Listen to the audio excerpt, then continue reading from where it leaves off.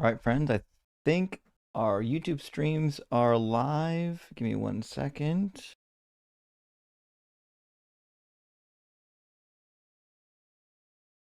And we should have our TikTok stream live here in just a moment. Very good. And let me double check in the studio, make sure everything is in fact running. Twitch should be up and running as well. Welcome in everybody watching on Twitch. And the TC debates should be up. I think Dalton's live right now too. W. Dalton. Yep. Okay, so we are live. Very good. Let me check the vertical stream. Should be live on vertical. We're live on TikTok now. I see the TikTok stream live. It looks like TikTok's behaving this time. It's not stuttering yet. So hopefully it'll remain that way. I saw also the other day, who was it? Somebody else was, Joel was trying to stream to TikTok using TikTok Studio. And TikTok Studio was giving him trouble. The TikTok servers are just kind of a mess right now. Not really sure what to do with them, but nevertheless, it does look like it's up and running. So hopefully it doesn't cause any problems like it did yesterday or the day before whenever I was watching Joel's stream. But welcome in, friends. It's good to see everyone. Wednesday night. Hey, it is Wednesday. Hold on. Thursday night. Shit, yeah. Yesterday was Wednesday. I was on the line last night. That's right. And we're doing a stream tonight rather than Friday. So tomorrow night, I'm not going to be live. I'm going. I'll be away tomorrow with my son, so I won't be streaming tomorrow night. We're going to be on spring break, so you'll probably not catch too much of me live over spring break. That's right, Gretchen. We got a Thursday live stream, kind of offsetting the week ahead. So I'm doing a stream today, and then I'll be gone for a couple days for spring break with my son, and then after that I'll be back, and we'll be hitting it hard again when I get back. We'll probably maybe we'll do some extra streams when I get back to make up for lost time. We'll see. But anyways, yeah, it should be a dope time. We haven't done a Thursday stream in a while. I think if I remember correctly, last time we did something on a Thursday, I think it was actually just maybe a Q&A rather than an actual live stream. But I did a Q&A on Tuesday. So it didn't make, I could be wrong. It didn't make sense to do another Q&A 2 in 1 week. Is that too much? Let me know, chat. Let me on that one. I know there does seem to be some appetite for doing Q&As, but I think 2 in 1 week seems too much. I could be wrong. Who knows? But Ken, welcome in, friend. I'm mixing it up. I am mixing up a little bit tonight. I'm doing a Thursday night stream as opposed to a Friday. I'm going to be gone tomorrow, so I won't be able to stream tomorrow, but I am available tonight. So we'll see if we can get some dialogue happening. Maybe get some phone calls in here, and maybe somebody will present some evidence that God is like real. Maybe tonight's the night that there's like a believer in the audience, and they've got like verifiable evidence that the Bible's real, or true. At least we know the Bible's real. It doesn't really appear that it's true. I was just watching prior to this one of the debates that Dr. Blitz was having, and he started out with asking Dr. Blitz, a guy with a PhD in physics, if he knows about the law of the conservation of mass. It tickles me. It really does tickle me when people call into Dr. Blitz's channel and like ask him like 5th grade science questions as if he's not gonna know. It's the funniest thing. Speak of the devil, welcome in, Ems. Hey, how are you doing? I couldn't be better. How Did about you you? see? What did you say? I said I couldn't be better. How about you? Oh, good. I thought you said I could be better. Oh no. But I'm good. Ian is debating two either soulmates or twins on his live right now. He's getting a twofer? For some reason, like they have matching profile pictures. It's two guys, and they're both debating him, and like jumping off. Like the guy's like, "Oh, I'm gonna give the first premise," and then he's done, and he says, "The other guy, go and give the second premise." It's That's corny as weird. hell. It's like a Tweedledee, Tweedledum type of situation. Pretty much. Like are they riffing on like the twin brothers from Alice in Wonderland? Do you remember that? I have no idea, but they have matching profile pictures, anime profile pictures, which could be a reason. What a weird shtick. I don't understand people like that. It's really weird that. Oh well. Anyways, we're going to be doing some cooking ourselves. I've got a guest already loaded up, and I've got 2 super chats. So, right, we'll get you in here in just a second. Jay Flip, thank you for the super chat. Says, "Good afternoon, Justin." Well, good afternoon to you, friend. And Flosscow's with us. Good to see you, friend. Says, "Enjoy your time with your son." Gay for Justin. Simply Wet for Sharon. Hail Doug. Well, thank you, Flosscow. I really appreciate that, friend. Big W. And also one from Slow McCabe. It says, "Yay, Thursday stream. Justin's fucking rock." Hell yeah, we are gonna rock out tonight. That's the goal, at least. We're gonna try it. All right, let's get our first guest in here and see if we can get some proof for God. So why are you live today? Isn't it not tomorrow? So usually I'm live on Fridays, but I'm gonna be going tomorrow to get my son, and we're going to the mosque tomorrow. You got it. No, we're gonna be out a couple days for his spring break, and then we'll be back at it Easter weekend. Good. Okay. So just taking a little bit of a break there. Should be nice. I think April is going to be busy though. I really want to make the most, if I can, make the most of Easter weekend. There's gonna be a lot of people talking about the resurrection. So we got to at least do one resurrection stream, right? Mm-hmm. I mean, April 1st. Is it April 1st? Hold on, let me get a calendar open. It's in a week. I thought the resurrection was the 5th or the 4th. Or I have no idea. I just said I just meant you have to do something for. For April Fools. True. So I was planning. So April Fools is the 1st, and so Jesse and I will probably be at home that day. I might be able to an April Fool's stream, and I have kind of a loose plan put together for that. So there certainly might be something happening on April Fool's. I can't tell people what it will be. But I won't be spoofing, at least not this year. I won't be spoofing as a Christian. Not that it wouldn't be fun. It would be fun. Now thinking of it, you kind of look like you're like a pastor. You know what? I need to like shave everything and just keep a flavor saver. I could tell people I'm a youth pastor. I don't know if that was ever a thing where you're at, but when I was young and I was in like the high school, college age, it just seemed like if you were a youth pastor, you were going to have a flavor saver or some other weird facial hair. Definitely maybe a goatee. Goatees were a thing back then.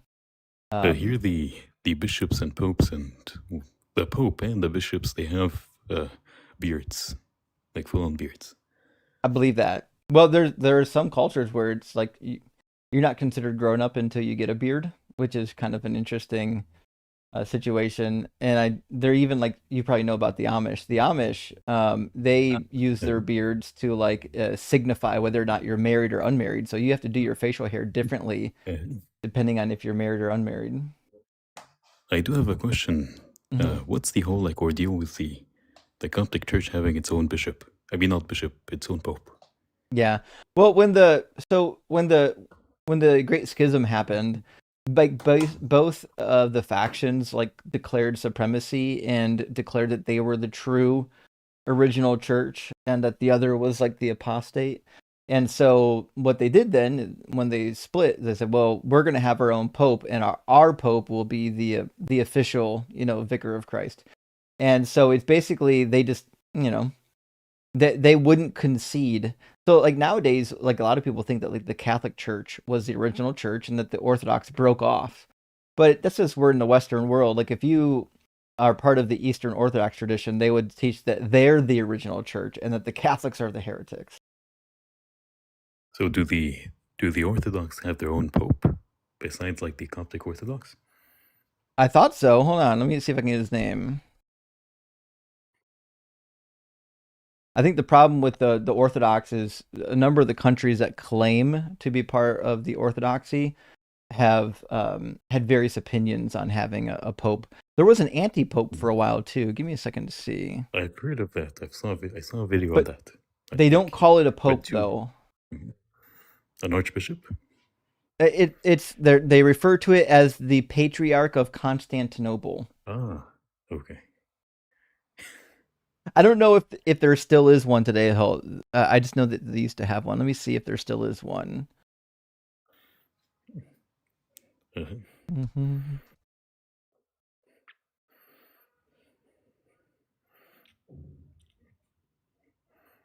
Yeah, it's funny because I grew up going to Catholic school, and when they teach you about the church history, it's such a biased view of the history that sometimes I have to stop myself and be like, okay, wait a minute. Probably, if you look at it from the other side, there's probably a whole separate story competing with this. It looks like What would happen if? Mhm. Go ahead, finish your sentence. It looks like Bartholomew is the name of the current patriarch of Constantinople. Interesting. So Yeah. my question was, what would happen if the Catholic Pope randomly chose to be an atheist? Oh, dang. You know what? If the Catholic Pope decided that he was going to be an atheist, I think there'd be a surprising amount of Catholics that were like, yeah, we kind of all knew it the whole time.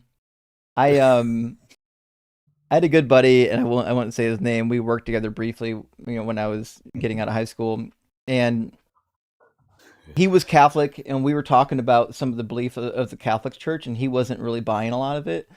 And I was Christian at the time, but I was like, I was never like super dogmatic. Like I thought the Catholics were Christians too, but I was like, most of these Christian denominations, Catholics included, some of the pastors, they don't believe every doctrine that's in the teaching. Sometimes they have different opinions.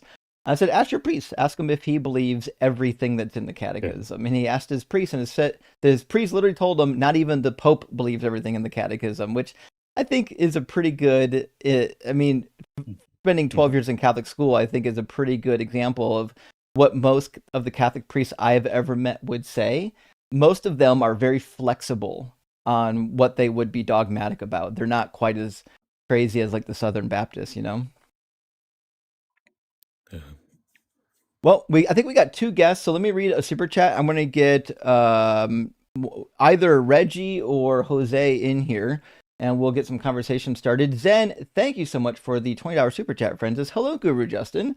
I've given up trying to follow you from stream to stream. No worries. It's like, hey, you found me here. You're everywhere. I'm getting around. Currently, right now at least. Do watch you on AXP and The Line. Follow you religiously at your home grill and unapologetic. Love ya. Rock hard for Doug. Well, thank you, Zen. I love you back. And I really appreciate following me around and supporting the work that I do. It's because I've got supporters like you that I could do the work that I do. I've said it a million times, I'll say it again. Without the support of the community, people wouldn't be able to do like what I'm doing. So I'm really lucky that there are people in the community that can help support what I do and keep the train on the tracks. But welcome in, Jose. Or is it Joseo? Yeah, Jose. Nice to meet you. Jose. Nice to meet you. Are you at least 18 and do you believe in God? Yes, I'm 22 and I believe in God. Dope. And is it a particular God or a generic God? Well, it's Christian, but mine would be more of like a higher philosophical argument, I feel like, not really about the Bible itself first, Okay, so if that's okay. Sure. Okay, so you're a Christian, but you want to give an argument for a more generic deity first. Yeah, just to set Okay. the ground on that. Sure. Yeah. What you got? I would say, and it's very simple, maybe you can prove me wrong on that. I'd see that there's some concepts that are abstract and mind dependent that are real, and I believe they're universal as well, so there has to be a universal mind behind them. Okay. So, when you say abstract, what do you mean? Because I believe that we have abstract thoughts as well, but I suspect that you and I are going to disagree on the nature of those abstract thoughts. So I just think an abstract thought is something happening inside of our our brain? What do you think it is? Well, when I say abstract, I literally just mean non-physical stuff like logic, math, all of these concepts, truth, justice. They exist outside the mind, but they're still mind dependent to be interpreted. Yeah, I don't believe that any of those things exist. So, not in the way you do, at least. So, I think that abstract thoughts are actually happening in the brain. They actually are physical. No reason to believe that they're not physical. And when it comes to math, I don't think math exists. I think math just describes the process that we engage in to describe things. Well, the thing is, I would say even if we were not there, they would still exist, don't you think? Like the truth that this apple exists, even if there's no mind around it, is it's still the truth. You know what I mean? No, So the it's truth, not only in the mind. the truth wouldn't exist. It doesn't even exist now. So saying something is true is different than saying that truth exists, right? So when you say that truth exists, that couldn't be true if truth is just an evaluation of propositions. Oh, okay. You're saying it's not in the value. Okay, so you're saying the truth, like the concept itself, is just a thought, right? Like that thing is just descriptive, basically. It's just exactly. It's just descriptive, and if minds disappear, then so do descriptions. Okay, yeah. I mean, that's really my main argument. I definitely have to think about that. Okay. I just, yeah, that's really it. Thank you. And not a problem.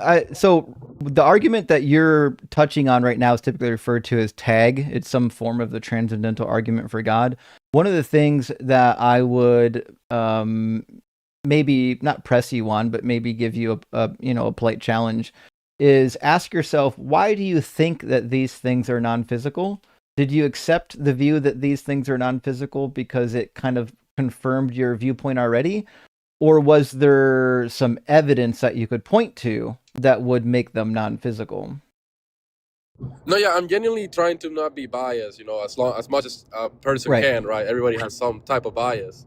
Sure. I just I think you see the way I'm saying it is more like I believe there's stuff that exists even if we don't exist, right? Like that's abstract, like a concept. Like logic, the laws of logic would still exist, and they're universal regardless if there's somebody there. That's what I believe in. I don't know, maybe that's biased talking. I just don't see, for example, like the Apple example I said, even if the word itself, the truth, like the word truth is descriptive, it's still talking about a real thing that, that is describing, and it's abstract, the fact or whatever that is. Oh, I don't think facts exist. Like, I have no reason to believe that facts exist, or the laws of logic for that matter. I think the laws of logic are just the way we describe the behavior of the world. Like the world, or the universe rather, it behaves in a way in which, the three laws of logic describe it appropriately. But I don't think that they're like the laws of logic are like prescriptive, like the universe is trying to obey the laws of logic, No, yeah, I definitely see where you're coming from. What would you say then, for example, how would you like rationalize anything if you don't think they're real? Like, where does that come from in your framework? Well, well, because the laws of logic adequately describe the universe, right? So if we apply like a law of logic, like the law of identity, like this magnet is a magnet, it can't be not a magnet because we've already defined it as being a magnet. Like that might be true, right? That might be a true claim to make, but the reality is it's not a magnet. It doesn't have the identity just because the law of logic exists. The law of logic exists to describe the state of affairs, in that if something is something, it can't be not that thing. Oh, I see. So it comes like after describing what is already there, in your opinion. Right. Yeah. I just wanted to say that I hope I'm not being like biased or anything. I really tried to, conceptualize it in my head. That's why I told you, like, I have to think about it, maybe like analyze it further. No, I think you're being perfectly fair with it. I think these are pretty common talking points. I'm not surprised at all that these are talking points that you found interesting, and Think about some bit and come back and let me know what you think next time. Okay, thank you. Have a nice day. All right, cheers. Well, sometimes they're nice. Not all the time. Hey, welcome in everyone from the Ian Wade. Big W. Hope you're doing well. I think Ian usually ends just shortly after I begin. So huge W. Everyone coming over from Ian's stream. And we also got Ems with us tonight, which is quite exciting. Hopefully we'll get to do some cooking on all fronts. We do have Reggie waiting to get in on the guest queue, so give me a second. I'll get Reggie in here. I just got to adjust our TikTok guest box again real quick. I wish there was a way to automatically fix that on the other streams, but it is what it is. Some stuff. Doing deconstruction gambling to see if the person is going to crash out. Oh man, we need to do that. I wonder, we can definitely set up a game under the deconstruction crash out. This is actually a really good idea. Okay. But mark that down. Somebody in the Discord remind me on that one. That's definitely a really good idea. I used to do like a weird bingo game called Rationalize That, where I would challenge Christians to rationalize Bible verses at random. And that was a lot of fun. It's time to do a game show. It's been quite a bit. You could possibly like do a specific game in which you would like maybe give out like maybe like $10, $20 to the winner at the end of the stream. Yeah, well, I thought about doing another stream too when we next time not next time, but soon when we do another charity stream to do a Bible trivia where if the guest comes up, if they lose, they have to pay $10. If I lose, I have to pay $10. I think it'd be kind of a fun thing. We'll see. I don't know how many takers. Have many takers though. Yeah, exactly. Probably. Yeah, it might not. We'll see. Dr. Joe, thank you so much for the $5 super. It says, happier Thursday now that DZ is cooking dinner. Hello, host, M, friends, and guests. Most of them, anyways. Well, thank you, Dr. Joe. Hope you're doing well. Great to see you, friend. And hey, I don't know what it's like down where you're at, but we actually got some springtime weather today, so I'm pretty excited.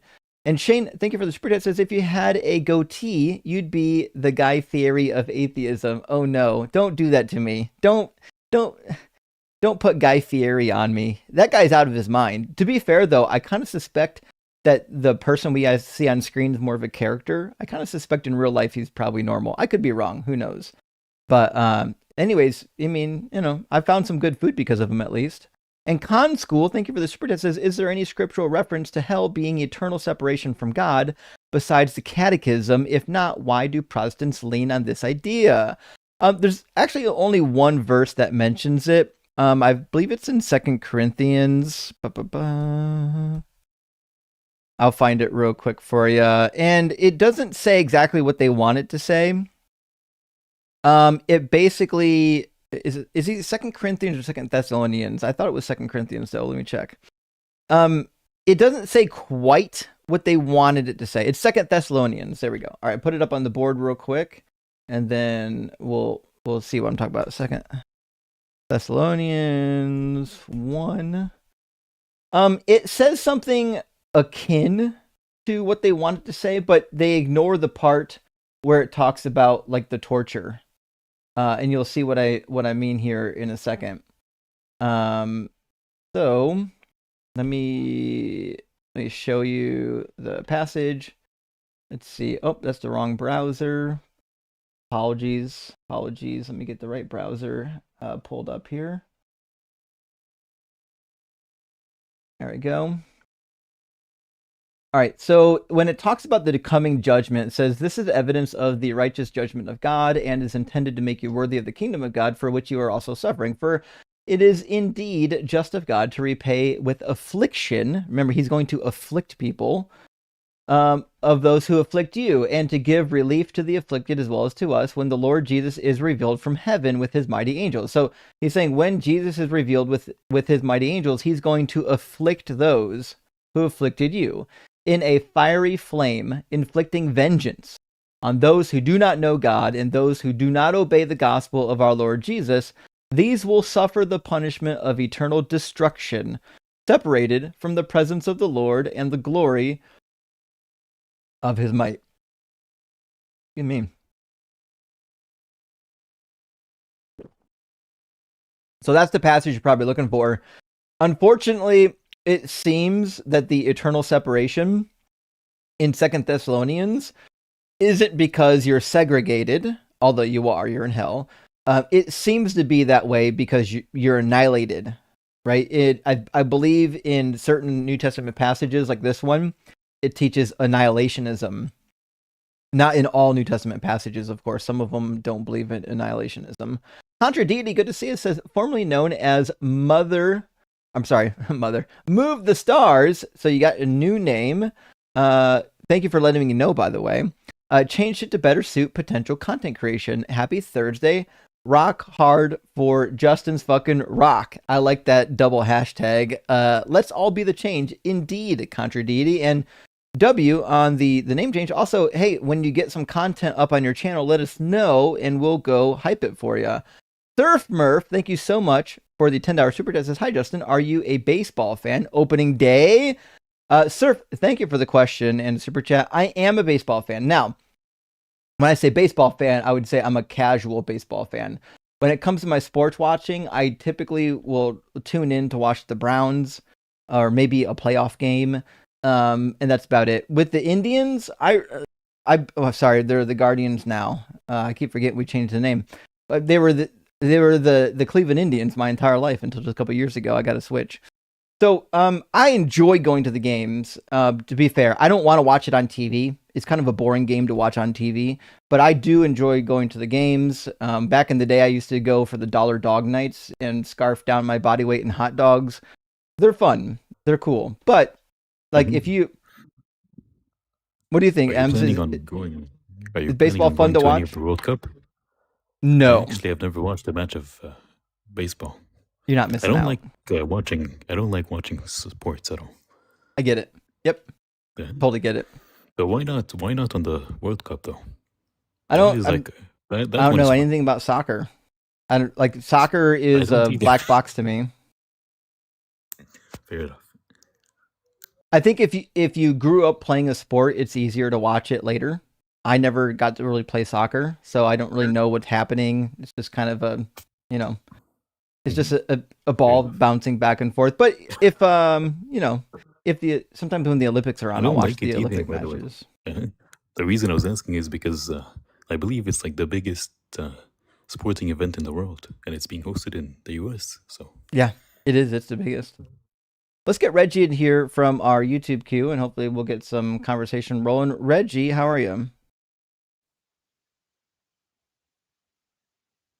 Reggie? Oh boy. Reggie, can you hear me? Can you hear me? Hey. I can hear you now. I think your mic was muted. Hey. What's going on, buddy? Oh, not too much. How are you? I'm all right.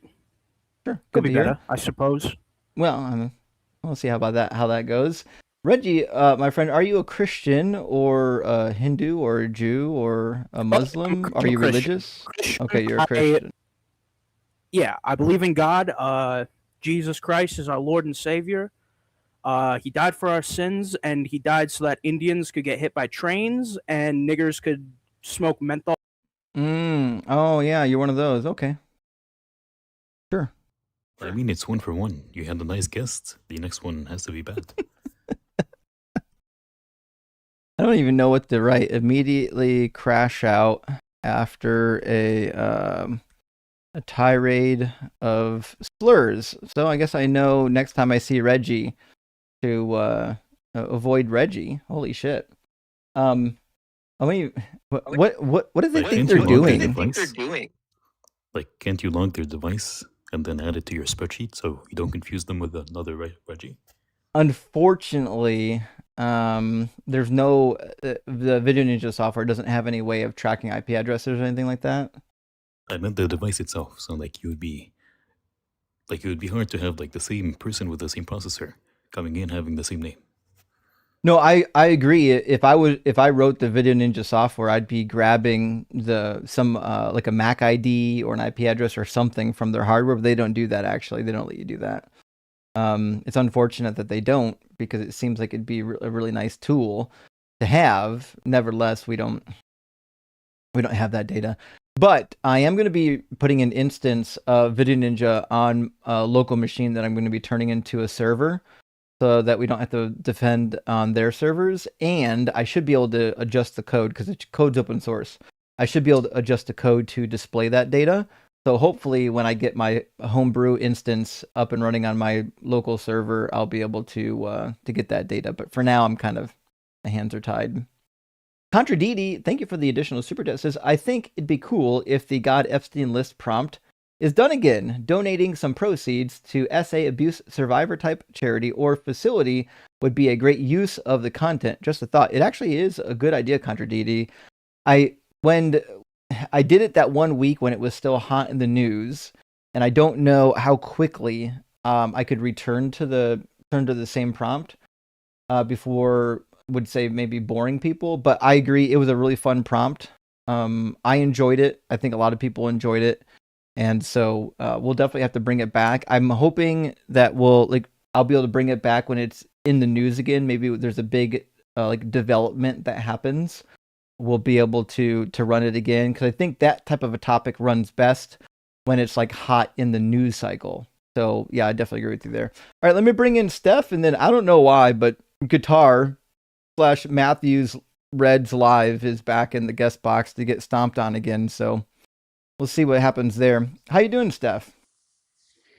Hi. I'm doing good. Yeah, I'm over 21, and I'm atheist. And I Okay.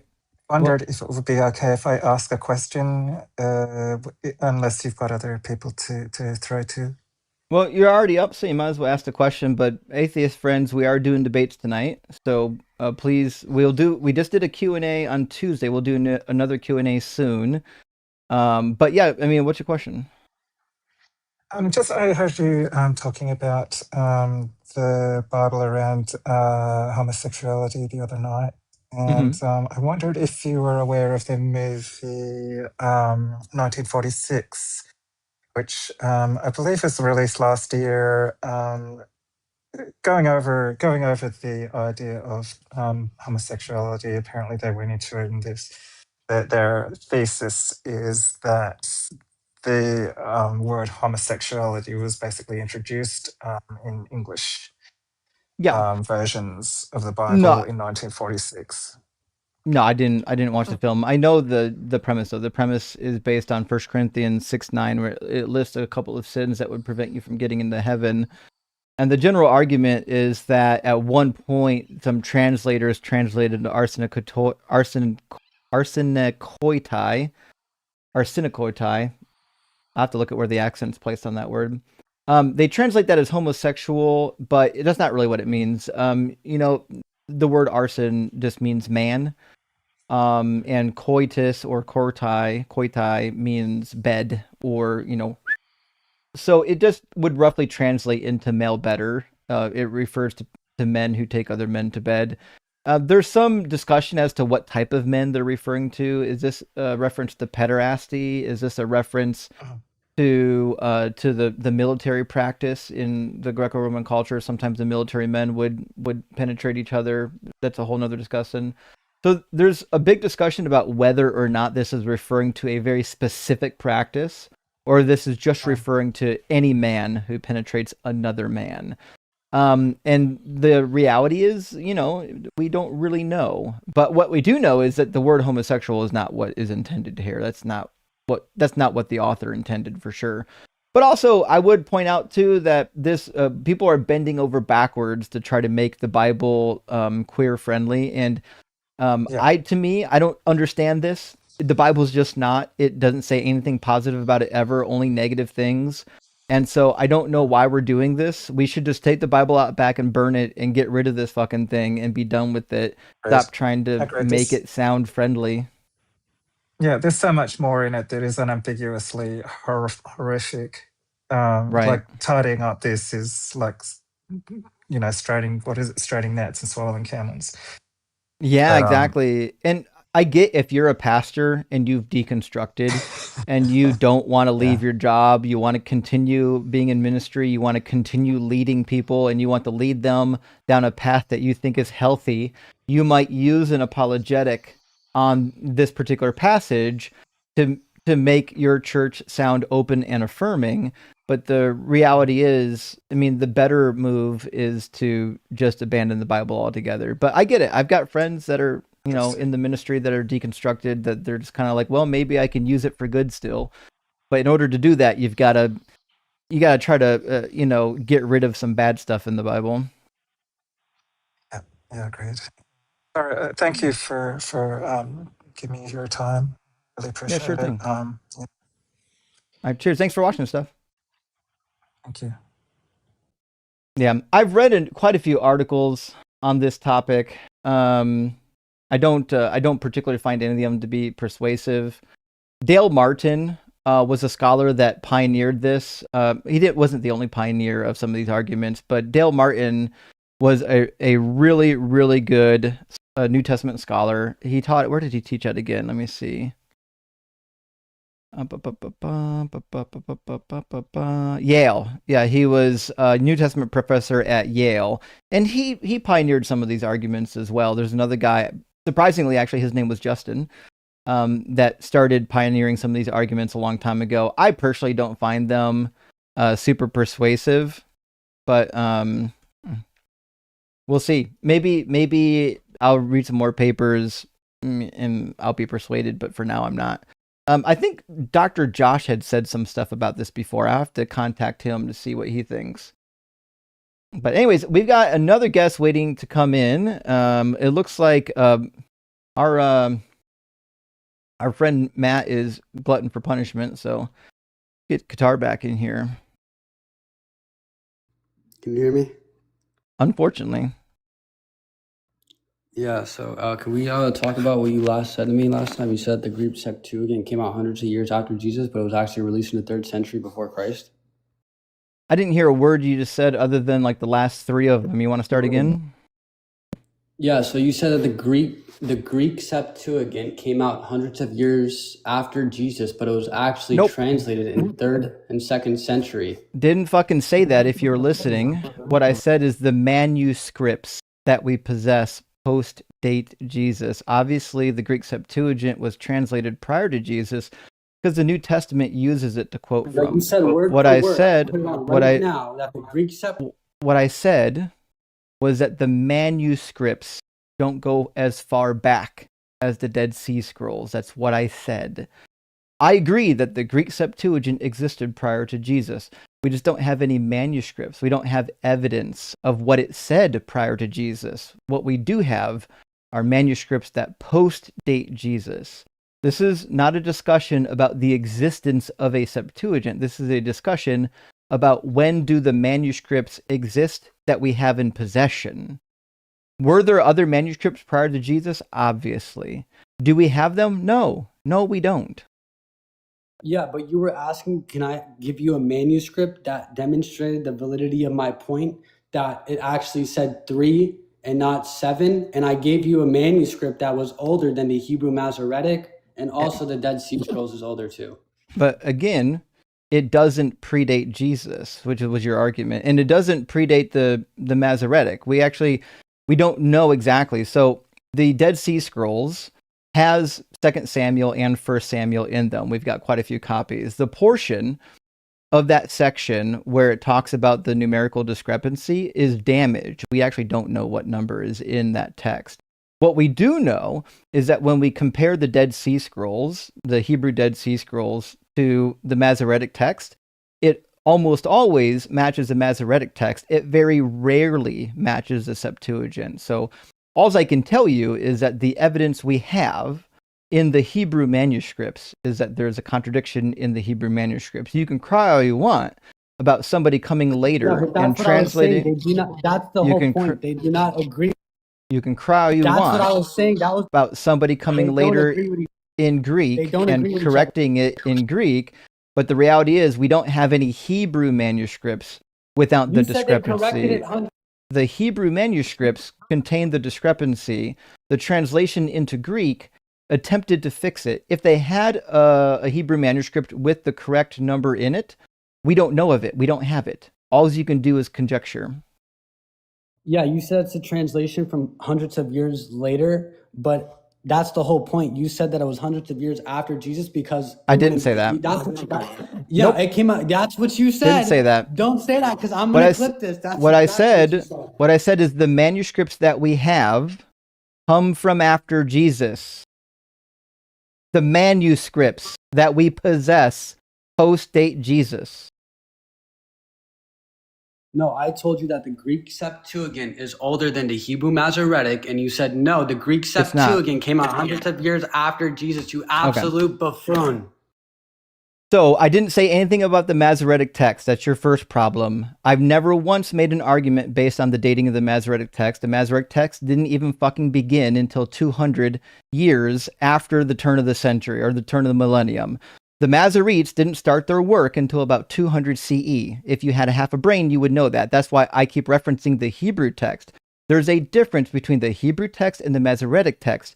Your reptilian brain doesn't know that because you never fucking studied anything. So if you look at the Dead Sea Scrolls, the Dead Sea Scrolls are what's considered Proto-Masoretic. By Proto-Masoretic, that means that they line up with the Masoretic text, but they predate the Masoretic text. That's why they're called Proto-Masoretic. Now, actual biblical scholars have gone in and tallied the Hebrew manuscripts to see what tradition do they typically match. In fact, Schiffman is a scholar in mind that actually did the tally, the ones that I usually show on the show. Schiffman demonstrated that the Hebrew manuscripts in the Dead Sea Scrolls, 65% of the time, line up with the Masoretic text. Only 5% of the time do they line up with the Septuagint text. So that's why I give priority to the Hebrew text, whether it's Masoretic or not Masoretic. Yeah, also, you said the Dead Sea Scrolls. You do know that it shows multiple textual traditions existed, right? Not just one fixed Hebrew text. I know, and only 5% of the time does it ever agree with the Septuagint. 65% of the time it agrees with the Masoretic / Proto-Masoretic. So yeah, the Masoretic text was standardized much later, right? Yes, the Masoretic text happened. So you are appealing to a later standardized Hebrew tradition. No, I'm not. Just fucking listen for 5 seconds. The Dead Sea Scrolls predate the Masoretic text. They predate the editions of not the Dead Sea Scrolls, they predate the editions of the Septuagint that we have. The Dead Sea Scrolls are the oldest physical manuscripts that we possess, that bar none. Now, it turns out that those documents, the physical manuscripts that we possess, they line up with the Masoretic text the majority of the time. There's a high level of agreement. There's a very low level of agreement between the Dead Sea Scrolls and the Septuagint reading, which is why, again, I'm always going to prioritize the Hebrew over the Greek, because the Hebrew came first, and the Hebrew was actually stable.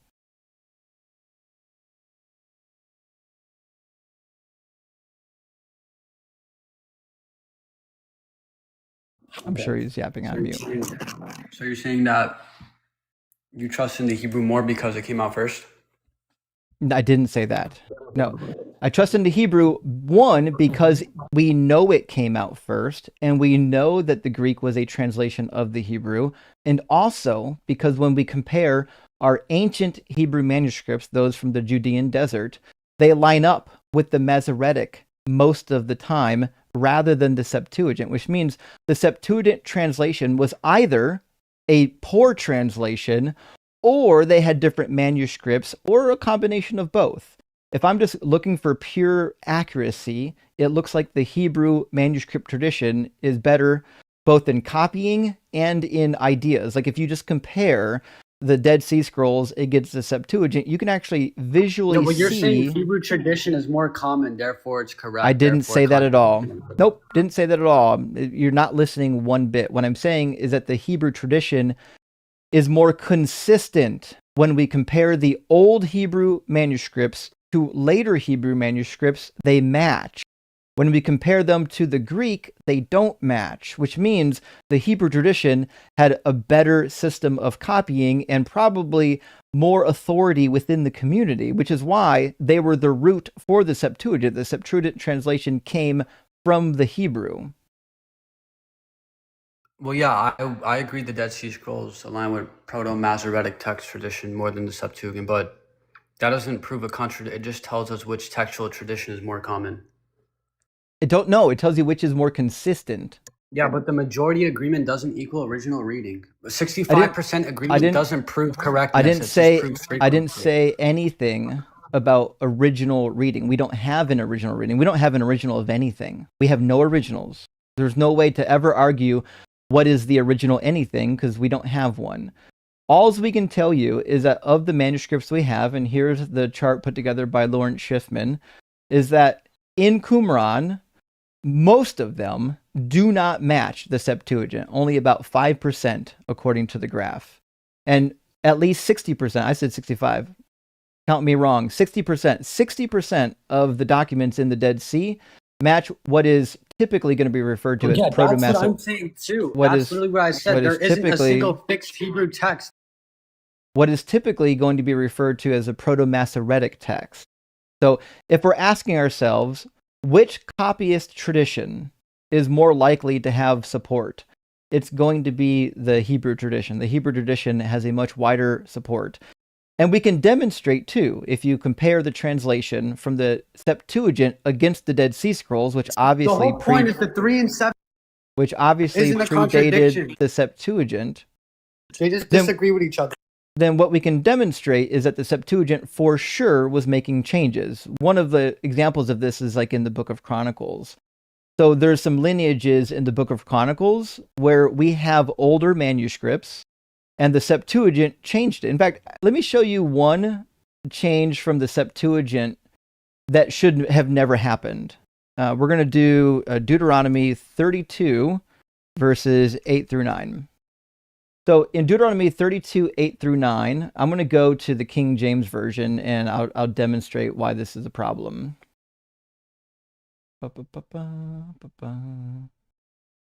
So this reading is taken from the Septuagint, the King James reading here. It says, when the Most High divided to the nations their inheritance, when he separated the sons of Adam, he set the bounds of the people according to the number of the children of Israel. Interesting. Well, the Septuagint didn't know what to do with that. They translated this as something completely different. But when we found the Hebrew manuscript, it says according to the number of the sons of God. Our English Bibles for a long time were keeping the Septuagint tradition because they thought, well, maybe that was the most accurate edition of this. And it turned out it wasn't. The Septuagint, on a number of occasions, will change the sons of God to some other reading. And in the case of the Septuagint, they changed it to angels, not even the sons of God. In fact, that's another thing. The Septuagint is the reason why we have all this angelic nonsense in the Christian Bible, is because it didn't know what to do with the sons of God. Whoever translated the Septuagint was too distant from the Canaanite roots of the Hebrew Bible, and they didn't know what the phrase sons of God actually meant, and they just translated them as angels, even though the angels are actually kind of distinct from the idea of a divine council made up of sons of God. You're admitting it's just human copying errors. That's the point. Thank you for proving my point. Yes, the reason why it's not a contradiction then, right? the reason why is because, one, we don't have an original copy without the contradiction. What we do have in our oldest copies is the contradiction. So the best you can ever do here. What contradiction? So the best you can ever do here is say, look, as long as you look at any manuscript in history, you can find one that doesn't have the error. But there's a reason why all the English Bibles today still have the error in it. And the reason is they believe that the Septuagint was correcting it rather than copying it, which the Septuagint did on quite a few occasions. There's a number of occasions where the Septuagint went about correcting the Hebrew text. And we know that because we've got texts that are older than the Septuagint. We also have Septuagintal texts that don't have the correction in it sometimes. So we know that the scribes of the Septuagint were in the business of correcting the Hebrew manuscripts when there were errors in them. How there were errors in them is a whole nother story. We have no such thing as an original manuscript, which means when we find a contradiction, it just means it's a contradiction. How it got there is irrelevant to my argument. I actually don't care how it got there. I don't care if it was from a copying error. I don't care if it was because somebody couldn't count. None of that actually matters. The only thing that matters is demonstrating that the text isn't actually reliable. We have no reliable method of knowing what should even be in this fucking book.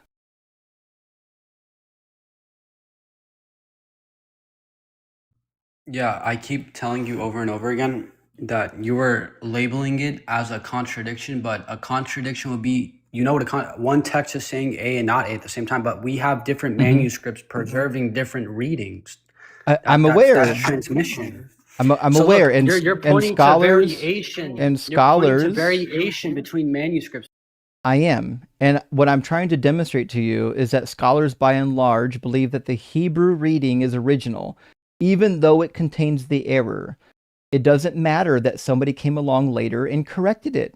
Anyone can do that. Anyone can read a manuscript and say, hey, look, I'm going to correct this because I don't like this contradiction. That's adorable. Congratulations. You can look at two numbers. The Septuagint translators. You can look at two numbers and demonstrate that one is a contradiction and you can correct it. What we can't show you, like what nobody can do, is demonstrate whether or not the original manuscripts had an error, and they'll never be able to demonstrate it to you because we don't have original manuscripts. Yeah, listen, you said the Septuagint didn't know what to do, but the Septuagint translators weren't guessing. They were working from a Hebrew text tradition we no longer fully possess. Again, you don't know what was in that Hebrew tradition. That's my point. Yeah, the Septuagint often reflects a different Hebrew vorlage, not confusion. You don't even know what vorlage means. Stop reading off the internet. And you keep saying that we don't have an original copy without contradiction. So you don't even know. Tell me what. That's true of literally every ancient text, not just the Bible. We don't have originals of. Tell me what you think the word vorlage means. Any ancient word. Tell me what you think vorlage means. So wait. You want to do that? Why did you say that the Why did you say? I figured. Okay. Why did you say that the survey? The reason why time began. So why the did reason you say why that the survey said that time began? The reason why I asked you if you knew what the word vorlage means I have it on the video. Is because you're reading off of a script. You don't actually know what's happening right now. Why did you say that? You've used ChatGPT to try to answer your question, and now you're reading off of ChatGPT without actually knowing what these words mean. So when the survey didn't actually say that. So my point is pretty clear. Science agrees with you. If you're going to do research on an actual topic, they don't agree with you. Then what you need to do is understand at a minimum what the verbiage means. Like you don't even know what the verbiage means. Like you're completely out to lunch. So a vorlage is a reconstruction of a prior text that you don't have. So why did you lie that the survey said that time did not begin? I didn't.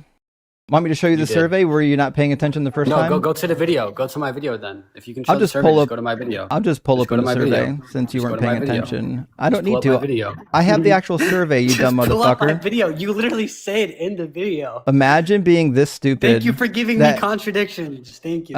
I'm not at the same time, right? No, I'm going to show you the exact thing that I read while you were on my live stream last time. See the exact thing that you said? I'm more than happy to show it to you. It's everybody go on my video. He's a liar. He has to lie. No one's going to your video. No one cares about you. So this was the survey that I pulled up. And the question in the survey is, in your opinion, how should we understand the Big Bang? And the options were an absolute beginning of time with a singularity at its start, an absolute beginning of time without a singularity, or a theory that says the universe evolved from a hot, dense state that says nothing about whether there was an absolute beginning of time or not. You had also the option of another. Why did you change the wordings? I didn't change it. This is from Cornell University. I read it right off the screen. Isn't this from Cornell University? This is a screenshot from the survey that Dr. Blitz was there for. Okay, where is this from? Dr. Blitz. How can I find it online right now? You can just Google Blitz PhD and you'll find a guy with a PhD in physics who was present for the survey and sent it to me. W promotion. How can I find the survey? I just told you. You weren't listening. You just told me to search up Blitz PhD. What do I search for the survey? Blitz? Fucking the internet, bro. PhD survey. He didn't take the survey. Hot, dense state. What am I supposed to search up? Blitz PhD survey for the hot, dense state beginning of time survey. I have no idea why you think that's going to pull anything up. Well, you're not telling me what to search. You're just telling me to search up Blitz PhD, bro. Yeah. What do I search? I just told you, type in Blitz PhD, you'll find the guy. Okay, yeah. How do I find the guy's survey? Again, he didn't take the survey. Yeah, but you said that he made it. He didn't give or make the survey. You're not listening. You're not good at listening. Well, you said that he was there. Yeah, that's why he sent it to me. He was the one. There while it was being he done was or something. he was the one that gave me the information. So if you want to know which journal, I know where it which came conference from. It came paper, from Cornell University. if you want to know where it comes from, then you can just ask. Where it came from. You can just ask Dr. You Blitz. don't. I know. How do you not know where your own survey? Whoa! Wait, you're basing your information. You don't even know where you got the information from. It comes from a. Yo, it comes. crazy. It comes from a physicist with a PhD. You dumb motherfucker. Whoa! You don't do any. Oh, whoa! That's actually crazy. Okay, hold on. It's crazy. You have no valid reason to believe this. No, this is a PhD holding physicist who sent me the data. Okay, so you're just basically appealing to authority. No, it's a survey of people who are trained in this field. Are you trained in this field? Yeah, but he literally changed the words of the actual survey. Do you want to see what the actual survey is? No, this is a screenshot of it. Okay, What's it's not. That's a screenshot. What's that? Hold on, hey, change the words. Just a second. Just type the words on the screen. Just type them into Google, and it should come up. Just type like an absolute beginning of time with a singularity at the start, an absolute beginning of time without a singularity. It's on my screen. He changed the words. It's on my screen right now. I did not. This is a description or a photo of the description of the results. No, he didn't. Let me do it for you. You're saying you got it from him. Look right here. This is where all the real words are. Right here. This it's is the not. survey right here this on the is screen. this yeah, is put it on. This then. is the table. You don't even know where you got the survey from. I'll just pull it up. Actually, how are you telling me? You don't even know where you got that from. I'm about to tell you. I'll find the journal. Yeah, it's right here on my screen. You don't even know where it came from. Except it's not. You told me to search up Blitz PhD to find a survey that you found. Go to Discord. Discord. I'm gonna send it to you. Yeah. Holy cooked. W blunder. I'm sorry I gotta do this, but you talk imagine finding the wrong survey and thinking that somebody changed it rather than actually admitting that the data says what it says. Like, I respect you and stuff. This is embarrassing. You actually don't respect anybody. You should respect yourself. You should respect yourself by actually not being a clown. You should respect your parents by not acting like a clown on the internet. You know that you're lying. I'm certainly not. You lie on God's name. Justin, it's on Discord. I certainly don't. And Guitar, you're a dumbass. Yeah. All right. I got the link right here. You're an absolute moron. Yeah, one of the dumbest, actually. Yeah. You don't even know where you got the survey from. I do. You're not just dumb. You're one of the dumbest. Scroll down. So where do I find this from? How can I find It's this? on the fucking screen. Just Control F and then the word absolute start. Yeah, it's actually not even a big document. Give me a second. Well, I don't know. Maybe you just mispronounced the word. Absolute start. So, look at that! Look at that. That's the survey right there, identical to the one that I showed you. Where did you get this from? How can I find this? I can, as I told you, give you the title. You find anything on the internet from a screenshot, just write the words on the screen. So this isn't the same survey that's on my screen right now?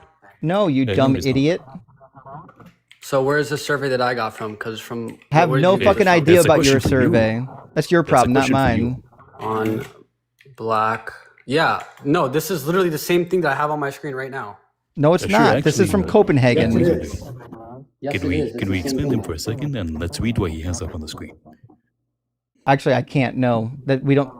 I'm streaming to YouTube anymore. I can't really do much with that. You can tell me the name of your paper. I'm more than happy to put it on the screen, but it's not going to be the same survey. It literally says Cornell University on this thing that I searched up. This is the same thing. It's not the same thing. This is from Copenhagen. It is.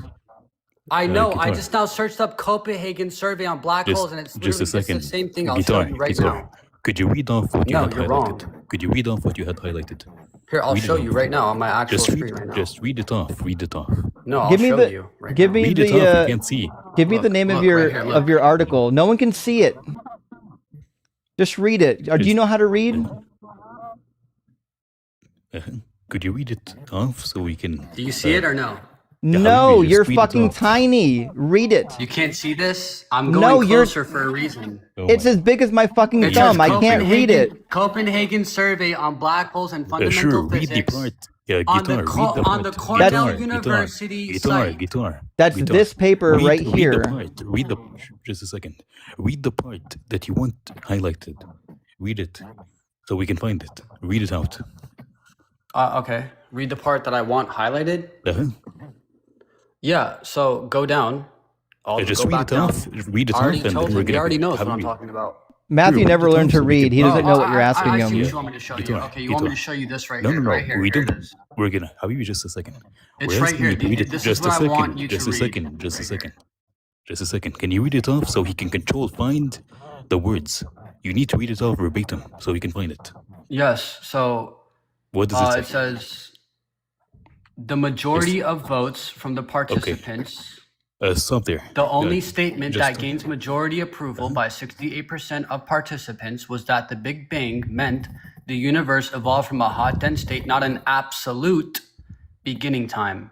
Yeah, Not that- beginning that of agrees with time. us. Not beginning of time. That literally proves exactly what the fuck we were saying.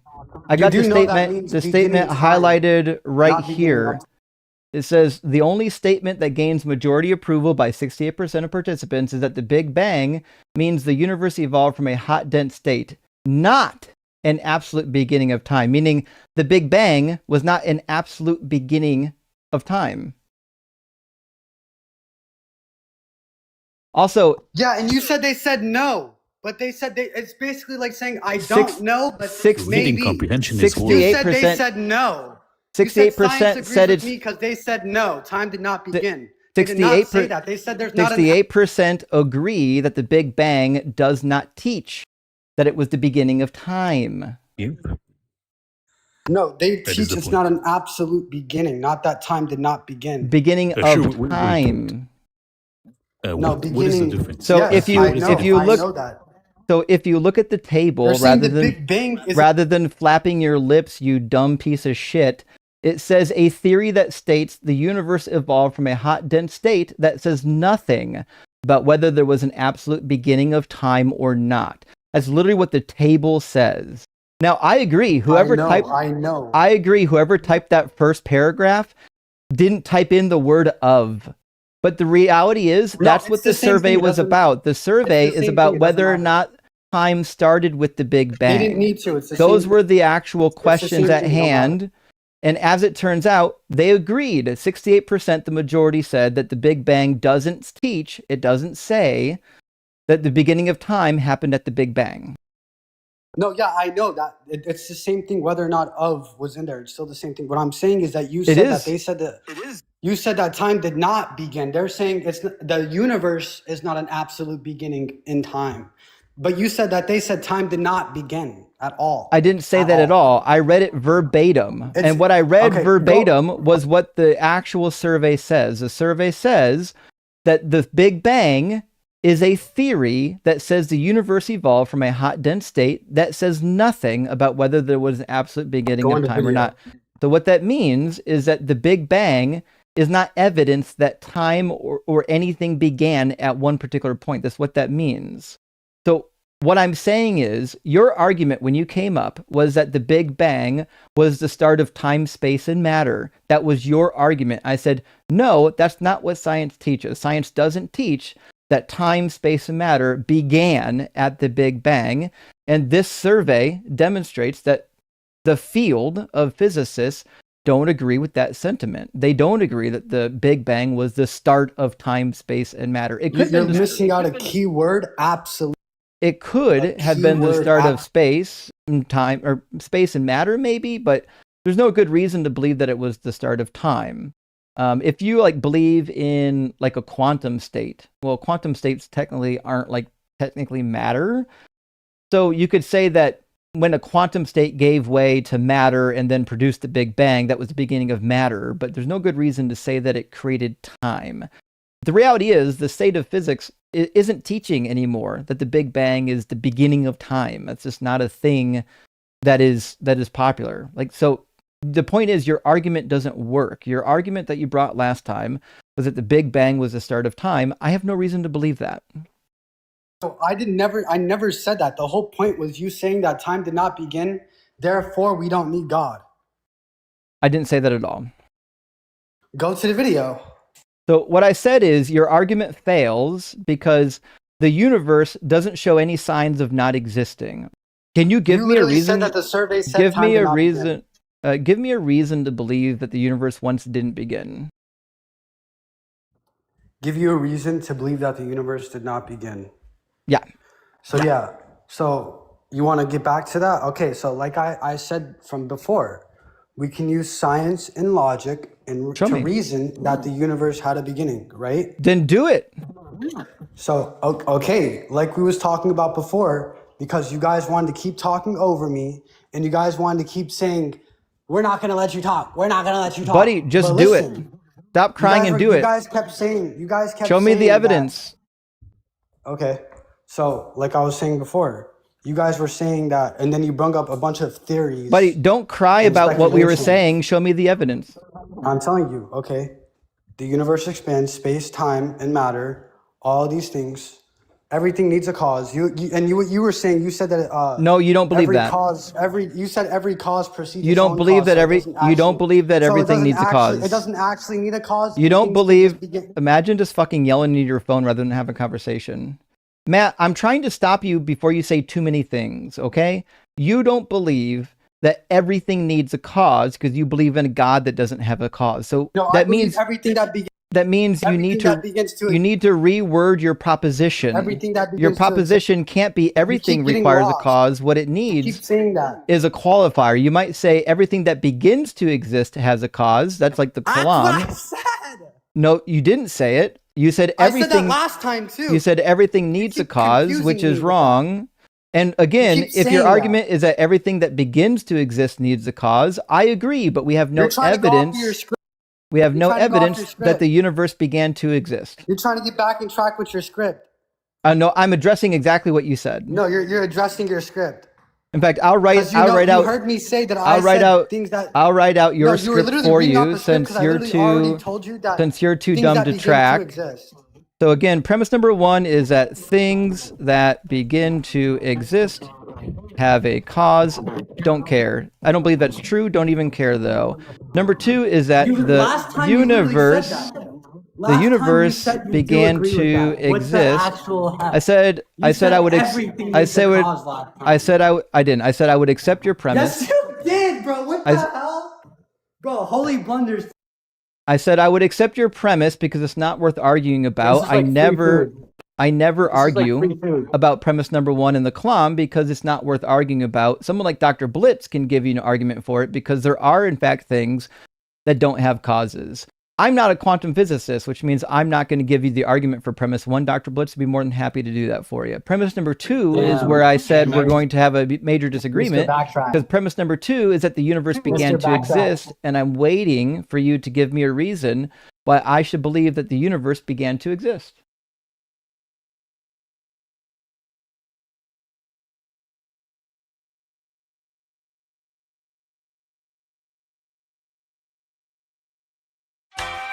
I had to go get a charger.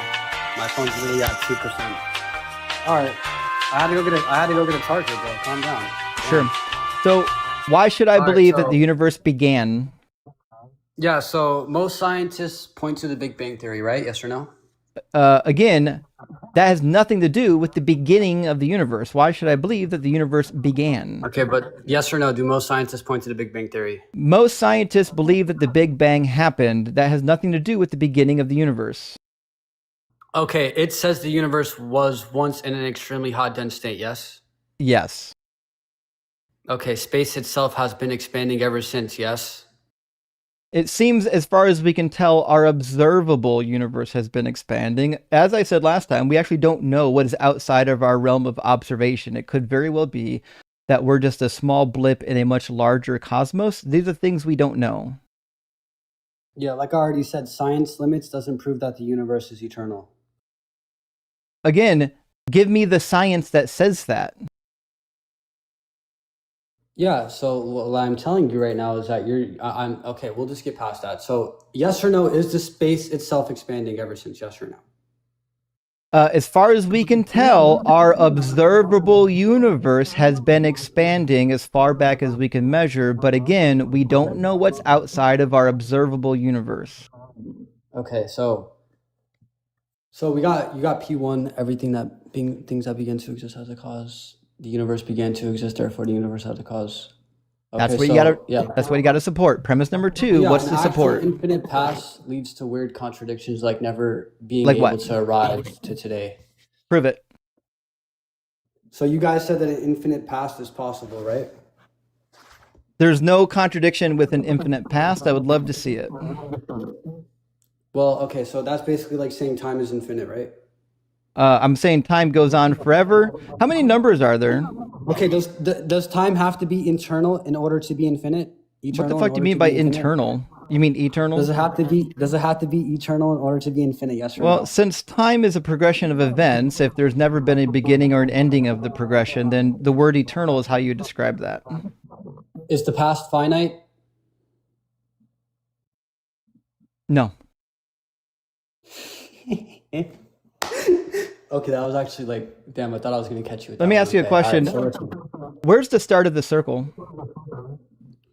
The start of the circle would probably be the little edge right there on the top. Nope. It's a circle. There's no start. That looks like where it started. It's not. It's a circle. There's no start or stop. Yeah, I understand what infinite means, but does that mean it's eternal? Eternal is a time reference. Just try to follow along, okay? So the circle the circle doesn't have a beginning. Everlasting or eternal? It's the same thing, dummy. You mean everlasting? I think you're confusing. Is God everlasting? Because the Bible says God is everlasting. Do you think God has a start? So you're confusing eternal for everlasting. Imagine avoiding the question, thinking you're cooking. Again, do you see a start or an end to the circle? So yeah, just because it's infinite does not mean. Do you see a start or an end to the circle? No. Okay, neither do I. I didn't say that the circle is eternal, you dummy. I'm saying that the circle doesn't have a start or a finish. We can agree on that. Okay, now, in the circle, am I capable of traversing my marker from point A to point B here or over here? Can I do that? Are you able to move from point A to point B? Yeah. Like make finite movements? Yes. Yeah, okay, exactly. I can make finite movements. Even though the circle doesn't have a start, we agree that things that don't have starts can still make finite movements along a path. That's how time works. See, with time, there is no start, but every moment in time is a finite point, which means no matter where you're at in the timeline, you're always going to move from point A to point B. So the past is finite. It's not. The past is infinite. Every moment on the infinite timeline is finite. Every single moment is a sliver. Just like every number is a finite piece of an infinite set of numbers. Okay, so yeah. So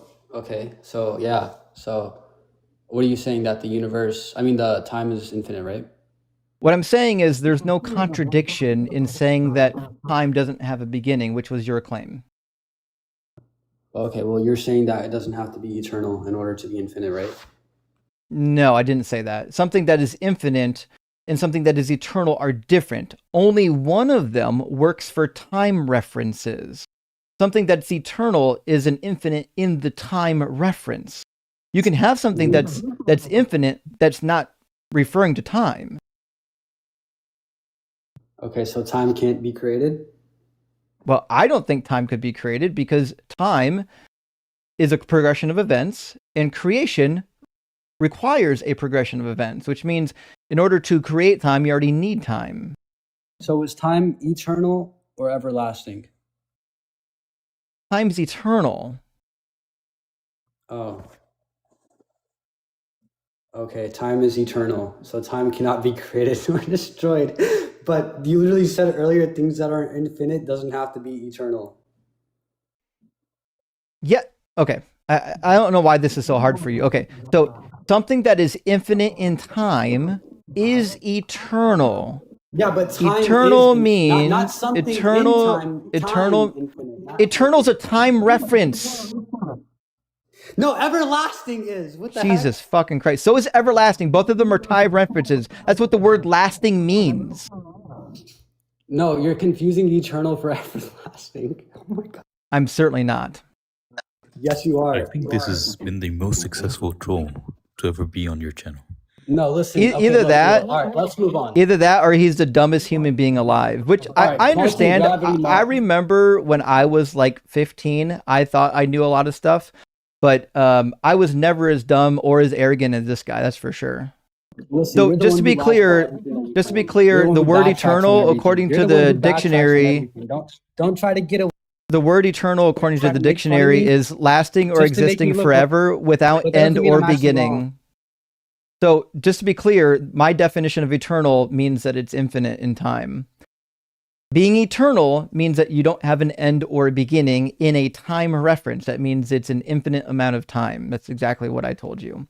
It's okay if you didn't pass like fifth grade English class and you didn't realize that words have meanings or how to find them in the dictionary. Is energy eternal? Does that mean it exists throughout all time? Can There it are- exist without time? Then? There Can it are some exist without time? particles. There are some Can it particles that exist we without believe. time?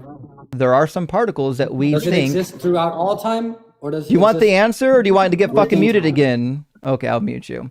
So there are some particles that scientists believe can't be created or destroyed, meaning like they would have an eternal existence, or they don't even decay. So yes, it seems like there are some fundamental particles that would be considered eternal. Okay, I want to talk about your circle analogy. So your circle was just a finite size, not infinite, right? I didn't say anything about size. I don't know why you're Well, putting that on well, me. your circle has. What the point was, a circle has no beginning point. Yet you can move from Yep. A to B. So Yep. no starting point doesn't stop motion. But the thing is, a circle is finite in size, not infinite. You're I didn't always say anything moving about across size. You're always moving across a limited. I didn't say distance, anything moving about away. size. I was traversing a distance, not a size, dummy. Yeah, I know. I just now said you're always moving across. Do a you limited understand that distance, volume and distance are even if it different? loops. Do you know that This volume doesn't- and this distance are doesn't- different? Do you know? That Did you model pass? doesn't fit Did you ever infinite pass paths. geometry? Did you take geometry? That model. Do you know? doesn't- Do you know that model- volume, area, and distance are all different? That doesn't model an infinite. He doesn't. path. He It doesn't. models He a doesn't finite know. but He doesn't. unbounded system. Doesn't understand at all.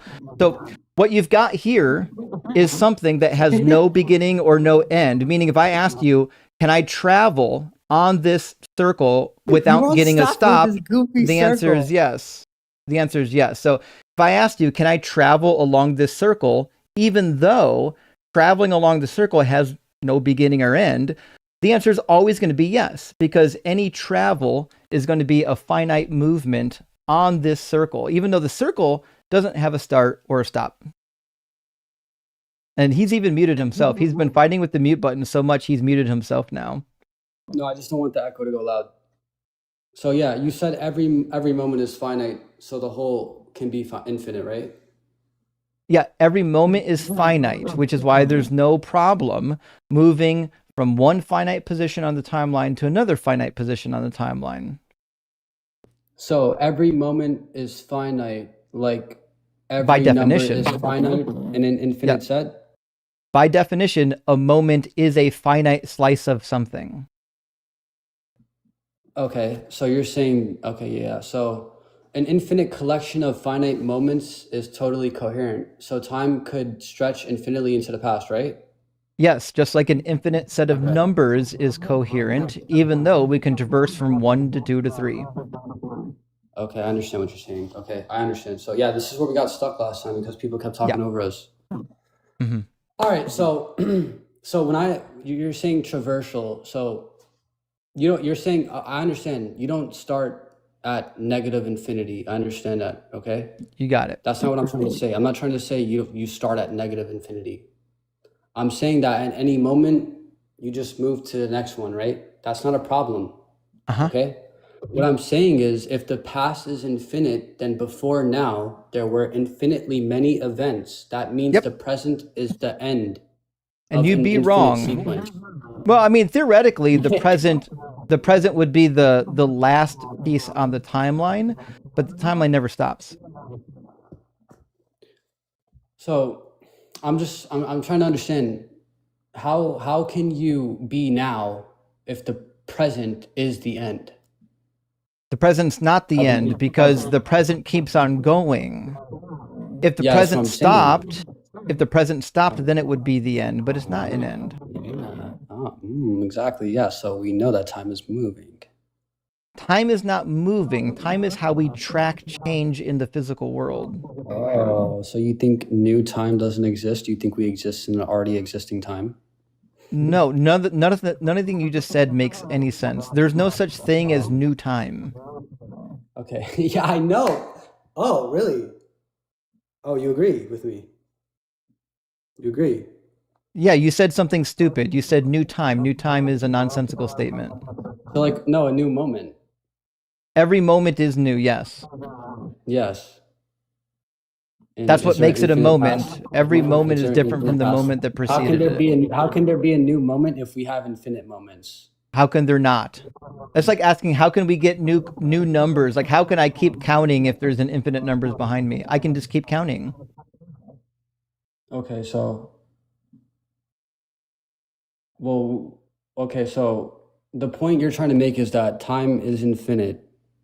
Therefore, we can walk from point A to point B.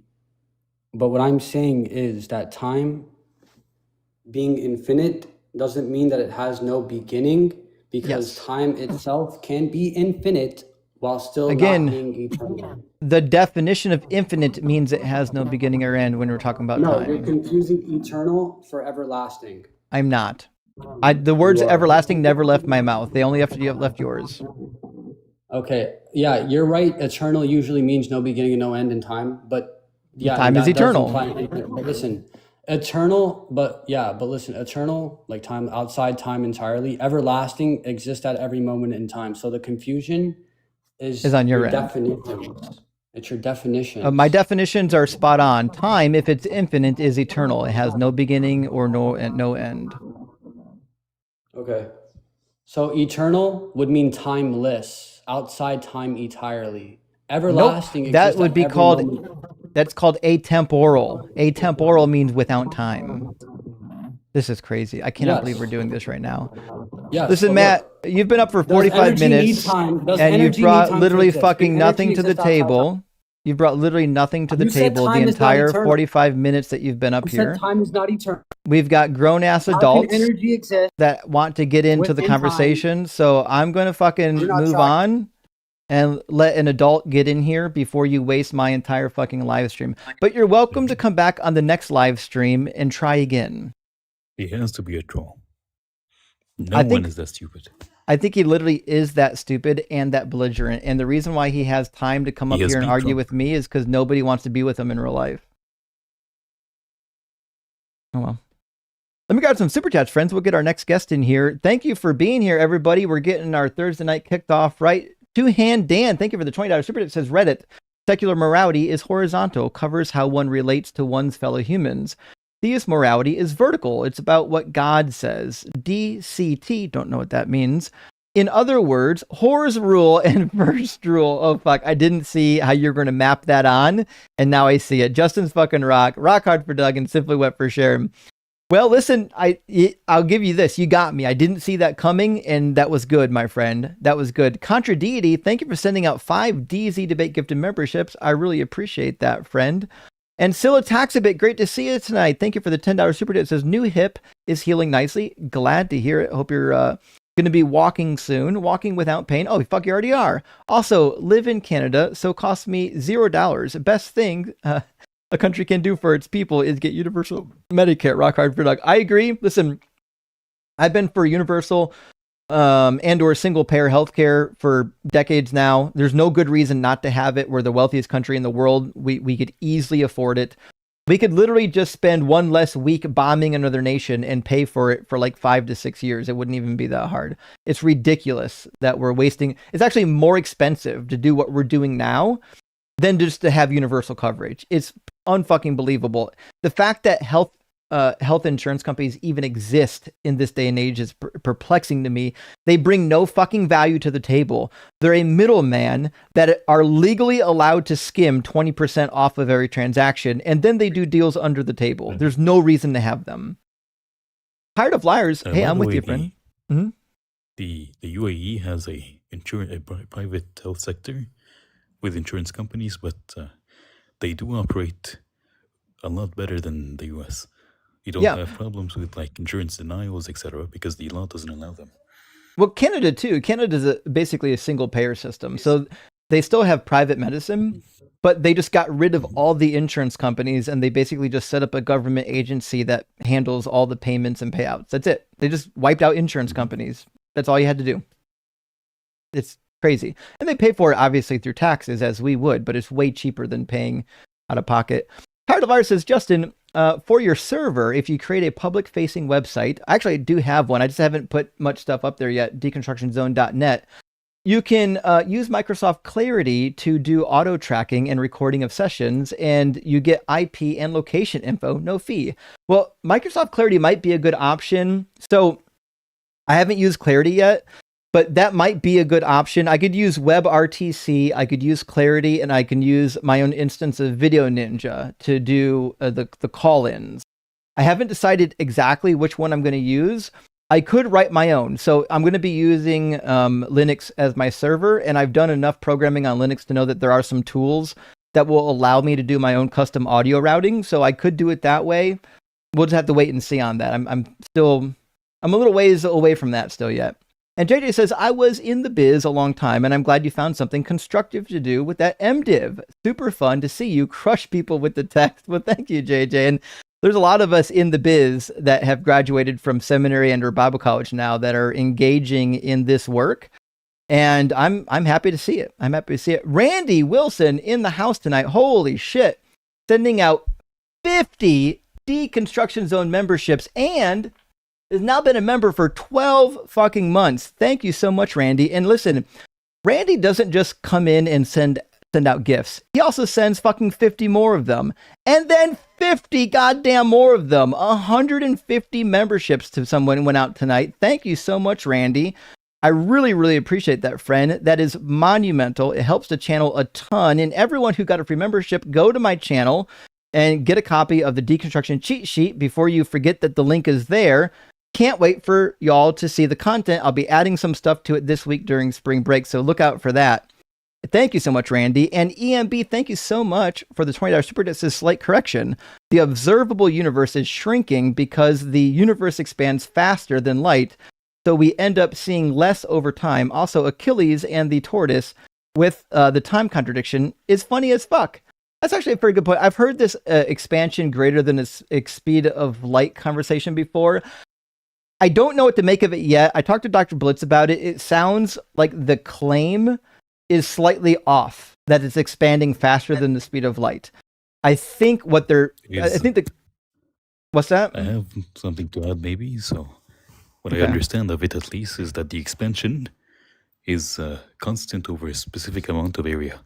So for example, if you minimize it, so each kilometer, for example, is expanding a specific amount of, for example, size or distance. It's expanding it constantly over time. So when you add another kilometer and another kilometer, etc., when you get to the edges of, like, for example, if you get to a specific amount of distance, then the space in between would be expanding as a collective at a higher rate than the speed of light. Does that make sense? Yes, that was the way it was explained to me. There's definitely some nuance here. It is a really cool thing, though. But I think there's some nuance that needs to be taken in. But that it is a fair From what point. I understand, it's just the net result of every single unit of space expanding on its own. So when you compound it with more and more space in between, then it by the end of it, you'd have logically the increase in expansion or the expansion rate would have to add up to the new or the compounded units of area or space. Yeah. So it would add up to more than the speed of light. Yeah, give me a second. I'm going to kind of You draw can do the a little math, I bit. think. Yeah, well, I'll show you kind of how my brain was understanding it, and maybe I don't know if my brain was understanding it correctly, but here's kind of my thought. So I think when people say that the universe is expanding faster than the speed of light, I think what they're envisioning. Oh, that's not nearly. That's not seeable. Hold on, let me change my. So it's not. It's not that the universe itself is. I think Right. it's like a specific, like a distance from your point to like a specific, like calculatable distance that is expanding as a collective faster than the speed of light, not space itself. Yes. So like if you're just measuring from point A to point B on this red line, the expansion rate in one direction, it's not expanding as fast as the speed of light. In fact, it wouldn't even be possible because things that have mass can't travel faster than the speed of light. But if you're in the middle and you've got matter moving in both directions, the middle is, I mean, relative, then yes, if you measure everywhere the expansion is happening all at once and then like sum it up like what you're saying, then you get a rate overall that is faster than the speed of light. Yeah. It says that the expansion, I just looked it up, it's 74 kilometers per second per megaparsec, which is a unit of measuring distance. And so if you do the math, then 74 just multiply it by like 5,000, and you would so 5,000 megaparsecs. After that, you'd be expanding at the speed of light. Sure. All right, friends, let's get, I'm going to get another guest in here and we're going to keep the conversations rolling, and we'll grab some more super chats after our next conversation. I think we've talked to Not Jay before. I could be wrong. Welcome in, Not Jay. Are you at least 18? Yeah. Sure. And do you believe in God? I do, but I was hearing the part where you were arguing with him about the Septuagint and the Masoretic text and the two different translations, and he was so all over the place. I couldn't get a good beat on it. So I was just wondering if you could explain those again and tell me what the differences, if you know of any, that affect the theology in a significant way. Oh, well, I think that's different than what we were talking about. So the contradiction we were referring to doesn't really affect the theology. There are some contradictions that would affect the theology. So, for example, we brought up Deuteronomy 32, 8 through 9, which says that the nations were divided according to the number of the sons of Israel, but it seems like the original reading was the number of the sons of God, because in the ancient tradition, God had 70 sons, including at least one daughter named Anath. And those 70 sons were tasked with like keeping charge of the nations. But it seemed that by the time the Septuagint came around, that was kind of a difficult theology to swallow. And so they kind of translated that stuff out. And we also get as well, like the sons of God getting translated as angels in the Septuagint where it shows up. So that happens. And then the other thing that we find in the Septuagint is there are occasions where it'll say that Yahweh did something. And then in the Septuagint, it'll actually say the angel of Yahweh rather than Yahweh, because it seemed like there were some Septuagint translators that were trying to add a bit of distance between God and man on some passages. So I'm just wondering though. All right, so the Masoretic text came first, then the Septuagint, and the Septuagint is the Greek translation. Am I right so far? So the Masoretic text, technically speaking, didn't start until after Jesus. The Masoretes started their work in about 200 CE, and they finished roughly 600 or so CE. That being said, the Dead Sea Scrolls seem to line up mostly with the Masoretic text. And so they're typically referred to as Proto-Masoretic, meaning they line up mostly with the Masoretic text, but not identical with it. Okay, so that means that either the Masoretic texts were copied from the Dead Sea Scrolls, or there was something earlier. This is where I'm getting confused, and I apologize. So you're saying the Masoretic texts are based on the original Hebrew, which came earlier because of the evidence we found in the Dead Sea Scrolls. Is that correct? What I'm going to say is that what we have in the Masoretic text better reflects the scribal tradition that existed prior to the Dead Sea Scrolls and prior to Jesus. Because when we look at the texts that we have, they match the Masoretic text better than they match the Septuagint. And so that's why typically there's some priority given to the Masoretic text. For example, a famous edition is in Psalm 22. Psalm 22, verse 16 says Ka'ari in the Masoretic text, which means like a lion. And when we go back to our old manuscripts of the Dead Sea Scrolls, so the Necha Hever Scroll 5-6, where we find the earliest edition of this verse, it's got an actual error in it. But if you look at all the translations, since all of our earliest translations, it actually reads according to what the Masoretic text more often than not than what that early error was. So it just seems. I gotcha. Yeah. It just seems like when you compare the translations, when you compare the documents, they typically agree more with the Masoretic text than anything else. And that even helps because, like, there are some times, like we said in Psalm 22, where the earliest document we have, it kind of has an error in it. It looks like Ka'ari. It actually says Ka'aru. But that type of scribal error was common, where the yod accidentally got elongated. In fact, if you don't know what a yod is, I'll explain. Because of the various copying issues, this was one of the most common. So a yod typically is drawn like this, but they had periods in time where they got longer for stylistic reasons, like it was more decorative. And so what happened is it was very common sometimes when you were copying a text that you might come upon a yod with like a long tail. And so, give me a second. I get your point.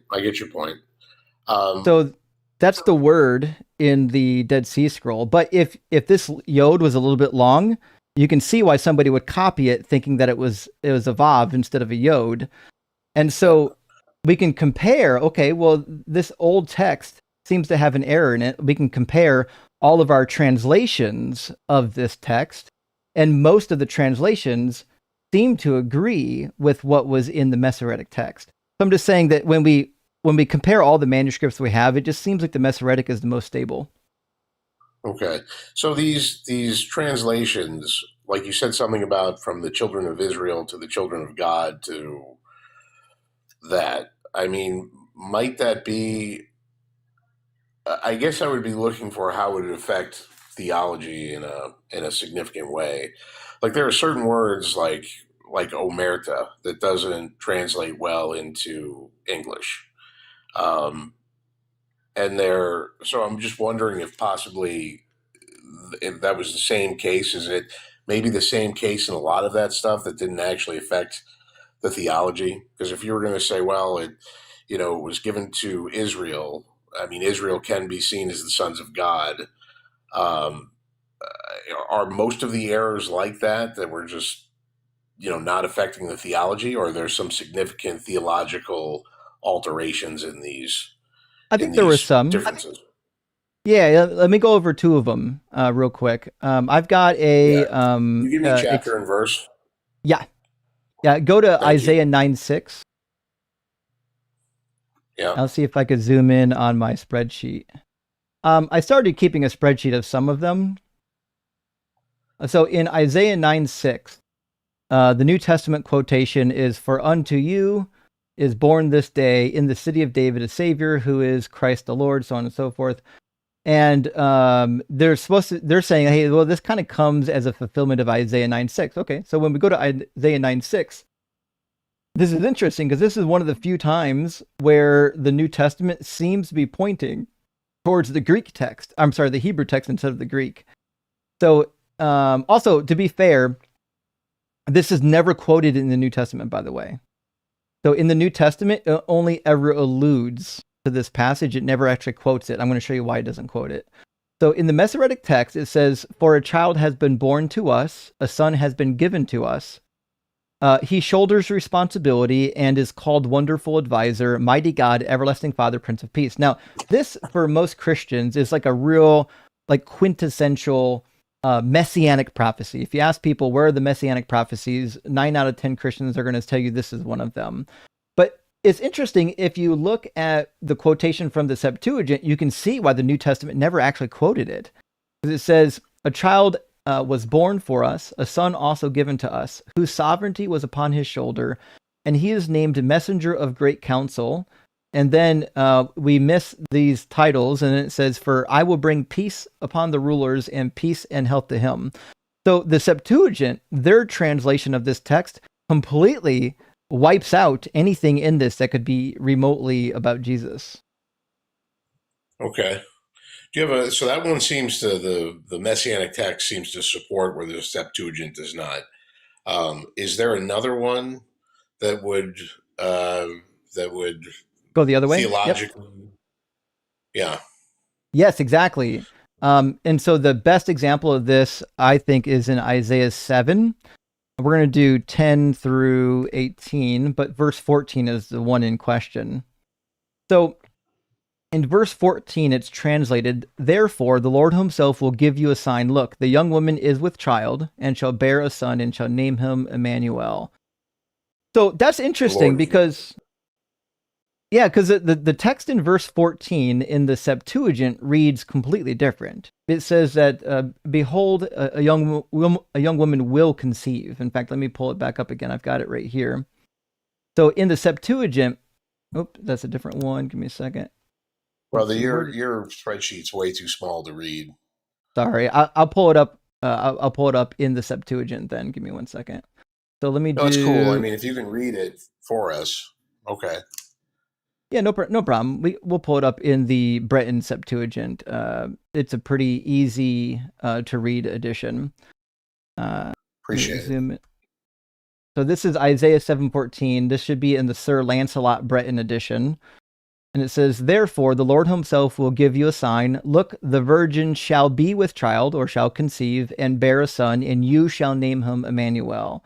This is actually really interesting because the original text in Hebrew didn't say virgin.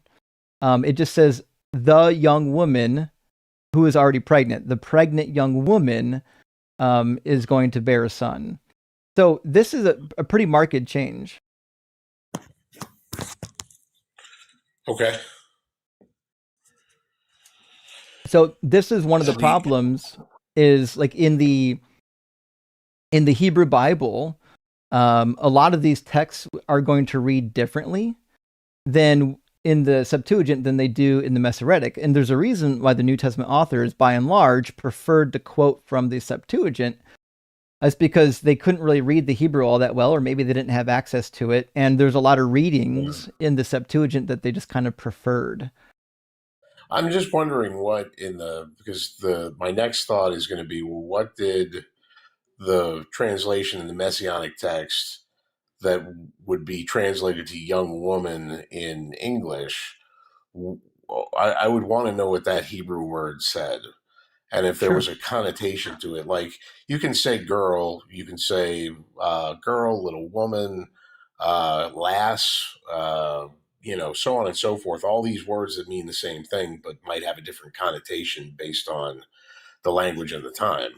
So I'd be curious to see what the word would be, and if there's any information on what connotation to that word would be that would point towards virgin, or point nowhere, or point middle of the road. Do you know what I mean when I say that? Yeah, that's the right question.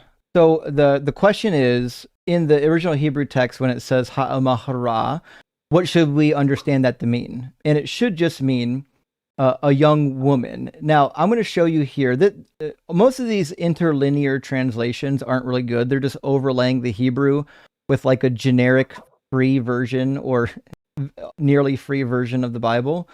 And it's not giving you a real translation. This one's doing it as well, right? Because it says, "A virgin will be with child and will bear a son." But that's actually not the case if you just go into the text.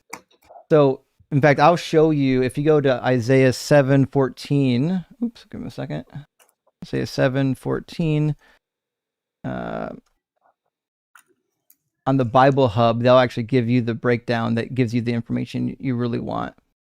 So if you go into the breakdown of the text, it's going to tell you, actually, it says the virgin here because they're quoting from the King James, but it actually doesn't say virgin in Hebrew. It gives you the definition, ha'omah. The ha at the beginning is the definite article. It just means the. And alma is the Hebrew form of elim, which means a young person. So an elim is a young man, and an alma would be a young woman. And if you just open up the dictionary definition, you'll see that it's used quite a few times in the Bible, but it just means a young woman. It doesn't really matter if she's pregnant or not. It's just a young woman, and that's why. Right, but I'm wondering if that particular phrasing, like how many times we find that particular phrasing in the Bible, and is there other phrasing that would show young woman? You see what I mean? It's like if you, like I said, if you have a word like a car, automobile, conveyance, hot rod, muscle car, they're all pointing to the same thing, but have a different connotation, a different meaning. So that'd be my only question. What was the Hebrew word again that So they're it's using? ha'omah, hara, and hara, alma, hara, and hara is important because that means pregnant. It's an adjective, actually, in this case. So it literally says the pregnant young woman because adjectives come after the thing that they're describing in Hebrew. Gotcha. Yeah, again, I would wonder if there would be anything that could point to in the original text that would connotate it's a virgin rather than just a young woman. That'd be my only question. There isn't, actually, and it gets worse because when they translated it into Greek, it still doesn't really mean what Matthew wants it to mean. So in Greek, it just says, it refers to her as a Parthenos. Now, Matthew understood Parthenos to literally only mean a virgin, like a woman who has never been touched. But as it turns out, you could be a Parthenos and still be untouched. So if you go to the Greek Septuagint in Genesis 34:4, it talks about Dinah after she's already been sexually assaulted by Shechem, and it refers to her as a virgin or a Parthenos. But if that wasn't Matthew's understanding, what does it matter? So what now? I said if that wasn't, you said Matthew's understanding of Parthenon was virgin. But if he was using it that way, thinking it that way, what does it matter if it's not? So no, my point is, I don't think that the use of virgin necessarily does what people want it to do either. So Parthenos in Greek could also refer to a young woman, whether she was a virgin or not. So even in the writings of Homer, in the Iliad, there's a young woman named Astykioke, or Stykioke. I'm not sure how to pronounce it. Anyways, she gets knocked up by one of the deities, and she has a son by Ares. And even after she was already pregnant, already had a child, was already, had a son by Ares, they keep referring to her as a Parthenos. It just happened to be that in classical Greek, Parthenos could be similar to Alma. It could be used of a young woman with or without a virginity status. It's actually that Matthew was the one that messed up the reading, actually. Although the Septuagint messed up as well because it says that she will conceive, even though the text says that she already did conceive. So it's going to sound like I'm challenging you, but I'm not. So when I asked you about the original Hebrew and its connotation, one way or another, whether it's a connotation to a virgin, neutral, or just straight out not, just a young woman, what source do you have that comments on the connotation of that particular description, being young woman with nothing to do with virginity at all? I mean, you can just look at the dictionary. Like if you just go to the Hebrew lexicon, it's just going to tell you what the word means. So when we're doing, are there other words in this lexicon you speak of that they would say, well, this is the literal translation is X, but in this description, it has the connotation of and modifying that thing. Like hot rod is a car, literally, but the connotation of that would be a very fast car. Yeah, you mean, are there idiomatic usages? And we don't really see idiomatic usages of this particular word. So a young woman is a pretty generic word. It's like na'ar in Hebrew. It's just a young person. So, but I mean, the translation of Alma it's never really been in question about what it means. In fact, even in my New Oxford Annotated Bible, it just says the young woman, the mother of the child to be born, has been identified with either the wife of Isaiah or the mother of Hezekiah. Blah blah blah blah blah, and then it says Hezekiah, blah blah blah blah blah blah blah. Early Christian tradition, yeah. So it didn't say much about the Hebrew word in here, but if you go to a standard, I'm prepping to talk to a rabbi that I've got an appointment with about some of these these Old Testament issues, and this is a brand new one that I've never heard of before. So I'm just I'm making sure I'm getting it right.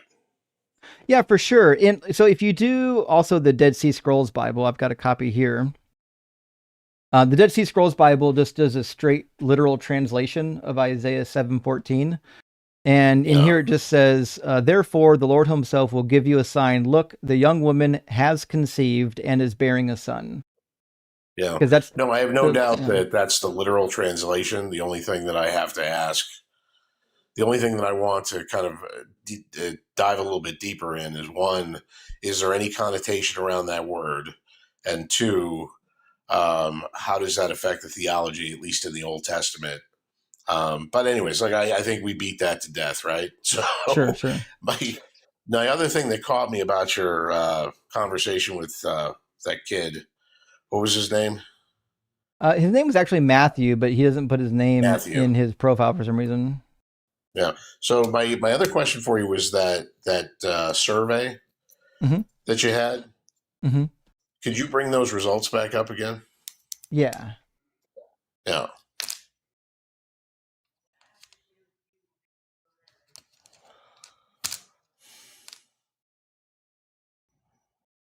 Is it big enough to read on the screen? Yeah. Okay. Okay. Maybe if you could make it just a little bit bigger. Sure. I'm old. I can. Give me a second. Let me get my magnifying glass. Hold on. There we go. A theory that says the universe evolved from a hot, dense state that says nothing about whether there was an absolute beginning of time or not.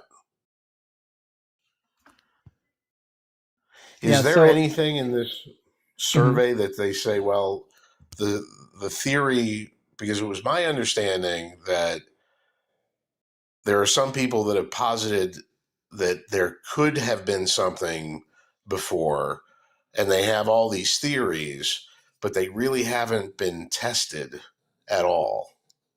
Well, there's a bunch of people, there's a bunch of physicists that have models for what existed prior to the Big Bang. Obviously, there's no consensus. Like Roger Penrose has one. There's a couple more. Sean Carroll's got one. Even Stephen Hawking toyed with a model at one point. William Kenny has one from the University of Buffalo. But it's hard to know. How could you possibly prove what was before the Big Bang? I think a lot of it is going to lie on positing theories that might be difficult to prove. So we know the Big Bang theory happened because of observing the expansion rates, the red whatever. I know there's like 3 or 4 things that we can observe to know that happened, or at least prove it. There's enough evidence that we can take a leap of faith that it happened. It's a theory supported by a lot of evidence. So the thing is, what was that? The thing is, scientists do not say that it happened. They say it is happening. It's a thing that is still happening. It didn't end. Does that make sense? Yeah, splitting hairs for my purposes, I guess. But yeah, that it was something that happened and continues to happen. Sure. Yeah. Okay. But what I'm suggesting is that I thought that the other, and like I said, maybe I'm wrong. I thought that the other models that they have, the other suggestions that they have not been able to test at all. Well, how would you? Yeah. Right. So that's the problem with putting a model. Like, so you can build a model of what you think led to the Big Bang, but like I don't know how you could possibly test it. That's a whole different issue altogether. But to the question, was there something before the Big Bang? I have no reason to believe that there was nothing prior to the Big Bang. I don't see any compelling evidence that would warrant that. We've got a number of scientific evidences that would point away from that particular idea. But like, you know, Dr. Blitz has famously said he believes there's something before the Big Bang, but he's not convinced one way or another about which model or which theory is the most likely. So what do you, I mean, it sounds like you've researched this quite a bit. What leads them to believe that there was something before the Big Bang?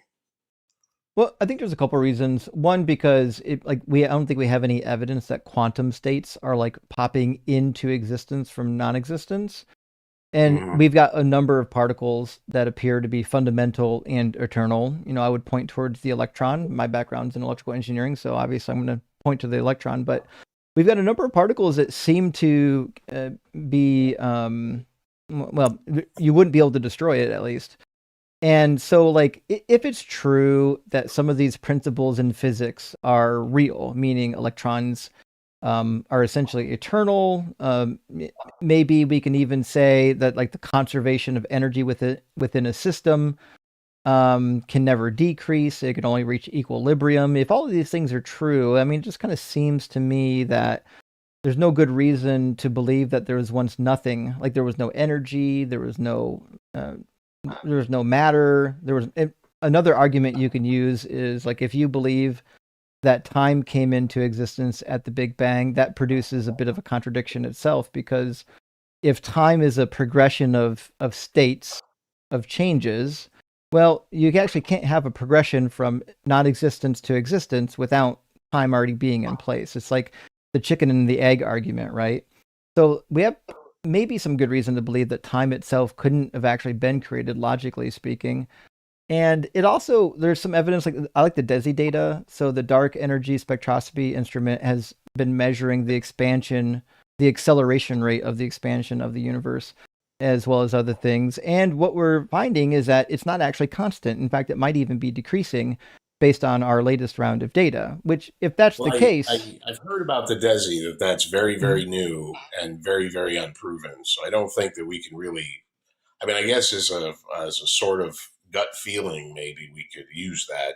Again, I'm not a physicist or an engineer, but everything that I've heard about DESI and read about DESI is that it's super, super new. It's not proven, inconclusive, just a lot of descriptors around it that say that it's not a reliable measurement yet. It's By not the way, reliable data yet. Justin, Quantanaut is requesting. Oh, sure. Let's bring Quanta up here. So my understanding with the DESI data is that while we're still, like, the instrument is still relatively new, we've had multiple rounds to verify some of the information. So like the expansion acceleration rate, our latest data wasn't the first round of data. It actually is like the second or the third. So it seems to be that the data is pointing in a particular direction. But I think the first time they did the measurement with the instrument, they were cautioning people that, hey, this is preliminary data. I don't think that's the case anymore. But Quanta could probably speak more informative of this whole thing than I can. I'm not disputing anything. I don't know enough about it to dispute it. All I'm suggesting is that, as far as I've heard, that these things that they think might have happened before the Big Bang Theory, they can't prove these models. They can't really test these models. That they're not to a point where they can definitively say there was something before Big Bang. That it's pretty much just at this point gut feeling, guided by pieces of information that they've picked up. Well, I don't think it's gut feeling at all. So, I mean, based on what we know, even just from like basic like logic, right? Yeah. if we agree that we can't get something from nothing, and we have something, then it just stands to reason that there was never nothing. Okay. Right? Like If I commented on anything you're saying, then I would be arguing your points, and that's not what I want to do here. that's okay. So, because I don't want to, I don't see it's useful for me or for you to argue these points at all. At least right here with me. So I just really wanted to come up. I wanted to get an understanding of the Masoretic text, the Septuagint, the differences in translations, and if any of them impacted theology in a major way. And I did that. And I thank you. The book that you really want, if you want to dive into the textual criticism of the Hebrew manuscripts and even some of what you'll find in the Greek, is by Emmanuel Tove. Right now, he's currently, this won't be the case forever, but he's currently one of the preeminent experts in Hebrew criticism. And he wrote an introductory called Textual Criticism of the Hebrew Bible some time ago. But in this book, what are his credentials? He's currently the professor emeritus of textual criticism at Hebrew University. Let me check. Emmanuel Tove. I can tell you where he went to school at too. I always love using that phrase.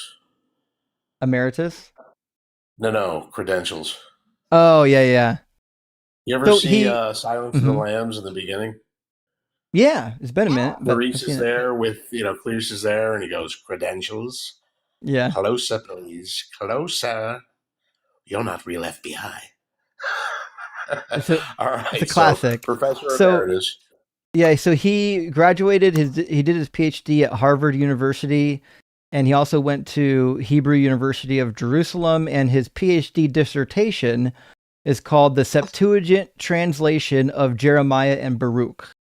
And then he, last professorship, it looks like, was a professor emeritus at the Department of Bible in the Hebrew University of Jerusalem. I'm good. He's got chops. Oh, yeah. Somebody keeps asking me, where's the evidence for your God? This Kaylee the wow? Yeah, don't worry about the chat. Okay. I mean, I specifically said I'm not up here, Kayla, to argue any points. So they're here for the blood. Don't worry about them. Okie dokie. I'm gonna go have some dinner. Not Jay. Thanks for stopping by and chat with me. I know sometimes the audience, they want to hear a really good debate, but I do enjoy chatting with you because you come up with some decent questions. Fair enough. I did want to address any potential Big Bang questions. Cry to your friends. Well, you said while we got Quanta up, if you have questions about the Big Bang, he's doing his PhD right now in the field of physics. He might be able to help. So before the expansion, did time, space, and matter exist or not? It's possible. There are lots of models that say that they do. There's a few models that say that the universe evolved from a timeless state. That's like the Hartle-Hawking state. There's probably more models that say that time. But I'm talking about during the Big Bang, that particular time when it was in the dense state, hanging out. Well, I mean, the Big Bang is the event of expansion. It's okay. There's no. I don't know if there's any model where it's just like stationary, like a static. So why was it said dense for so many years that it was a hot, dense state where neither time, matter, or space existed? Okay. So I see the confusion. So if you only go by the laws of general relativity, so this is the description of how gravity works on large scales, and you wind back the clock of an expanding universe, you get to what's known as a singularity. And in that state, you essentially have a point where all timelines end there. And so effectively time comes to a stop at that point. However, I would say that most physicists, at least all the ones that I've met, don't believe that singularities are actually real things. Usually when a singularity appears in a scientific theory, it is a sign that your theory is incomplete. Essentially, it's like a divide by zero error at that point. And so what you really need is a new, more general theory that can handle what's happening in that situation. And we have good reason to think that there is like some new theory that should tell us more about that state than just general relativity alone. Specifically, we would need a theory of quantum gravity. Would this be the unified theory everybody talks about? It probably would be, but the important thing is that it would need to be a description of how gravity works on the quantum scale, which we don't have yet. But there's good reason to think that once this theory gets developed, that singularity will vanish, because this has sort of happened multiple times in the history of physics, where we've had singularities appear in certain theories, like in classical electromagnetism, electrons themselves were singularities, but once we developed quantum field theory, that singularity went away. And so we have good reason to think that the same thing will happen to the singularity during the Big Bang. Okay. You're so far now, over. As for what will replace that singularity, that's a whole other question. Yeah, I mean, so we don't know. You think that it might possibly could be a good odds of the theory getting replaced, but you have no idea what the theory would be replaced by. Well, we know it will have to be replaced with something, Okay. because general relativity does not work well with quantum mechanics. If you try to mix the two together, you get nonsense predictions. Things diverge to infinity. It's just it's not a good time. So we definitely do need a theory of how gravity and quantum mechanics can commingle with each other.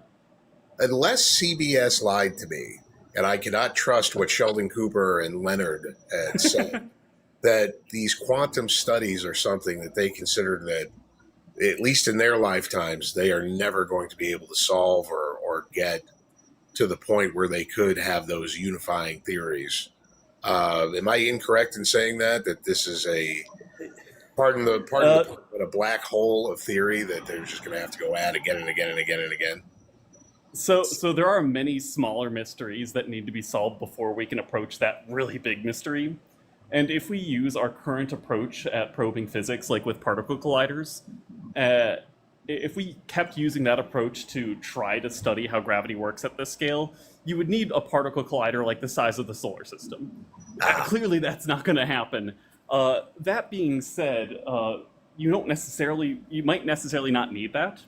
So, for example, there are ways to observe the very early universe in ways that we are just starting to right now. For example, we could look at the background of neutrinos that were emitted during the very early universe. And more interestingly, we could look at the background of gravitational waves that were emitted during like the inflationary period of the early universe. And this will give us a lot more insight about those early conditions and help constrain which models are plausible and which ones definitely have to be ruled out. Yeah, you're far over my head, but I think I get your gist. So point is there's cosmological observations you can make in theory that with technology we are currently developing that will lead us further down that rabbit hole. I am but a simple auto mechanic, and I can tell you how to change spark plugs and oil, but I cannot grasp these higher concepts completely. But I think I get the gist of what you're saying. I think you dumbed it down enough for me. They're brain melting for a lot of us. I need it dumbed down for me as well. I'm just a lowly experimentalist. I'm nowhere near on the level of like theorists like Blitz. Well, listen, friends, I do love these conversations, but I think we've got to get another guest pulled in here. But not Jay. Thanks so much for chatting with us, bud. I'm going to go have some dinner, not liver or fava beans, and you guys all have a nice night. Cheers. Have a great one, friend. You too. Quanta, good to see you, buddy. I need to get back to work myself. I have a presentation to prepare, but thanks for having me up. All right, cheers, buddy. Hope you do well. Good luck. Presentations. I don't miss those from school. I miss a lot of things. I don't know if I miss presentations. I'm going to grab just a couple of super chats, friends, so we don't get too far behind. Then I'm going to get Easy RI in here from the guest queue, and we'll keep the conversations rolling. Dylan, my friend, thank you for the $10 super chat. It says, how long was the law lost in 2 Kings 22:8 if kings were supposed to copy God's laws in Deuteronomy 17? Also, God seems to unjustly punish the people for those unknown laws in 2 Kings 22:16 through 20. So this is true. So here's the thing. When they find this new book of the law. It's propositioned as though the book of the law was lost. Now, that book is traditionally believed to be the book of Deuteronomy, which coincidentally was verified by the father of Jeremiah. Jeremiah, the prophet at that time, also has a lot of crossover. If you read Jeremiah and Deuteronomy, they look like they're almost copying from each other. So it seems like the best of our evidence is that there was probably at one point some generic law code that they were using that maybe they said came from Moses. But by the time Josiah rolled around, the law code was no longer functioning. No one gave a damn about it anymore. The priests really weren't reading from it. And then like, we need a new law code. And then they came up with Deuteronomy that was loosely based on the documents from prior. And it looks for sure, if you read through Deuteronomy, that there are parts of Exodus that they're bringing over and modifying as they're bringing it over. So we certainly do know that these old law codes still existed when Deuteronomy was written, but we don't know in what form, we don't know how ubiquitous they were, and we don't know who was actually following them. It is a bit of a mystery. And it's interesting, too, because Deuteronomy was purportedly written by Moses, but there's not a single part of Deuteronomy that would lead you to believe that, especially considering what we know now about the documentary hypothesis and the huge crossover between Jeremiah and the Deuteronomist. Skepticus, my friend, thank you for the super chat. Says Christ out here sending his best pre-evolved proto-humans to debate today. Bask in the brilliance, understanding, and excellence of this young man. Truly, we atheists have been defeated. I know. Good thing Matthew wasn't around when Hitchens was still doing his thing. He would have cooked Hitchens, at least in his own, pretend world he would have. EMBY, thank you so much for the additional super chat. Says this genuine idiot unironically said it's from Cornell's website. Homie, that's the container/database. It's not where the source originates. And this guy doesn't know what a source is. He has no idea that just because you've published it on a website that Cornell didn't actually do the actual survey. There's a lot of data that you can find on these websites now. In fact, one of my favorites, which I haven't talked about much lately, but everyone should check out eventually, is, I don't know if you know this, but the University of Notre Dame does have an archive on their website for Inquisition documents, like actual historical documents from the Inquisition. Highly recommend it. America Pen, thank you for the 110 TRY, says only 10% of viewers like this stream. That's fucking outrageous. 10% like the stream? Crucify the like button, y'all. 90% of viewers will be spending their afterlife in Doug's mineral hell, pierced by sharp crystals for eternity. Yep. Listen, if you don't like and follow the stream and ring the bell, Doug will cry. You'll see rocks crying. Like actual moist Doug. And William Rogers, good to see you, friend. Thank you for the 1243. Says, since according to Jesus in Luke 16, the people in heaven can see and hear the people in hell, wouldn't that mean that heaven would be just like watching a live, never-ending snuff film? And yes, that is the case. And also, it seems to suggest more of the same in Revelation 14. In Revelation 14, it talks about those that are going to be placed in the lake of fire. And says they're going to be tortured. Oh, why did my browser freezing? It does this from time to time. Just this one website too. Sorry, I'll load another page. I have no idea why it does this. But in Revelation 14, it talks about the people that are going to be thrown into the lake of fire. And it says that they're going to be in the presence of Jesus, in the presence of the Lamb, being tortured. It says, they will be tormented with fire and sulfur in the presence of the holy angels and in the presence of the Lamb. Well, if that's the case, that means the lake of fire and heaven must be relatively nearby, or whatever you think heaven is. There should be some access between that and the lake of fire. Like, it's not entirely clear. Johnny Ringo, thank you for the $20 super chat. Says, hey, Justin, here's some support for dealing with the most insufferable caller I've ever heard. Well, thank you, Johnny. And they are fucking rough. Matthew's rough every time he comes up because he's not mature enough to actually have a dialogue. But we see, there people will come up like Not Jay 86 and have rational dialogues. You don't even have to yell at me, although it is kind of fun. Carly, thank you so much for the $25 super chat. Says, Jay, your patience is epic. Your knowledge is epicer. Well, fuck. Thank you so much, Carly. I really appreciate that. And listen, there are some people in the space that actually are way more knowledgeable than me. It's just that they're not doing debates. It is what it is.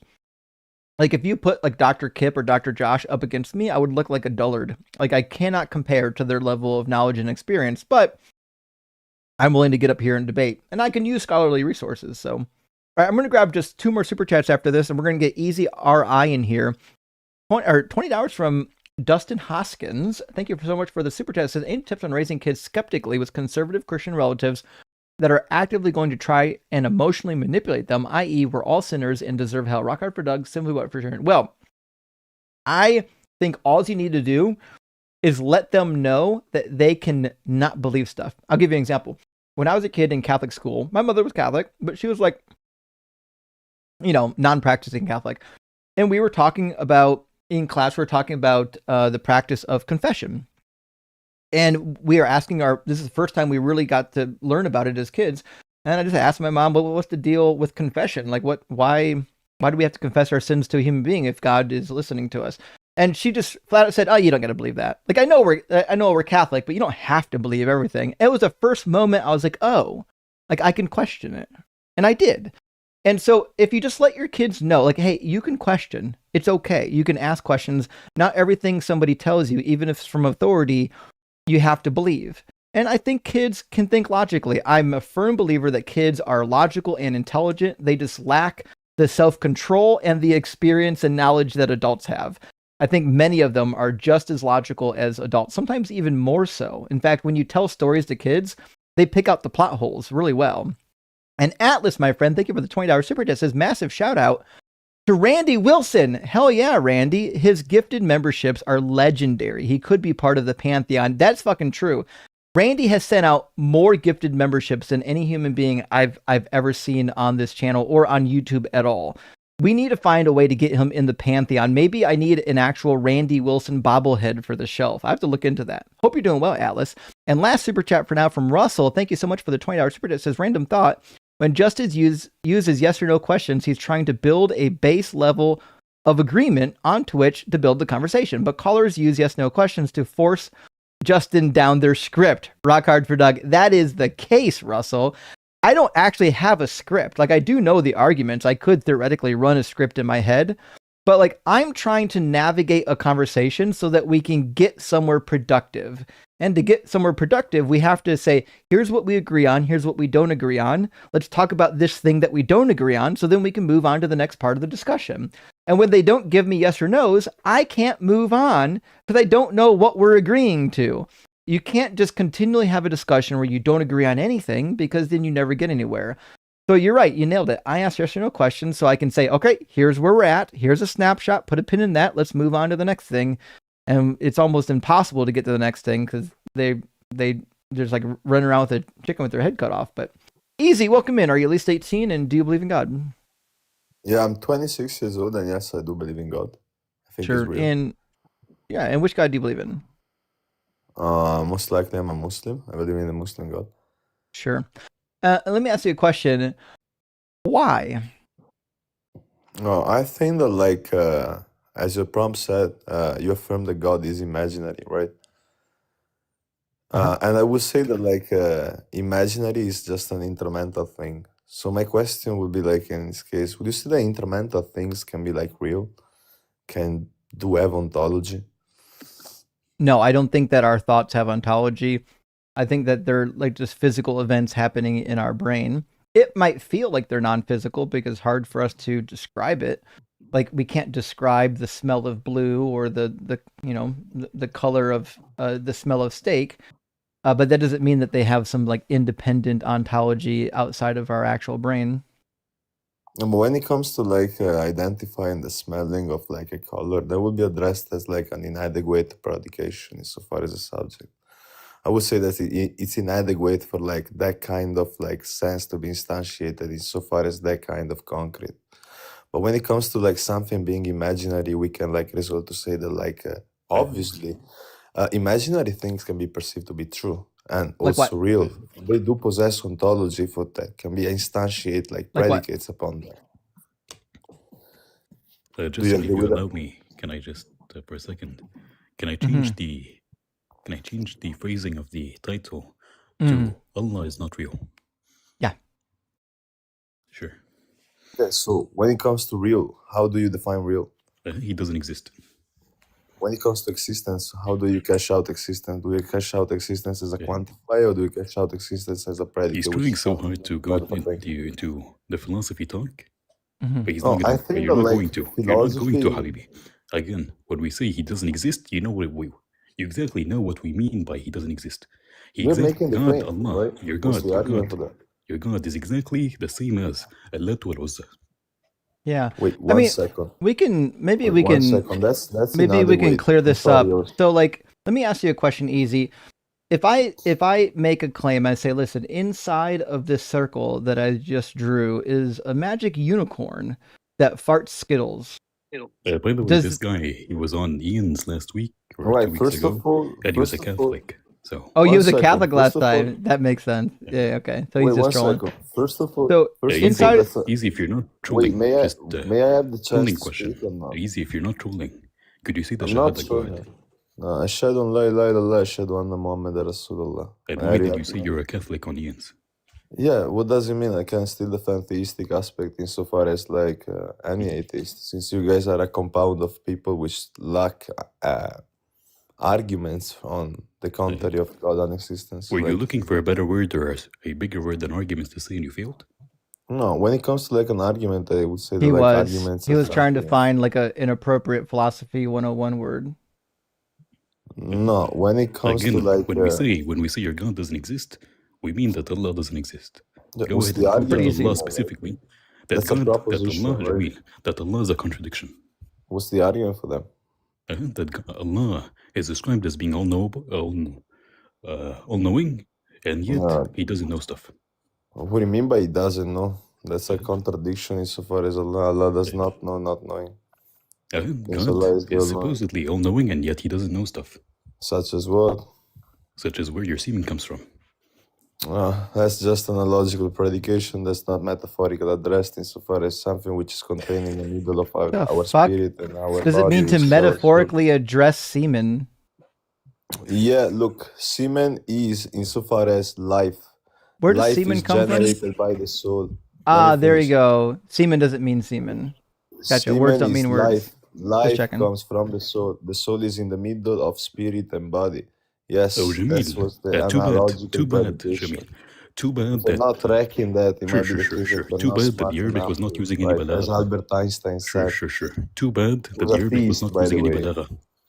Too I'm bad sorry? that the Arabic, again, was not using any balagha. There is no metaphor. Oh yeah, I'm actually a Murtazili when it comes to like Islam. I'm So an you're a actual fucking Muslim, heretic. MashaAllah. Why are you insulting me? Yeah. Is Why is the Allah guy I said you're a insulting me? heretic.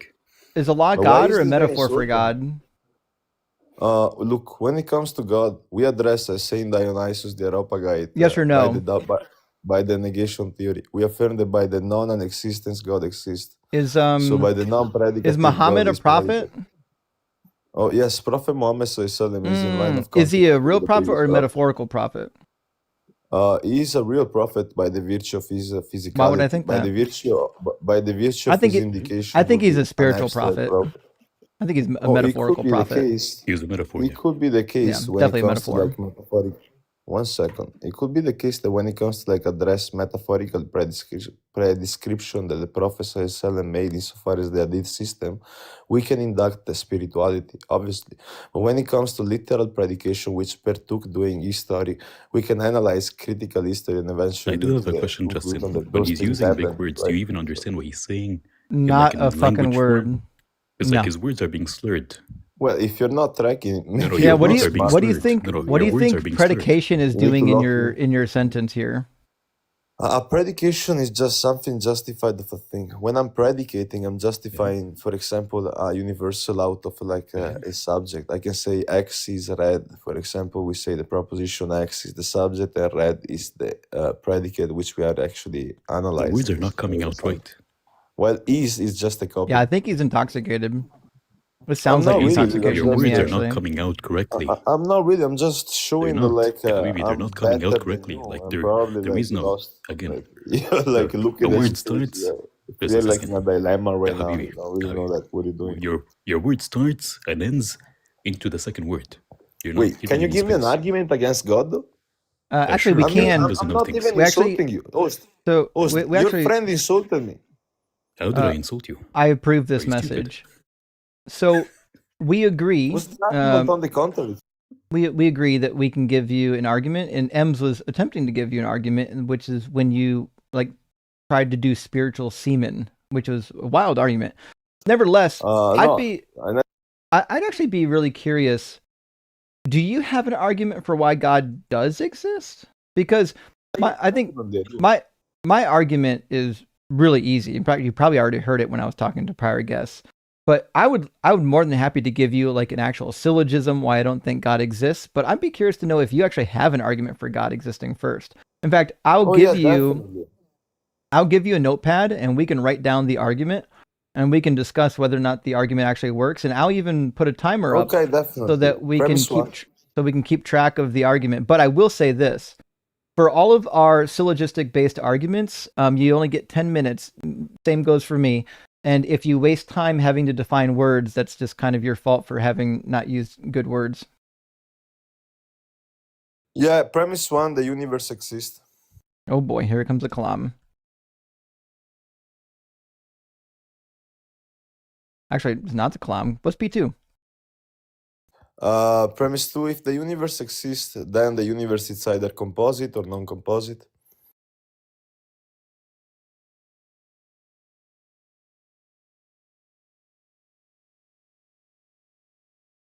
Okay. P3. Premise 3, the universe is not uncomposite, hence is composite. So you're saying the universe is not a composite? Is not uncomposite, uncomposite. Yeah. Composite. What do you think that word means? Then it's composite. Is it a composition or not? Can you finish the premise? The universe is not uncomposite, hence it's a composite. It follows the premise too. So then it would be the universe is. So that's the double negation. Composite. That's the double negation law in mathematics. So it's not P, it's equivalent to P. So it's a composite. The universe is okay. Oh my god. Not P and TSP. Could you please clarify that? Yeah, because as it turns out, a double negative would be the affirmative. If it's not a non-composite, then it is a composite. Yeah. So can we write that down? So I just wrote it. I just wrote it in a method that is actually sensible. Wait, in my methodology, it's called well-formed formula. So can we clarify that down and put that down in so far as a well-formed formula, please, sir? Wet-bone formula. Got it. Well-formed formula, as Quine says in Logica Mathematica. Are you familiar with not Quine? wet phone. Nope, don't give a fuck. I went to school and studied something real. Oh yeah, I'm a philosopher, analytical philosopher, not a low-tier trash like you. So yeah, that makes sense. That's why you have to go on other people's channels to give bad arguments, because no one will watch yours. Oh, I'm way better than you. I can clearly see that a priori, right? So let me finish my argument and keep writing like a good servant you are, right? Since you're a scientist and not really a rationalist. I'm actually not a scientist. I'm an engineer by trade. You're clearly relatively identical to a gibber maker. So let me finish my argument, sir, please. Right. The universe is composite. No, I said the universe is not uncomposite, hence is composite. Premise 4. If the universe is composite, then composite is contingent. Let me finish. Premise 4 is for all x. Write it down. Go back. Delete. Delete everything and write down for all x contingent. Okay, so premise 4 then is not any of that. Okay, so what do you want for premise 4? For all x, if x is composite, then x is contingent.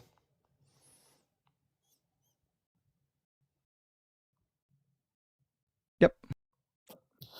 Premise 5, for all x, if x is contingent, then there exists an external explanation.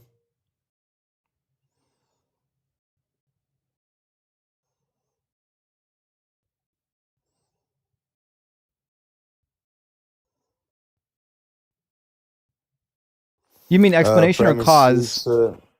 premise 6. Do you mean For all explanation x, or cause? one second. He's not going to clarify at all.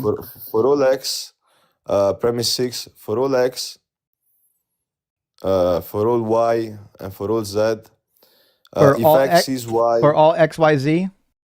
yeah, for all x, for all y, and for all z, if x is y, and y is z, then z is x. That's Leibniz law. This has got to be a troll. There's no way this guy's for real. Hence, premise 7, there exists an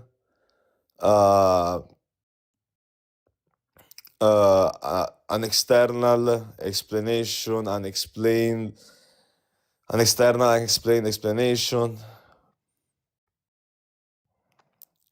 Premise 8. Explanation for what?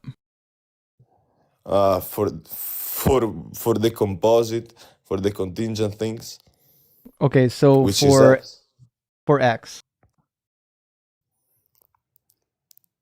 Yeah, y explains x. For all x, if x is contingent, then y is there's something which explains x. And that proves God. Right. What's the conclusion? God is the conclusion is there exists an external explanation, and the external explanation is God. Oh, you mean P7 is your conclusion? Yeah. You Gotcha, did not okay. write it well for me, but it's fine. There exists an external explanation for x if it's composite. No, that's not what I said. There exists an external explanation for x, and it's God. Oh, so there exists an explanation for x, and it's God. That's what you think your conclusion is? Yeah, that's that there exists an external unexplained explanation for x, and that's God by Leibniz law. Sure. So the universe exists. Premise number 1, I would obviously grant. I think the universe does exist. Premise number 2, if the universe exists, then it's either composite or not a composite. I mean, it just seems trivially true. Premise number 3 is the universe is a composite. So what do you think a composite is? Something that has predicates. Properties, you mean? Something justified of a thing. Would you say that You the mean universe explanations? is a thing? Look, when it comes to an explanation will be an abstract result. Would you agree with me? Do you know what the word composite means? Because it sounds like you might not. Yes, composite is something that has predicates. Composite That's is something that has tautology. parts. Yeah, for a part is a predicate, right? No, a predicate is tying like an actual property to a thing. Yeah, would you say that a part is an actual property of a thing? No, parts are not properties. Parts have properties. Wait, would you say that a part is a subject? This is why we have to have timers. I don't really think that a part is a subject. Parts are not Rather, I think properties. I didn't say the One word second. subject. Yeah, but if part is not a predicate This guy can't be or real. a property, right, then a part is a subject. Do you agree with me? I didn't say anything about subjects. What I'm saying is that a part isn't a property. A part can have properties. Yeah. Look, there exists an x. X is either a subject or not a subject. If it's not What do you think a subject then it's a is? predicate. A subject is just a concrete. Are we talking about sentences? What are we talking about? What is a subject Yeah, we're in your speaking about worldview? proposition. So Wait, typically, we're speaking about the propositions. what? Didn't we Give know? me the definition of subject. A subject is a concrete reference. Sure, it is a reference. Yep. Okay. Yeah, a So- concrete reference. It is, yes. It's the reference of whatever is being detailed. So, like the subject of a sentence is Bravo, a yes. reference for the sentence. Okay. So, what does that mean for Definitely. premise 3? Premise 3, the universe is composite. Yeah, the universe has predicates. Okay. So, predicates doesn't say anything about composition. It does. For example, I can say that the universe is made out of space, time, matter. Right? Those are properties. Well, those are theoretical. Predicates. Those are. I wouldn't call it predicates. Wouldn't you say So- that like matter is something that we're justifying out of the universe? You say method? Matter. Matter. What about matter? Yeah, I'm sorry, matter. Would you say that matter is something that we're justifying out of the universe? I don't know what you mean by justifying out of the universe. What does that mean? When we say justifying out of the universe, I'm sorry if I said out, intrinsic in this case, within the universe, I believe that universe is a term, and a term has definitions. For example, definition 1 is the composite out of elements, which inherently we can just say that as a set, the universe has element or subsets.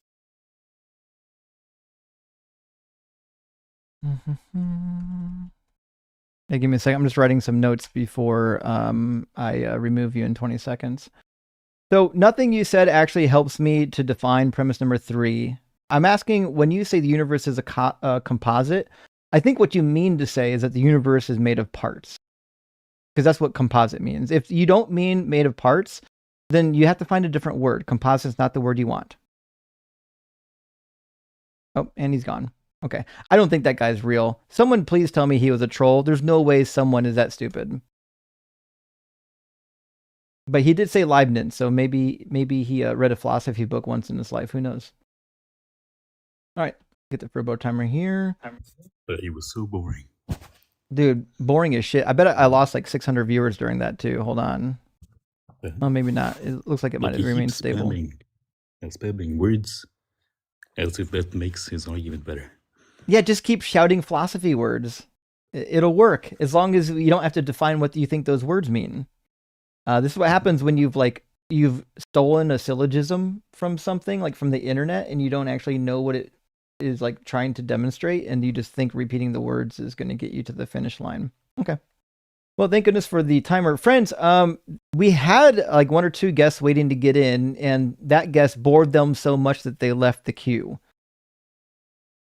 So, oh, actually, we got one coming in. It looks like Vel Rayo. We'll get Vel Rayo in here next. I don't know what to tell you, Easy. Your syllogism doesn't work. It doesn't seem sound or valid. I have no reason to bring you back, but I will read like 4 or 5 super chats and bring Vel Rayo in here. Maybe they'll have a real discussion. Dr. Caller, my friend, says, you know a caller is really crashing out if Ems is cursing, and I'm here for it. Rock hard for Doug and Simply What for Sharon, and I do love a good Ems cursing session. It brings joy to my heart. Sorry if it doesn't bring joy to your heart, Ems. And can't wait for tacos. I'm with you, friends, as I am praying to Doug right now for this guest. T.I., please get a clue. This is the most insufferable human being ever. Only to be matched maybe by fucking Matthew/guitar, to be fair.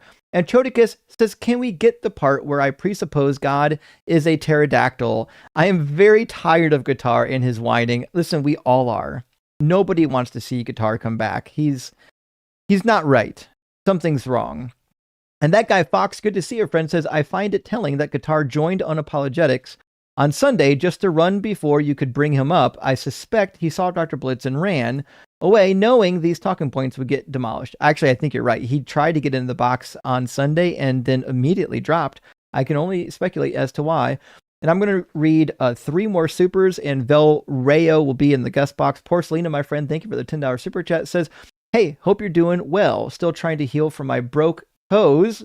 Well, sorry about your toes. I've had broken toes. They're not fun. Definitely got our condolences for your toes with you. I had to be put in a boot because I may have broke my foot and ankle. Have fun with the barbecue. Well, shit, Porcelina. That's crazy. I guess that happens when you're made of porcelain. Bad joke. Sorry. Had to do it. I'll take my lashings later. Sorry about your foot. It does suck. I've broken my foot too. It's not fun. Not fun. My heart's with you. And Genji, thank you for the $15 super chat. Says, for questions about the Big Bang, I highly recommend YouTube series with Dr. Katie Mack and John Green. Well, thank you, Genji. I do find that the internet, mainly YouTube, does have a couple decent videos now by like actual degree holding professionals in physics. I just wish we had more of them, you know? And Mitch Lang, thank you for the $20 super chat. Says, I'm the only atheist in my family, raised Catholic. Never really read the Bible, just always had questions about the logic behind everything. Thank you for teaching us so much about the Bible beyond what churches will. Rock hard for Doug. Well, thank you, Mitch. And sorry to hear that you're you might be getting a little pressed by your family, but the goal here is to equip everybody with the information that they need so that when they are pressed, they can do 2 Peter 3:15 and defend what is actually in their brain. And Hollow Furphy, it's been a hot minute. Hope you're doing well, friend. Thank you for sending out 20 DZ Debate gifted memberships. I really appreciate that, friend. It really helps the channel a lot. And I hope you're doing well. I haven't seen Hollow Furphy in a minute. Good to see everybody here tonight. Let's get Vel Rayo into the guest box, and after that, we'll get Dominique. But I will tell Dominique while you're waiting, since you can hear me, Dominique, you can't be driving while you're live. So when I bring you in, you'll have to find a place to pull over so that you don't like get yourself into an accident. Vel Rayo, how you doing? Are you at least 18? I am, yes. Awesome. And do you believe in God? I'm not, but I do have a scripture-related question. Hopefully you can help me Sure. better understand. And then you can move on to ops real quick. Mm-hmm. Do you know why in the world church fathers would decide that Judges 19 is a good thing to keep in the canon? Just curious if maybe you can walk us through that. I mean, so the earliest church fathers, they debated a little bit as to like what was even canonical and what was authoritative, and they even debated sometimes on which manuscripts they think should be actually used. Even Eusebius had some manuscript issues. But as to the entire chapter of you say Judges 19? Yeah, like Judges 19. Yeah, the shit, like Levite's 20 concubine. through 20. Yeah, just curious, like what value add does that add to scripture at all by keeping that in there? Well, the church fathers didn't decide to keep this in. Judges 19 would have been already part of the book of Judges in the, what we might call the Jewish canon. That being said, there's a lot of stories in the Hebrew Bible that are like toxic and nonsensical that people will point to as like, why is this in here? But I think Judges 19 is in here because the refrain of the book that you see over and over again is that these people were doing bad shit. It keeps saying that there was no king yet in the land, and everyone did what seemed right in their own heart.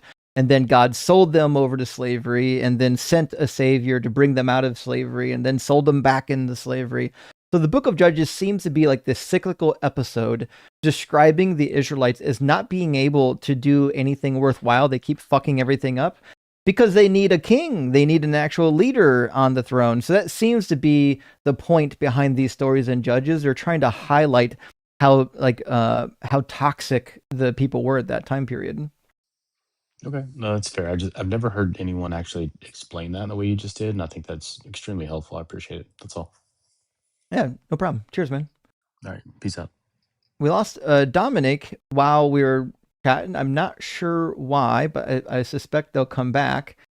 Nevertheless, Dominic did come back. Cool. All right, let me grab Dominic and we'll get some discussion going. Welcome in. Is it Dominic or Dominique? Can you hear me, Dominique? Oh, hold on. You can hear me, but I can't hear you just yet. Let me make sure you got a microphone plugged in or something. It says you got a Bluetooth headset. Let me change it to your default. See if that works. Can you hear me now? Yep. Yeah, we're good now. Okay, cool. Awesome. So, how do I pronounce your name so I don't get it messed up? Dominique. Dominique, okay. And are you at least 18? Yes, I am. I'm a Kraken crew member. I just wanted to take a quick second and ask if you could put Matthew 7:21-23 on the cheat sheet. Sure. Yeah, I had real world success yesterday using that to debate the law. Okay. And I was like, oh my God, I have to go check to see if that's on the cheat sheet. And it wasn't. And then so I was like, I couldn't recall if you had used that a lot in your debates. It's a good idea. Not everyone who says to me, Lord, Lord, will enter the kingdom of heaven, but only the one who does the will of my Father in heaven. On that day, many will say to me, Lord, Lord, did we not prophesy in your name and cast out demons in your name and do many mighty works in your name?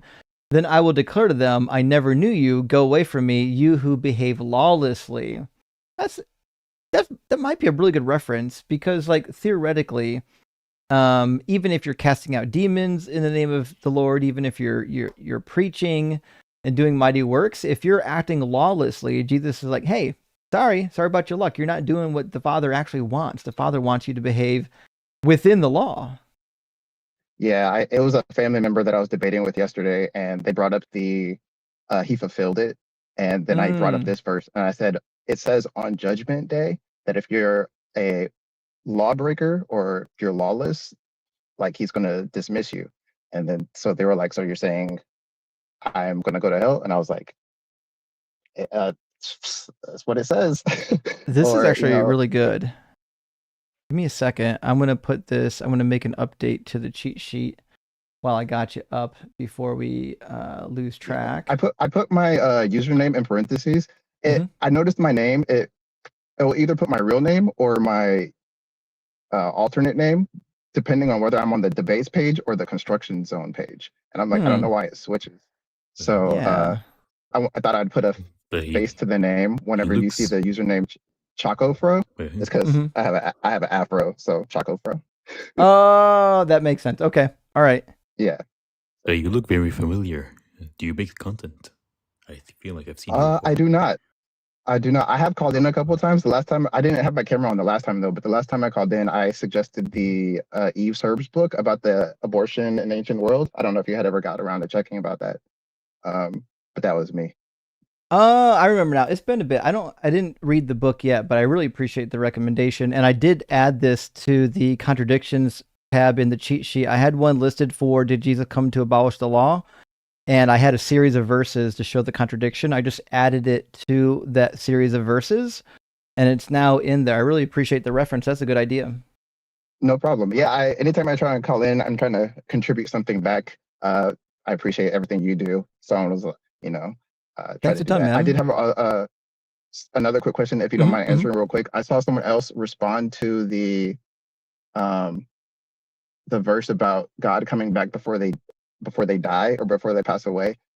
Someone was trying to argue that it was his spiritual appearance when he came back to like John and Paul, and I could tell it was nonsense, but I was curious how you would respond to that. So that's typically the most common response, and just because the very next verse is the transfiguration, and most likely Mark probably thought that was the best place to put it because he couldn't figure out what else to do with it. But the reason why it fails is for a couple of reasons, and I'll show it, put it on the screen. It says the Son of Man is to come with his angels in the glory of his Father. Well, if he's coming, that means he's coming from wherever the angels and his Father are, right? It wouldn't make sense to go up on a mountain and consider that coming with the angels, because he didn't come with the angels. And it says he will repay everyone for what has been done, although some translations will say repay everybody for their deeds, because that's what happens when Jesus comes back. He judges everybody. Then it says, truly I tell you, there are some standing here who will not taste death before they see the Son of Man coming in his kingdom. So again, we get this coming language. Well, the coming in the kingdom is Daniel chapter 7, when he comes on the clouds. He quotes it in Matthew 24. He quotes it again in Matthew 26. In fact, he says to the high priest, henceforth you'll see me coming on the clouds. So this idea in Matthew 24, 25, and 26 of Jesus coming in his kingdom with the angels to judge everybody is in fact just the second coming. It's a judgment scene. The other problem is it says there are some standing here who will not taste death. Well, this means that some of them will taste death. But there's no good reason to believe in the 6 days between this verse and the transfiguration, that's how many days passed, that some of his disciples died. And if so, what a useless time reference. Why would he say, some of you standing here will not taste death until they see the Son of Man coming? If it was just going to be 6 days from now, what a useless reference. Okay. Yeah, that makes sense. Because that's the same thing I thought. I was like, why would he say some of you won't die in a couple days? It's like, okay. Yeah. Oh, I'm sorry. I didn't know I was going to die tomorrow. Okay, cool. All right, well, that's all. So until next time. Cheers, man. Good luck to your debates, Thanks. man.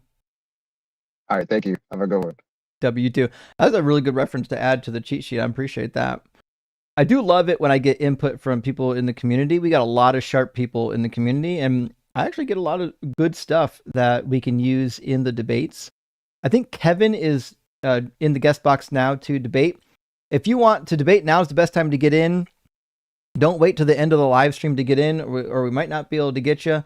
The guest box is mostly free at the moment. So now's a great time to get into the guest box. Dogma says, so grand to hear you in country Mario land. Ireland? Mario Ireland? Thank you for your important work and for dropping Reggie. Dropping Reggie? Oh, well, I got some questions. It may be Country Mario Ireland is. I know what Mario is, and I know what a country is, but I don't know what Country Mario Ireland is. I gotta look this up. Country Mario Ireland. Internet doesn't know either. Oh, well, listen. Maybe Mario in Ireland? Is that like a level, like in one of the Mario games? Anyways, hey, buddy, thanks for being here. Beautiful dog. Great looking collie you got there, long haired collie. The Viking chef says it's not soccer, it's football. Traditional fact. Rock hard for Doug, simple wit for Sharon, and hail Batman M's. Indeed. Also, it's true. It's kind of preposterous that we call football in America. We don't do a whole lot of footing with that ball. And we're doing less of it as the rules progress. And HP Lovecats says, if I were an all-powerful being trying to get people to listen to me, I'd make sure that the book I gave them never degraded. True. Listen, I would do that golden plate bullshit that Joseph Smith got. If I was an all-powerful god, I'm like, here's some fucking golden plates. I make them out of a material that like nobody could alter. It'd have like magical properties that nothing else on Earth has. I'd fuck with them. They'd never figure out what type of material this stuff was etched into, and they'd never be able to change it. Or I just actually make myself present. If you're all powerful, you can do that. Side, thank you for the super chat. Says Justin, have a great vacation with your son. You will be missed. Cheers. Well, thank you. I really appreciate that. And I do miss everybody when I have, these short vacations. But we'll definitely be back soon, and we'll be banging again. And Shane says guitar is primetime entertainment. Indeed, he is. Although I think he needs tuned. And Chodicus says guitar seems to be missing 3 strings or so. That's what I'm saying. Fuck, maybe even 4. And the ones that are on there aren't even tuned. Shirley says, truly I tell you, Matthew is doing some Copenhagen. That's fucking good. Okay. That's pretty good. And Proficient Noob says, we need a stupid timer. Guests who are too stupid to understand words should be limited to 2 minutes. You know what? Maybe. We do have a yap timer, by the way. I haven't used a yap timer in a bit, but that is a real thing. And a dodge counter. Chip says, guitar is so desperate to have caught Justin in a mistake, but he isn't smart enough to understand the education Justin laid down. Rock hard for Doug, and simply what for Sharon. Well, thank you, Chip. And yes, that's really what guitar is attempting to do. He's not really attempting to give an argument for God. He just wants to find anything, any clip, any soundbite that he can clip and then post on his channel and run around saying, I exposed Deconstruction Zone. He said one thing that was proven to be wrong, even though I actually didn't. But, eventually it's going to fucking happen. Eventually I'm going to say some shit that's wrong. Like when I was talking about the Holy Roman Empire using the Catholic version of history, which was clearly wrong. But the reality is Matthew's never going to catch me in anything wrong because he's a dunce. I got 3 more super chats, friends. Lucor, good to see you tonight. Thank you so much for the $5 super chat. It says Mary and Joseph were at Jesus' birth. Similarly, Mary, Magdalene, and Joseph Arimathea were present when he died. Pure name coincidence or literary ploy.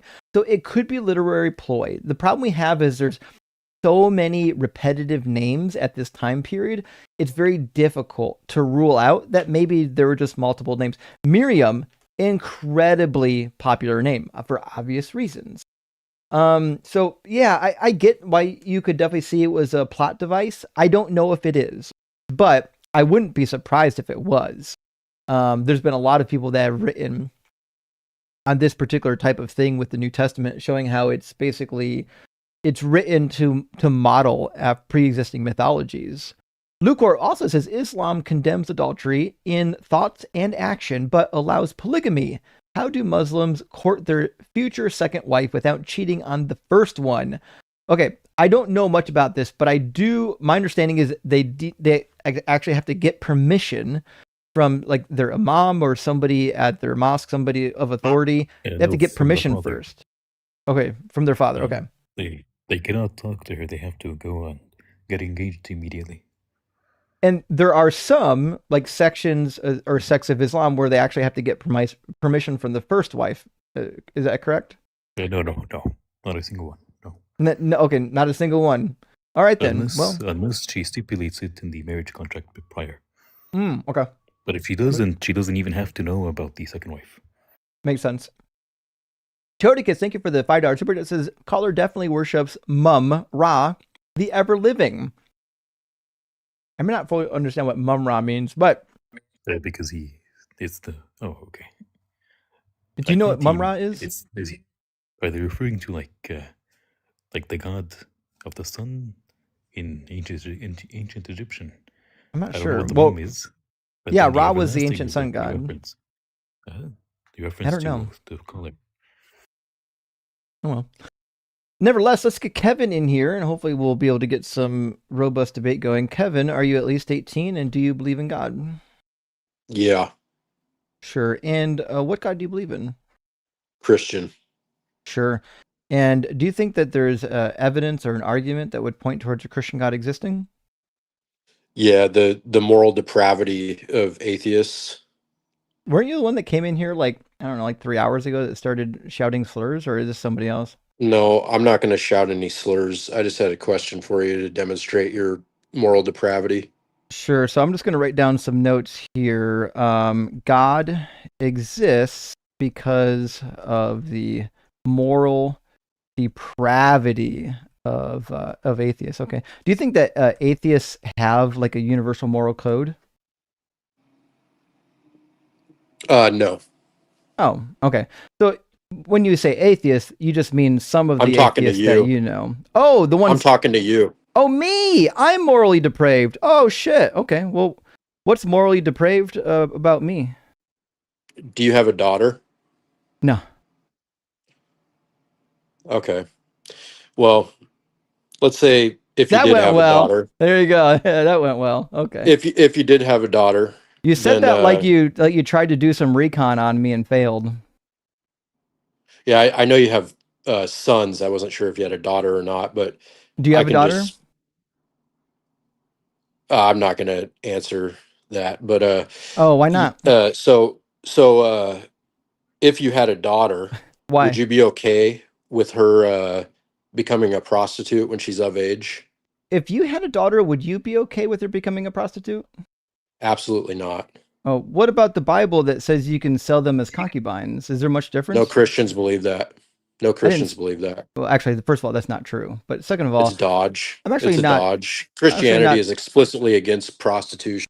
So again, I'm not saying that Christians believe this. I'm just pointing to you in the book, right? So in the book, God says that you can sell your daughter as a concubine, and I just need to know, like, was it good when God said you can do it?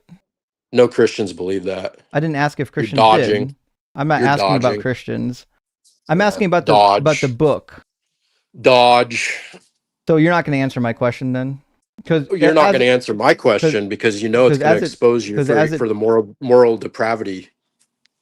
So again, saying moral depravity, when you say that, you're assuming that there is like an absolute moral code that you can measure to. Like if you believe in something that I don't believe in, then it's moral depravity. But you can't demonstrate that there is an absolute moral code. Yeah, I have a standard. What is it? Christianity. Is it the Bible?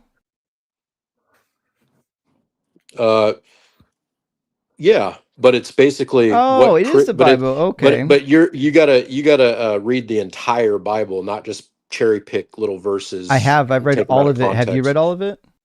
I know you have. I know you're very versed in the Bible. Books? But you don't want to have your worldview examined. That's for sure. Actually, I do. I do it all the time. Apparently, you haven't watched my channel very long. My point is very clear. Whatever moral depravity you're going to accuse me of, the problem you have is you don't have a measuring stick that you can actually use to compare it to say that it's morally depraved. That's the problem. Oh, yeah. I have an objective standard for morality. Oh, you don't have an objective standard. You have a subjective standard. Oh, I do. Okay. Whatever word salad, you can say objective, subjective. Is that objectively true? Is that objectively true? That's different than subjective. That's actually different than calling morals objective.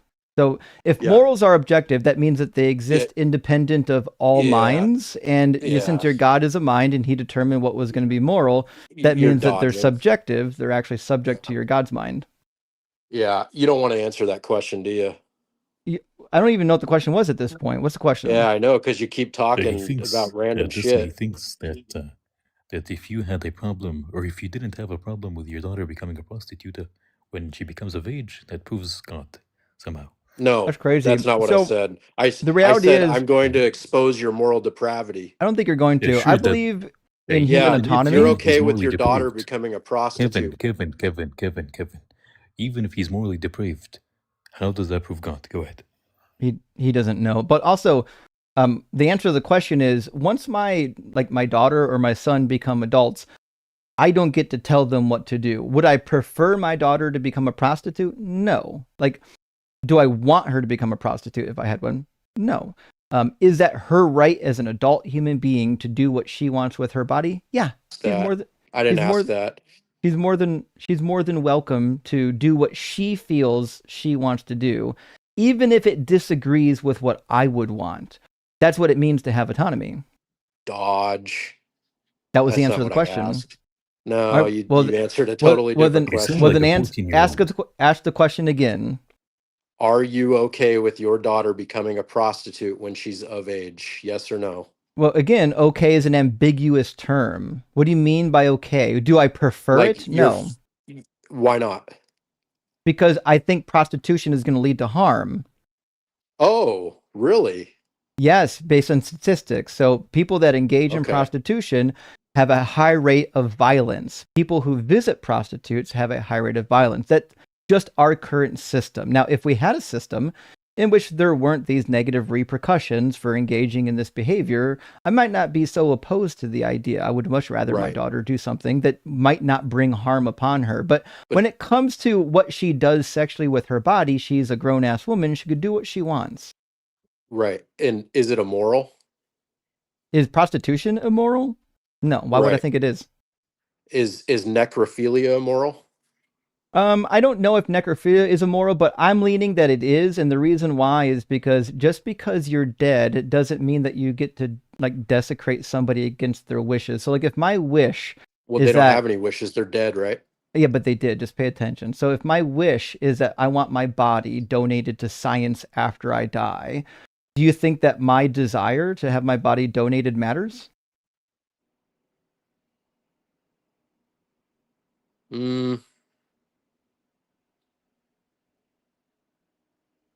Does it matter if you want your body?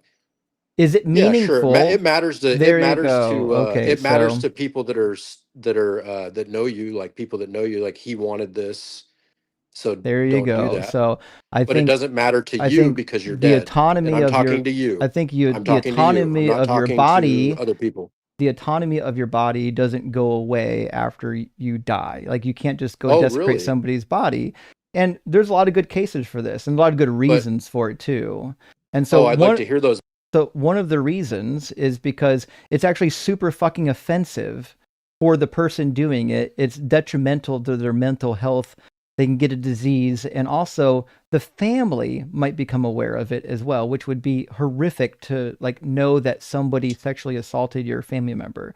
There's not a good reason to violate somebody's wishes, violate their desires, even if they have died, because as it turns out, their family is now in charge of them. They're the caretakers of the remains, at least for a limited time, which means now what happens to the remains is within their family. That's why when you die, your ashes are given to your near kin. Now, what happens to the ashes or what happens to your body is still not your right. The right of what happens to that individual is still within somebody who has authority, and it's not the guy that wants to bone the corpse. Right. So the guy who wants to bone the corpse, it's good for his well-being because he likes to partake in necrophilia, and it's not harming anyone. He only thinks that it's good for his well-being. Oh, what's the difference? Thinking something is good for your well-being is different. If I thought that it was good for my well-being to blind myself, doesn't mean that it is. In fact, we've got cases where people have injured themselves grievously because they had an internal desire to do it. What's wrong with that? I didn't say there was anything wrong with it. What I'm saying is that just believing that something is good for you doesn't mean that it's good for you. Okay. So prostitution is moral. Necrophilia is moral. I don't think that either one of them. I don't think that either one of them are categorized in the moral category. I think if a woman decides to do with her body as an adult what she wills, it's not moral or It's her right. immoral. It's her right Oh, okay. as a human so being. prostitution is not immoral, correct? No, I have no reason to believe that having sex with people for money is immoral unless you're hurting somebody. So again, you don't have. So again, there you go. You don't have a moral framework to care. Your book allows stuff that's even worse than prostitution. I tried to no Christian inform believes you. Prostitution is moral. So well, that just exposed that. How about illicit drug use? So I'm talking about concubinage, dummy. Are you actually going to engage with this or not? Well, what you're doing is you're trying to like cherry pick verses out of the Old Testament. I'm not cherry picking. Oh, here's what the Bible says, but it's like no Christians believe that. Are you not aware that concubinage was allowed within Christianity for about 1,200 years? Show me a Christian that believes that. Show me a Christian that believes that's moral. Literally, the Catholic Church allowed officials to have concubines even into the 1500s. There's a rich history of Christians, Europeans, all kinds of people taking concubines because the Bible doesn't say that you can't do it. It doesn't say that it's immoral. In fact, it says that you can do it. There's not a single verse of the Bible that says you can't. Right. So you can't name a single Christian that thinks it's prostitution is moral. Correct. I didn't say prostitution. I think you're confused. I said concubinage. Right. I'm not even talking about that. So you're just bringing up off-topic stuff now. No. You're talking about moral depravity, right? You're saying I'm morally depraved because I believe you think prostitution is because I believe that there's no reason why prostitution should be inherently immoral. It's not hurting people, and you should have the autonomy to do with your body what you want. It's easy. It's not even difficult. What I'm saying though is that your book allows all kinds of things that you yourself probably think is depraved. One of those things happens to be concubinage, the idea that you can literally purchase somebody for money and they are now like obliged to provide children for you. This is something that was allowed in the Bible. It was allowed in Christianity. It wasn't like outlawed at any time period until just the modern age. Right. But you can't name a single Christian that believes that right now. I actually can. That's alive right now. Why would I have to name somebody alive right now that believes it? Because Christians don't believe it. You're making it up because you're trying to weasel. What an absolute dumb benchmark to set. Pope Innocent II declared these marriages allowed. There's a bunch of popes that said that you can do concubinage. There's a bunch of popes that said you can do slavery. Just saying what Christians believe today is what Christians always believed is nonsense. And also, there are Christians today, I guarantee it, that believe in concubinage because there are Christians in Africa right now that still practice polygamy. Yeah, you guarantee it, but you can't name one. So how about illicit drug use? Do I live in Africa? Why would I, living in America, name you people living on a different continent that are still practicing polygamy and concubinage? Why in the world would you think somebody in America demonstrate that Christian? Why in the world would you think somebody in America is out here collecting data on Christians that still believe in concubinage? It's the dumbest benchmark ever. It's a ridiculous benchmark. I'm not arguing about what Christians believe. I'm arguing about what your Bible teaches. What Christians believe because they can't read the book is irrelevant. What I can tell you is that from church history, they allowed concubinage for a very long time. And in certain parts of the world, they still allow it. Mm-hmm. Yeah, but you can't name a single Christian that thinks prostitution is moral, correct? I'm sure I can find one. It's also irrelevant whether or not I can name. It's irrelevant whether or not I can name a Christian who thinks that prostitution is moral because I don't care if Christians think prostitution is moral. It's not something that matters. It doesn't matter to this discussion. It doesn't matter to me. It's useless, irrelevant data. So what Christians believe is nonsensical to me. It doesn't matter. Like if a Christian has a view, like Christians for a long time thought that owning slaves was moral. Do you think that owning slaves is moral? Name me a Christian that thinks owning slaves is moral. Do you think that owning slaves is moral?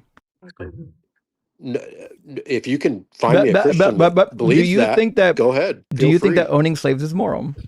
Show me a Christian that thinks owning Why can't you tell me? Why can't you tell me if you think owning slaves is moral?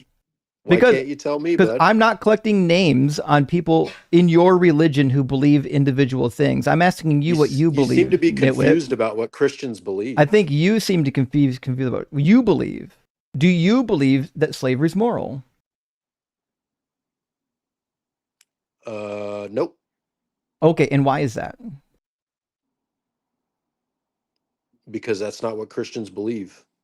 Wrong again. There's a lot of Christians who believe in slavery. In fact, on this own live stream, I've talked to dozens and dozens of people who claim that biblical slavery not only is moral, but should still be allowed. And as it turns out, the largest denomination in America for Christianity, the Southern Baptist Convention, formed in order to keep that ordinance true, in order to keep blacks separated from whites and to keep slavery and segregation happening.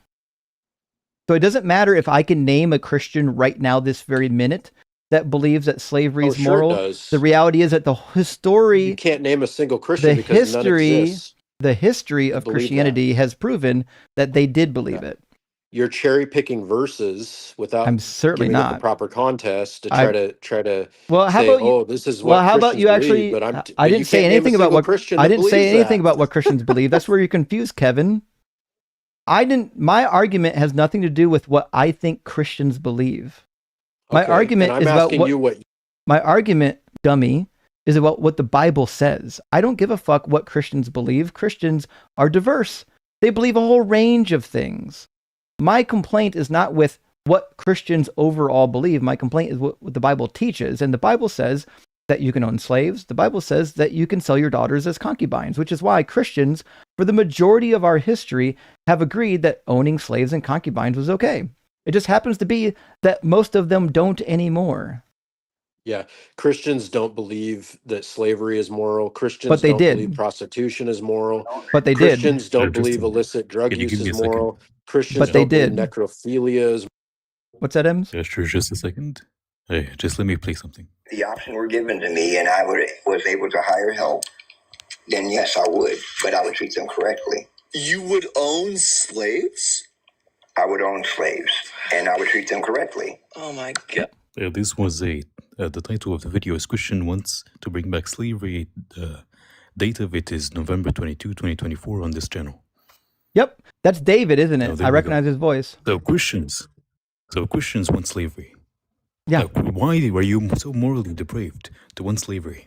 Now go ahead and answer that. Go ahead. No, Christians don't believe. You just heard it. No, you specifically want slaves because of that. Okay. I have a moral standard. Why are you so morally? You, no, you don't. You think you don't. Justin? You have a question. Justin already admitted that prostitution. Why do you want slavery? Again, you had a Christian admit that they would want slaves, and you are saying or pretending that you do not want them. So now, if you have a moral objective standard, that is the Bible, you both should agree, but you don't. So you seem to be confused, right? Christians don't believe that. What's your objective standard? No. Yeah. If you don't believe what Christianity teaches, what's your objective standard? In its full context. What's your objective standard? Hell. Hell is your objective standard. Yes, you will go to hell. No one cares. No one believes your hell exists. That's fine, but so what's your objective standard for morality? Show me in the Bible where it says that prostitution is wrong and concubinage is wrong. No, Christians don't believe. I mean, this is like basic shit. I'm not asking about Christians. Prostitution. I'm asking you about the Bible because you can't classify Christians as one lump. There's no one set of Christians who believe in one set of morals. All Christians have a different set of morals, which means it doesn't matter. It does. In fact, I'll just show you David, who I talked to. This is not even the only one. I've talked to dozens of people who want to bring back slavery or are okay with it. Let me put it on the screen here and play it for you. M's already played some of it. Male and female slaves. Moreover, you may buy the children of strangers who...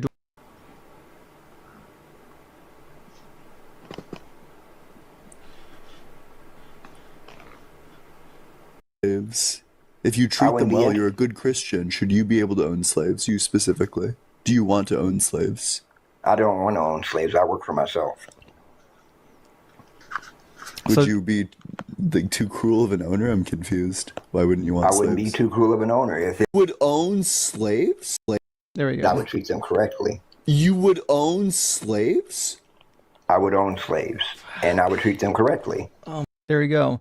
So we talked to many Christians on this live before that are perfectly okay with owning slaves because the Bible doesn't say that you can't. It doesn't say that it's immoral. That's what Christians believe. So, Kevin, why are you okay with slavery? No, Christians don't believe in slavery. No, they do. You just heard one. His name's David. I've talked to him multiple times. They do. How do you know? How do you know he's a Christian? I don't think you're a Christian because you don't believe in the Bible. You're not even a real Christian. This guy up here who won't read the Bible wants to tell me what real Christians believe. When I talk to real Christians that actually read the Bible, that's crazy. Hey, let me ask you a question. Is it ever okay to rip a woman open with the sword and tear her baby out? Is it ever okay to use illicit drugs? I'm waiting for you to answer the question, Kevin. Yeah, I'll answer your question after. No, you won't. You're going to answer my question first. Do you think it was ever okay in any time period to punish somebody by taking them with the sword, ripping them open, and then smashing their baby's heads against rocks? Was that ever a good thing? On your worldview, yeah. No, in your worldview. No, on your worldview, that's fine. In your worldview. No, Christians don't believe that. Christians don't believe in harm, and we have an objective moral standard to base it on. Well, you don't have an objective moral standard, and your objective moral standard commands it. In fact, he's going to punish the Sumerians because of it. The Samaria shall bear her guilt because she has rebelled against her God. They shall fall by the sword. Their little ones shall be dashed to pieces, and their pregnant women ripped open. This is how God is punishing the Sumerians. So you think think that actually happened? So you think it is okay then to do this? So you think that actually happened? The Bible says it happened. So did it happen then? Does it matter? God said it's going to happen. Yeah, you don't think that actually happened? Did God lie? Do you think that happened? Did God lie? Yeah. See, you don't want to answer my. Did God lie? Yeah. The nervous laughter isn't going to make you look any smarter. It makes you look silly. So if God said it's going to happen and then it didn't happen, that means God lied. God lied. If he said it's going to happen and then it doesn't happen, it means God's a liar. So did it happen or not? Oh, so there's no such thing as like metaphor or anything? This is not a metaphor. It's a punishment. How do you know? Because he says in the chapter, this is a judgment for their sin. So you believe it's true then? So you believe it happened? No, I don't believe any of this shit happened. What I'm trying to tell you is that... why are you asking me about something? Because you do, you dumb idiot. You think that this shit happened, not me. Okay, then the Bible's not true. Great. Okay, the Bible doesn't... It's metaphorically What's a metaphor for? It's not literally true. What's it a metaphor for? True. What's it a metaphor for?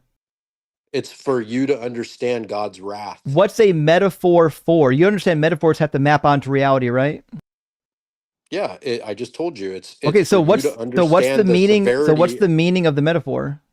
For Christians to understand the severity of God's wrath. What did he do? What did God's wrath do? He's telling you this is going to happen. This could happen. It's God. He can do. He didn't say it could. He said it will. Yeah. That's right. So that's the objective moral standard. So then what did happen? So it says that this is what's going to happen. I want to know what did happen. Well, you're the expert. You tell me, even though you don't believe any of this happened. No, I'm asking you because you're saying it's a metaphor. So if it's a metaphor, that means something else happened. What happened? I can't. That's like halfway. Okay, let me see. What do you got here? It shall strip his treasury of every precious thing.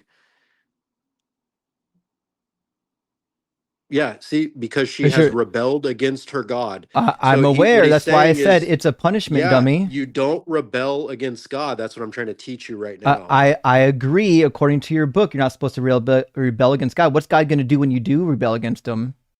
This shit right here. Oh, but you just said it's a metaphor. Yeah, it's a metaphorical. It probably didn't happen exactly like like described there. Then what did happen? I don't know. I So wasn't there. you don't know what it's a metaphor for?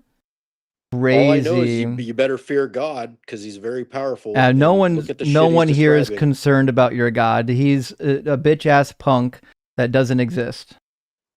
Okay, so none of this you're reading, you don't believe any of it's true. So why are you asking me about it? You believe it's true. That's why I'm asking you. If you believe in vampires, I would be asking you about vampires. So what part of the Old Testament is not metaphor? Are the laws metaphor? I don't know right off the top of my head, but no, the laws are I think the laws are literal, right? Oh, the laws are literal. So then in Deuteronomy, I do know, which is crazy that you keep saying it's a metaphor when it's not. So in Deuteronomy 20, it's not a metaphor. So in Deuteronomy 22, when God says that virgins need to be stoned if they don't bleed on their wedding night, that's obviously a real command, not a metaphor.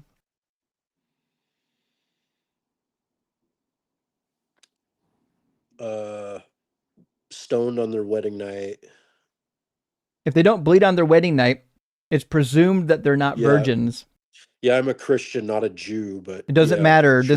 This is your God giving an objectively moral command. Right, but you don't believe that happened. It doesn't matter. You do, dummy. So in your worldview, you believe that there's a God who said that they can stone women if they're not bleeding on their wedding night. Are you aware that? Are you aware that not all women? I'm doing an internal critique. Try to track, okay? We're talking about your worldview right now. In your objective morals, your God said that you can stone a woman if she doesn't bleed on her wedding night. I'm merely asking you whether or not this was objectively moral. No Christians believe that is moral. Was this command objectively moral when it was given?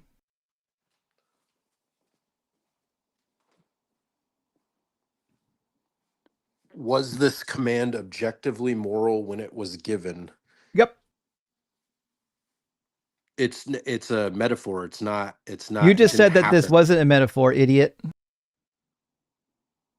It's a law. It's not a metaphor. Stoned? What's her name? Which girl got stoned? What's her name? Well, as it turns out, I don't have a record of every woman that was stoned under this provision, but what I do have is a record So this didn't happen. What I do have is a record from the Jews describing what they do to women that commit adultery or don't bleed. Jews. And I'm Christian. I'm not a Jew. I'm aware that you think you're a Christian. What I'm telling you is that this is an objectively moral standard, a morally good standard in your worldview, which means... No, it's not. No, it's not. No Christians believe that. I didn't ask you what Christians believe. You're taking it out of context. I'm certainly not. What I'm showing to you is that your book says you can do something that you think is objectively immoral. Do you agree?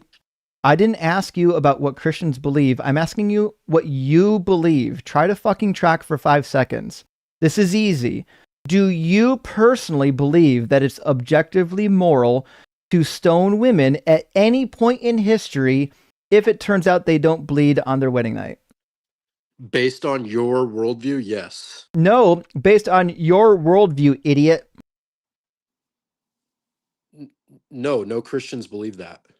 I'm asking what you believed. I don't care what you think. I don't believe that.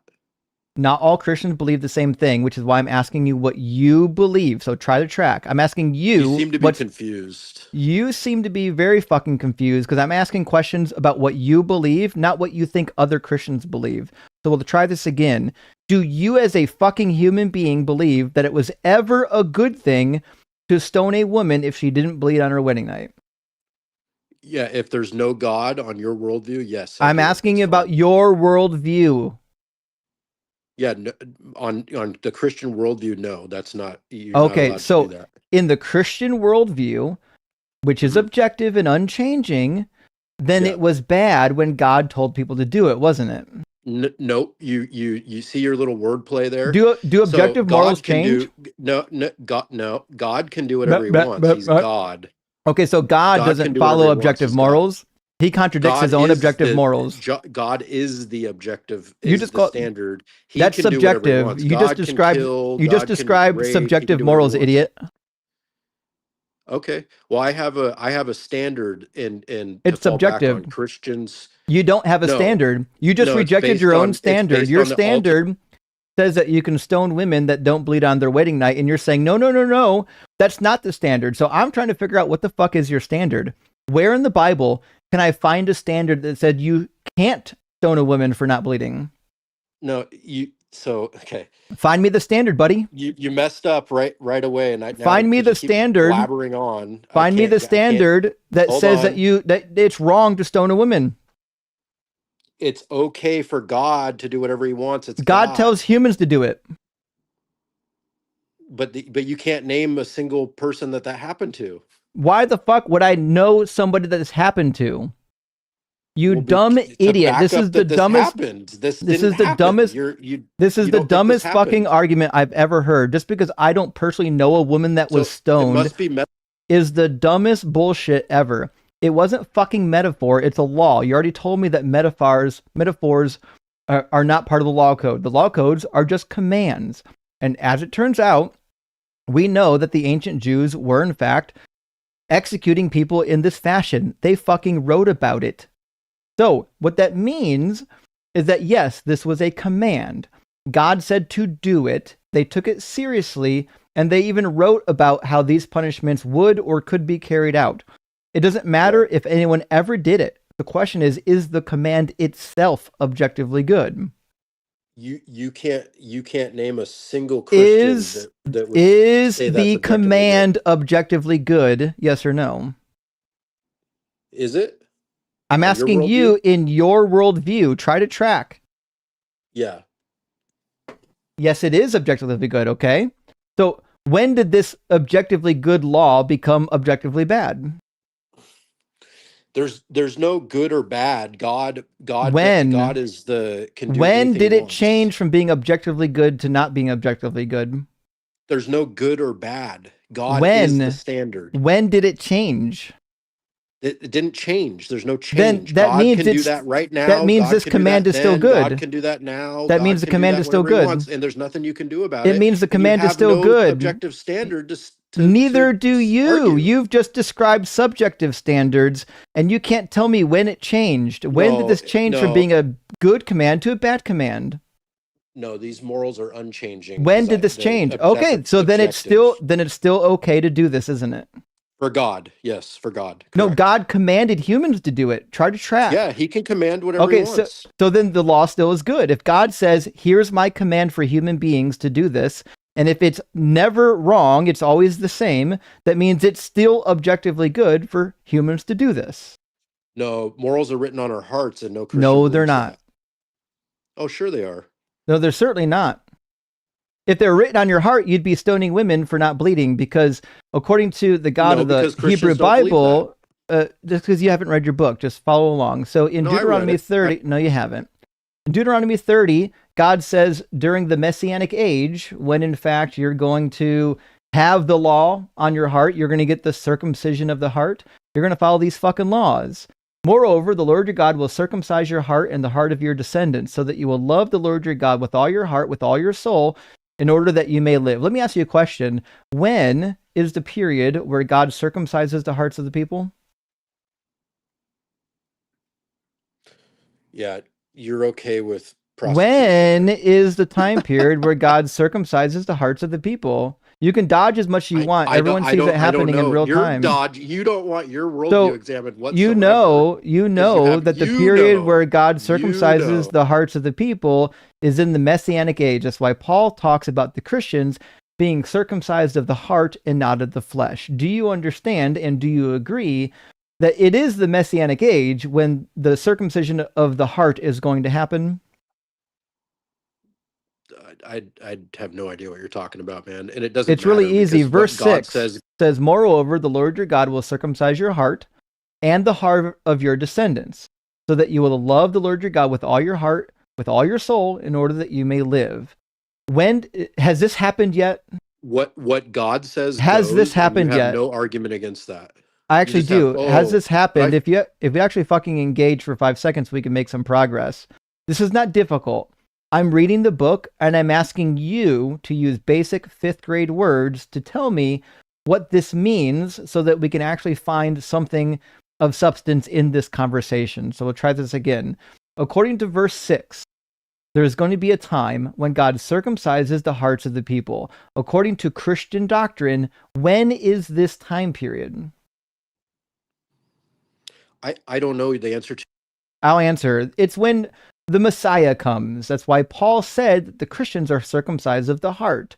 And then it says, you shall again obey the Lord, observing all his commandments that I'm commanding you today. Moses said that. Moses said, when God circumcises the hearts of the people, they're going to obey the commands given in the book of Deuteronomy. That includes Deuteronomy 22. So what that means is that there should never be a time period in your worldview when it would be wrong to stone a woman who doesn't bleed on her wedding night. That's what that Right. means. But what it actually means is you can't tell me what's wrong with any of that because you have no. Actually, I you're morally can. depraved. Do you want to hear No, why you it's wrong? can't. I can. Want to hear it?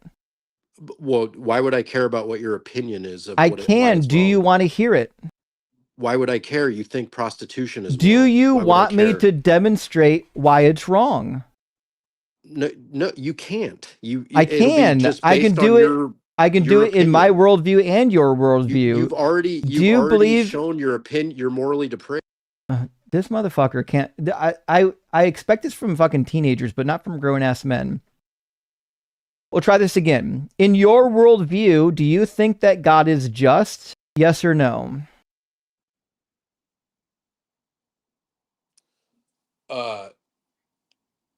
In my worldview, Yeah. I think God can do whatever he wants. Is God and there's just nothing, though? and you have no argument Is God against it. just? I do.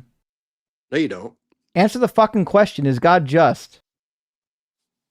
God can do whatever he wants. Okay, so I'll answer it for you since you haven't read the fucking book because you're a goddamn child. It says in Deuteronomy fucking 32:4 that God is just in all of his ways. The answer to the question is yes, you fucking dullard. The rock, his work is perfect. All of his ways are just. A faithful God without deceit, just and upright. So what that means is that God is a God of justice. God always does the thing that is just. It just happened to be that stoning these women for not bleeding isn't just because not all women bleed the first time they do the deed. In fact, only about 43% of women bleed the first time they do the deed. They didn't know that shit back then. They had no idea. They just thought if a woman didn't bleed that she wasn't a virgin, and then you get to stone them. So what that means is that your God isn't just, even in your own moral framework, because this allows for killing of innocent women. And if you're going to say that God can just do whatever he wants, what that means is that you have no definition of justice. If justice is whatever God wants, then justice is meaningless. It doesn't mean anything anymore. It has no definition. Do you see the problem? You're describing your worldview. I'm describing yours. No, you have no basis. I literally just described yours by reading your own book. Right. I do. Do you know what just means? You it has have a no issue with this. Do you think the What word is your justice issue? have a definition? Definitions are subjective. Do you think the word just has a definition? Yeah, but it doesn't matter because your worldview is. I'll read it for you. depraved. The word So why would just it matter means to you? based on or behaving according to a way that is morally right or fair. So fairness Based on is who? Based on whose opinion? Fairness is a concept Right. that I Don't think answer all that. of us can agree on. Do you know what fairness is? No. Do you know what fairness is a concept is? based on what God Do you know what fairness says. is? Yeah. What What's God says what's the word goes. fairness mean? It means what God says goes. Okay, so if and God you have no basis. Okay, so for Kevin, saying if what's God fair, said what's not fair. So if God said to you that I need you to go murder a baby, I'm casting judgment on this baby. I need you to go murder it. Would it be right to go do it? Not on your worldview. No, in nothing's your right or worldview. wrong. In your worldview. What God says goes. So would it be right to whatever kill the God baby? says is God is Waiting just, for a right? yes or no. Would it be right? Waiting for a yes or no. Would it be right on Waiting your for you worldview? to answer the Yes. question, yes or no. Would Yes, it be right? It does.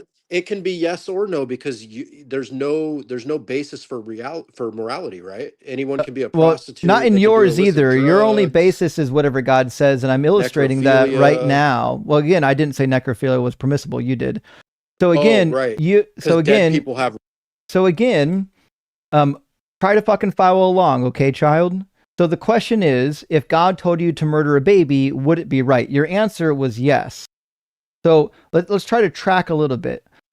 Next question. If your God said, before you murder the baby, I want you to grind it up into like ground patties, that would be right? There's no right or wrong on your worldview. I'm asking in your worldview, idiot. In your worldview. Every time I ask you a question, I'm asking about your fucking worldview. I know about my worldview. I don't need to ask you questions about my worldview. In your worldview, if God told you to grind babies up in the baby paste, would you do it? Yeah, I'm going to just adopt your worldview now because it sounds like you won the You're argument. So you're I'm a gonna adopt your Christian, so you're not going to adopt my worldview, No, or I'm not you're going to anymore go to because you won hell. the So I'm argument. asking you You about won your the argument, worldview. so I'm just gonna go with your worldview. I did win the argument. Thank you for admitting that. Yeah, so now let's go with your worldview. So in your worldview, Is it wrong? So in your Is it wrong? worldview, then you can't answer. It sounds like you're refusing to answer. In fact, No, my worldview is now. You've adopted the atheist worldview.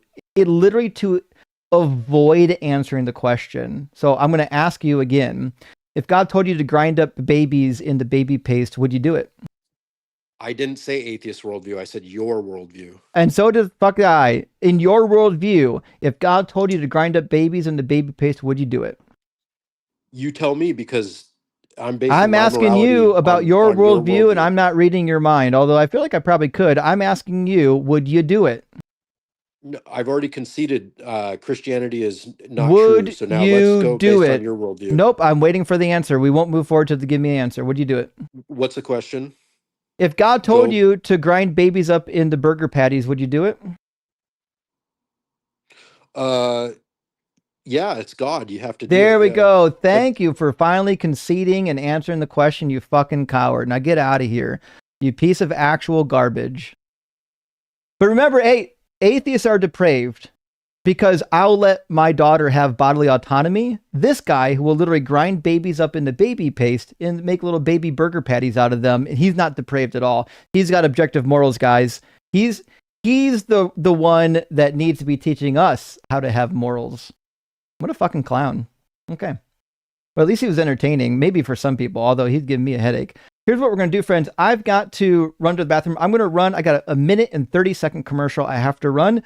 Thank you so much for being here. I'll be back in a minute and 30 seconds after I relieve myself, and we're going to go through some super chats and get our next guest in here. I think our next guest is going to be Dale, and then after that is going to be Elle. So stay tuned, friends. We'll be back shortly. If you're an atheist or non-believer like me, one thing you never have to worry about is a magic man in the sky looking down, worrying about what you're doing with your genitals, or perhaps looking at your search history. That being said, there are real people who exist who do actually have access to your computer and your search history. They can access your IP address, your browsing data, and that's stuff you need to keep private. In fact, I was once working out of a hotel without a VPN, and another guest was able to access my banking credentials merely being on the same Wi-Fi network as me. That's why I want to talk today about our sponsor, private internet access. Private internet access keeps your personal data unexposed to would-be hackers and thieves. This is even more important for those of us that are terminally online in the streaming community, as our accounts are constantly under attack. All of us are using a VPN for security reasons. In fact, I'm using private internet access as I record this video. Now, I know my audience is made up of critical thinkers, and you might be asking yourself right now, why would we pick private internet access over any other VPN provider? Well, there are some really good reasons. One, it's headquartered in the USA, and it's got 24/7 live support. It also gives you split tunneling access for free. It's got customizable encryption, adware, malware blocking, and you can get a dedicated IP address. It also allows you to have multiple devices on just one account. You can also select locations outside of your country of origin if you want to get access to things that might otherwise be off limits. Not only that, it's got a 30-day money back guarantee. So if you try it, you don't like it, you get your money back and cancel the service. And last but not least, it's still currently 83% off with 4 months free of charge when you sign up. So use the link on the screen, TIAVPN.com/DZ debates. Get a VPN so strong that even fictional entities can't access your data. All right, friends, we are back. Thank you for allowing me to take a bio break. We are going to get another guest in here in just a moment and keep the conversation going. I think Faraday came to join us. Hey, buddy. How you doing, honey? Come on. We got Faraday with us here. And a super chat from Sand Sensibility. Thank you, friend. Says, motherfucker out here concerned about what adults do with consent, while Christians are out here lowering the age of marital consent. The call is coming from inside the house, bro. Marrying children should never be normalized. I agree. And it is weird that it's mostly the Christian states that are okay with this behavior. The Christian states are the ones wanting to normalize the age of marriage getting lower and lower and lower and lower. And it's disgusting. But remember, they've got objective morals and we don't. Astronova, my friend, thank you for the $10 super chat. Says, Widow Kevin's fifis are hurt because atheists exist.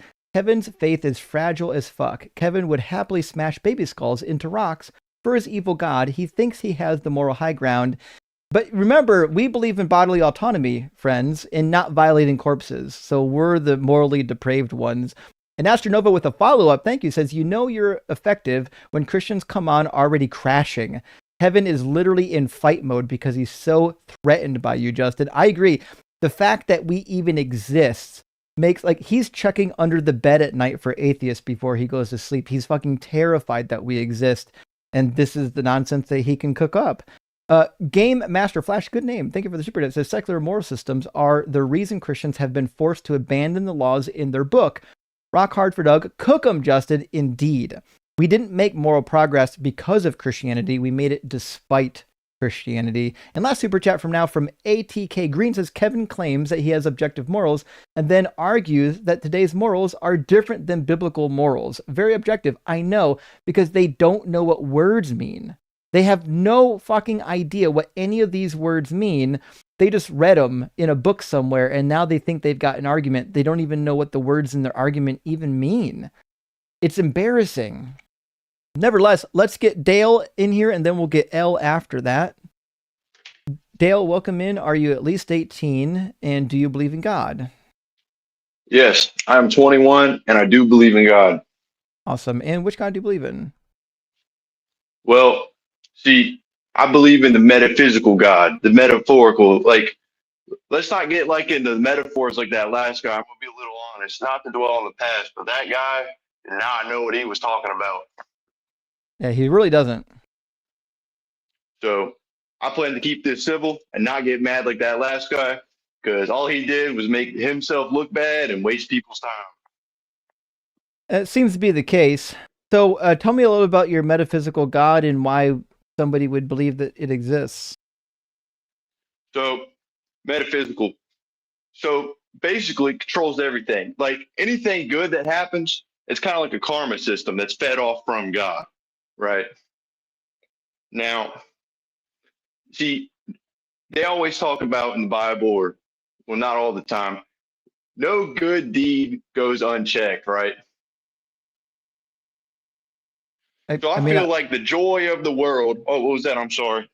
I may not know that verse in the Bible, but does your God have properties? What can we know about it? Know about him?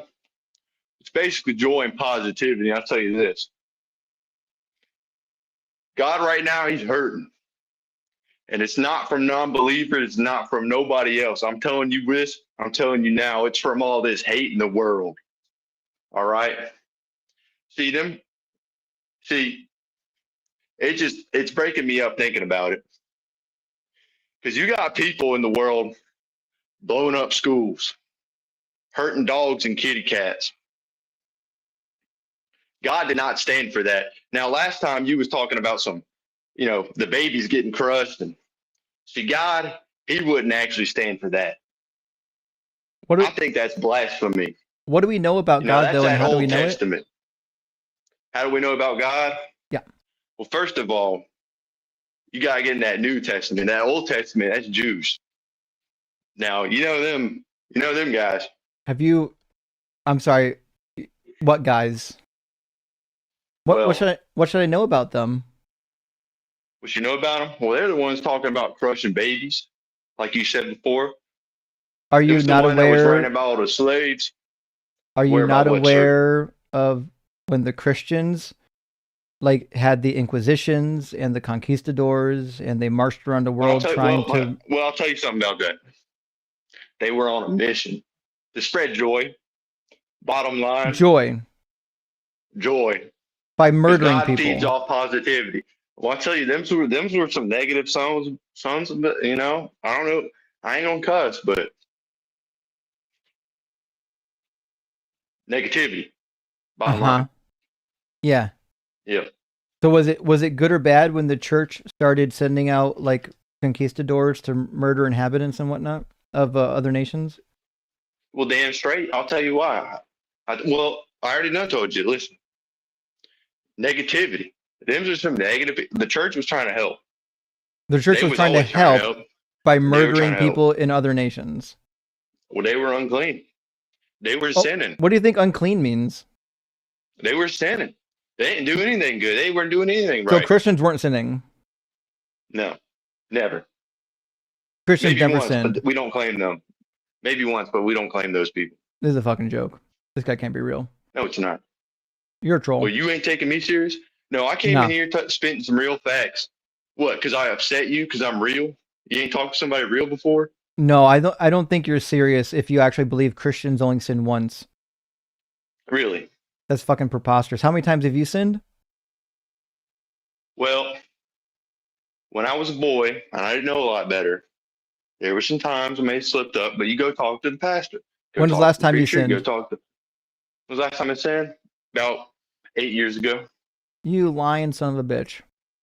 Oh, nope. Lying's a sin. I don't lie. I'm sure. Yeah. Yeah. Do you follow the law of the Bible? Because the Bible says that sin is transgression of the law. So are you following the law? Following the law? Well, I ain't never been to prison. That has nothing to do with following the law. What do you mean? Do you observe the Festival of Booths? Sorry, what was that? Do you observe the Festival of Booths? Of Booths? Sukkot, yeah. So, Bible says I was invited. Bible says you got to. I never got an invitation. Oh boy. Okay. Well, this guy's not for real. I'm going to move on to someone that's not a troll, okay? I'm just right, probably a troll for that. There's no way he's fucking real. No one's that ridiculous. Okay. Sorry about that, friends. I thought he might be a real person. Astronova says there is literally a religious exemption in the U.S. that allows adults to legally marry and SA kids. Over 300,000 kids were married off to adults between 2000 and 2018. I believe that. Like a lot of the exemptions, basically, if you can get the parent to sign off. But to be fair, how hard is that? I'm sure there's lots of marriages in the U.S. where a parent was either strong-armed or convinced or even paid to sign off on selling their underage child into marriage. It's pretty horrific, actually. And Adele, great to see you, friend. Hope you're doing well. Kevin gets read the Bible. No Christians believe that. How insufferable. I know. It's crazy when you're just trying to read the Bible with somebody and talk about what the Bible says, and they want to talk about what other Christians believe rather than actually addressing the book. It's pretty ridiculous. Also, you and Rock Hard for Duck have started a YouTube channel. I need to catch up and see if you guys got some stuff posted. If so, we need to send some people your way. And Lynn says, you can't name a single ancient Jewish girl. Checkmate, atheists. Kisses to your kitties. Justin fucking Rock. I know, isn't that crazy? That the level of evidence I need to determine if a claim is good or bad, or a command is good or bad, is specifically name somebody that was killed by it. What a ridiculous thing. And Simeon, thank you so much for the $10 super chat, says, do you know the theological evolution or how the Holy Spirit came to be considered God? Anytime I read about it from outside sources or in the Bible, it just seems like the manifestation of God's will. It basically kind of is. So the personification of God's attributes kind of started in the works of Philo and carried on into the New Testament. And it's a general idea that it's a manifestation of God, not an independent God itself. So it's not until you get towards Constantine that you get this bullshit Trinitarian nonsense doctrine happening. And prior to Constantine and the Arian controversy, this idea that the Holy Spirit was an independent God, I just can't imagine most Christians believed. It's a nonsensical view. But let's get Elle in here from the YouTube queue and maybe get not a troll conversation. How you doing, Elle? I am doing good. How are you? Doing well. Thanks for asking. Elle, are you at least 13? Yes. Awesome. And do you believe in God? Yes. Awesome. And which God do you believe in? Jesus. Gotcha. Third Christian. What do you think is a good piece of evidence or a good argument for the Christian God? I think a lot of it. I mean, the Bible in full, I think, speaks to the nature of God. I think it speaks to the nature that we see around us, the laws that we have of the universe, that we are very well aware that nothing, like something's not going to come from nothing. Do you believe there was ever nothing? Because I don't. Yes. Well, in the sense of God's always existed. So in that case, there's never been nothing, but there's been a time where material world did not exist. I've never seen evidence for that. What's the support for that claim?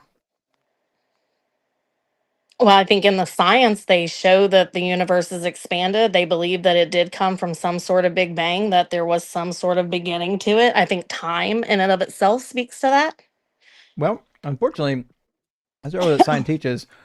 So science describes the Big Bang quite a bit, but it doesn't posit that there was nothing prior to the Big Bang. The Big Bang is just the expansion of what was already here. There's quite a few models in physics that attempt to describe what was before the Big Bang, although obviously it's kind of difficult to actually pin down which would be the most likely model. But science doesn't actually teach that there was absolutely nothing before the Big Bang. That might have been a popular theory 100 years ago, but certainly not today. I mean, we would have to disagree on that because I can show you I mean, we can get into the evolution and all that, but ultimately, I think if you keep going back, you have to have something. I think just go back forever. So, according to a recent survey of physicists... So, hold on. Can I ask you a quick question? You can see my screen, right? It's really small. Hold on. Let me see if I can expand.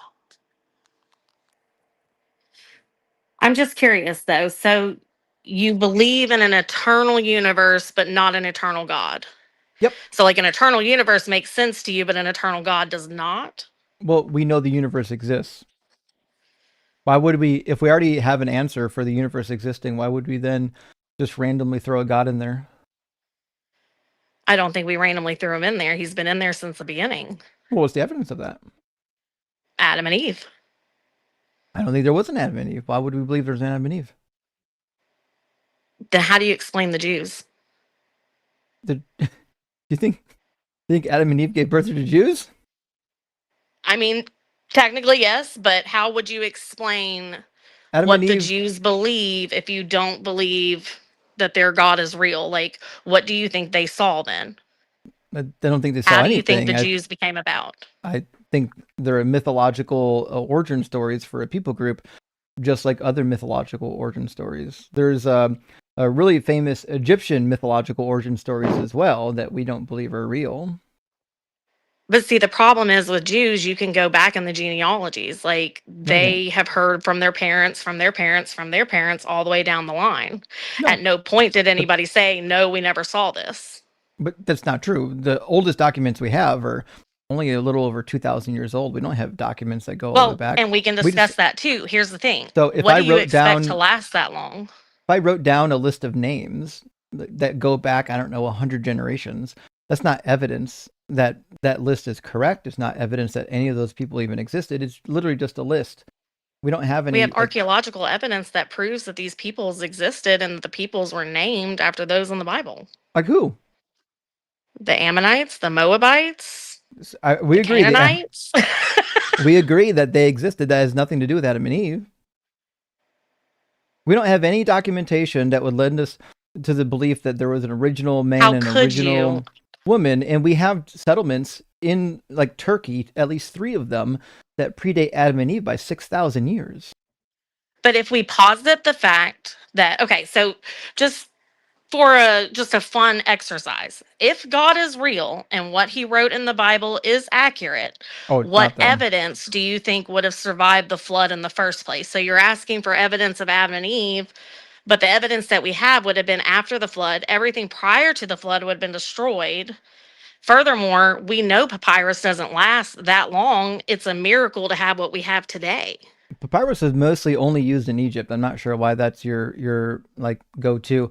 The ancient Near East overwhelmingly used to use clay tablets, and clay tablets last a long time. In fact, we got clay tablets that go over 4,000 years back. I agree, but so when you look at the story of the Bible, what we don't have are any ancient clay tablets that confirm the biblical narrative.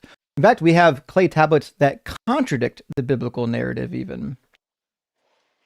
Well, that's not true, but again, you have to relook at the Bible. You want to see one? Who were the people? Hold on. Who were the people in the story? They were shepherds. They weren't in cities.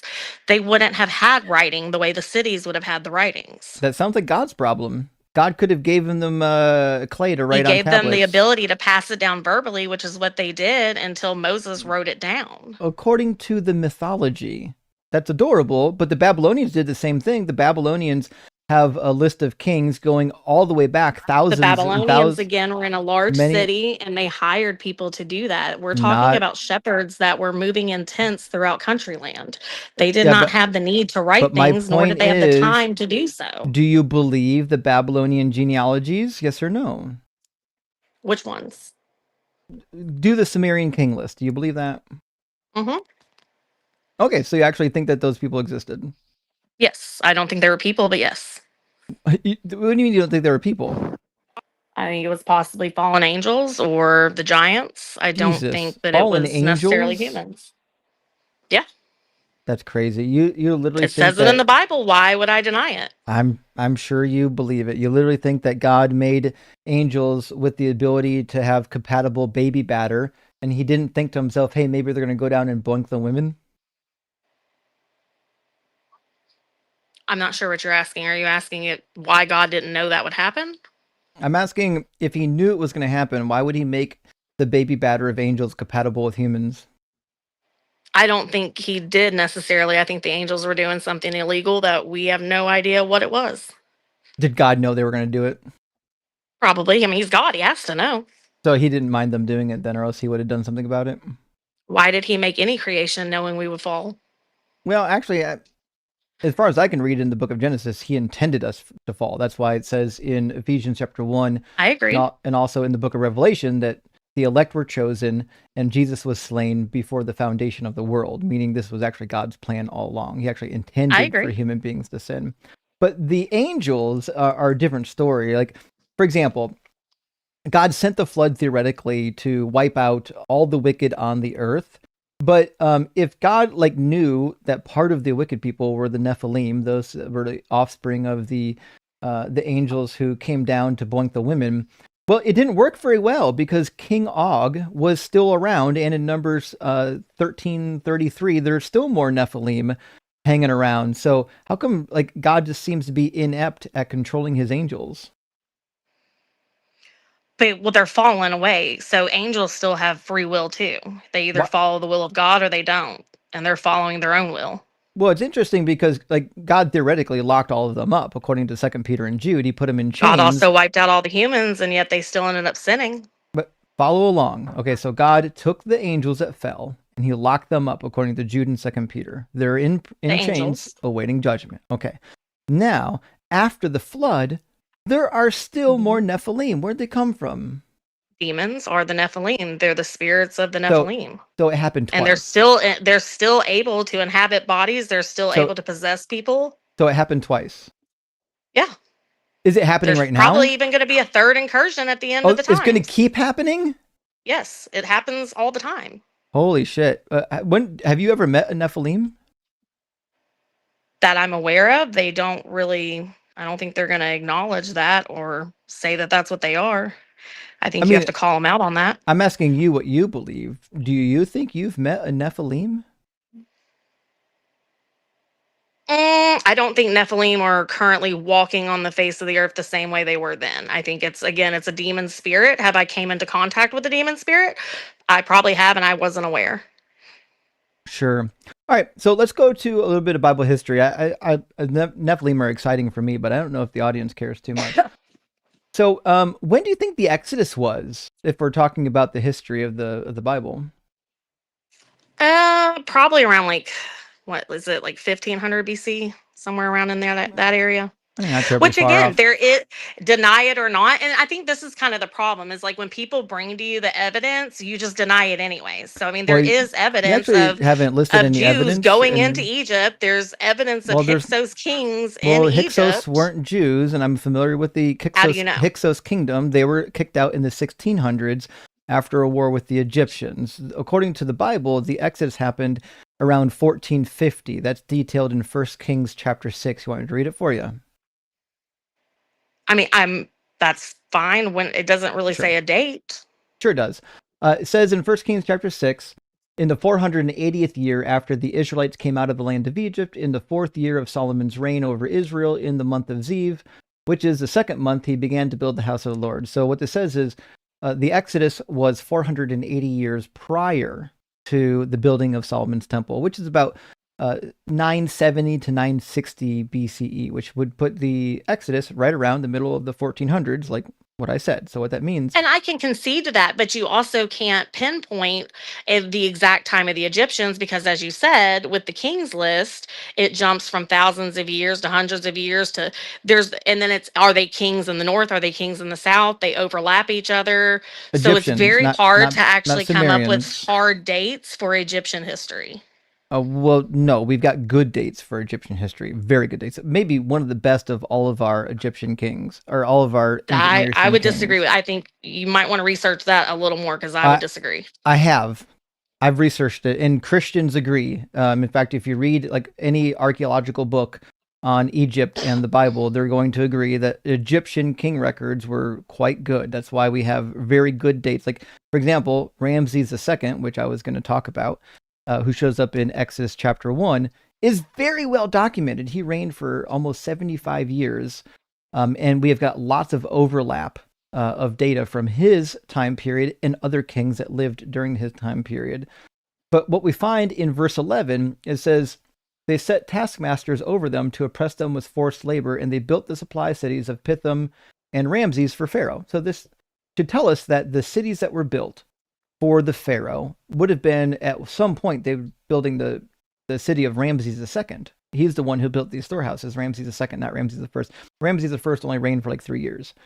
So what this means is that the biblical chronology is not even correct within itself, because Ramses II didn't reign until almost 200 years after the Exodus, according to the Bible.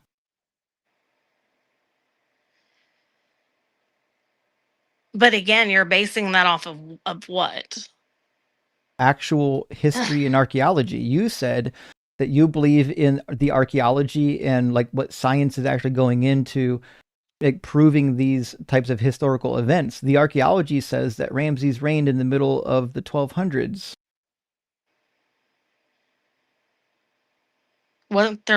Is there not multiple Ramses though?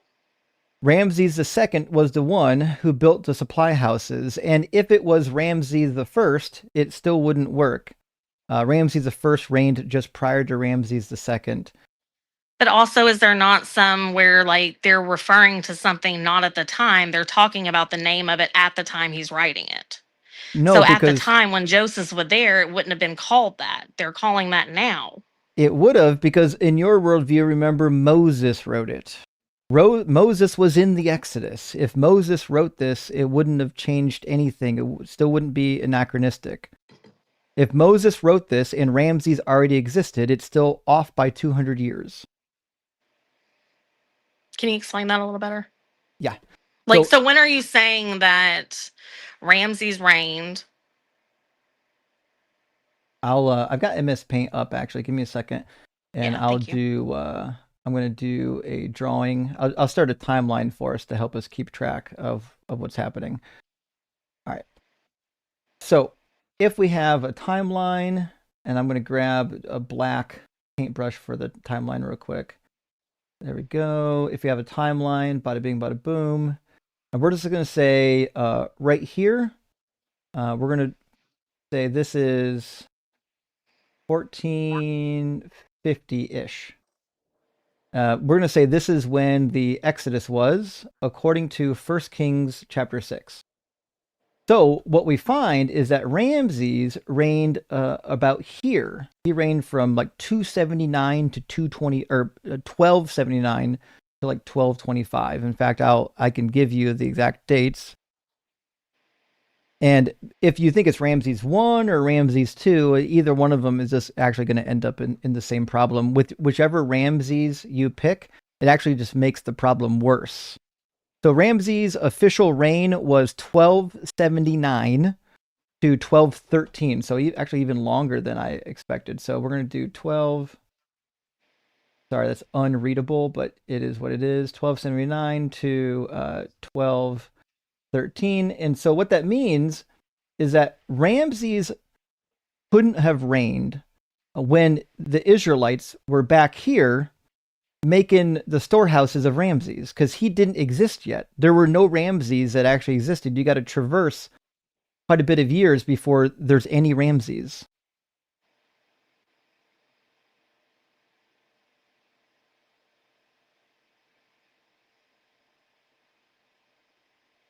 Sorry. And then this is going to be about 9. We'll do 970 for the Solomon's Temple. So are you saying, though, it's not possible that they were rebuilding ones from then? No. What I'm saying is they could not have done anything related to Ramses because none of the Ramses existed yet. They couldn't have built the storehouses of Ramses. And if Moses is writing this, then Moses is writing still about 1450 or so. You don't fix the problem. Sorry, I get really messed up with AC or AD and BC. 1450 is before 1279. So like 1450 is longer ago than 1279? Yeah. Okay. And so your issue is that it's saying they were building it during the Exodus, but it wouldn't have happened until 200 years later?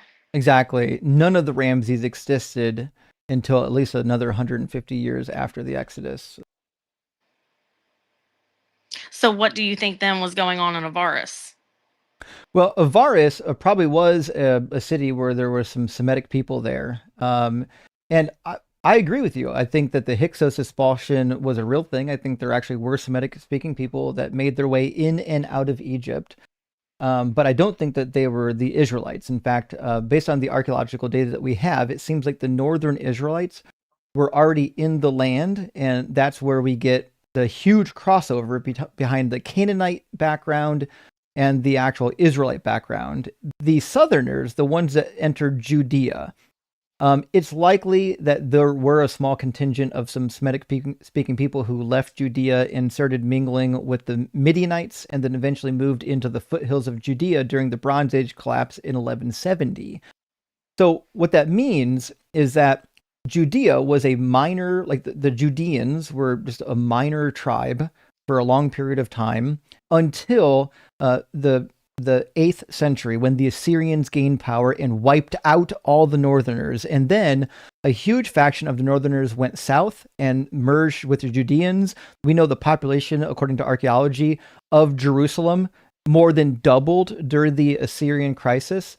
So then we get the first mixing of all these people, and they, in my view, they created a backstory to tell about their history. That backstory included some stuff relevant to the north, some stuff relevant to the south, but more stuff that was relevant to the south because they were actually the ones that didn't get wiped out. They were actually the ones that were standing, which is why we've got so much stuff in the Bible that's basically like trying to whitewash the history of the Judeans, because it was the last editors of the history that were stitching it together were the Judeans. So there probably were some people that lived in Egypt that left, that became part of the Judean people. But the biblical story of 2.5 million people, because remember, the book of Numbers says 600,000 fighting men left Egypt. This biblical story of 2 million people leaving Egypt and then all drinking from a single rock that was tapped for water and crossing over the Red Sea, all that stuff is mythology. Have you ever seen the Jabal Laws? Yeah. And you don't think that resembles at all what was talked about in Mount Sinai? No.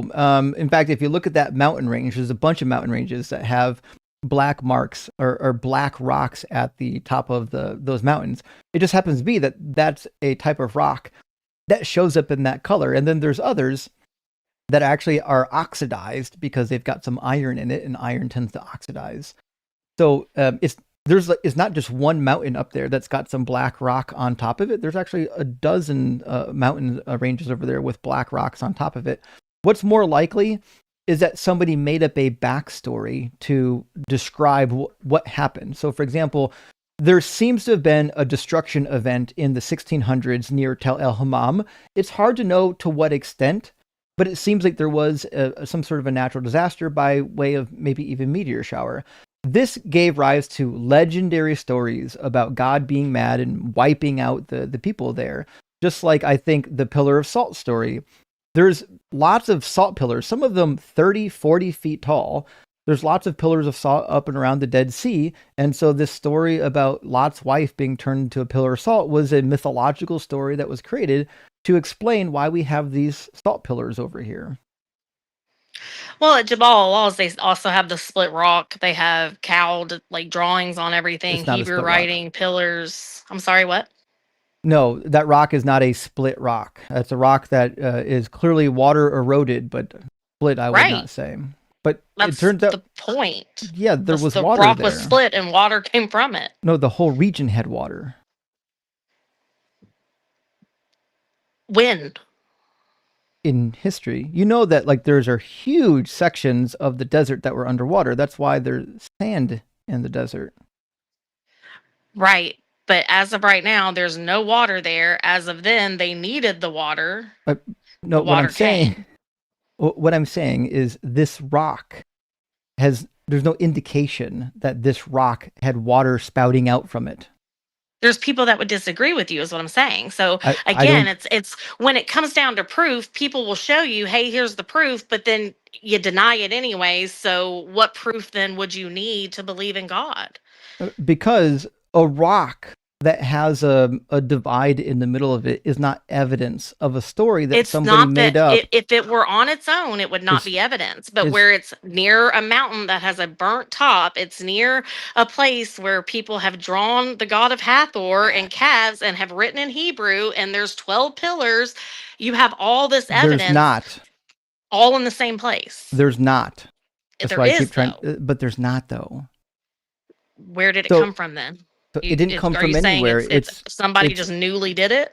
It's a rock. It's not somebody newly did it. First of all those landmarks aren't where you say they are, and this rock isn't near where the burnt mountain is. They're different It locations. is. In It's fact, within miles of it. I Mount know- yeah, Horeb with- was different than Mount within Sinai. many miles. No, Mount Horeb and Sinai were the same mountain. They are part of the same mountain range. They are not the They're- same mountain. They are the same mountain. Yes. The difference in the names is that they have different editors. So according to the documentary hypothesis, which is actually well established in biblical studies, Horeb and Sinai are the same mountain But how do you know it's on a mountain range? because it's still the same Like mountain. Mount Ararat is part of the Ararat range. Like it's part of the Caucasus. Like it's a whole That- range of mountains. I know, and we call it the Caucasus Mountain Range, not the Ararat Mountain Range. But at the time, what did they call it? But at the time, they called it either Horeb or Sinai. It refers to the same mountain. But it's still within that same area. It's not that far from But- it. but I it's- mean, you're talking miles apart. Many miles apart, yes. Not that many. Is look it up then. We can debate on it, or we can just look up how many miles apart it is. But I don't think it's that far. It's 33 miles minimum, depending on where you think the mountain is. So this is the problem that you're going to have. You've got so many problems. Is one, this rock is just a really cool landmark. It's great that there's like a divide, like there's a cleft in the rock. There's no evidence that this rock ever had water gushing out of it to the point that 2.5 million people are going to drink from it. And this is the point I tried to bring up earlier. The logistics of the biblical story are asinine. It's not plausible that 2.5 million people are going to drink from this rock all at once. It's not even plausible that that large of a group could migrate effectively. How would it not be plausible if the rock's putting out enough water to create a creek or river? How is it not that is plausible then? Not to mention, if it's coming directly from God, it is plausible. It's not plausible because there is no river or creek there. It wouldn't also be plausible that the world could be flooded or that a Red Sea could be split. But when you're talking about, because it's not plausible that we should be alive, but we are. No, it's certainly plausible that we're alive. In fact, it seems inevitable. It's not, though, because we can go into the evolution. How do you explain evolution when you have to have a male and female of both just to reproduce? So you're saying evolution just so happened to create both male and female so that it could reproduce and continue evolving. Yeah. At the same time. Again, you are aware that there is asexual reproduction, right? How often do you see that in what we have? Pretty often. Asexual reproduction is very common even in today's time. Can you give me an example? Yeah, literally just a year ago, one of my friends who has fish spontaneously produced using no sexual organs. They were all. Do you know how that happens? Yeah. Because I do. Yeah, asexual reproduction. No, I know how fish reproduce without seemingly having sex. It's because they keep the sperm from the fish in them, and they can use it at a later time to reproduce. There were no males. I have platies. I know that's how they reproduce even without a male present. There were never males present in this tank. Ever. Not in that tank, but where did they buy the fish? I have no idea where they bought the fish from. That's my point. So you don't know, because when you go to PetSmart, they don't separate the males and females. Please tell me you know that fish can reproduce asexually on occasions. Do you not know this? I just said it's not asexual. They have the sperm in them from the male. Look it up. Okay, I'll just give you a list of fish that. But we're naming fish. What mammal asexually reproduces? I'll tell you. Asexually reproducing fish are, here's one, the Amazon molly. You had to literally just type it into Google and there's lists of them. Again, mollies are very much like platies, in which there's no telling if they had already been exposed to semen, and so they're just making their best guess on, well, I guess they asexually reproduced because we didn't see it happen. Yeah, they're guessing. They didn't actually do a test to find out. What about Komodo dragons, hammerhead sharks, whiptail lizards? But again, you're trying to use a few examples to explain all of creation. Yeah. So I think that's a little bit more of a stretch than God made man and woman. No, I think that's a little more of a stretch. I think you have to have a little more faith for what you're trying to push on all this. I have faith that animals can reproduce asexually when we know that they can?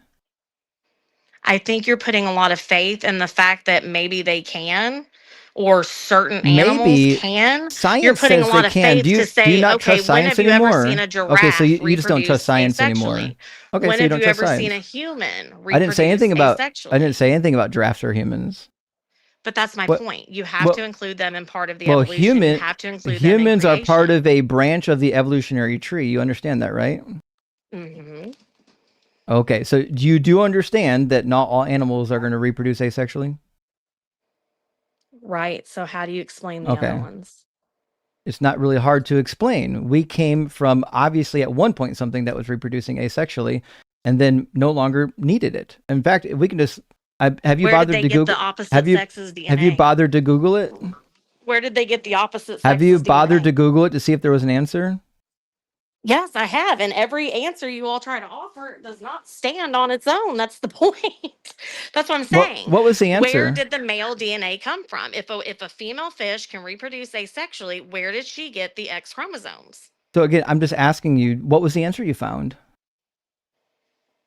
Again, it wasn't about that. It was more on evolution in general. What I'm asking you is, I asked you if you bothered to look it up to see if there was an answer, and I'm just waiting to see if you actually did come up with something. I'm trying to answer you. You're not listening. I told you I don't buy into that premise. I can look into it scientifically. Sure, I'll look into that. I give you my word. I will look into that. But But you said as you of already right now, did. you can't use this small group that like, oh, it's happened randomly to No, explain all of creation. But my point is, you said you did look into this question, and now it sounds like you didn't. Not this specific one. I've looked into evolution in Okay. general when they say, oh, well, this evolved from this. There's no proof of it. They don't have proof that this has Actually, evolved from that. we have lots of proof of it. They don't. So, I looked it up. I'm actually, look it up again. We have lots no of. We actually have lots of proof. Yeah. So we know, for example, we know for a fact that there are animals that traversed from sea to land using the evolutionary means that is described in literally every fucking evolutionary textbook ever printed. And one of my favorite examples are whales and porpoises, like dolphins. So, for example, whales, we have lots of transitional species demonstrating that they were once actually land mammals that transitioned into the water, which is why they still breathe air. They don't have gills. They actually have lungs. And like 30% of their actual olfactory receptors are still only workable for like land chemicals. So, for example, animals that we have evidence and we know that originated in the water. If you look at their olfactory receptors, they're designed to only look for chemicals or only detect chemicals that are in the water. But as it turns out, animals that we think started on land or were on land at one point and then went back into the water, they've got two sets of olfactory receptors, dormant ones that no longer do anything or sometimes are broken, that can only receive chemicals from the airborne, living environment. And then also the waterborne ones that they evolved over time to live in the water. This is really good evidence because pseudogenes are abundant in these types of animals. Humans have pseudogenes too. In fact, we've got probably 70% of our DNA at this point is still classified as pseudogenes. But that still doesn't prove anything. I mean, you have salamanders today that are in the water that crawl out of the water. So what? And so do fish. Have you seen the lungfish? It still exists in the line of genetics, so I don't see how that would prove anything. We've never seen it happen. Well, why would you expect to see it happen when it takes millions of years? It happens so often what a nonsensical thing to say we didn't witness it happen. Let me ask you a question. Hold on. This right here is petrified wood. Do you know what petrified wood is? Yep. Sure. How long does it take wood to petrify? It depends on the circumstances. If there's enough pressure, it could happen very quickly. How quickly? Very quickly. It happened when St. Helens erupted. Wood. Months. You think wood petrified? With lime? Yes. No. Okay. Wood cannot petrify that quickly. Not with lime. Okay. You want me to show you? Sure. Okay.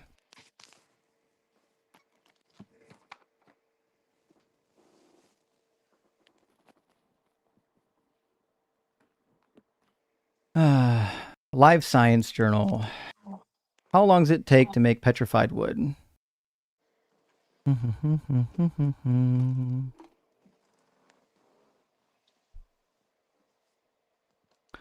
It says usually millions of years.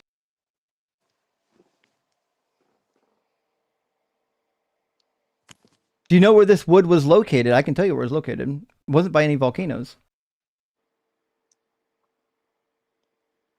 This wood was pulled up from a friend of mine living in Oregon and sent to me.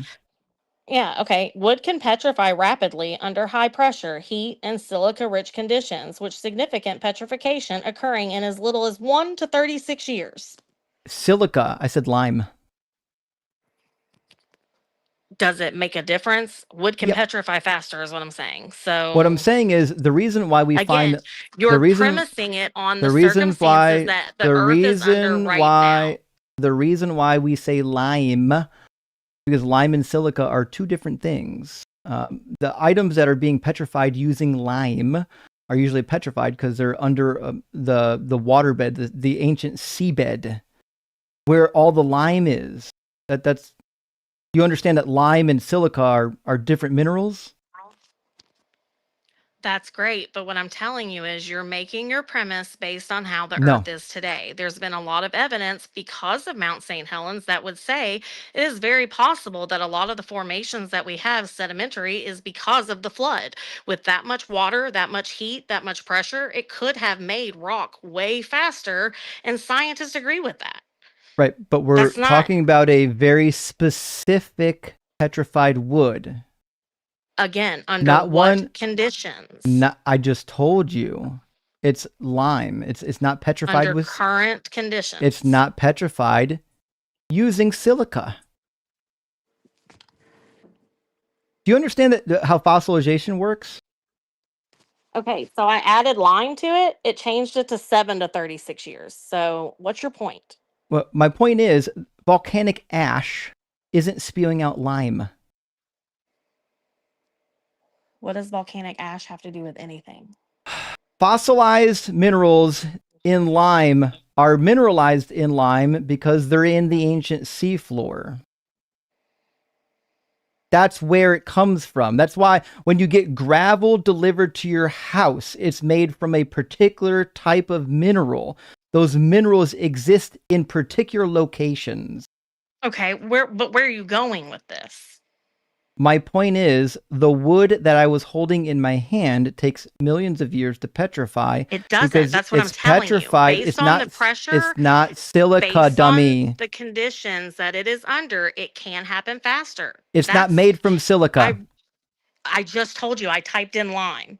And it says 7 to 36 years. In natural, high pressure, mineral rich environments like those containing lime or silica, petrification can happen in as little as 7 to 36 years.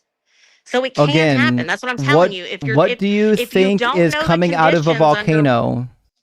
If you don't know the conditions under something like when it was formed, if you don't know what the conditions What were like comes in that moment, out of a then volcano? you're basing it off of the conditions today. Are you deaf? Today, Are you not that pressure capable from of the listening water, to my so questions? What comes out of a volcano? melted rock, ash. Does lime come out? Sure. How much? There's a bunch of lime in Kentucky. Where's the volcano? Limestone doesn't come out of volcanoes. Is lime not in limestone? Lime is in limestone. Limestones don't come out of volcanoes. So how is there limestone in Kentucky if there's no volcanoes? Because large portions of our country were once under seawater. Right. So again, that goes to what I'm saying with the flood. So I'm not understanding your purpose in this. Sea water for millions of years. How do you know it was millions of years? That's the point. When you have that much pressure from that much water, of it can sedimentation happens over time. For example, when something pressure. Yes, when that much pressure happens. When something I have looked it up. When something is on the bottom, because it took me a quick Google search to see it, and you no, it didn't. You're on Answers in Genesis. You haven't actually looked at a real journal. You're on Answers in Genesis, reading some bullshit unrelated to what I'm talking about. I'm not talking about volcanic ash. I'm talking about limestone and things that are mineralized at the bottom of ocean beds. This takes millions of years. This is not something that scientists are fucking guessing about. Says quickly, using procedures that include soaking wood in acids and silica titanium solutions, followed by high temperature, high pressure treatment in a furnace. That's what I'm telling you. If the world flooded, it would have been that hot and that much pressure that, yes, rocks could have formed that much quicker. We're not talking about rocks. You can deny it all you want, but scientists agree with that. No, scientists don't agree with what you're saying. Scientists, by and large, reject the idea of a global flood. The only reason they reject it, and you can't just say science says something in one breath and then ignore the rest of what science says in the next breath. Scientists, by and large, overwhelmingly teach that no, you can't have a global flood. It's absolute fucking nonsense. Which means either you believe in science or you don't. It sounds like what you believe in is whatever you want to be true. Same. No, I believe in what science says. If science says That's the that there was point. no The global scientists flood, don't want I to believe admit that there was no global flood. And now you have to retreat to the scientists are lying to you. The scientists don't want you to believe in the Bible. Now you're into mind reading. Your argument is now based on mind reading. It's not based on mind reading. It There's is. very much a lot of evidence that a lot of science are very biased about God. They're not going, that's why they push evolution. They No, don't they want push it to because look it's at the other true. possibility. They have. So I don't They know if have you know not. this. Darwin was actually trained as a theologian. He was an actual theologian, and he didn't believe that evolution was a problem. You believe that evolution is a problem because you don't have the same view of the Bible that Darwin had. But the fact of the matter is, people aren't like inventing evolution because they want to get rid of God. They're talking about evolution because like that's actually what the science leads to. Do you know what endogenous retroviruses are? I don't deny microevolution. Macroevolution has never Do you been know proven. what endogenous retroviruses No, are? I don't. I'm not a bioscience. Okay. Well, I'm just asking you. You can say yes or no. So, no, you don't. Endogenous retroviruses are snippets of virus that get into your DNA. In fact, I'll draw a picture, just make sure there's no confusion here. Although, I don't know if you can see my screen. I am displaying my screen. We're going to call this snippet of DNA human DNA. It's not good DNA. I'm not a drawer. Now, when you get a retrovirus, the virus enters your body and will actually insert foreign DNA into a snippet right here, although I can't draw backwards. So this is foreign DNA right here. Now, the cool thing is we've done lots of testing with endogenous retroviruses, and we can actually cause them. We know how to study them very well, and we can even see where they start and where they begin in the chain of the DNA. Now, as it happens, all humans have hundreds of ERVs inside of their body, and they all show up in the exact same spot in our DNA sequences. Now, the really cool thing is like 213 or so of these endogenous retroviruses we also share with the great apes.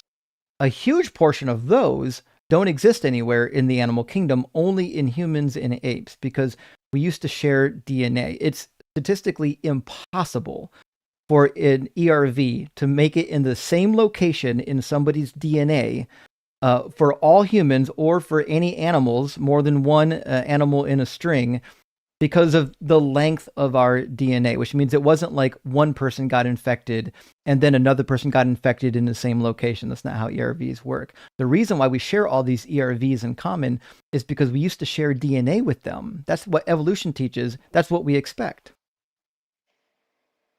But how do you know they weren't just both exposed to it at the same time? Because it would be impossible for the ERV to insert itself into that snippet of DNA in the exact same location. DNA snippets. But if that's where it would fit in, why would that be impossible? It's not about fitting. It's not a fit issue. And remember, if the virus is trying to attack a certain part of the gene, it's not trying to attack a certain part of the gene, no.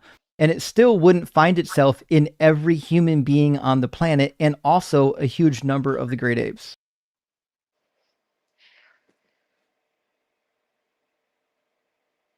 It would, that like if they're primates, it should affect them the same way. No, it wouldn't. So what you're positing is that every primate and every human being on the planet was once infected by the identical same virus at the identical same time that just magically found itself into the identical same spot in the genome. That's what you think happened? I think if you look back at 2020, is that not what you would see with COVID? No, it's not what you would see. That's not what a retrovirus is. A retrovirus isn't just a virus that gets into your body. It's a retrovirus that actually alters your DNA.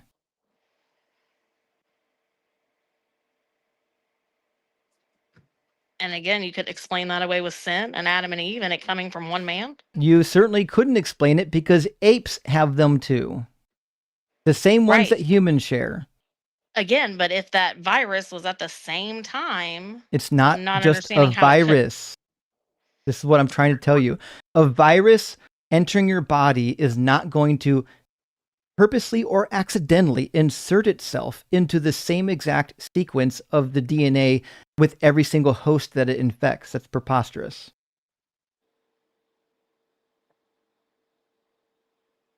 But how do you know, though? Is what I guess that's my point. How do they know? Because we've infected entities with viruses to cause ERVs. They genetically mutate at random. Either way, I feel like that kind of I don't know what I'm hearing wrong here, but at some point I'm not like you're saying the apes were infected and they just passed it along to every single human. Yes, so you nailed it. Yes, apes at one point. Just one ape. No, multiple apes. Every human came from one ape. No. Try then again. How would every because human we had a the common same DNA marker because from we one had ape? a common ancestor, and it wasn't from one ape. We are apes. We're part of the ape classification.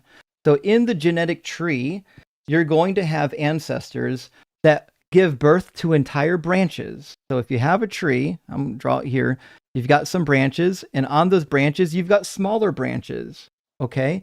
Now, what that means... Either way... So what that means... Hold on. What that means is if this branch is responsible for all humans, then what that means is all humans are going to share these same genetic traits, these ERVs. But you're still trying to get away with saying that every ape from that branch would have the same DNA marker.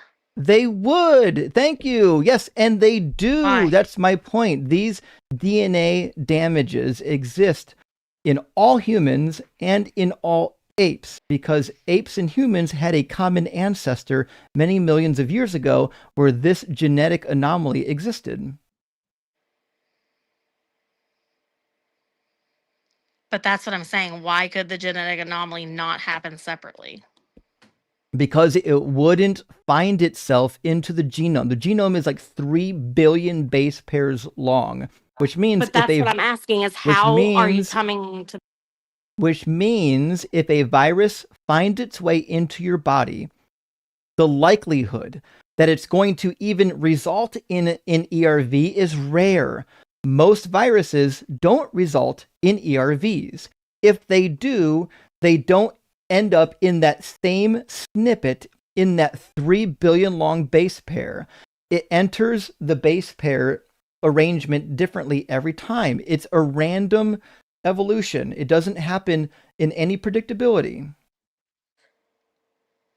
But how can we recreate something from a virus that no longer exists is what I'm asking. So like you're saying we didn't recreate the virus. You're saying they reproduced the experiment, correct? No, I'm saying that all viruses have the potential of creating ERVs. All of them do. We have infected animals with viruses in hopes that they would end up with an ERV so we can study them. Right, but what I'm asking is how do you know that the virus is not trained to go to the specific part of that genetic code? Because the viruses aren't trained to do anything. They hijack the immune or the body's reproduction system. It doesn't have the ability to go anywhere or to do anything. Your body is just reproducing cells that are accidentally infected. I understand, but then why are you saying they're trying to bond with the DNA then? Because if something gets into your genome, it can infect your actual DNA sequence, is what I'm saying. Right. But not every virus, not every virus does. But what I'm asking is that particular virus maybe needed to embed itself in that particular sequence of the genes for it to be effective. No, that would be wrong. Viruses don't have goals and they don't need to be effective. I think they do, though. They don't, though. Viruses don't have goals. They're not sentient. They have goals and what their purpose is. It's just like no, they don't. A bird has the goal to eat food and lay eggs. Like viruses, that's its goal. Viruses are not alive. Viruses don't have a mechanism for reproduction. A virus is something that your body gets infected with, and your body's system of reproduction causes it to reproduce. It gets inside of a human cell, and then that human cell, because your body is constantly reproducing its own human cells, it reproduces a cell that contains that contamination now. But the virus itself isn't reproducing. I understand that, but again, you're saying that it embeds itself in the genetic code, correct? It can embed itself in the genetic code. For what purpose? There is no purpose. It's random.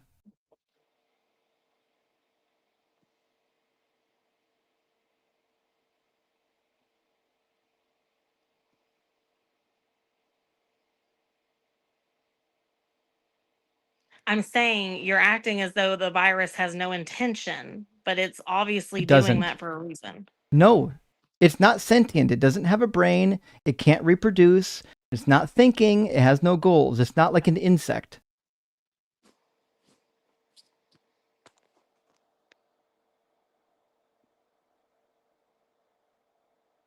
I don't know the difference between virus and bacteria, but I would disagree that it Viruses does seem aren't like they do have bacterias. certain intentions. They're not. They're not even alive. But their intention is to reproduce and infect. No, they have no intention. Scientists do not consider viruses to be alive. They don't reproduce. They don't have intentions. They don't have autonomy. They don't think. I'm not saying it in a conscious way. It's the same concept of seeds spreading from trees. It might not be a conscious intention in the way that you look at it as a human, but that is their purpose. They are serving their purpose, which is to grow and reproduce. But what I'm saying is viruses don't have that. Viruses are literally accidents. How do you know that, though? Because we've studied viruses for a long time. And viruses are contaminations in the human body. They're not bacteria that are reproducing. In fact, we got a fucking doctor right here that's losing her mind right now listening to you utter this nonsense. You want to talk to her? Sure. Hi. Hi. Okay, so I have a PhD in molecular genetics. So I think I can probably answer a number of these questions that you have. Now, before we do that, can I have a minute just to put my headphones on? Is that okay? Yeah. Yeah. Okay, 1 second. I will unmute when I am ready. 1 sec.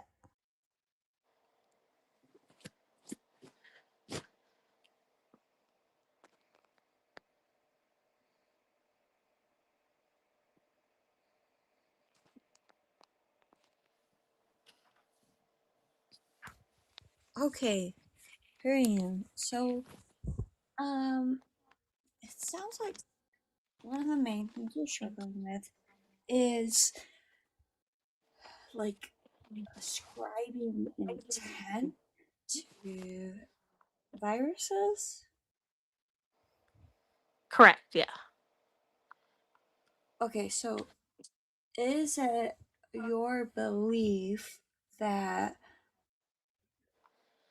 the reason that viruses are the way that they are is because they have an intent to do something?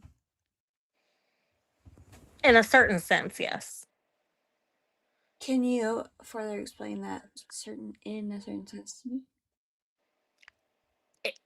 I don't know that you're going to follow along with with it because I don't think you all are going to agree, but I highly believe in the spiritual realm. So I think that there is possibly spirits involved in bacteria and viruses and things like that. So again, what their intent is Okay, hold to on. a certain consciousness, I on. don't know.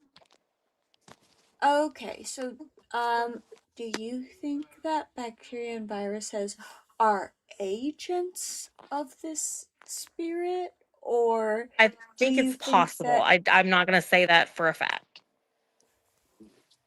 Okay, I definitely think it's a possibility. Okay, so do viruses and bacteria exist and function without the influence or purposeful direction of these spirits? Honestly, I can't say because again, I think it's a possibility and I'm not going to say it's a fact because I don't know. Okay, so do you take the actions of these bacteria and viruses as like a, so if because you said you don't know. So if we were to remove the overt action, like the actual direction of a spirit or a god on these bacteria and viruses, like, can you conceptualize in a way like what they're doing without that? Well, So you again, don't that's where believe I'm that it saying like the may be acting all the purpose. time. Well, that's what I'm saying as far as the purpose I would think would be reproduction. But again, I'm not going to sit here and act Wait, like hold on. Okay, I hold on. know. So, hold on. So, do you recognize a difference between a purpose and an action?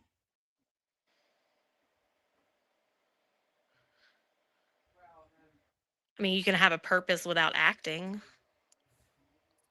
But can bacteria and viruses have a purpose without acting on it or acting on anything?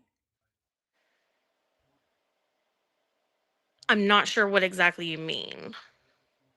Okay, so let's think about salmonella.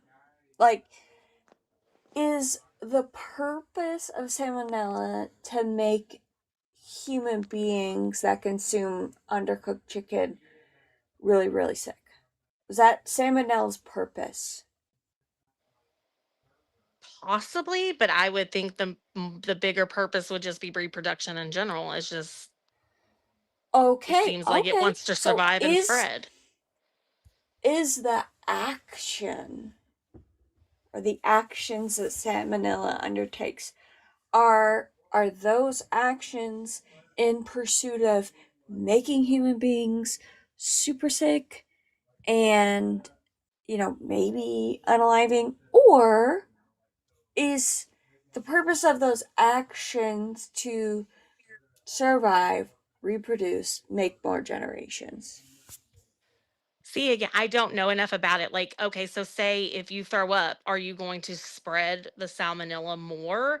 If so, then I would say that their purpose would be to make them sick. Okay, that's okay. It seems like, the way that you have these conversations, especially with, how you had the conversation with Jason, seems like you're going based on, like, vibes.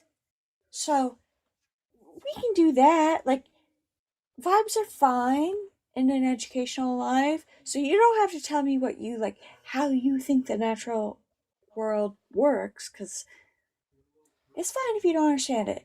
So, the driving reason for salmonella existing and persisting in its existence is what? Like I said, probably just to spread. Okay, but so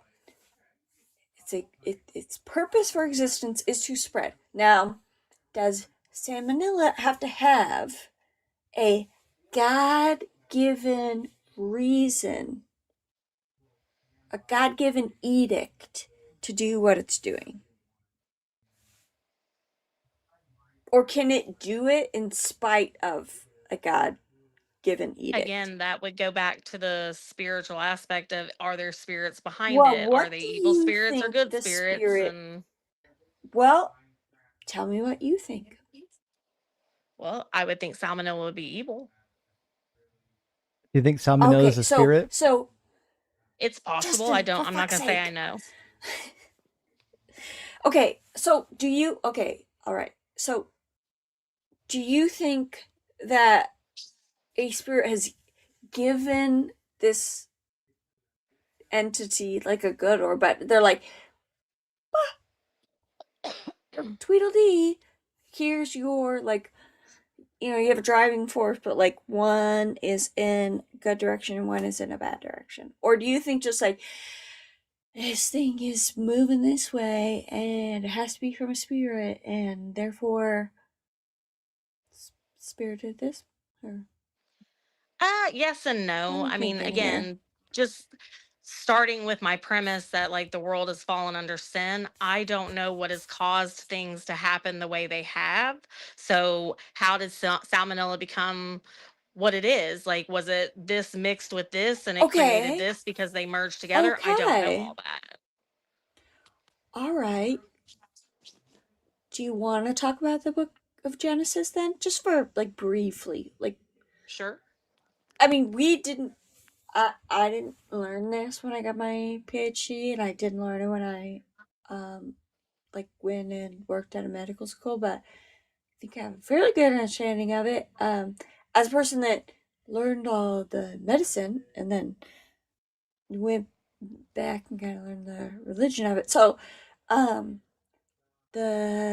okay, so let's establish something. Do you think that God created Eve after he created Adam? Yes. Unless they Okay. were one person before and he just split them. That I'm not 100% sure about. Okay, so we're both admitting that we're gonna ignore the myth of creation where he created humankind like 4 days before he created Adam, and then Adam didn't want to fuck any of the animals, so then he created Eve. That's fine. So after God created Adam, Well, then he created it Eve. says God took Eve from Adam's side, and there's speculation on whether they were essentially like Siamese twins, whether they were one being or whether he created Do a you whole think nother men being from him. Do you think men have more ribs than women do? I don't necessarily agree with it being a rib. No, I'm not saying if you agree with it. I'm saying, do you think men have more ribs than women do? I think they do. I'm not sure. Okay, well, I am here to disavow you of that notion. They do not. What about spiritual ribs? And if you... It is kind of interesting, though, that you have the Y chromosome and the X chromosome, and there's an extra little thing on the X. What? It's just interesting. I didn't say that. I mean, it's just interesting. No, I'm not. I'm not questioning your interest in it. I'm questioning what the fuck you're saying. What extra just like how thing? with the Y there's 3 nods and with an X there's 4. So if they took it from one and added it to the other, it's just kind of interesting. What's a nod? You know what? Maybe we don't want to get stuck in the semantics of X's and Y's looking like a dangly. Okay. Let's finish the Genesis stuff. So, okay, so do you recognize that in all versions of the Bible, they say that the snake came to Eve, they were walking in the garden, the snake came to Eve, and Eve ate of the fruit in the presence of her husband. Adam was there and was also given fruit. Mm-hmm. Do you recognize, do you accept that that's the story that's told in the Bible? Yes. Okay, so then why in the hot almighty fuck are women the ones that are punished with this indomitable sin because we birth the nations of the world, and therefore we pass our sin onto our children? He punished all 3. He punished all the snake, the man, and the woman, because what the punishment was that was said in the Bible was that if you eat of the fruit, you will surely die. Do you know how long Adam lived? What is a day like to the Lord? Oh boy. What's a day like in the life of Adam, who lived on the planet? What is a day like as to the a Lord? human man? 1,000 years. Nobody gives a fuck. God didn't die. So if Adam and everybody died before 1,000 years, then they did die in the day. He gave a specific punishment. It's crazy you say 1,000 years, because Methuselah, all of the people in the Bible, especially in Genesis, did not which is live what we're longer talking than about, 1,000 years, so they died within the day. They didn't. Oh, okay. So I just want to make sure we're clear on this. The Bible doesn't say a day is 1,000 years. The Bible says to God a day is like 1,000 years. So what that doesn't mean is that. So what it doesn't mean is that whenever you see the word day, you can just write in the word 1,000. That's preposterous, because it also gives you like the number of days of all kinds of stuff, and you're not going to write in the word 1,000 for those number of days. So why randomly write them down, like write in the word 1,000 just for this one specific instance of day? It's not just that, it's a twofold thing. They did not live longer than 1,000 years, and they also spiritually died the day they ate the fruit. Oh, it didn't say anything about spiritually dying. The wages of sin was death, and when they sinned, they entered death into the world. Well, What's didn't crazy say that is either. that when they ate the fruit, sin didn't exist in this universe. We had no notion of sin. We had not been educated about it. Satan, the snake, didn't tell anybody about sin when they ate the fruit. We had no knowledge. They were aware of sin when they ate the fruit because no, they didn't. The knowledge of tree is the knowledge of good and evil. Well, they didn't good. have knowledge. God already said they had things a were good. knowledge. They already knew good. In your worldview, they ate the fruit. They did not know evil. And they had an understanding. But, so they didn't have knowledge of good or evil. The fruit. They had knowledge of good because God said no, they everything was didn't. It literally says the opposite in Genesis. In Genesis 3:22, God literally says, "Now they've become like one of us." Right? It says, "See, the humans have become like one of us, knowing good and evil." Now they might reach out their hand and take. They didn't know good because they didn't know good or evil yet. The tree is called. They knew good because God said everything was good. The tree, everything with God. But they didn't know what was good. It doesn't matter what God says. They didn't know what was good. So the name of the tree is the knowledge of good and evil, which means if the tree gives knowledge of good and evil, then they didn't have knowledge prior to eating from the tree. Exactly. They had no concept. If you're going to say they learned evil from eating the fruit, then you have to acknowledge and admit they had no concept of what was good either. You can't have one They had without nothing to compare it to. They knew what was good. It was right in front of them. But without something to compare, can I finish? Without something to compare it to. Because stop. You can't just say no and not even hear what I'm saying. I am hearing what you're saying. I'm stopping you so that we can clarify and then continue on our conversation. Because you cannot, and here's what I want to hear after I stop speaking. This is what I want to hear out of your mouth. How can you have a conception of what is evil if you have no way to rationalize what is good? Would you like me to answer that? I'm not done. Can you have one in the absence of any knowing of the other? Now I'm done. Please answer my question. Okay, so are we just going to ignore the beginning of Genesis where God made everything? It was good. God made it. It was good. Well, God made it. It was good. God has knowledge of good. Hold on. What I was talking about. Hold on. Well, we're giving you the answer. Hands. So we give you the answer. Actually, I already gave you the answer. God knew what was good, not Adam. I'm trying to give you the answer. You're not letting me finish. Did Adam write Genesis? Let me finish the thought. You would hear the answer of why Adam knew it was good. Did Adam write Genesis? Would you like me to answer your question or not? Well, we already know the answer. He didn't. You don't. What's the answer then? He didn't write Genesis. Since you know me so well. What's the answer? How did Adam know things were good since you knew what I was going to say?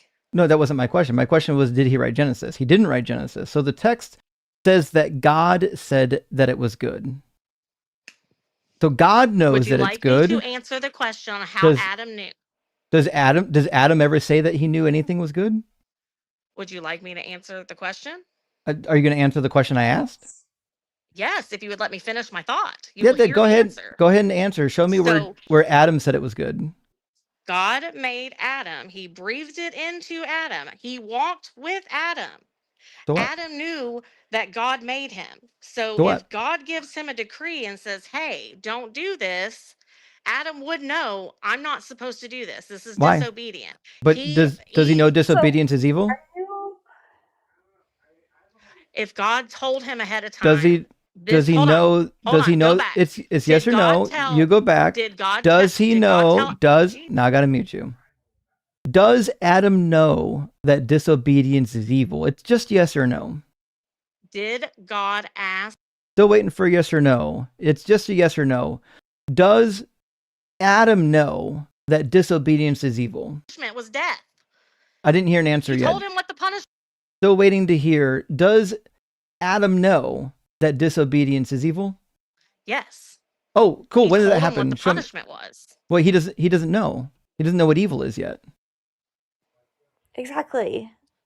So if the tree is the knowledge of good and evil, and he hasn't eaten from the tree, that means he doesn't know what evil is yet. He doesn't know. Even if he knew, even if he knew that disobedience was evil, he wouldn't know what evil is. Like if I said disobedience is evil, he wouldn't know what evil is. It'd be a meaningless reference to him. So what that means is that he doesn't know that disobedience is evil because he doesn't even know what evil is. He might not make the connection, but he knows what God told him to do. It doesn't matter. He doesn't know that disobedience is evil. If he didn't know it was evil, then why did he deny it and try to push it off on the woman? Because after he ate, in the Bible. Oh fuck. Sorry, Justin, go ahead. It's okay. After he ate, he knew what was evil. He knew he did evil after he ate because the apple is what gave him the information of what was evil. Justin, Joel wants to come up. I think we have to not talk over each other. And also, I want to streamline this conversation because we haven't actually finished a single topic we've ever brought up yet. I was hoping that you could nail down the ERV discussion rather than moving to a new one, and we didn't seem to get any resolution on that. I can do that. I don't know enough about that to argue with you with that. Well, I can. It's fine. Listen to somebody with an education about why billions of people being infected with a virus isn't going to result in all of them having the same ERV in the same location in the genome.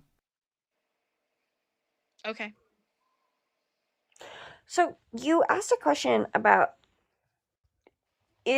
how does the virus know, like, to infect humans in the same space? Is that what your contention with it was, or if you could just clarify what your misunderstanding was? No, basically saying if the virus has a purpose and if it's embedding itself in a certain part of the DNA, then it might have a reason to be in that section. Okay, so depending on what the virus's purpose is, like, does it infect the brain? Does it infect the stomach? Like, do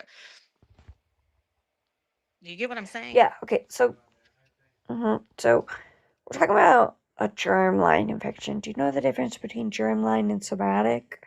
Girl, you already know I don't. I already said I'm not a microbiologist. I don't know all these things enough to really have an intelligent conversation about it. So you can tell me it all day, every day, and just go, trust me, bro, and I'll just have to either look into it myself. But even if I did, I wouldn't know because I don't know all the terminology. So it's not going to help anyways. Hey, you getting mad at me that you don't have an education? I'm not getting mad. I'm just being honest. So somatic and I'm not going to sit here and pretend to know something I don't. Do you want me to explain it to you, or do you want to just yell at me about how uneducated you are? No, you can explain it, but I'm probably still not going to understand it, but you're more than welcome to. Right. So we're getting off the rails. I really would like to give her an explanation for why ERVs can't just randomly form in the same location in the genome every time a virus infects somebody. So ERVs, and the ones that are in humans, infected the common ancestor of humans and apes. So there are times when infections have happened where the only way to make sense of it is that they happened before that speciation event where humans and gorillas differentiated. And the way that we know that we're related to those other species is because that infecting incident happened before that DNA differentiated enough for us to identify between what's a human and what's a gorilla. So our DNA, us and gorillas in this example, is close enough that that virus was able to infect in the same spot, because humans and gorillas have very similar DNA, infected in the same spot, same sequence, and then humans and gorillas went on to become different things. I thought it was It's not apes that we because were closely related to. It was an ancestor of apes and humans that had the retrovirus, which is why we have them now. So is it apes or gorillas that have it? We are apes. Gorillas are apes. This example. Well, the reason I'm asking is because if we're related more closely to, is it apes, chimpanzees? What is it that we're the most closely related to? Chimpanzees? We're equally closely related to all of them. My question then is, do all of the apes have it? If all of the apes don't have it, then I think that would... That's what I said earlier. There's a percentage of our endogenous retroviruses that show up in the ape family that don't show up anywhere else. But does it show up in all of the ape family is what I'm asking. Well, I don't know which one of them shows up in all of the ape families, but the ape families that cross over. The reason I'm asking, because like I said, if it's say it shows up in gorillas and not chimpanzees, but everybody else is saying our DNA is more closely related to chimpanzees, well then why is that not showing up in chimpanzees but only in gorillas? Okay, so do you get if what I'm it asking? only showed up, I do. If it only showed up in one of these types of apes, then that would be a marker. Can't say if it's closer or further away. That would be a marker of differentiation. So that would be a unique identifying feature that we could use then to look back at the evolutionary line to see if other apes have it in common, if we have it in common, all those different factors, and then if it has one in common with us but not bonobos, chimps, everything, then that would mean that we are more closely related to that other species that shares that differentiating feature. Again, I'm just not versed enough on that to really have an intellectual conversation. I'm not trying to be rude. I just don't. So again, unless I go down a deep dive of looking into all that, I don't feel like I can contribute to that conversation at this moment. Okay. So then, okay. So the basic premise I'm not going to sit here and just say I agree when I don't have the information, and I'm not going to argue with somebody who probably does have more information than I do. Sure. So the basic premise is this. We have a common ancestor that contained a great number of these ERVs. Some more, like the closer we are to one of our ape relatives, the more ERVs we share with them. So like 90+% of our ERVs we share with chimps. But even when we go further back in some of the ape family that's not quite as much shared DNA, we still have DNA markers like ERVs that are only shared between the ape family and the human family. Like they don't show up elsewhere. So this would only happen if we share DNA somewhere back in our actual tree. And the way that viruses get into the genome is not mechanically. They don't have like only one way that they could attach. They end up inside of our genome at random. Like it would be impossible for an ERV to develop in the same location in all of these animals, in all of humans, hundreds of times over what I guess you would think thousands of years. I don't know. I mean, it's just that is the case. But what we do know, could be thousands, could be 10,000s. I have no idea what God's timeline was before the third, fourth day. Well, according to the Bible, the God's timeline starts about 6,000 years ago. If you think that the lineage in Luke chapter 3 is legit, Luke chapter 3 traces Jesus' lineage all the way back to Adam. And if you count up the years for the people that we know and estimate years for the people that we don't know, you get to about the year 4000 BCE or so. That's the traditional Christian timeline. Now, but there's no way to date how long the days were when God said, this is a day, because the sun and the moon weren't created till like the third or fourth day. Well, no, he caused So based on what we would call a day didn't exist on the first day. Well, they didn't really know what a day actually was back then. But day 1 and day 2 appear to be like actual days, because it says there was darkness, he called night, and there was evening and there was morning, first day, meaning evening and morning, darkness and light. That exchange of from light to dark is a day, according to the Bible. This Genesis 1 but it verse could 5. be a more spiritual term, because again, Why? how can you have an evening and a morning without the sun and the moon? Because he created light absent of the sun already. See, this is what the problem is. The ancient Hebrews didn't know how light worked. All they knew is that the sun showed up underneath what they thought was a dome over top of a flat disk earth and rotated around the earth, which is why they thought the sun could stand still. They thought that in Isaiah's time, the sun actually went backwards on the dial and then went forward again during the reign of King Ahaz. They thought the sun could do these types of magic things because the sun was going around the earth rather than the earth going around, like actually rotating and circling around the earth. The Bible doesn't understand like history, chronology, like the shape of the earth, nothing. It says that rock badgers and rabbits chew cud. It says there's a dome over the earth, a hard dome, according to the book of Job. It says it's hard like a cast metal mirror. It just happens to be that everybody in the ancient world used to believe this. It said that space was water. Yeah, it says that there's a division of water above and water below. And above the firmament is water. That's why the windows of the firmament open to let the water in. But again, we're going to disagree on what all that means. Like, to me, it's more of a spiritual concept. And two, they're explaining it in a way that humans at that time could understand it because they did not know all the things we know today.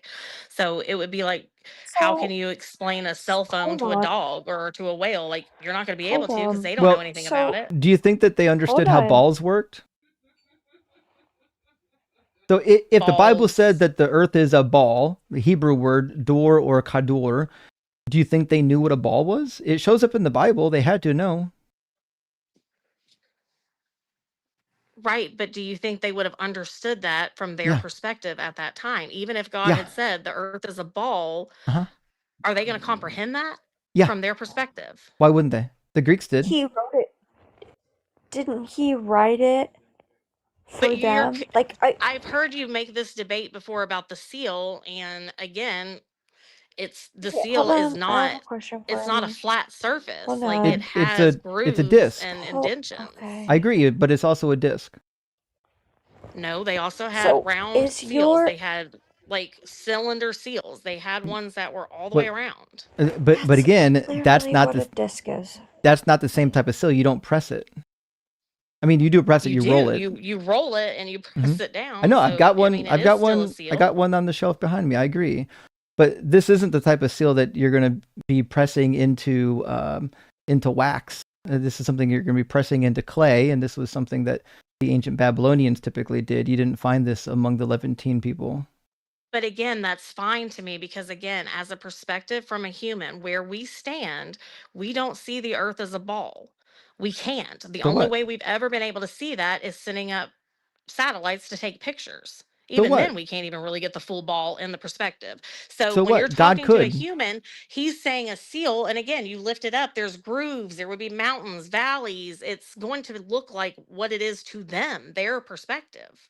So again, looks like a round the Bible is not describing it from humans' perspective. The whole point of the Bible describing these geological formations, it is.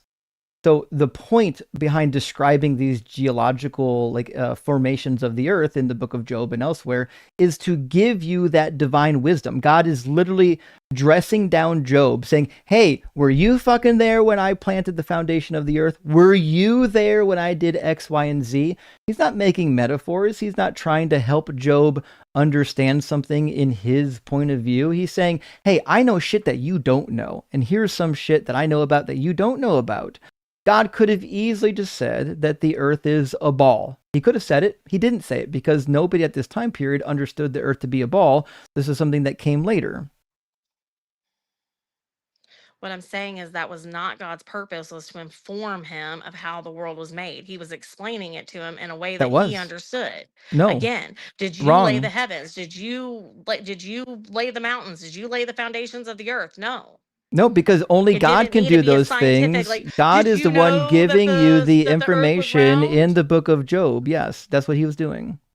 That's okay. Again, we would disagree on that because that's We not how I see what he was doing. He was we would showing his majesty disagree. in a way that Job would understand. Again, that's a cope that you have to add to the text. It doesn't say I'm going to do this so you can understand it. He says I'm going to do this because I understand it and you don't. He says, do not darken my doorstep with words you don't understand.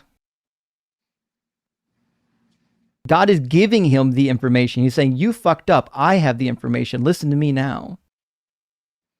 That's not what he's saying. He's saying, basically, it starts out, why are you questioning me? Did you make the earth? Did you make anything? No, I did.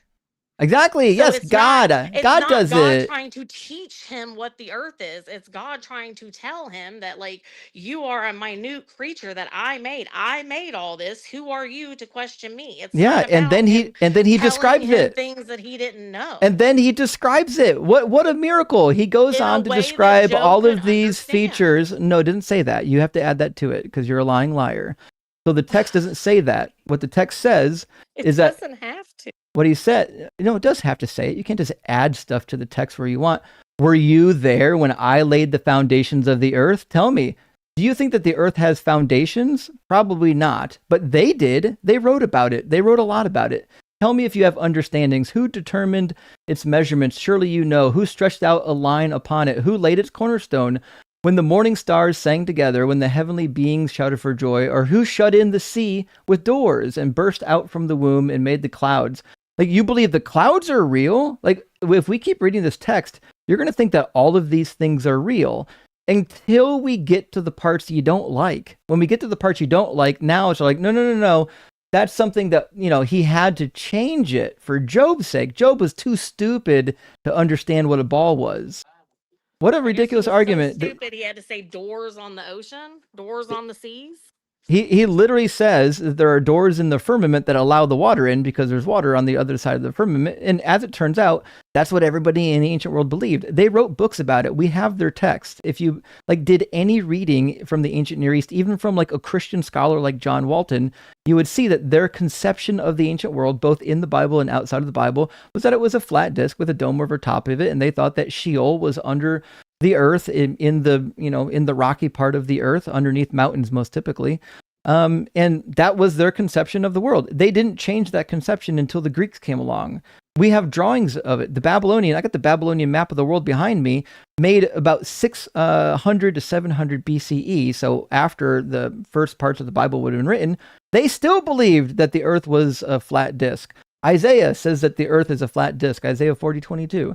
That's just what they believe. This is what you focus on is why you're missing the point of the Bible. The Bible was not there to prove what the earth is or is not. Well, it my is point there is, to worry about your soul and what you're doing. Are you I have making no good decisions? reason. Are you loving God? I have no reason to believe that the Bible is true, though, because it repeatedly says things that are false, and because it can't even not reading it the way it's supposed to be read.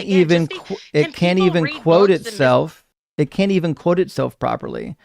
One of the famous examples that we bring up over and over again is from Isaiah 7:14. Matthew quotes from Isaiah 7:14, and this completely fucks it up. Jesus quotes from Psalm 41 and Psalm 69 and entirely ignores the context of the passage. He just calls it a prophecy because he likes it. The Psalm's not a prophecy. Psalm 41 is just David lamenting about how he's been betrayed. It's not a prophecy about Jesus being betrayed. That's preposterous. Why do you feel that way? Because it's easy. So I just read it for you. I assume you've not read Psalm 41, and that's fine. Why do you not think it could have two meanings? Because it's stupid. I'll explain why. But you don't see that there's double meanings in everything in the Bible?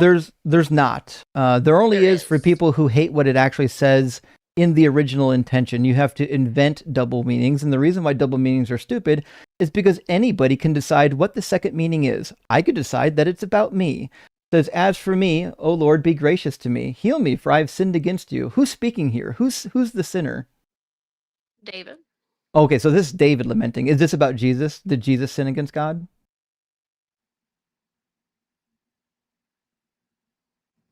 No. Okay. So we're led to believe then, under Christian interpretation, that this is actually about David here. But if we just go a couple verses later, when it says, even my close friend in whom I trusted, who ate of my bread, has lifted his heel against me, now we've got a magic hidden prophecy about Jesus. Why would anyone read it like that? Because it speaks of lifting the heel, and that was the initial curse. No, this is what Jesus says is about his betrayal by Judas. Right. So you didn't even know that. You tried to apply it to Satan.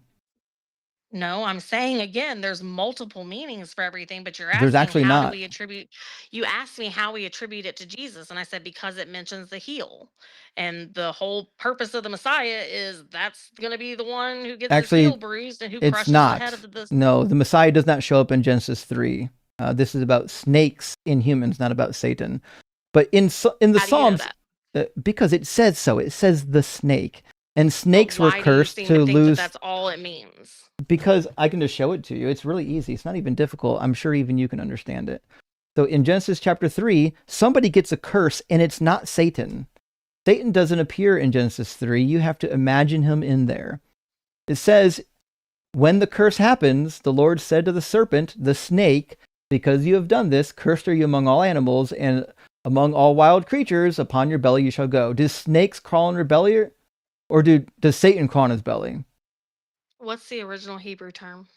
Nakash means snake. What else does it mean? It means snake. That's it.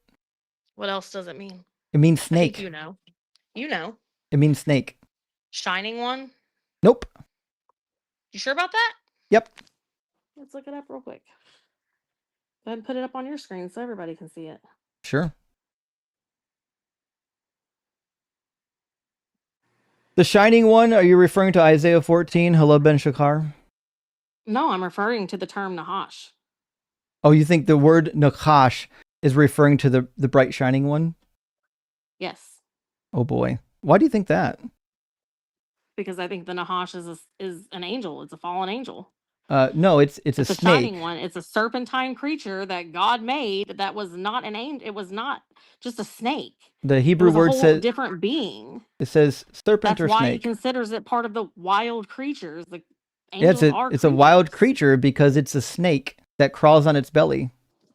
It's a creature that God made.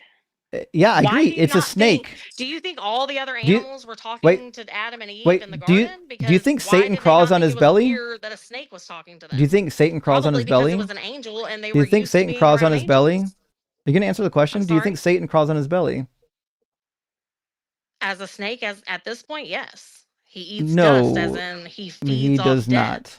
Satan does not. No. When did Satan undo his curse? Because in Job chapter 1, He he's can't. depicted as walking. So the Compared fact of the to matter the is, angelic realm, in he would be the crawling on his belly at this point. he wouldn't. This is not a comparison. So this is an actual curse handed down to snakes. This is an explanation for why snakes don't have legs and they crawl on their belly. It's also an explanation for why women have painful childbirth. It's also an explanation for why men have to till the soil of the land, even though God created human beings to live on the land. This is called an etiology. This is like hermeneutics 101. Like if you went to even one Bible class as a freshman Bible student, you would have learned this. This is not even difficult. So you are only putting Satan in here because you want Satan to be in here. But if you're just reading this text, there's no reason whatsoever to ever read Satan into Genesis chapter 3. But it also misses the point. The point is that Psalm 41 is not a prophecy just because the word heel is mentioned. Psalm 41 is just a lamentation of David. I have no good reason to believe that Psalm 41 has some secret hidden prophecy just because the word heel shows up. So do you think nobody could ever use the prophecy and say, hey, that relates to me? No, that'd be stupid. I have heels. In fact, I've had a bruised heel before. Is it about me? No, I'm saying if you were to say somebody raised their heel against me, they're trying to take me down. It would never be a That prophecy. prophecy can't be used more than once. No, it's not a prophecy at all, ever. It was never a prophecy. That's the point. Psalm 41 is not even in a prophecy is when a prophet says something's going to happen or something is happening now. It's an actual declaration of events, which is why Deuteronomy 18 says you can test the words of a prophet to see if they come true. But if history repeats itself, I don't see an issue with that. That's what I'm saying. How would it not be considered a prophecy at that point? Just because something happens twice doesn't mean it's prophetic. If my heel is lifted, and am I fulfilling the prophecy? Although, keep in mind, it's not a fucking prophecy. I keep telling you that.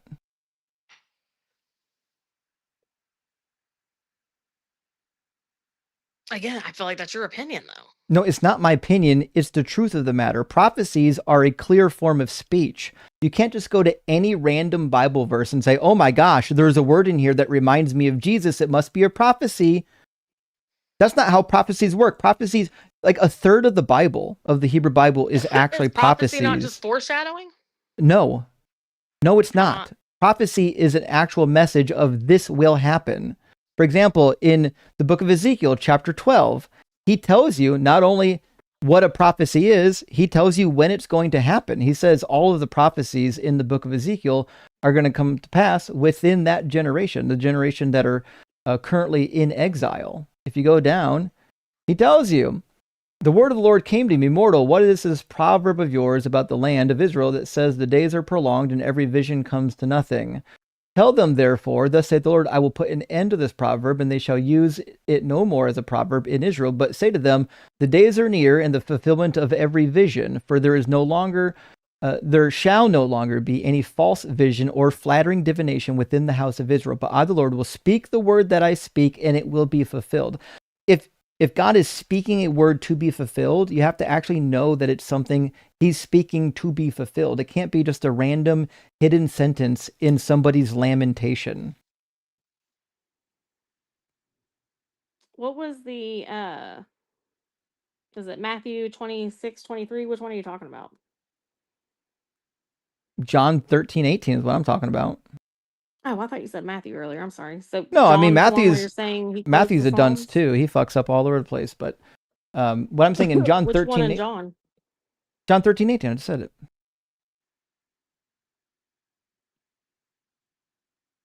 So my point is very clear. Jesus is saying that Psalm 41 is a prophecy about him. That's bullshit. It doesn't say it's a prophecy. It says it was to fulfill the passage. It doesn't say anything about it being a prophecy. You can't fulfill a passage if it's not prophetic.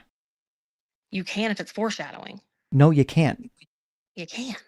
How did you determine it was a foreshadowing? Is it just because Jesus said so? If Jesus is God, why would that be wrong? See, that's circular. What you've done is you've already determined that Jesus is God, and you said, well, if Jesus said it's a prophecy, it must be a prophecy, rather than being honest and actually going into the book and reading the book to see what is a prophecy. So if I went in here, I'm just going to type in a random psalm. I'm just going to go Psalm 54. I don't even know what's going to be in Psalm 54. Tell me something. I'm going to read this for you. I want you to tell me, is this a prophecy?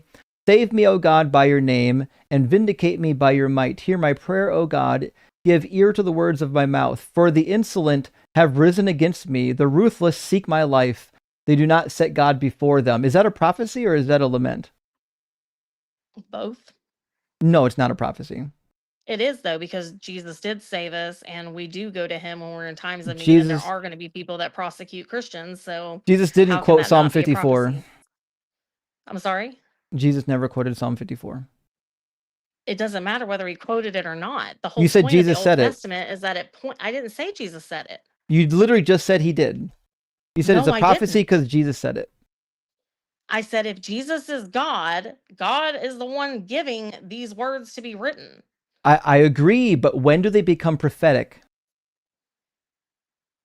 Again, if they are able to be fulfilled, or it is foreshadowing. Again, if it's saying "Save me, O Lord," it's in the past the Lord tense. Did come to save, so it's in the hey focus. It's in the past tense. The insolent has arisen against me. It's already something that's happened. Who's ever writing this is crying about their experience. Something has already happened to them. I'm asking and that you. Means it can't happen again. No, I'm asking you, why would anyone read this and then think that it's a prediction? That's not what I'm saying. I'm not saying it's That's a what a prediction. prophecy I'm is. saying it's a foreshadow. Again, that's what I said. It's They not a never claimed that it was a foreshadowing. prophecy. How They claimed how that does Jesus one determine fulfilled what a the foreshadowing passage. is? I just told you, because if it can happen, if it happens Well, again, try this that's again. still Focus on my foreshadowing. actual At question. I'm that asking time, it's for an saying, actual "Save me, O fucking Lord," metric and the Lord that a came to person can save. So it is employ to look at foreshadowing a. what Jesus would. Just put your fucking listening ears on for 5 seconds and answer my question. If you're an ancient Jew or a Hebrew and you're reading Psalm 54, what tool can you use to know if, in fact, this passage is a foreshadowing for the future? What do you got? Everything that is written in the Bible is a foreshadow of God. It is to reveal Try who this He again. is. I'm asking you this specific I'm passage. answering your question. How can an ancient Jew know that You this know is foreshadowing a future everything event? that is written. Everything that is written is a foreshadowing of No, Jesus. it's not. Everything. No, It it's not. is. Not a single word is. That's your opinion. That is my opinion because your take is ridiculous. If the It's Bible not, was a though, because I foreshadowing see of it all Jesus, over then the Jesus Bible. is deeply confused. No, you see copium all over the Bible. You have a Messiah that fulfilled exactly 0 prophecies. So what you have to do is go back into the Old Testament and find things that just vaguely sound like Jesus and then call it a foreshadowing because you don't have any real prophecies. No, the difference is I have a faith that you obviously don't have, that I know not all the prophecies were fulfilled, None of nor them are they were. intended to. Jesus fulfilled all of the spring prophecies, He didn't not the fulfill fall one. prophecies. Nope, not There even are one. 7 feasts? He Not even fulfilled one 4 of prophecy. them. There's No, still 3 left. wrong again. Feasts aren't prophecies. He fulfilled nothing. Again, you're wanting to focus on the word prophecy and misunderstanding that all of it is a foreshadowing to Jesus, whether Well, you want to none of call it a it's a prophecy or foreshadowing of not. Jesus because the Hebrew Bible says that the law is never going away. And you believe, because you're a Christian, that the law did get fulfilled and went away with Jesus. So it certainly can't be a foreshadowing if it literally contradicts your theology. No. What law can you break if you love God and love the others? What law can you break? You can break a bunch of laws. Like what? That's why you have sacrificial laws. That's why in Like Leviticus 4 and Leviticus 5, there are a bunch of sacrifices that you can use if, in fact, you break some of the laws. There are some laws that you can't break, and that's a whole different story. But it Some also laws says will actually get the you word that murdered. is Some laws the will word actually that get you is murdered, but the reality is you can break some of the laws and you can give like an offering or a sacrifice of some nature as a means of forgiveness, or sometimes you can just pray. In fact, the Hebrew Bible talks about all kinds of ways you can get forgiveness outside of the sacrificial system. Even just repenting of your sin, like David did in 2 Samuel chapter 12 when Nathan confronts him. He confesses to the sin, and Nathanael says, "The Lord has already put away your sin." So the reality is, if the law code, if God is serious in the Hebrew Bible that the law is eternal and it's not going away, then what that means is that it can't be foreshadowing of Jesus if you think Jesus is getting rid of the law. Jesus didn't get rid of the law. The law is to love God and to love others. It doesn't say that. It does. And the Not in the word New that is Testament or used, the hold Old on, the Testament. Do you want word me to that read is it for used. you? Oh my, will you let me finish just one sentence, sir? I mean, when you say something Like, I'm wrong, I'm just being going to stop respectful and you so listening to that we you don't waste your talk, and time. then no, Uh, you won't even hear the thought. So how can Okay, you respond to a thought that you won't hear? because you said something wrong. I was trying to save time. The Bible doesn't say the thing you just said it said. Okay. In fact, What is the verse that? let me tell you Go then. ahead. Find me the verse. Go I'll ahead. read it for you. Find me where it says that the law, all of the law, is to do those two things. It's in the New Testament. Matthew 22 is where it shows up, and you're quoting it wrong. You think it's interesting It that I says knew it's where it was and fulfilled not in 2 you? commandments. And he says Says if all. you can follow He those says 2 all of the commandments, you have law. fulfilled all of the law. He didn't say that. Okay, go ahead. Want me to read it? Mm-hmm. Okay.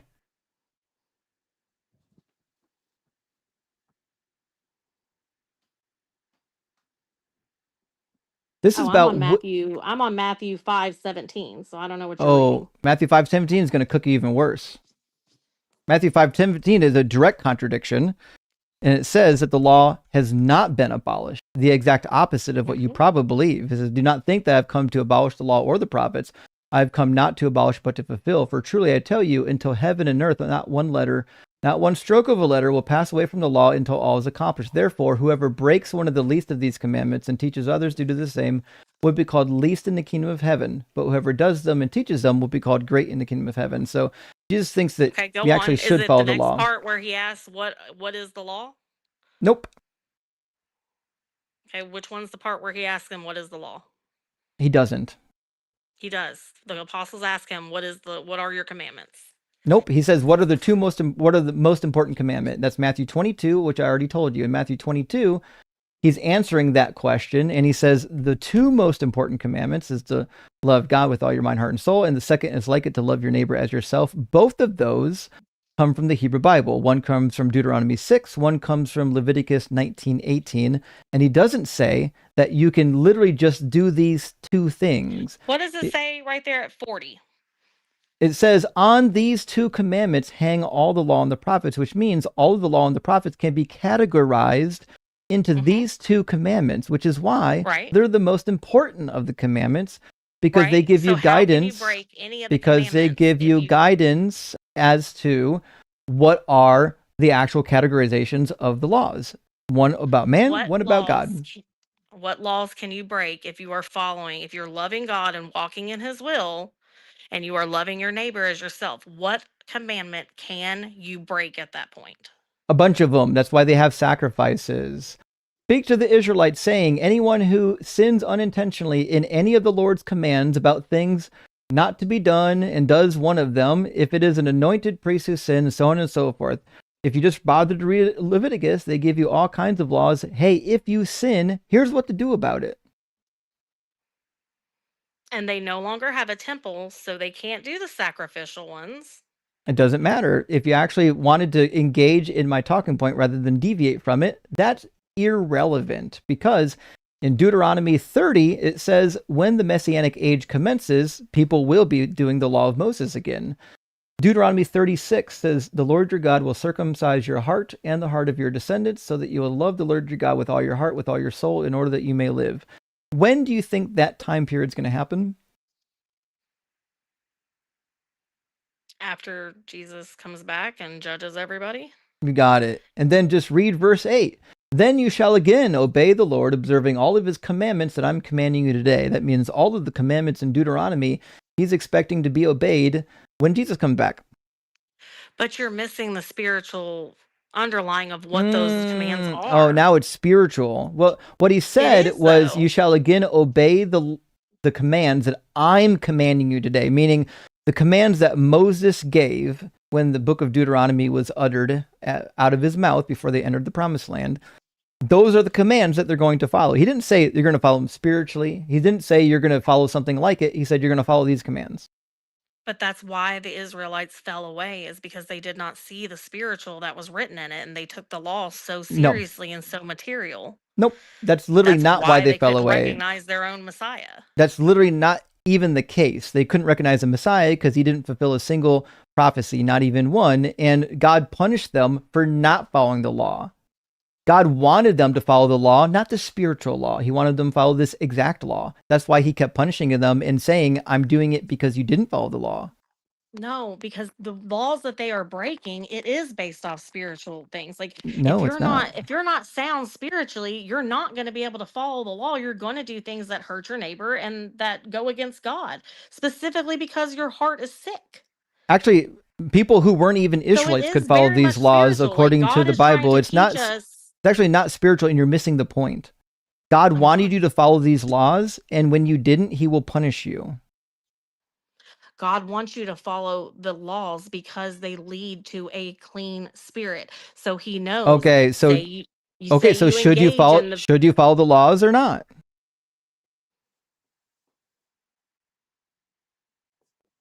You can. Okay, so you should. I agree. If you believe that this God is real, I agree. You should follow the laws. But again, I think you're misinterpreting what the laws are. I'm actually not misinterpreting what the laws are. That's part of the laws. He said not to do it. There is a spiritual underlying. Should you obey the Sabbath? Should you obey the Sabbath? The whole reason they don't eat for pork. fuck's sake, answer a goddamn question so we can move on. Should you obey the Sabbath? I rest in the Sabbath every day because we have the Sabbath every day now. So should you obey the actual fucking Sabbath, the 7th day of the week? Yes or no? What is the 7th day of the week? It's the last day of the week. It's Saturday on the Jewish calendar. It's called the Sabbath. Should you obey it according to how the law describes? The Sabbath became every day. When you'd be wrong. The Sabbath is a specific day. And even in the New Testament, it doesn't say that the Sabbath is every day. You're just making stuff up at this point. The Old Testament says to follow the Sabbath. There are instances of people violating the Sabbath. Numbers 15, a guy picks up sticks on the Sabbath and he is stoned for violating the Sabbath. And Deuteronomy says when the Messiah comes, you're going to follow these laws. Right. But then Jesus did come and he told them that they were taking it too seriously because if he didn't say heal that on the Sabbath, why would he not? How is he breaking didn't say any that. law by showing love to somebody? He did. There's no law prohibiting healing on the Sabbath. There is because they got mad Show at it to him me. for picking up the dirt from the ground. Show it to me. Look it up. The Pharisees I have got looked mad it at up. him for picking up dirt on the I ground. have looked it up. Again, between the two of us, only one of us has looked anything up. So I have looked it up. There's not a law in the Hebrew Bible against healing on the Sabbath. It was because he picked up the dirt. No, it wasn't. You're not supposed to pick anything up. No, it's not. There's no law in the Hebrew Bible that says you can't bend down to the ground and pick up a piece of dirt. Okay. Also, why can't you pick up the sticks? Because picking up sticks is a violation of the Sabbath because you're going to be cooking food or making a fire or you're gathering wood.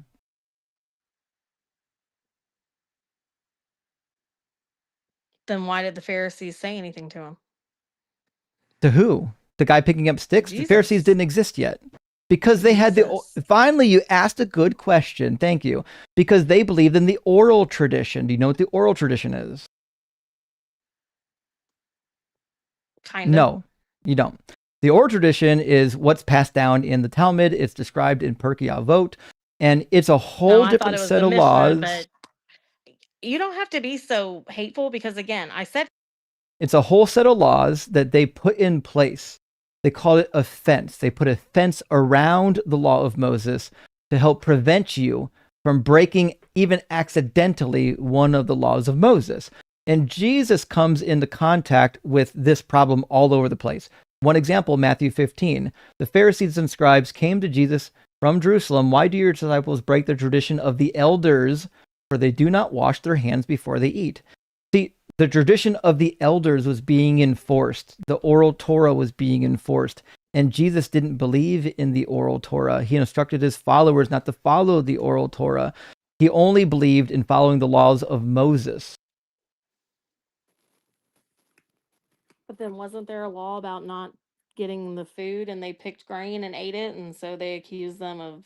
There's not a law in the Hebrew Bible against that. They were plucking grains and there's no law prohibiting it. Only in the oral Torah will you find laws that prohibit you from doing that. In fact, even in the oral Torah, they say if it's a matter of life or death, like if you don't eat, you're going to starve, they actually allow it anyways.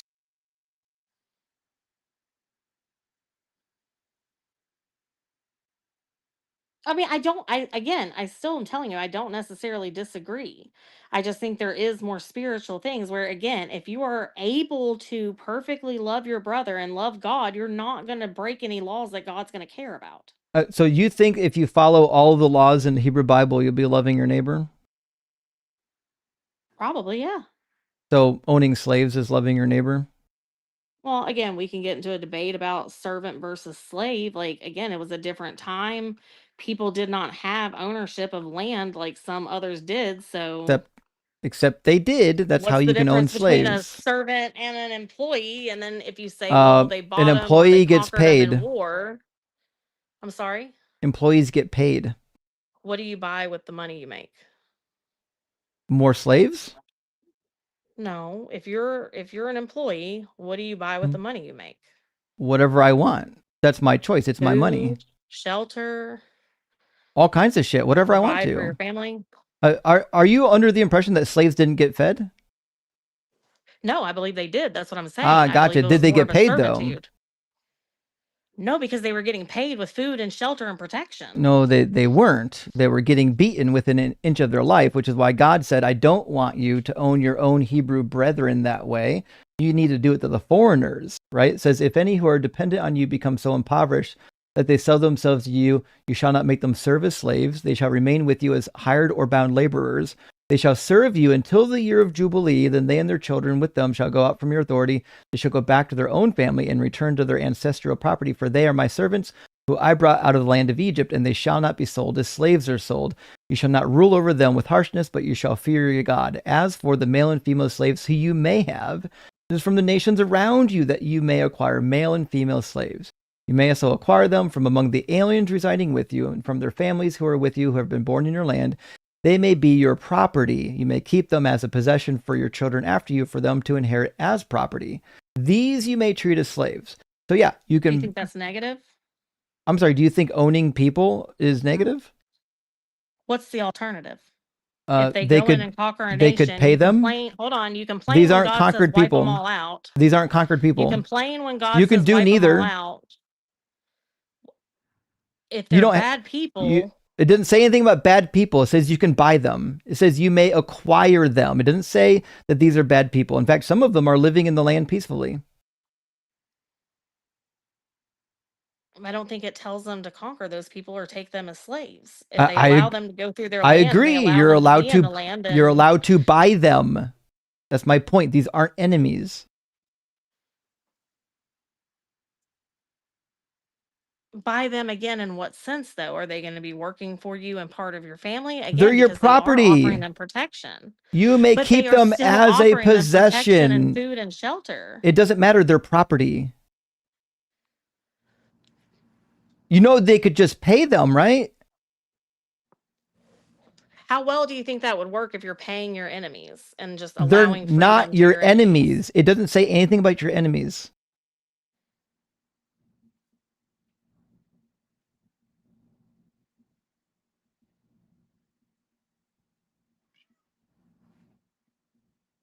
Again, these aren't enemies. Read the verse. Stop imagining things. These are just people that exist. I'm still not seeing where you're saying it's a bad thing. Is it? Okay. Are you saying? Well, Like, we'll is try it this saying again. somewhere in there? Because I can't. Do barely read it on you the screen. believe that owning another human being as property is bad? You would disagree with my opinion because I think a lot I of don't people, know even what your with opinion jobs is. today, I'm they're asking owned. you to answer the question. Everybody is think- owned by somebody. Do you whether think you want it's to admit okay? it or not. They're not. They are, though. They're you not. can't have a job and just say whatever. Oh, you, for like, you can fuck's lose your sake. job Okay, from so saying certain what's the things on the difference internet. between what you're doing right now, working as a human being, and what the people in the African slave trade went through? What's the difference? I feel like African slave trade is not the same thing. What's the difference? Say it. Let it leave your mouth. What's the difference? Again, we're not talking about the What's same the type of thing. difference?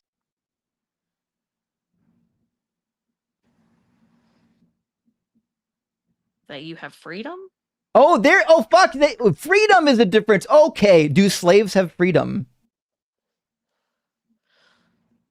I don't. Again, I don't know. What Do type slaves of freedoms are we talking have about? Does it freedom? Yes or no? You're asking about Do African slaves. That is slaves not have? the same slavery I'm not that is asking in the about Bible, African and if it slaves. is, how I would we said know based that? on the definition. Do slaves definitionally have freedom? Yes or no? Freedom in what sense? To leave. But I guess no. No, thank you, because they're fucking property. So that's the I thought it difference. says to free them after a certain amount of time. No, only if they're to offer them Hebrews. No, it doesn't say that. Only if they're Hebrew slaves can you let them go free, either at the year of Jubilee or after 7 years or 6 years of service. Here it says, But it says to send them with. No, it fucking doesn't. Just listen to the verse on the screen. You're confusing Deuteronomy and Hebrew slaves. Doesn't mention that here. Verse 44, it says, as for the male and female slaves who you may have, it's from the nations around you that you may acquire male and female slaves. You may also acquire them from among the aliens residing with you and from their families who have been born in your land. They may be your property. You may keep them as a possession for your children after you, for them to inherit as property. In fact, even in the Hebrew text, and I don't know why the NRSV didn't translate it, it literally says property le'olam, meaning forever. That's why you can pass them down to your children. That's the other thing I was going to tell you, though. The word olam does not mean forever. It also means for a time. No, it doesn't. It does not mean forever. It doesn't mean for a time. Yes, it does. It literally says, okay, so God is God for a time. Is God reigning forever or for a time? Because it says he's reigning forever, but it can also mean now it can mean forever. Oh, okay. When can it mean only a limited time period? Look it up. I have looked it up. I have no need to lie to you. I mean, I have looked it up. I have looked it up. I have a whole study sheet on it. You want to see my study sheet?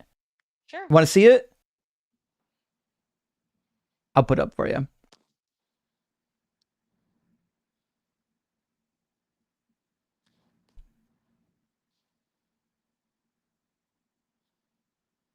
Genesis 6:3, the Lord said, my spirit shall not abide in man forever. Wait, does it mean a time period or forever?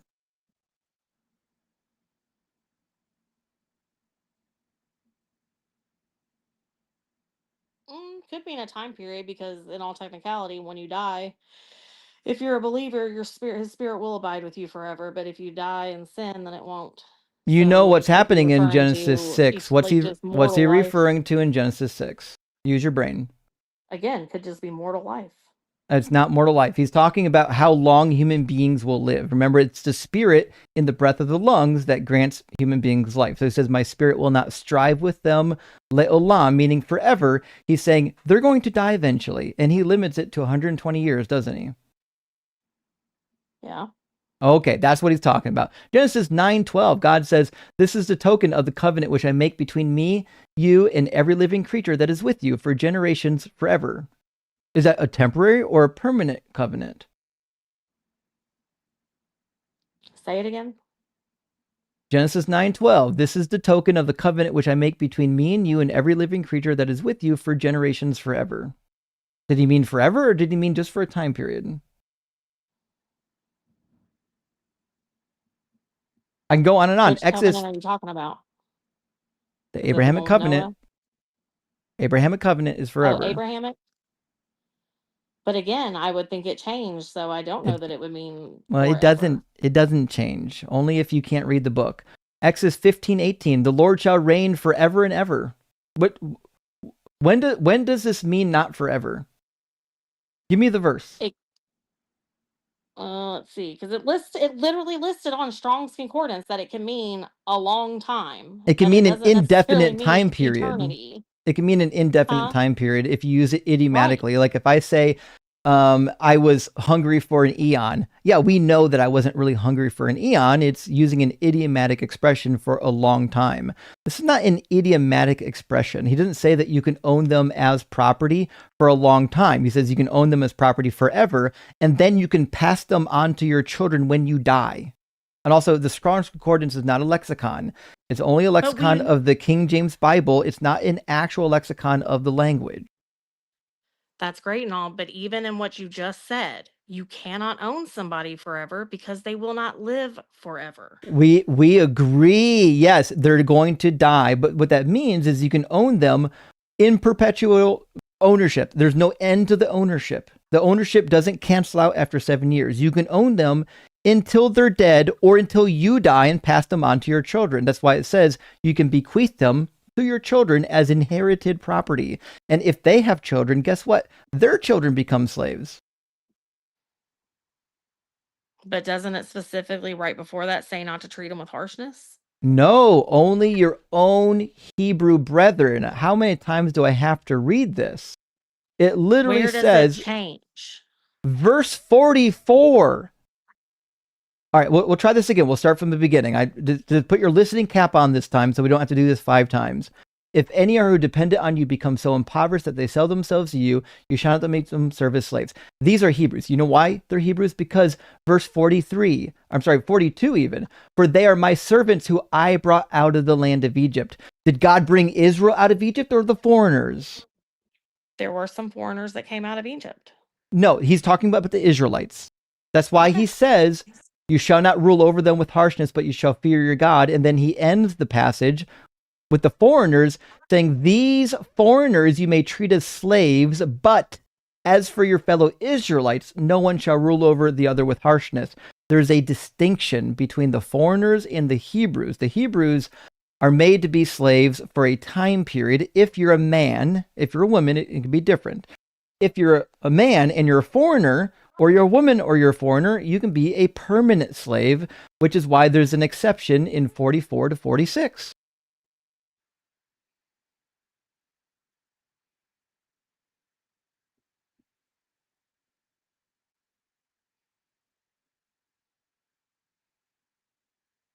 Do you see the exception? I don't see where it's specifically saying you can treat them with harshness. I mean, I see where you're Holy saying at shit. the end it speaks Okay, to one so versus the other, we'll but try I this don't think that again. automatically It says implies that you can treat them all, it or actually like does. if they're So not Israelites. first of all, you're cooking yourself. I didn't even bring up the fucking harshness. You brought that up. But he literally says in verse 46, these, meaning the foreigners, these you may treat as slaves, but as for your fellow Israelites, no one shall rule over the other with harshness. So what that means is that there is an exception. You can treat certain people like traditional slaves, but as for your fellow Israelites, hey, go easy. Don't treat them harshly. That means explicitly, or actually at least implicitly, that you're allowed to treat the others with harshness. But it looks like it continues to go on and tell you to treat them kindly. Like it's talking about if they prosper. Nope, it doesn't say that. These are not slaves. These are foreign residents. If resident aliens, these are different people. These are not slaves. If a resident alien amongst you prospers, and if any of your kin fall into difficulty with one of them and sell themselves to an alien or to a branch of the alien's family, even after they have sold themselves, they shall have the right of redemption. So what this says is, even though you can keep foreigners forever, if a Hebrew is sold to a foreigner in the land, that foreigner can't keep them forever. They always have the right of redemption.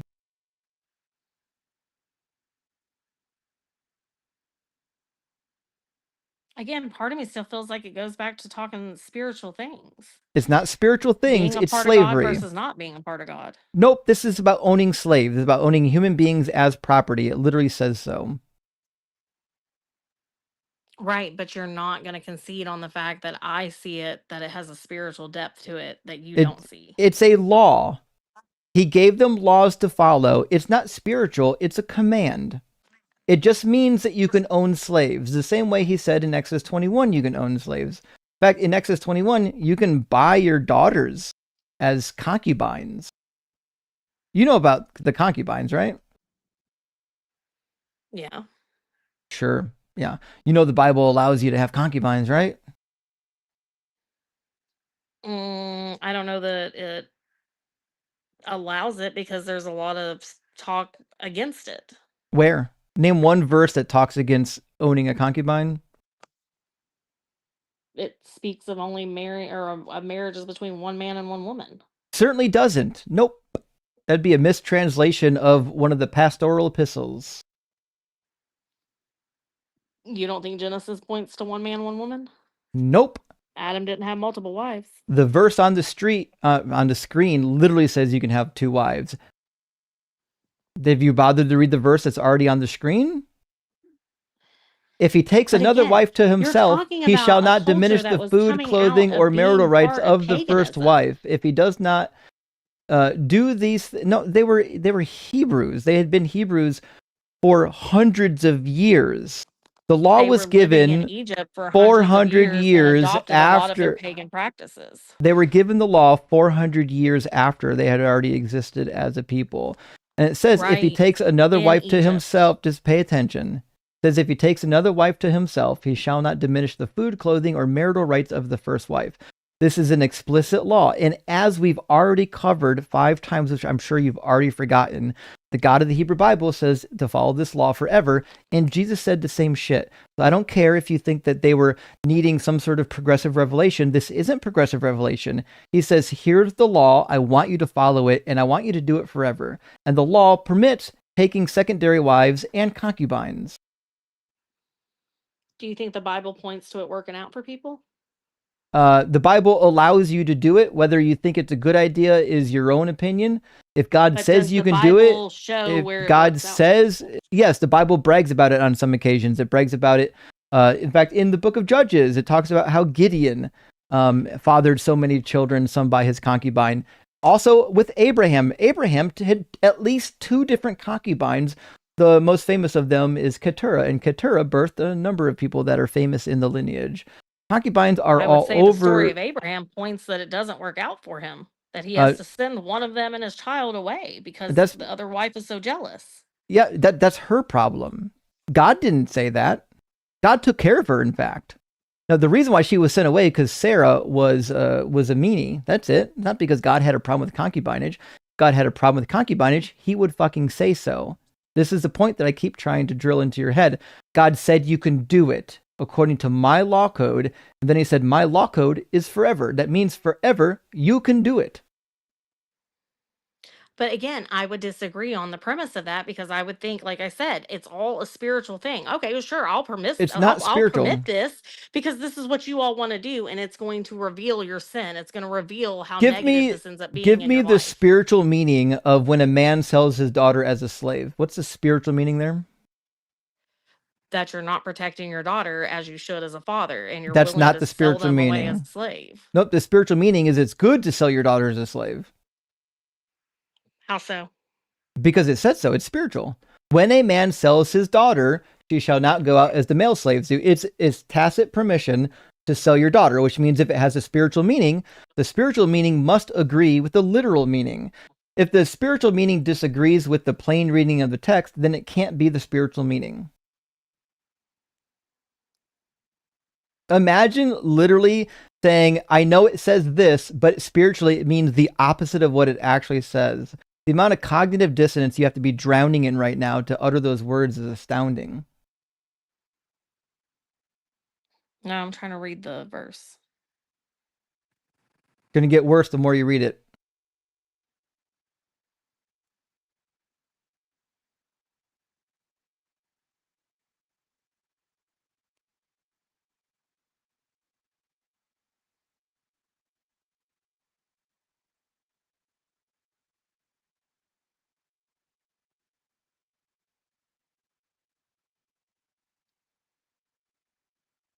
This your first time reading Exodus?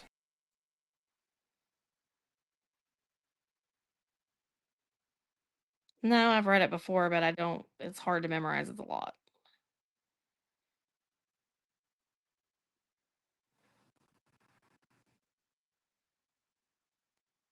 I'm not really understanding what it's trying to say in the whole. It's actually pretty easy. When a man sells his daughter as a slave, and that did happen, they talked about it in the writings, then she doesn't get to go out as the male slaves do. Why is that? Because she's going to become a concubine. If she does not please her master who designated her for himself, then he shall let her be redeemed. So this is what happened. You could buy a slave girl. You could designate that slave girl to be your concubine if you so wished. The same thing that happened to Zilpah and Bilhah. They were slaves that were owned by Laban and then given to the daughters. And then those daughters gave those women to Jacob to produce children with. That's what concubines were for. Concubines in the ancient world were to produce children. And you would buy slaves, and typically your concubines came from purchased slaves. But again, I don't see a negative in it in that time because you need, I mean, whether you like it or not, do we you like think to it's hear okay it now? to sell your daughter? But women ever? needed men. They did. Women needed to be sold as slaves? If they weren't going to be able to be married or if the family needed the money. I don't know what the circumstances are, but ultimately, if she's going to be taken care of, I don't see what the negative side is. Again, do you think that women should be sold as sex slaves? I don't think it was. Most concubines are always married. But marriage doesn't mean what you think it means. It means you belong to the man. If you're a concubine, you are married to that man, and your job is to have sex and make babies. But again, if you're being fed, clothed, and protected, where's the issue there? The issue is you're a slave, you lack autonomy. Do you think that autonomy matters?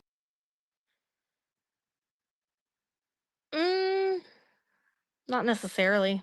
Oh, so you don't have a problem with slavery then, is what it sounds like. So if I'm a a slave to dad, God. you're not. If your dad sold you as a slave when you were 13, do you think it should be your choice whether or not some guy boinks you as a concubine, or do you think he should just be allowed to decide that for you? I mean, in a perfect world, there would be respect between the two. Why? You're a slave. He doesn't need your respect. He needs your reproductive capabilities. Because you can still find joy in your children. It doesn't matter. He's going to find joy in the children when you give him your reproductive capabilities. No, I'm saying the mother could find joy in her children. I'm sure she can. My question is quite simple. If your dad sold you as a slave, would you want to have a say in whether or not some guy boinks you? I mean, preferably, but if that's all, if that's the only purpose I have and I rely on him to survive, I don't really know what Sure. option I would have. You could not be a fucking slave and maybe, I don't know, hopefully grow into a woman and marry somebody.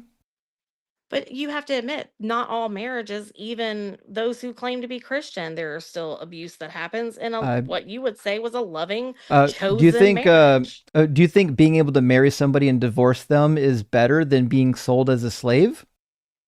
Again, back in that time, probably not, because it's just like when Ruth, they needed somebody to take care of them because they weren't capable of working the fields like that. Well, I mean, they actually So were. how They were would they capable. provide? How were they going to buy They land? actually How are they going to do They all were these quite things? capable. So in the ancient Near East, women could inherit property, buy land, and in fact, in the Law Code of Hammurabi, if you divorced your wife, you actually owed her restitution, especially if you had children. If you had children by your wife and you divorced her, you had to give her part of your estate and part of the money to bring up the child. You couldn't just kick her out of the house. But in the Bible, it's nothing. If a woman, if a guy wants to get a divorce, according to Deuteronomy 24, he just writes her a certificate and gets her the fuck out of there. That's it. Nothing. The Bible But I is still way think the more purpose, harsh too, is than to the rest point of the that ancient out. Near East. No, it's not to point that out. It is, though, because again, No, it's not. spiritually, you're either a slave to Satan or you're going to be a slave to God. Either God pays for you with his blood or you belong to Satan. The So it divorce is laws are pointing not towards about spiritual slavery. slavery. How not? That was the whole reason that they were slaves in Egypt.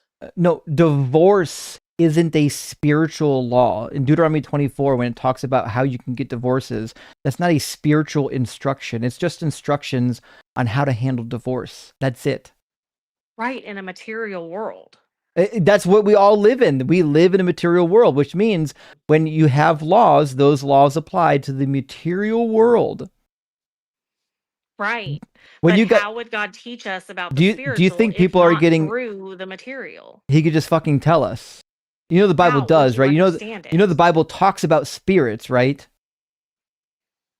But You how don't- would you understand you the don't- concepts if you you don't don't- feel the repercussions for it? You don't need laws to tell you about the spiritual world. The Bible already tells you about the spiritual world. All you got to do is read the rest of the Bible. The laws aren't spiritual commentaries. They're commentaries on how you should live your life.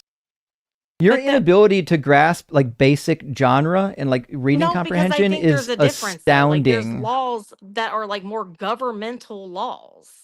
Yeah, I So, agree. Like, are we and going to say laws are bad?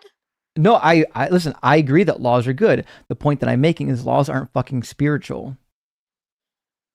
But there's a spiritual meaning behind No, the laws that are given by God. there's not. To show you, again, just like how you can look at slavery You and can say, say it. oh, this You can is say it bad. every Why time do you think want it's to. bad? You'll be Because wrong you every think- single time. Why do you think Every slavery is single bad? time you say it, you're going to be wrong. The laws are given because God wants you to behave a particular way. In fact, he tells you in Leviticus, he says to follow these laws so that you won't be defiled like the nations that I'm driving out before you, Leviticus 18.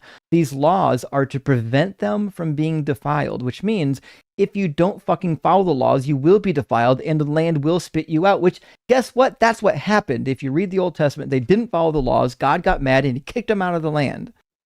So he wants you to follow the laws. You're saying that God never commanded them to have the slaves. He is just permitting it. If that's what you choose to do, it No, has to be within this realm. Wrong again. He's He not did saying you wrong. must go get the slaves. No, he fucking did. You want me to show you that one?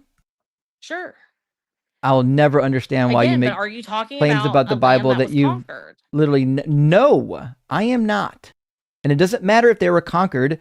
Just owning slaves because you conquered them is stupid. We can cover that next. The same chapter, Well, again, Exodus what's the other 21, option? when You you can't the just- other option is you leave them the fuck alone. But You they don't have weren't to. leaving them alone. That's wrong. We'll cover that next. I cannot believe somebody would make so many wrong statements about the Bible having not read it. When you buy a male Hebrew slave, he shall serve for 6 years. In the 7th year, he goes out a free person. Interesting. Law of Hammurabi, Code 117, says 3 years. It's better than the Bible. If he comes in single, he goes out single. If he comes in married, then his wife goes out with him. If his master gives him a wife, now listen to this. If his master gives him a wife and she bears him sons or daughters, the wife and her children shall be her masters. Oops. God just literally commanded that if you bring in a male Hebrew slave and you give him a wife, don't let those women and children go with that man. Make them slaves permanently. They belong to the master permanently. That's a command to make slaves.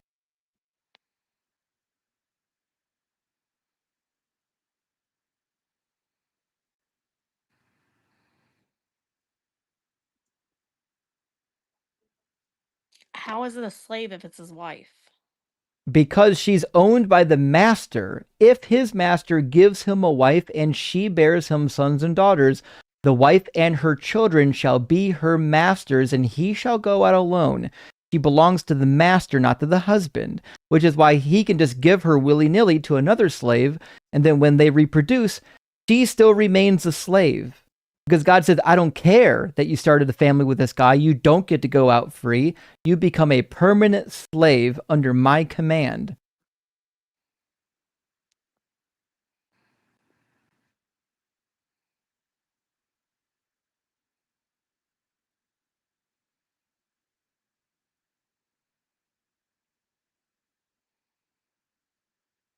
Is the wife Hebrew or foreign? It's perceived here to be Hebrew. The entire chapter is dealing with Hebrew slaves. In fact, everything in this chapter should be applied to Hebrews. So that's where I'm confused, because on one hand, you're sitting there saying it says not to make Hebrews slaves, but then here you're showing a law that says to make them slaves. Well, if So you were which is it? listening, you would have heard me say Hebrew men. When we covered Leviticus 25, I specifically said Hebrew men, not Hebrew women. This is why. Literally says when you buy a male Hebrew slave. Yeah, and how long does he serve? But I thought Is the it other one is said it not to make them forever? slaves. Is it forever? But did it not say not to make them slaves in the last one you showed me? This is different. This is someone who owes a debt. That's why he's only serving for 6 years. Somebody who loses their property is in a different situation. They get their property back in the year of Jubilee. It's a different form of debt service. This is very simple. If you owe someone a debt, you serve for a period of 6 years. You go free in the 7th. Unless you're a woman. If you're a woman and this guy owns you, he can give you to make children with this other male Hebrew slave. He's technically not really a slave. He's an indentured servant because he gets to go free in the 7th year. But that woman and her children become permanent slaves still of the master no matter what. God literally instructed them to make permanent slaves of women and children.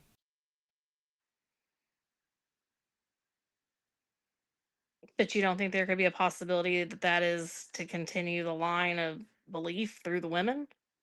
It doesn't say anything about, you can't, first of all, you can't continue lines through women. The lineages go through the men. That's why all of the censuses count the ancestral heads of the households. To protect the women and in their beliefs. Like, how is this protecting the but I guess women? if it's a Hebrew, It's a then I don't know. Hebrew.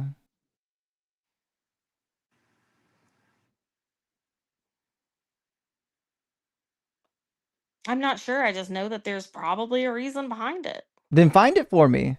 What's the reason for God instructing them to make slaves?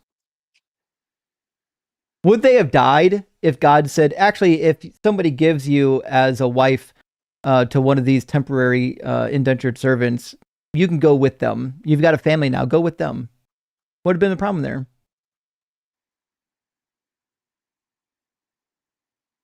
Would that be against their self-interest? Would it be bad for them to go out with their new husband? It depends on the situation. If the Hebrew is about to leave and fall into paganism somewhere else because he doesn't choose to stay with the tribe, It didn't say anything about that. Now you're just dreaming up scenarios. No, you just find I'm it in not other asking places. you, So is there a again, possible scenario in which a woman might be better off a slave? I'm asking you, as a general concept, would it be bad for women to stay with their husbands?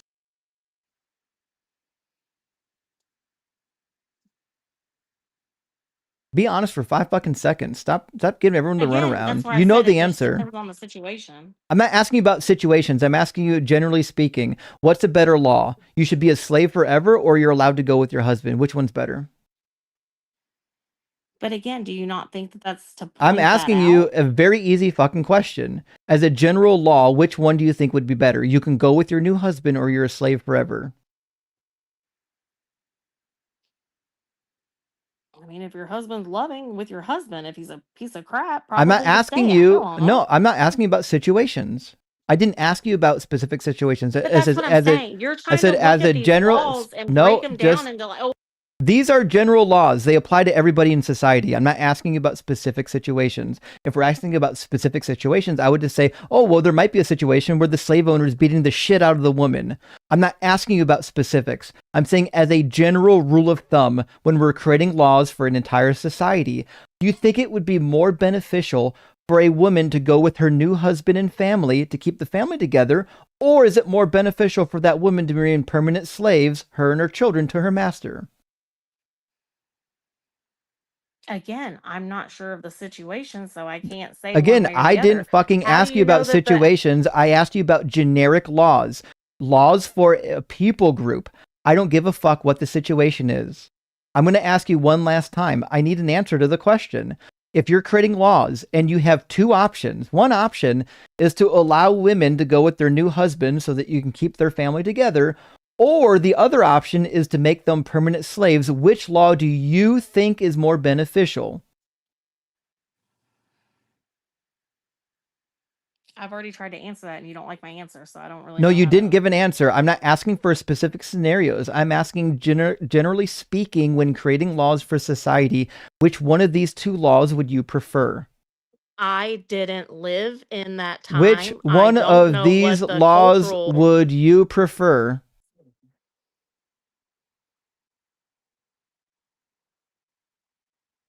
I don't know. You don't know if you'd prefer to be a slave with no autonomy or get to go with your new husband. No woman had autonomy married anyways. I mean, some of them did. Yeah, in fact, the Bible doesn't really paint a good picture for autonomy, but in the ancient Near East it did. In fact, I've got a bunch of marriage contracts from the ancient Near East that specifically allows property to your husband either way. So only in the fucking Bible. In the ancient Near East, women could inherit property, women could divorce their husbands, and women were given a portion of the state as inheritances. The Bible doesn't allow you to do that. You're envisioning the entire Near East through the lens of the Bible, but that's not how it worked. Right, but I don't agree with that though. I think people would be better off if they stayed married and did not leave their husbands and wives. There you go. So what that means is that this law where God said to make permanent slaves of these women and her children, rather than letting them go with their husband, is absurd. It's a ridiculous law. It doesn't serve any actual purpose other than to protect. Again, other than to protect the actual property owned by the slave owner. It doesn't protect the woman. It doesn't protect the man. It doesn't protect the children. It makes them permanent fucking slaves. If the man was just a slave for 7 years, what type of provisions would he even have to offer that wife? It doesn't matter. It's just a debt payment. It doesn't say he doesn't have a property. It doesn't say that he doesn't. It doesn't say he doesn't have an inheritance. It just says he's going to owe a debt. If he owes a debt and he works for somebody to pay off the debt, like fucking Jacob. Should Jacob's wives have not gone with him? Jacob worked for 2 different periods of 7 years before he got his wives. Would it be better for the 4 fucking wives of Jacob to remain slaves? But those were his daughters. Those weren't slaves that he had bought. 2 of them were slaves. Zilpah and Bilhah were both slaves. Would it have been better for them to remain slaves?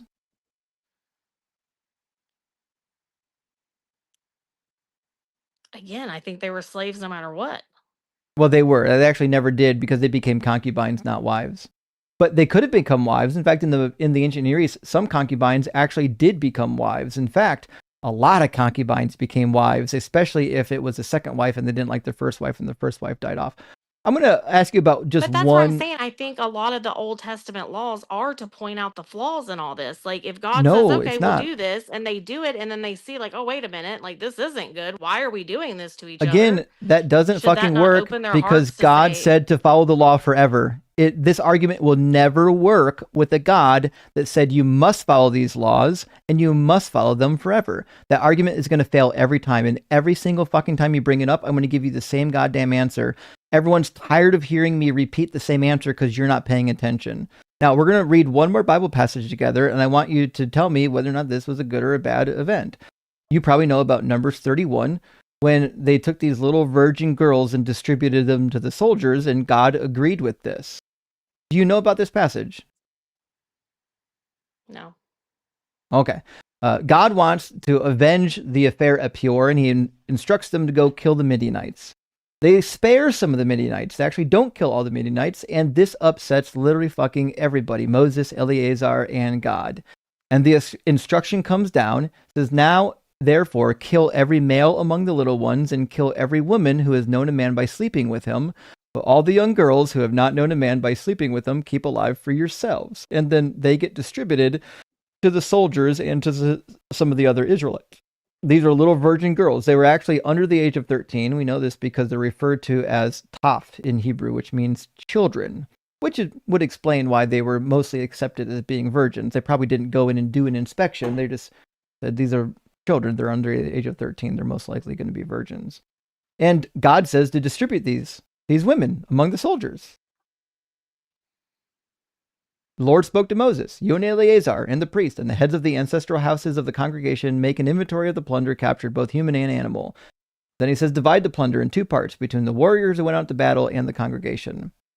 What are they doing? Why are they dividing these little virgin girls between the warriors? Does it say? Yeah, actually it does say. You want to see where? Let me ask you a question before I read the passage. What do you think they were doing with little virgin girls?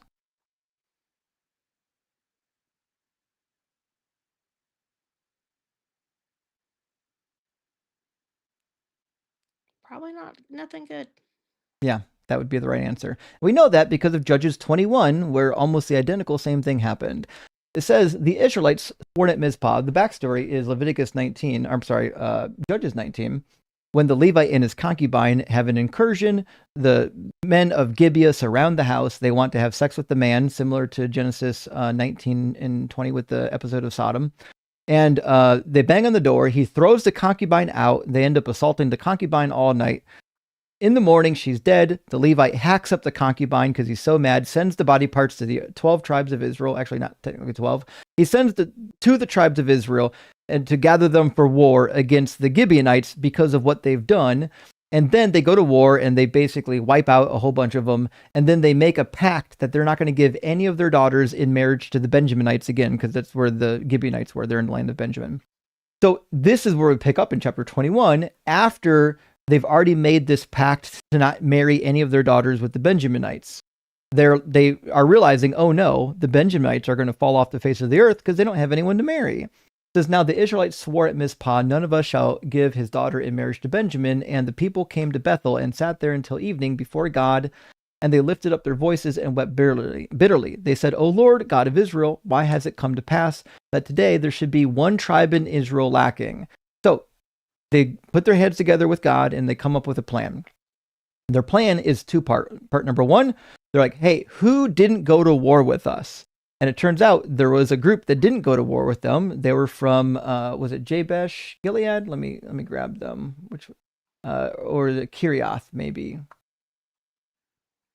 Jabesh Gilead. Okay, yeah. They said, is there anyone from the tribes of Israel who did not come up to the Lord at Mizpah? And it turned out that no one from Jabesh Gilead had come up to the camp of the assembly. So they're like, there's a wicked people group over here in Jabesh Gilead that didn't fight with us. Let's go kidnap their daughters. And so they did. They go and they fight with the people of Jabesh Gilead. And it says, this is what you shall do. Every male and every woman who is lain with a male, you shall devote to destruction, meaning it's a harem killing. They're done. Leviticus 27 says that everyone devoted to destruction gets murdered. And they found among the inhabitants of Jabesh-Gilead 400 young virgins who had never slept with a man, and brought them to the camp at Shiloh, which is in the land of Canaan. So they do this, dividing the little virgin girls and killing the rest. They do this specifically to make war brides.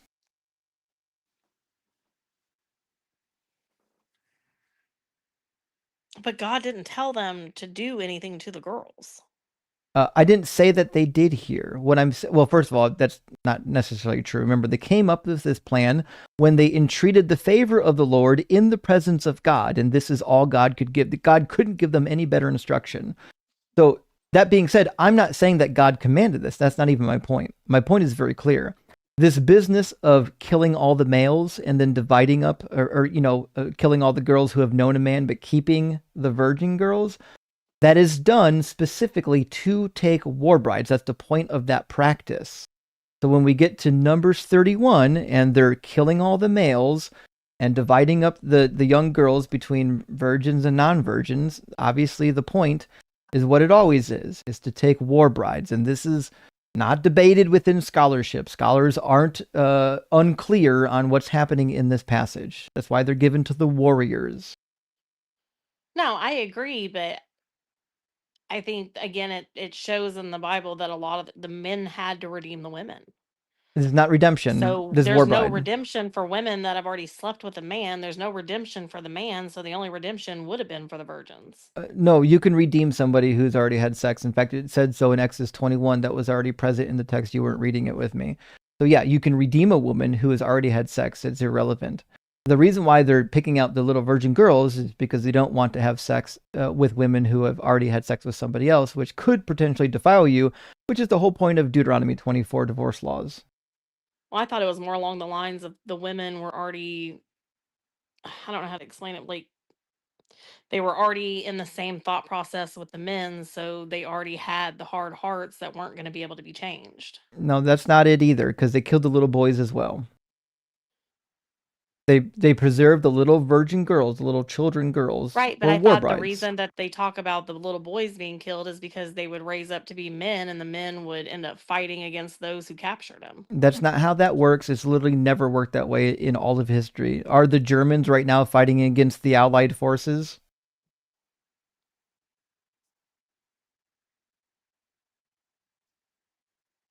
I'm not following.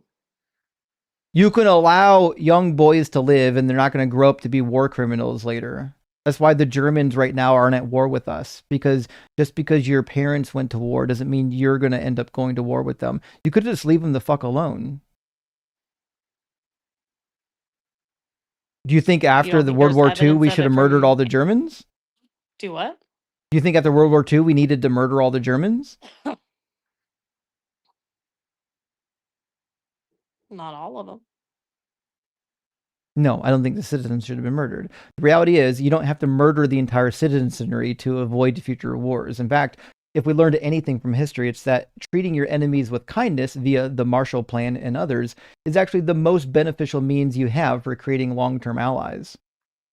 So no, but that's murdering what children I was saying, isn't though. Do you not beneficial. see that some of these permissions are, like, again, I don't think God's instructing people to just take and rape people. You know what I mean? No, So he does. Do you not think some of these things are to point out like how evil it is when you do that? Nope. He literally says you can do it. So here, I've already read, he instructs them to do it. The Lord spoke to Moses. You and Eleazar, the priest, and the heads of the ancestral houses of the congregation make an inventory of the plunder captured, both human and animal, and divide the plunder into two parts between the warriors who went out to battle and all the congregation. And we know that the plunder of women were taken as war brides because God specifically allows it. Where did God instruct him to give them to the warriors for one and for the purpose of being brides? I just read it right here, so we'll try this again. Numbers 31:25. The Lord spoke to Moses. He says you to divide and Eliot. When does he say to do the other things?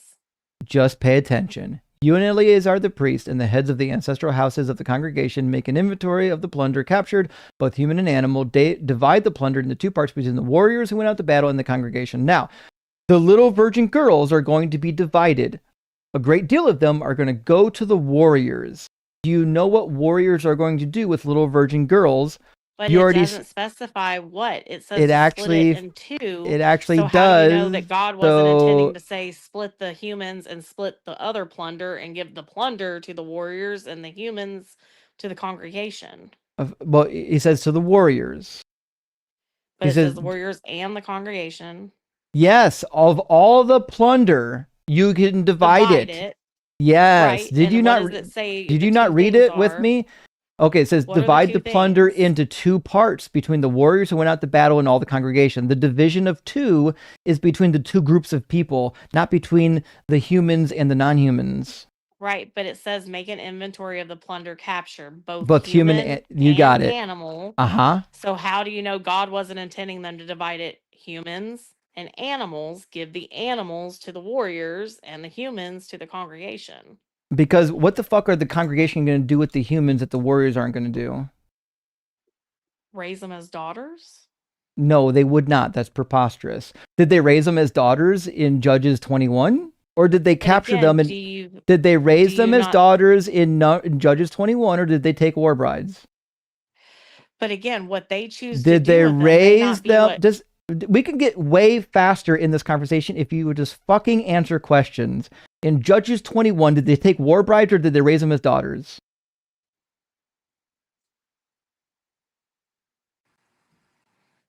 again, just because that's what they did. Answer the question.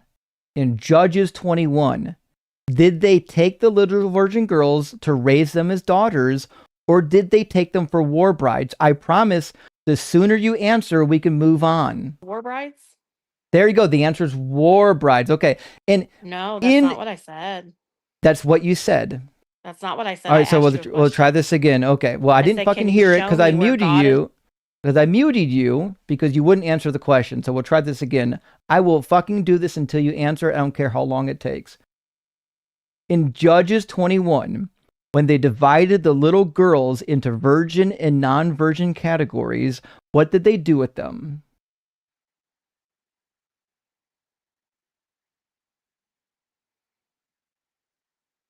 You can tell me. You already know. I'm asking you to keep you honest. My answer was that wasn't God's intention. Where did God say to make them war I'm sorry. brides? Did I fucking ask you about his intentions? Where did God say to make them war brides? Did I ask you about God's intentions, or did I ask you a question about Judges 21? You don't seem to care about the difference. I do care about the difference, and if you would answer the fucking question, we'd get to the answer. Okay, I'll do it for you since you're incapable of being honest. In Judges 21, they divided them between virgin and non-virgin because they were specifically to be made war brides. The virginity is essential to taking war brides because you're not supposed to take women that are defiled. You can't tell if they're defiled if, in fact, they've already been married or they've already had sex. You don't know that. So you need the virgins. That's why in Numbers 31, they're taking little virgin girls to be divided. And we know that they were taking them as war brides because they were divided among the warriors and the congregation. There was no differentiation between where they went to. Some of them were divided separately to be given to the tabernacle along with the animals. It says, take from there half and give it to Eleazar the priest as an offering to the Lord. But from the Israelites, you should take one out of every 50, whether persons, oxen, donkey, or sheep, all the animals. So he's saying among the animals and the persons, there's no segregation between the two. Take a certain number, give them to the priests. The same way they divided them here.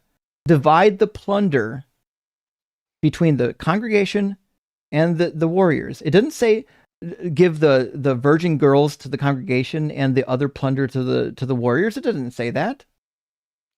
But you're putting in the fact that like you're acting like because God said that was okay to do, that these men now must mistreat these women. I didn't say must. Where does God instruct that? I didn't say the word must. So that's my point. So your point is God not instructed this. You're also trying to put an intention in that God never said. No, the intention is that these little virgin girls become war brides, which is explicitly allowed in the text in Deuteronomy 21. In Deuteronomy 21, God says, when you capture girls in war, you can make them war brides. When you go out to war against your enemies, and the Lord your God hands them over to you, and you take them captive, suppose you see among the captives a beautiful woman whom you desire and want to marry. You bring her to your home, to your house, and she shall shave her head and pare her nails, discard her captive's garb, and remain in your house a full month, mourning her father and mother. After that, you may go into her and be her husband, and she shall be your wife. Keep in mind here that she's mourning the death of her parents, because she's most likely a young fucking virgin child, which is what you're allowed to do with them. If you have female captives in war, you're allowed to make them war brides, which is why their virginity was important. But do you think God would want them to treat them poorly? Do you think taking any war brides of any age is good? Again, what's the other option? You kill them? No, you just let them fucking go. You don't have to murder anybody. They're children. Where are they going to go? As they're children? going to. How are they going to take care of themselves? Well, but as it turns out, God doesn't give a shit about that either, because in verse 14 it says, if you're not satisfied with her, you shall let her go free. So they don't have to take fucking captives. They don't have to take fucking slaves. They don't have to. I don't understand. They don't have to murder. They don't have to. The very next verse. They don't have to fucking murder the entire people group. You don't have to genocide anybody. God could literally just click his fingers, and the women he was upset with, he could just make those women disappear. That's it. Remember, he had the entire Midianites murdered here. Like the whole people group were murdered because of what some women did. Children don't need to become war brides because God's mad about what some Midianite women did. They're children. They have nowhere else to go. That's because you murdered their fucking parents. Hello? Yeah, if you murder their parents, they don't have anywhere to go. You know what God could have said after all the parents were murdered? He could have said, hey, take these little girls and these little boys, all of these children, adopt them all and raise them for yourselves. Take up a fucking tax to pay for all the food to take care of all these people. You could do that. There are taxes in the Hebrew Bible that God collects. How are you going to collect taxes from children? Not from the children, dummy, from the Israelites. Children obviously don't have money. What do taxes with the Israelites have to do with conquering another or making people slaves? To pay for taking care of the children. They could have set up a tax for the orphans and widows of war and said, hey, take care of these poor orphans and widows of war as though they were your own children. You don't have to murder them. You don't have to enslave them. In fact, you don't have to do any genociding. None of it's necessary. So then what is wrong with taking them as wives and taking care of them? Because they're slaves. They're taking as captives. Again, I don't know how many times we can say this. They're little girls, the little virgin girls that were kidnapped in war.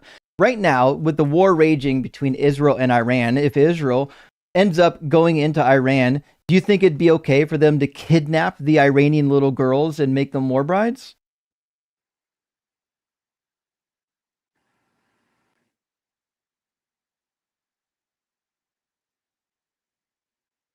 In what terms? Do you know what a war bride is?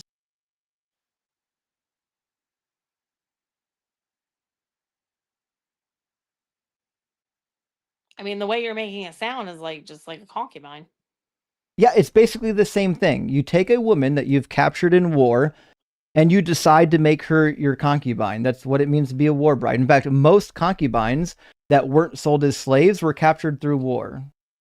Right. But again, you have to come down to understand, like, what is the difference between a wife and a concubine in that time? How much more A wife has autonomy freedom. than a wife had? How? Because they can own property, they could inherit, they could even divorce. Again, you keep forcing the biblical view on the rest of the ancient Near East, and that's not how it worked. I read the law codes in the ancient Near East. I read the marriage contracts in the ancient Near East. Women could do shit. Only in the Bible could they not do anything. But what you're missing is that God is exposing that evil. So if you're No, he's not. He's saying you can do it.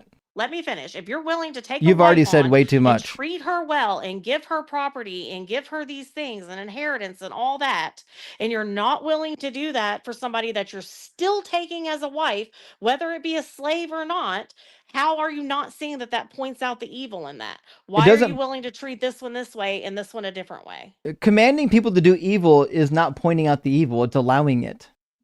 This is not difficult. He's not commanding them to do it. That's what He you're just not able to did. provide, where he specifically says, Again, do this to them. We just did it. Numbers 31:25. He tells them to divide the little virgin girls up. But he doesn't tell them what to do with them. It doesn't matter. He tells you what you can do with them, which I just read in Deuteronomy 21, and you weren't listening. Them. Yeah, no, it says you can make them your war bride. Do you want me to read it fucking again? When you go out to war against your enemies and the Lord your God hands them over to you and you take them captive, suppose you see among the captives a beautiful woman. What do you think he's going to do with her? Golly gee, what do you think? But are these not Israelites that you're speaking of in Judges? These are enemies. I thought they were Benjamites. They're not Benjaminites. This is not even the same fucking book. This is Deuteronomy 21, not Judges 21. Right, but we were just talking about Judges, correct? We're in Deuteronomy 21 right now. Maybe you can keep up. I'm aware of that. What I'm saying is the argument you were just making was based off what was happening in Judges, correct? No, the argument that I was making is based on using Deuteronomy, but the Deuteronomy specifically said not to make slaves of the Hebrews. It did not. Try this again. Deuteronomy 21 says, when you capture women in war, here's what you are allowed to do with them. And it explicitly says you can make them your war brides. Hebrew or not. These are obviously not Hebrews. They're your enemies. Right, but you're saying that what happened in Judges, they were automatically going to make them war brides because of what is said in Deuteronomy. But this is speaking of foreign people. I didn't say that. Of Hebrews. I didn't say that. Try to track. What I said is according to Judges 21, the practice of dividing the women up between virgin and non-virgin is specifically with the intent to figure out who you can fucking marry. That's why they did it. The practice of doing that is about marrying the women. They captured those women with the intent of marrying them, which is why they needed. If they are Hebrews, they would not be war. Which is why they needed to determine if they were virgins. And yes, they would still fucking be war brides, whether they're Hebrew or not. If you capture a woman in war, it does not matter if you're a Hebrew or not. You're a war bride. So you're telling me there's no laws about marriage at all? I didn't say that. I didn't say that at all. What I said was that God allows you to marry war brides explicitly and gives you instructions for how to do it. So we know from Hebrews, the Bible, they should be marrying them within the Hebrew laws. They're not fucking Hebrews. They're Midianites. Numbers 31 is about Midianite little fucking virgin girls. I'm not talking about that. I'm talking about what happened in Judges. I'm not talking about what's happening in Judges. I don't care about Judges. But you're trying to compare the two. No, I'm fucking not. All I'm telling you is that the practice of dividing women up by their virginity is to determine which ones you can marry. It doesn't fucking matter if they're Hebrews or not. That's the point of dividing them up based on their virginity. The virginity is relative because they can marry the ones that are virgins. That's why Numbers 31, they're dividing them up based on their virginal status. There's a reason that it matters. Because what's the reason? If you quit cutting me off, I would get to the reason. The reason is if they are foreign and they are bringing them in as war brides and marrying them, they are bringing them into the covenant of Abraham. They are bringing them into God's covenant. If they are already Hebrews, then they should be following the Hebrew laws of marriage, thus treating them as wives, not concubines. Wrong. So just because the Hebrew laws of marriage explicitly allows concubines. You keep saying things that are untrue. Just because you're a Hebrew doesn't mean you're not going to have concubines. Can the concubines be Hebrew? Yeah. Where does it say that? We just read it. Exodus 21. Where the fuck were you? Were you even listening? Why do you keep not listening to any of the passages we read? Have you never opened this book before? Exodus 21. You feel good about yourself? It makes me feel horrible that people as dumb as you exist on the planet. At me. I'm trying to remember it all, and then you're like, "Oh, you don't remember this verse that I read after I've read 500 verses?" Maybe if you paid, maybe if you actually paid attention to the text being read, maybe if you paid attention rather than just going into cope mode, trying to justify the most heinous shit available in the book, actually listen to the things that are being said. Listen to the words that are in the book. And then maybe we can have a productive conversation over what it actually says, rather than me reading it to you 10 fucking times. How many times do I have to read a book to you for you to hear it? You're bringing up verses from Exodus. Now we're in Numbers. Now we're in Deuteronomy. Now we're in Judges. You're bouncing all over the place. Maybe you should have read it. Well, you don't remember what I just... No, sir, I don't. You've just brought up 5 different verses. Stick with one and let's get through it. Well, maybe if you Stop could pay bouncing attention all over the place and then being confused that I'm like, well, now wait a minute. Are we talking about what happened in Judges? Or are we talking about what they're talking about in Deuteronomy? Because to me, it seems like 2 different things. It's if very you explicit. Can't understand that, Do you boo boo? I'm sorry, boo boo. Do you know why we talked about Exodus 21? Do you even remember why it came up? No, you fucking don't. You weren't listening. No, it was about the babies, wasn't it? No, it wasn't. Again, you're wanting me to remember exactly what was written in You this weren't verse, fucking this verse, this verse. listening. I don't memorize the Bible like that. You I'm weren't. sorry Yeah, that you I should don't actually have that try reading it capability. at Some least people are really once. good at So, it. And I honestly what you think should it's a do, shame it's a shame you have that you've never read it even once. So we'll try this again. Exodus 21 allows you to take concubines. That's not what we're talking about right now. We've already moved way fucking beyond that. We're talking right now about whether or not you can take war brides. Yes, we're on war brides already. We've already been past that for a half fucking hour.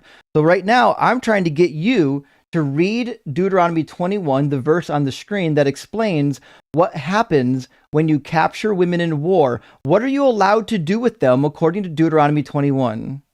It says against your enemies. So again, that's why I'm trying to clarify. Is it I'm speaking sorry. of foreign people or of Hebrews? Because it seemed like back when you were reading, and I think it was Deuteronomy or Numbers, that there was a difference between how you are to treat a Hebrew slave versus a foreign slave. These are your enemies. They're not Hebrews. Focus. So they're foreign, correct? I said that so 5 why fucking are we implying times. this back to the Hebrews? We're not. You're out of your goddamn mind if you think the Midianites are Hebrews. We're talking about Judges to demonstrate the purpose of dividing women based on their virginity. It has nothing to do. Just stop for 5 fucking seconds and listen. I'm not going to do this more than once. Judges 21 is only illustrative of one thing. That one thing that you need to know about is that the purpose behind dividing little girls based on their virginity is to know which ones you can marry. That's it. That's the only fucking thing you need to know about Judges 21. That's it. Nothing else matters. I don't care if they're Hebrew. I don't care if they're not Hebrew. The practice of dividing them based on their virginity is to determine, no, it doesn't fucking matter. Pay attention. The point is to figure out which ones you can marry, because you can't marry the non-virgins. They can be defiled. You have to marry the virgins. This is really fucking simple. That's the only point of Judges 21. To demonstrate that what they're doing in Numbers 31 is the same thing. They're dividing little girls based on their virginal status so they can figure out which ones they can marry. That's the point. That's the whole reason why I read that passage, is to show you that this was a common practice that people did in the time period. Do you grasp that? You were asking me the morality on it, and I said that matters if they are foreign versus Hebrew. I didn't ask you that. Okay. So again, I feel like you did, because you said, is it right that people can take war brides? You asked that. That literally came from your mouth. I asked you specifically about the war brides in Numbers. Because again, these people would not be considered war brides. I asked, yes, they would. Try to fucking focus right now. Are you not aware that the Northerners broke off from Judea at one point and became enemies? We're not even talking about that right now. You're so out of your goddamn element. You have no idea what you're talking about. So just try to track with what I'm talking about, because you have no idea what you're talking about. I'm talking about whether or not you think it's okay to take war brides of any fucking kind. I don't care if they're Hebrew. I don't care if they're foreign. I'm asking about war brides in fucking general. Do you think it's okay to kidnap little virgin girls in war and turn them into brides? Yes. Okay, that's all you had to say. Yes. We could have been done an hour. We could have been. No, you didn't fucking say it. We could have been done an hour ago. I have no idea. I hope to fucking God you're not married and that there's a guy that has to deal with you in everyday life. You are the most irritating individual I've ever fucking talked to. And I was supposed to be in bed like fucking an hour and 45 minutes ago. I literally stayed up this late just because I hated your guts so much. I wanted to cook you for 3 hours so that you'll never fucking return to a debate again. Your ankles are completely shattered. You have no idea what you're talking about. I hope you're entirely embarrassed and your family will never let you get on the internet again. What do you have to say for yourself? I hope God blesses you, sir. Oh, God doesn't exist. Okay, well, I hope he blesses you. Nice. I hope you get a brain. Okay. Well, I guess that was about enough of that. Fuck, it's already 12:40. I was supposed to be in bed, y'all. On a scale from 1 to 10, was I salty enough with her or not enough? 1 is not enough. 10 is maybe more than enough. More than maybe. Okay. All right. Not enough? Oh, shit. Maybe. Give it an 8? Okay. Okay. Fair enough. Oh, -1. You wanted more saltiness. Okay. Well, what are you going to do? A lot of people say not enough. Imagine coming in with that level of confidence, having not read anything in the book. But then at least ending. It took that long to get to the ending, which is, yeah. She fucking thinks it's okay to marry little virgin girls. It's crazy that we had to argue about it for an hour and a half before she conceded. But what are you going to do? All right, I'm going to read super chats, y'all. And then I got to go to bed. I've got a long day tomorrow. Dank Bird Gang says, crash out if I've ever seen one. Yeah, well, you know what? That last guest, I think she deserved every minute of it, to be fair.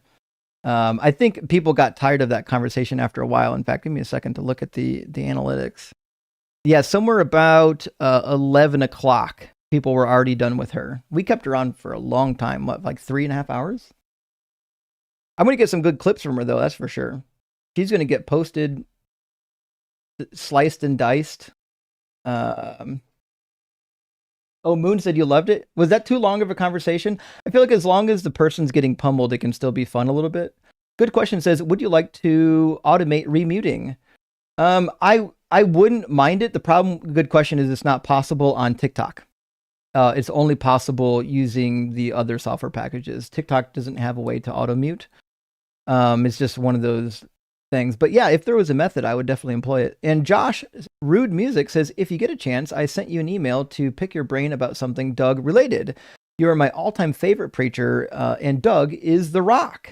Well, thank you. I appreciate that, Josh. And I apologize. I have kind of, so much time in my schedule for doing debates and answering messages. Sometimes I'm kind of behind on the messages, but I do intend to get to them. I apologize that I'm behind. September says Leviathan was the ultimate Hebrew kaiju. I don't know what that means. Does anyone know what a kaiju is? Anything? No one?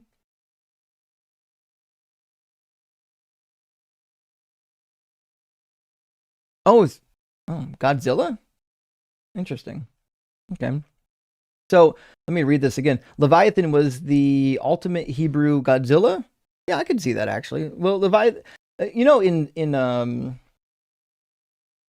2nd Esdras chapter 6, they actually give you the backstory on the creation of the Leviathan and the behemoth. But I mean, that obviously came late in the folklore. But it's a good one. And David Ismay says, love from Brazil, emo scene atheists rise up. Hell yeah. Listen, if we got any, emo boys from way back, or even people in the goth scene from way back, rise up. It's going to come back, y'all. It's not a phase, Mom. Okay. It's going to come back. And Hunter Girl says, I'm crazy. I'm sorry. Am I crazy? Or does your merch store not have any t-shirts? I would love a Cooking with Doug tee. Rock hard for Doug. You're not crazy. It doesn't have any t-shirts right now. And the reason why is I switched shops because the last shop that I was using kept fucking up deliveries. And I was like, we got to switch this out. So I switched with a better organization. At least I think they're a better organization as far as I can tell. That should be able to get deliverables. But I haven't recreated all the products yet. I've got some of the favorite coffee mugs, and I've got a desk mat. And I didn't do any shirts yet. So Humming Friends. I'll be getting those out there soon. Please do check back in the YouTube stream when you can to see those. And Golden Arm says finite intervals do not solve the problem because an infinite sequence of bounded intervals still constitutes an unbounded past. I don't really know who this is supposed to be to, but like if we all live in finite intervals, then we can always traverse from one interval to another. That seems to be the point. And so the general idea is that people are making the eternal past as a contradiction argument. They're trying to put a start on the beginning of time, saying, well, you can't traverse from the beginning of time to now because it'd be infinite, but there is no beginning of time, which means you've already created an error in formulating your analogy. Amir, thank you for the super chat, for instance. I figured I'd join this one too, since I can't ever remember which one I'm a member of. Now I'm always right about it. Hell yeah, Amir. I appreciate that. Actually, there's a couple people that are double subbed. People don't think it'd be like that, but it do. And thank you so much for the DZ Debate gifted membership as well. Reverend Nate, also in the house, says, Ems, thanks for chiming in to stop the monotone monorail of Islam Philbro bullshit. If we have to suffer these callers, they need to at least articulate. You know what? I don't disagree. This is maybe a major complaint with a lot of the Philbro types is they're really difficult to understand. They come up, they talk really monotone, really fast, really quiet, and then they just expect you to have written the entire argument down and refuted it. It's just a bad faith tactic from the beginning. Amir, my friend, thank you for the additional super chat. Says that guy was from my neck of the woods, and he is for real. Trust me, we have huge egos and heads. Well, shit. I mean, that does happen, to be fair. Huge egos exist everywhere. Huge heads too. Fuck, sometimes my head gets a little ballooned. Bence, thank you for the super chat. Says dodge. Yeah, it's cute when I get accused of dodging. Dodging by trying to articulate a response. I'm sure. Game guy says just said didn't have necrophilia there for God on my bingo card. Isn't that crazy? It's wild that he tried to push necrophilia on me like I thought it was an okay thing. It's weird. Like he came in with a talking script. Like he thought that I would endorse prostitution, and boom, he got it. And then he just immediately assumed that he was going to get necrophilia, and then it turned out he didn't. And then he went back to the script. Oh, well, 15 blows says projection on 100 times. If I become an atheist, what do I do with all my thoughts about boning dead bodies? You don't have the answers, Justin. All the tags. So thank you, 15 blows. You're right.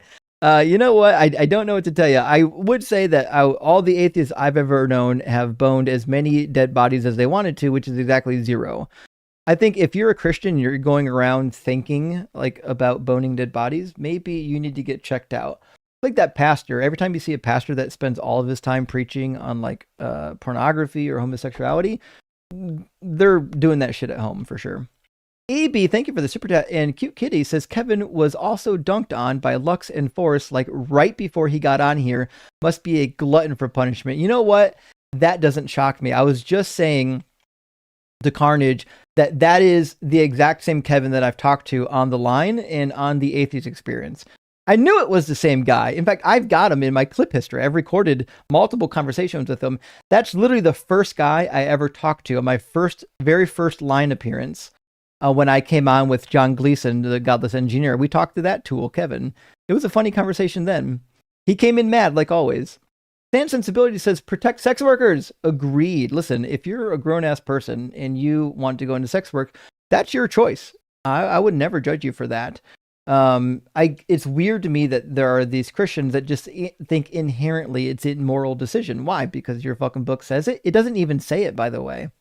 Space Lord says, selling is legal, fucking is legal. Why isn't selling fucking legal? From George Carlin, I agree. Listen, you're not going to get any complaints from me.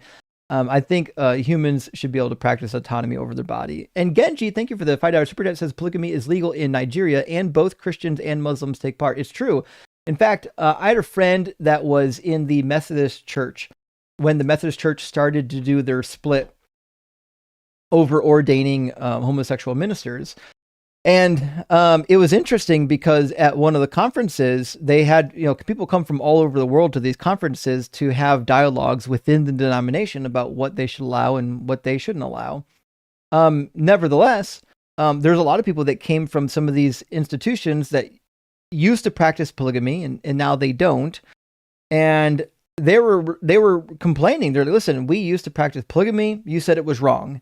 You also said gay marriage was wrong, so we didn't do that either. Now we're coming back to the bar, and you people are coming to us saying, no, actually, now it's okay. So what is it, right? They're like, listen, we have these practices, and like you're over here telling us they're either right or wrong. We have to accept it.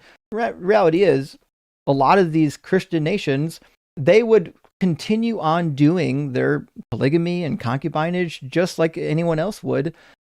Because the Bible doesn't prohibit it. It's not till, centuries later that, white Christian crusaders from America, they're like, no, you can't do it. It's immoral. Well, the Bible didn't fucking say it. Dr. Fudge says you can't name a single Christian because none exist. Finally. Oh, that's good. That's good, actually, Dr. Fudge. I didn't think about that. And Singer Soul, thank you for the super chat, says the Yahweh God monster of the Christian Bible book allows for concubines in the book. If anything, Christians should think having concubines is good. I agree. There's not a single word of the book that talks against concubinage. Not a single one. And Percy says, I'll pay $5 is for every dummy. Wait, I'll pay $5 for every dummy. Okay, every time I say dummy, you'll pay $5. Shit, we got a couple of them here tonight, Percy. Good thing I didn't see that earlier. I might have added some extras. And Reverend says the ultra rare M's dunk on a Christian is epic. I love it, by the way. I'm sad M's had to dip out, but he's got a life. And to be fair, by the time we got to that last guess, I was already at like a level 11 out of 10. He might not have been able to get a word in edgewise. Dr. Fudge says M's off the top rope. Good. You know what? When M's is here, I get really excited to see him dialogue with guests, even though I know there's some that have a trouble hearing him. I love listening to M's. And Mike says, Kevin, the dodge dealer. He really is. Kevin did his best duck, dive, dip, dodge, dodge, dip, duck, dive, and dodge, if I remember correctly. And, hold on. There we go. My screen just moved. Canam Rock. There we go. Thank you for the super chat. Says, it was so amazing to be blessed by the presence of the one true Christian, Pope Kevin, a.k.a. Nega Ian of the Holy Dodgers. I don't know what that means. Now I have to look that word up. I'm learning all kinds of new words. Let's see. What's that mean? Eggman Nega is a recurring antagonist in the Sonic the Hedgehog series. Oh, okay. Serving as the nemesis of Blaze the cat, Silver Hedgehog. Gotcha. Okay. Indeed. Unless there's another reference. If it means something else, I don't know what it means. I tried to use Google here to help me out. 15 Blows coming again says, if being dense was an objective moral, he'd be a saint. You know what? He really would be. Also, I have to admit, the last guest, Elle, she was giving Kevin a run for the money, to be fair. That might be... Actually, here's the thing. Kevin might be dense, but I think Elle was dishonest, and I think there is a difference. I think Elle was being purposely obtuse because, well, she's just dishonest. I think Kevin might just be lacking brain power. Genji, thank you for the super chat, says, in 2025, Pastor Joel Webbin said slavery was a blessing. He did. Pastor Joel Webbin is a maniac. I need to do some videos responding to Pastor Joel. Like, of the pastors that are leading this Christian nationalist front, he's the craziest of them. Lancelot, cockblocker of Galahad, says Christians don't believe in the Bible, does Justin? True. That's a fair point. Like Kevin kept bringing up, well, but Christians believe. Well, it's kind of irrelevant what Christians believe. Like, if they don't believe what's in the Bible, then they have no business being Christians. That's like the whole point, is you're people of the book. And Peace Loving Cake, listen, I agree with that sentiment, says Kevin has never clearly watched the show if he thinks no Christian should think stoning women is a good thing. True. Actually, that is the case. We've had a couple people double down on stoning women, despite the fact that there's no method for determining if they're virgins or not. That certainly is a real thing. Also, Michael Simmons, thank you for the $15 over Cash App. I really appreciate that, friend. And Draco Rose with us tonight says, Kevin, Is it? I have no idea what you're talking about. Answering a question with a question. You know what? At least they learned from Jesus. Jesus never answered questions directly. He was a waste. Answering a question with a question. WDMW. Words don't mean words. Rock hard for Doug. Simply wet for Sharon. And Justin's fucking rock. Great use of hashtags, I would add, by the way. I appreciate that. And Jennifer, thank you so much for the $10 super chat. Says Justin out here doing street epistemology today. We're all mad, friend. Thank you for your service. Well, thank you. I appreciate that, Jennifer. And if you're not a little bit mad after that last guest, man, I don't know what to tell you. That last guest was absolutely infuriating. The level of weaponized stupidity and inability to engage honestly, I think really demonstrates why these live streams are needed. Because even after all that runaround, at the very end of the conversation, still doubled down. Still absolutely doubled down on, yes, it's okay to take little virgin girls as war brides after fighting for 3 hours against it. Bent says, that's a good question. What is fairness for you? Well, it's easy, Bent. Fairness is basically when something is distributed with parity, with evenness. So, for example, if you commit a crime, if two people commit a crime, they get the same punishment. If you don't commit a crime, you don't get punished for that crime. Anyone would agree that if you commit a crime, you should get punished for it. If you don't commit a crime, you should not be getting punished for that crime because you didn't fucking commit it. That's what it means to be fair. Bacon and Bush, good to see you tonight. Thank you so much for the super chat, friend. Says Kevin just denied God. Win, Justin. I know, isn't it crazy? If you're a theist, and in order to advance your argument, you have to adopt the atheist worldview, you kind of lost out. I think the conversation's kind of over at that point. Like, am I wrong here? And Kane says, I would like to donate my body to necromancy. There might be actually a location where you can do that, like someplace in the world. I'm not keeping tabs on it, but that might actually be a real thing that you're allowed to do somewhere. If you find out, don't let me know. I don't need to know. Peace, love, and cake coming in again. Thank you. Says Kevin couldn't boil water, let alone make baby burgers. That's a fair point. Kevin, we've talked to Kevin a number of times. Kevin's not high on the intellectual train. Like, he's the caboose. He's bringing up the rear. That's why sometimes I might even, if he wasn't so unpleasant, I might even feel bad about cooking him so severely. But, what are you going to do? Real Marcus Holloway, thank you for the $5 super chat, friend, says, I bet this is how Moses felt getting the 15 or 10 commandments. An amazing reference, by the way, to fucking Mel Brooks. I told you, I can catch some pop culture references as long as they're like as old as your grandparents. So W for the Mel Brooks Moses reference. If you don't know what I'm talking about, just type in Mel Brooks 15 Commandments. A Salient Monk, my friend, thank you for the $10 super chat. Says you should check out the song Right Into by Tool. Oh no. I'm not crazy about Tool, but if somebody sent me the song, I'd listen to it. Music is dope, and the lyrics are from the angel's point of view, watching mankind after him creating us. That actually doesn't sound too bad, actually. I might enjoy that. Maybe post that in the Discord under the atheist music links, so people can hear that. Barbara, my friend, thank you for the super chat. Says God's first miracle in the New Testament was finding a Jewish virgin. Holy shit. Actually, I don't know what life was like back then, but I do know I did talk to a friend of mine from India that migrated over to the US, and this was back when people were doing like riots over this girl that was raped, and they weren't going to give her justice. And I was reading about how rape culture was really bad over there. And I asked him, I was like, hey, tell me about the rape culture. How bad is it over there? Now, I'm assuming he might be exaggerating a little bit, but he said to me that if a woman makes it to her wedding night a virgin, it means she didn't have a brother or a father, which I assume obviously is hyperbolic, but holy shit, what a terrible society to be in, that you have to like constantly be in fear of that kind of a thing. I don't know what the ancient world was like, but I do know that women were sexually assaulted a lot in the ancient Near East. And I assume it probably happened if the ancient Hebrews were like anybody else in the ancient Near East, it was probably somewhat similar as well. Hail Bop Surfer, amazing name, by the way, from the Hail Bop cult, W. Applegate. Says, I've seen Christians use Acts 15 to justify cherry picking what they want to follow in the Old Testament. How do you respond to this apologetic? Well, Acts 10 and Acts 15 give you the groundwork. And that groundwork you can take one of two ways. It's either that you have to follow the laws, but not the dietary laws, or it's that you don't have to follow anything. And here's kind of the problem with that. Let's go to Acts 15. I'll show you what I'm talking about.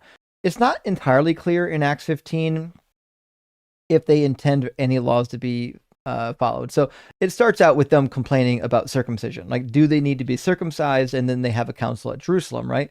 Certain individuals came down from Judea and were teaching the brothers, unless you are circumcised according to the customs of Moses, you cannot be saved. Paul disagreed. Peter disagreed, because in chapter 10 of Acts, Peter has the vision of the sheet, and God says that all the food has been made clean for you. And then subsequently, it seems like for the Gentile as well. So they're having this debate, and the ending of the debate is basically like, maybe they don't need the law, or maybe they shouldn't, like maybe the law is just for us Jews, not for the foreigners. And they send a letter to the foreigners about what to do. It says, then the apostles and elders, with the consent of the whole church, decided to choose men among them to send to Antioch and to Barnabas, and they sent Judas, blah, blah, blah. So they sent people to Barnabas with the instructions. Let me word the letter here. There we go. Here's the instructions. Therefore, I have reached the decision that we should not trouble those Gentiles. Remember, this is for the Gentiles, not for the Jews, who are turning to God. But we should write to them to abstain only from things polluted by idols, from sexual immorality, and from whatever has been strangled, and from blood.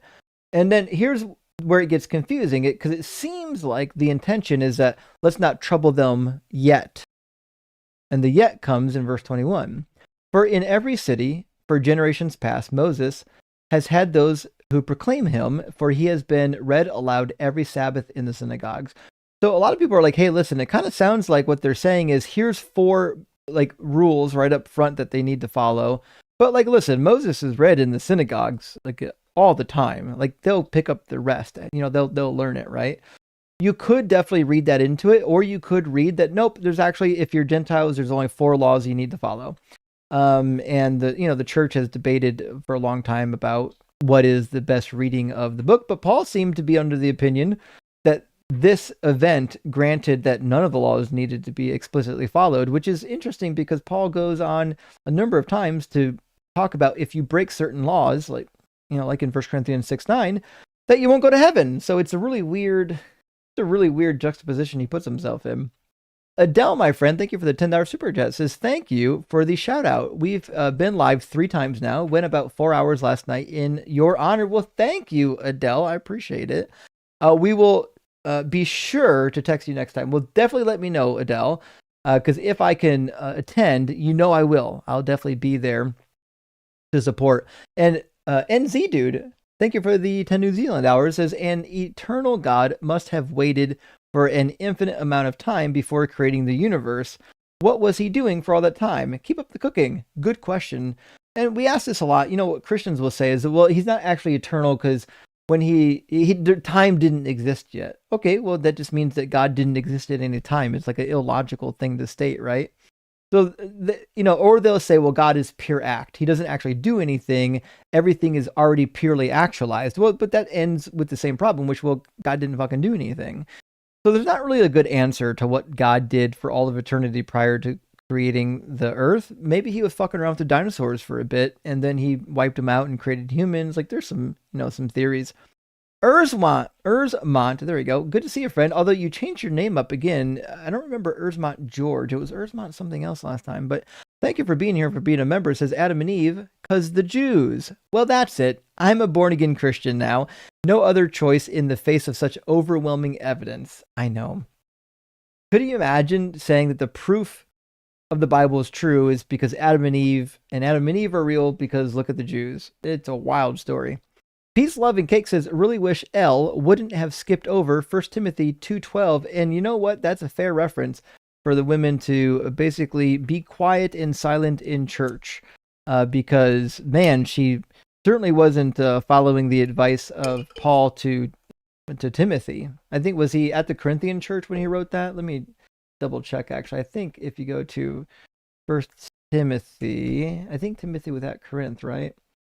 Paul, apostle to Jesus Christ by the command of the Savior Christ. To Timothy, my true child in the faith. Blah, blah, blah, blah, blah, blah. I urge you, when I was in Macedonia, I guess it doesn't say actually which church I was writing to, but I'm pretty sure he was writing to the Corinthians. Paul doesn't seem to, if you read the letters, enjoy the Corinthian church all that much. Let's see. Which church was Timothy sent to and received the epistle? I think it was, for some reason I thought it was the Corinthian church. No! I might be wrong. Some people are saying, looks like there might be multiple answers. Some people are saying, though, that it's probably the church in Ephesus. So I'm probably wrong. That seems to be the case. That happens sometimes. Yeah, Second Timothy is, or 1 Timothy chapter 2 is a little bit problematic for women. It's weird that they're going to teach over a man. God's Sinner, amazing name, says I had to come over to see what bull Kevin spewed over here. I now regret this, but hey, I get to watch the rest of the show. Thank you, from Caracal. Well, thank you, Caracal, and or is it Caracal? I actually knew somebody in real life. I wonder if this is the person I knew in real life named Caracal. I apologize. I'm going to look it up. It might not be the same person, but I actually now need to see if maybe they've deconstructed. I didn't think that was going to be a thing that they ever did. But you put the name in here like I know your name, and if you're the same Caracal that I'm thinking of, I'll be impressed, actually. Nevertheless, it's not okay. I gotcha. We actually are already connected on Facebook, but it's not the Caracal that I knew in real life. Okay, interesting news. Yeah, maybe I'll reach her one day too. Anyways, thank you for being here, friend. And Evan Rock says Demon Seaman wasn't on my bingo card tonight. Demon Seaman is pretty. It's pretty crazy, actually. I feel like that's crazy enough to become a hashtag. I feel like I need to clip that and put it on the soundboard. Demon Seaman. Let me just write that down for now. Demon Seaman. Also, Kevin is wrong about what Christians believe, because Kevin says that Christians wouldn't be okay with concubines. Yet we just talked to one for like 3 hours that clearly was okay with concubines and taking more brides.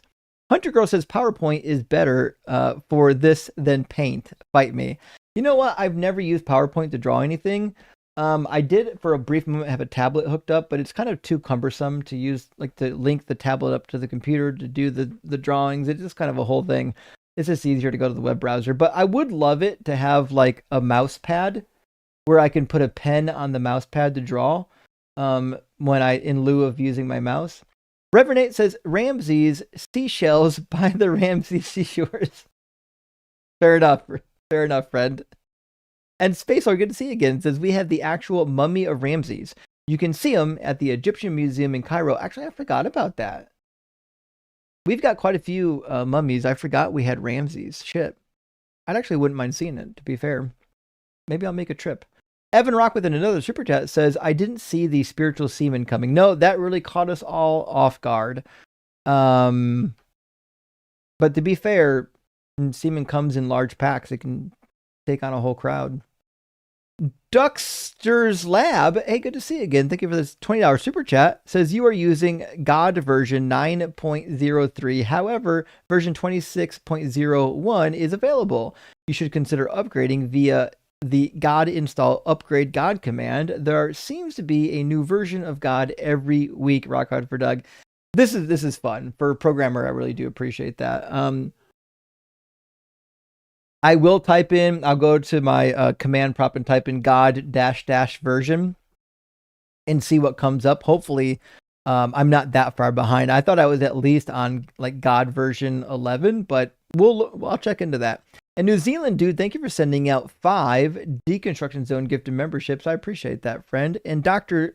Fudge coming in again says, by the way, there's an even older site in Morocco called Jebel Erhoud. It's likely as old as 315,000 years old. Are you serious? That's crazy. Now I gotta look this one up. It's a settlement?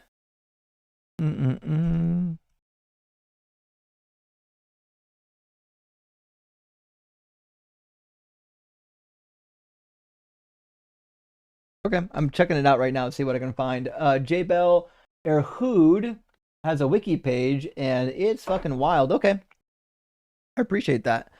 Base Lord with another super chat says, "Holy shit! I just looked it up. We also identified the mummy of Ramses the first in 2003. Also, Hefseti. God should have asked Egypt about preserving stuff." That's so fucking true.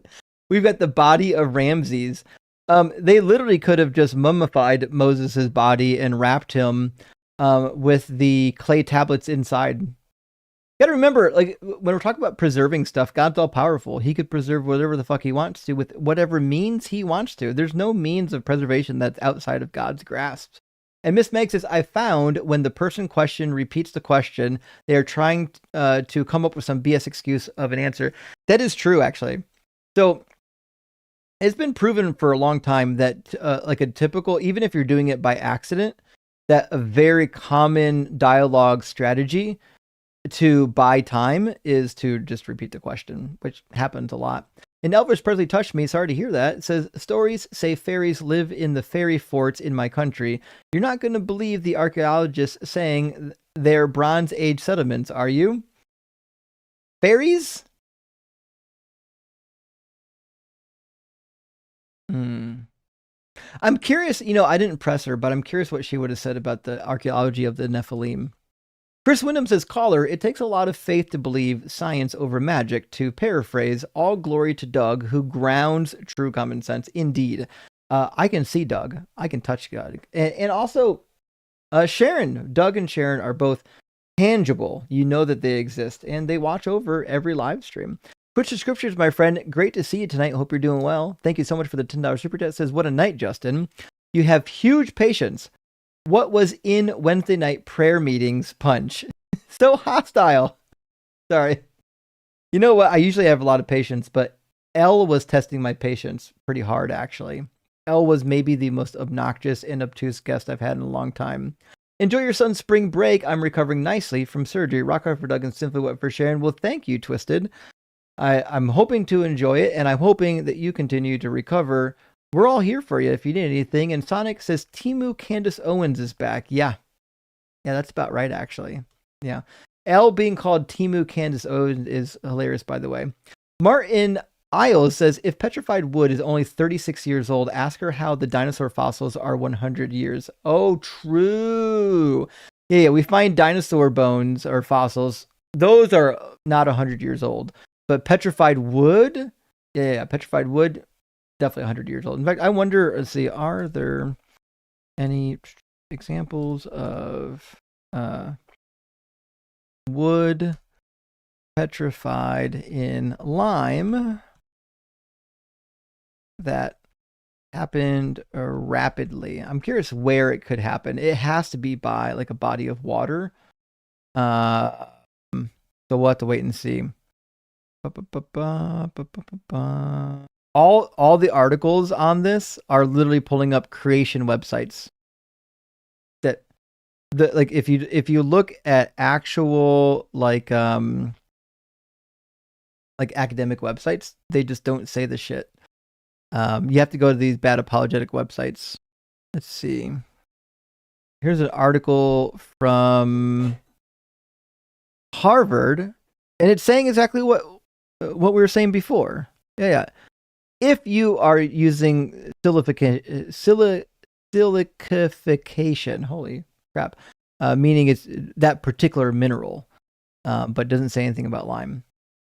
Anyways, Game Master Flash says, God, you are the fruit. Everyone gets ERVs. What a weird thing to think that like billions of human beings have ERVs because a virus at one point infected thousands or even millions of people, and then it just spread to the entire human race. What a crazy thing. Oh, Twisted Scripture is actually in the chat. Good to see you, Twisted. Game Master Flash says, ate the fruit. Oh, wait. Let me read this again. You are the fruit. Everyone gets ERVs. Ate the fruit. There might be something I'm not catching here. God says, you ate there you go. You ate the fruit. Everyone gets ERVs. There we go. I'm sorry. That's on me. I should have caught that. You ate the fruit. Everyone gets ERVs. Yeah. What a weird thing. Like God punished humans with ERVs to confuse them, knowing, thousands of years later, science is going to be like, check out these ERVs. Looks like this is a product of evolution. Genji, thank you for the $12 super chat. Says, on the question of whether viruses are not alive, it's not quite clear cut if they're alive or not alive. Some new research is complicating the question. I don't know much about the new research. My understanding is that, let's see, are viruses alive? I think the question is, do they replicate, right? Because like our basic definition of life is something that replicates and consumes from the environment. And like from Britannica, it just says most scientists consider viruses to be non-living entities, often describing them as organisms at the edge of life or biological entities. They lack essential characteristics of life, such as cellular structure, metabolism, and the ability to reproduce independently, which is what I was saying, right? I think reproduction independently is like a part of being alive. But I get that it certainly does. It has a lot of hallmark characteristics of being alive. Maybe there are some viruses that actually are alive. I don't know. I'm just reading you what Britannica says. It's possible that there are some viruses that would be considered alive. And I just don't know about them yet. That's something I'll have to look into. Thanks for the information, Genji. And helping Mega deconstruct says, DZ, you need to look up the deterioration of the Y chromosome. Multiple newer studies are showing the Y chromosome is becoming less functional. Oh, fuck. Why is that? Why is the Y chromosome?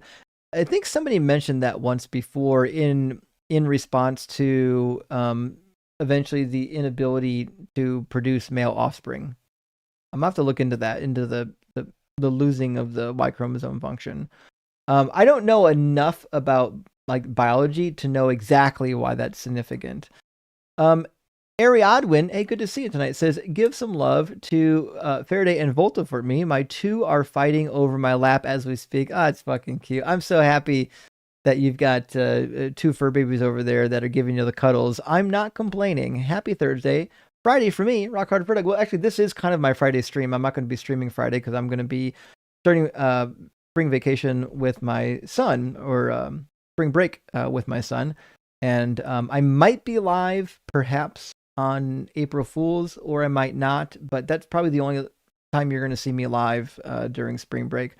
Simeon says, we've even turned on ancient ERVs in lab mice. I know SADGE, and they've immediately started to make viral genes. It's true. In fact, we've even had pseudogenes where like when a particular pseudogene in chickens are activated, they produce teeth again, because back in the history of a lot of birds like chickens, they used to produce teeth and they just don't do it anymore.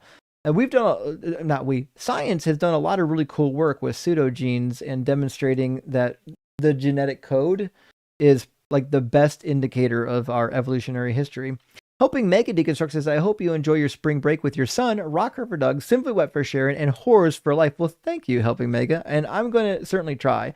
You guys know, I try to actually have fun with my son when possible, and sometimes that means when I take when he takes a break from school, I take a break as well, so we can actually spend quality time together. God Center says, I'm not familiar with Rock Harding for Doug, but if he can give me a bonk to free my brain of this call, would be great. From Caracal. Well, thank you. I appreciate that. And Rock Hard for Doug is an old slogan that we adopted a long time ago when we did a live stream called Pet Rock vs. Jesus. And it just happened to be that the Pet Rock thing stuck around and it became a really cool channel meme. And so people who are believers in Doug, we say they are rock hard for Doug. If you don't believe in Doug, then you're flaccid for Doug. So if you want to make sure that ED is never a problem for you, make sure that you follow Doug and be rock hard. And Black Hole Sun says, unable to listen because spirits. The spiritual interpretation of the Bible is wild. The people that think that the words don't mean words, everything's spiritual. It's a pretty bad cope. And I got to be honest, even when I was a Christian, I didn't run into other Christians when talking about like these biblical issues. I never had a Christian say, well, it's spiritual. What a bullshit answer. Like Christians in real life, like the average human being, aren't going to read the Bible and when it gets difficult, be like, oh, it's spiritual. No, they're going to be honest. They're like, oh, that's really weird. Let me look into that. Well, let me think about that. Let me ask my pastor about that. What a weird thing. The Christians that immediately jump to, well, words don't mean words or spiritual interpretations, those are the dumbest people in society that are just coping because they can't give up the thing that they have in front of them.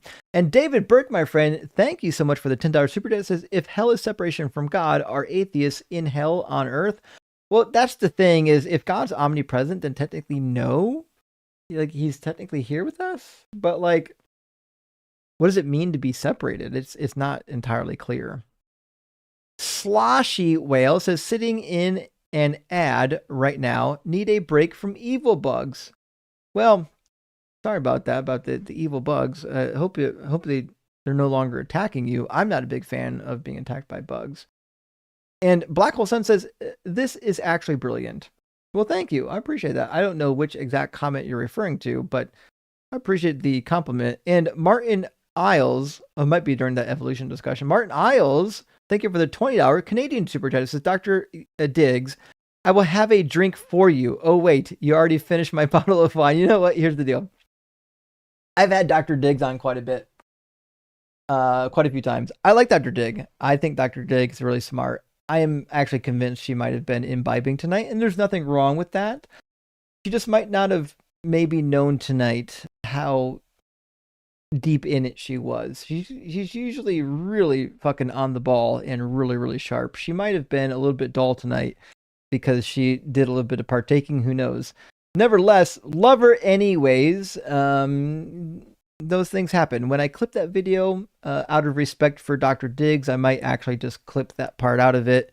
I did that once with one of my friends that came up, and it sounded like they might have been intoxicated. And I was like, you know what, we're going to clip that out for their posterity so that people don't think negatively of them. Because Dr. Diggs is phenomenal, by the way.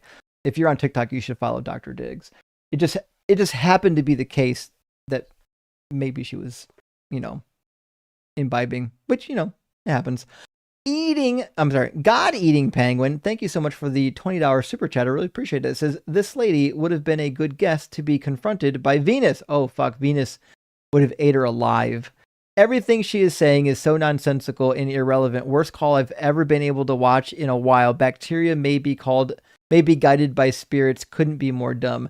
Listen, bacteria spirits were fucking crazy. I almost lost it at bacteria spirits. It's wild that people like this really exist in real life. They get the vote, y'all. And Guitar Atheist says, lady, you are literally spank. Can somebody tell me what spank means? Hold on. I wasn't ready for this one. What's it mean to be spank? Oh boy. I now got more Googling. What's it mean to be spank? I can't. I hope you meant spanked. I don't really know, but thank you for the super chat, friend. And Shane says ERV, is that a Bible translation? LOL joke. Listen, that's actually pretty funny, Shane. ESV is. I bet there might be I bet there actually is an ERV. ERV Bible translation. I wonder if there really is. Yep, it's a fucking Bible translation. It's the easy to read version. Is what it means. The ERV is the easy to read version. Fantastic. Not the Bible, Jason. Thank you so much for the super chat, friend. It says, I'd send Ellen an invoice after this. You know what? Do you think her real name was Ellen? Actually, I don't really know. Or do you think, I'm going to write a note in here. Do you think Elle was Eliana? Do you guys remember Eliana? Do you think that was her? Just with L instead of her full name. Remember, Eliana was one of the most irritating guests we've literally ever had on this show. She was out of her mind. I'm going to pull up in the clip real quick on DZ Debates. And see if that was Eliana. Hold on. What the And again, because now that now that I'm premise thinking that about America it, has it put kind on of it through the 400 years sounded that like they her own. too. All right, let me see. There's a search. Eliana. All right. I literally titled the video Eliana crowned the new cognitive dissonance queen. Eliana, did I so say you that know right? it was a wild conversation.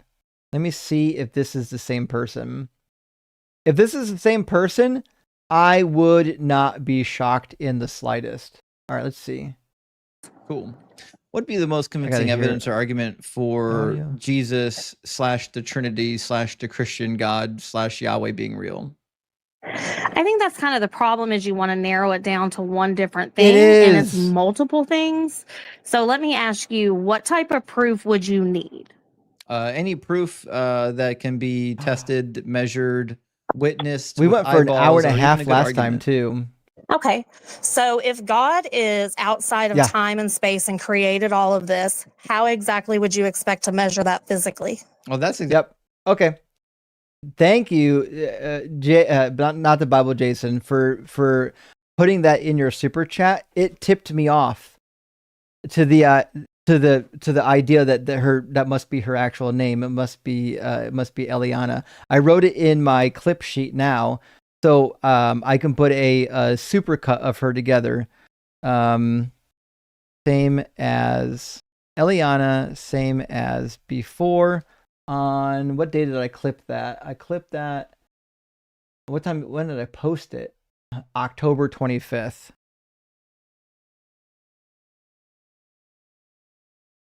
Okay, cool. So now we know Eliana may actually get a supercut. She's so infuriating. She might get like one of those 3-hour, 4-hour supercuts. Now we know not only is she still the queen of cognitive dissonance, she's also a despicable human being. Choco Fro, hey, you're the one that was in my guest box earlier. Good to see you, friend. Says, I'm not educated enough, but I'll argue it for 4 hours. For an hour. You know what? Not just for she was up here for a long time arguing shit. She had no idea what she was talking about. And thank you for the follow-up super chat. I think Forrest's argument for proboscidean reproduction works best for evolution. False because we can't see it. They'd see it tenfold in the arc narrative. Interesting. Let me look up what this word is. Proboscidean. What's this mean? Reproduction.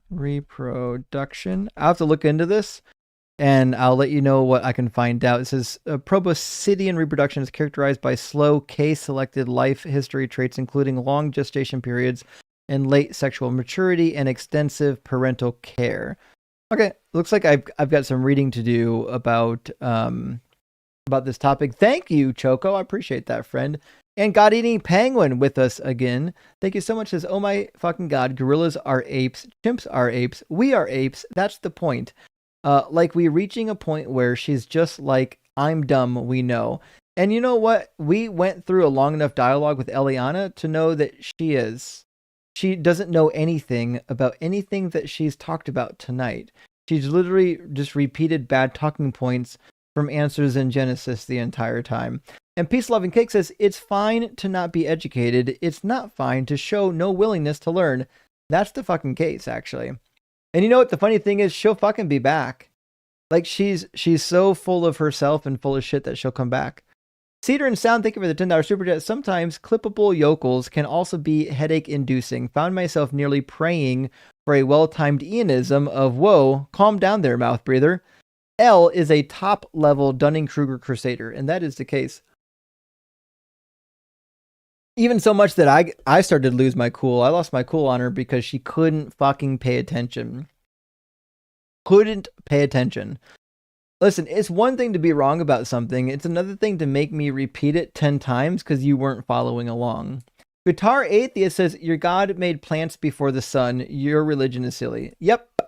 We didn't even get around to that. I thought when we were in Genesis, we might be able to talk about the nonsense of creation in Genesis, but we didn't even get around to it. And again, God-eating penguin, thank you, says, I guess Jesus died and came back 3,000 years later, according to this moron. So unbearable, I swear to Doug. She is unbearable. You can't just say that a day is 1,000 years just because there's one verse that says a day is like 1,000 years to God. You can't then just go into the Bible and say, well, anytime a day is inconvenient, it's now 1,000 years. What a nonsensical thing. And Worship says, use my flat earth picture on r/deconstruction zone. I suspect it's the one that I'm thinking of. Hold on.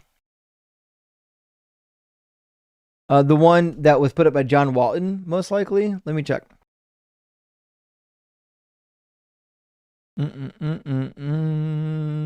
Actually, this is similar to the one by John Walton. It's not identical to it, but it certainly is similar. Give me a second, and I'll pop it up on screen so y'all can see what I'm talking about.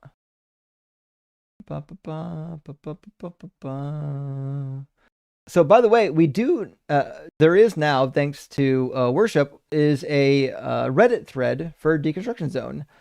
And here is the Earth, or the conception of the Earth to the ancient Hebrews, that's pretty popular, using the Babylonian map of the world. I don't know where this was generated, but it looks pretty good, actually. This Babylonian map of the world is actually what's on the wall behind me. If you look behind me, I've got two homemade pieces of artwork on the wall. One is the Babylonian map of the world, and one is a chart of the Semitic language family evolution. So, hey, thank you for that. I appreciate putting that into the Reddit thread. And Guitar Atheist says, Lady, why do we have different animals on different continents if there was a world flood? Indeed, endemic species would be kind of a silly thing.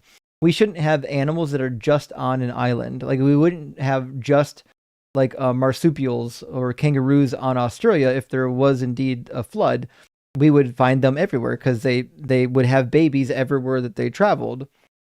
Nissi Wienini, thank you for the super chat, says super loud and super wrong. Typical Christian. Indeed. Not just super loud, but also wouldn't shut up. Like, I don't know why she thought talking over me was going to work. Like, listen, I can talk over somebody as the host and make it work because I got a mute button. They can't do that. It's weird that people without mute buttons will try to talk over you.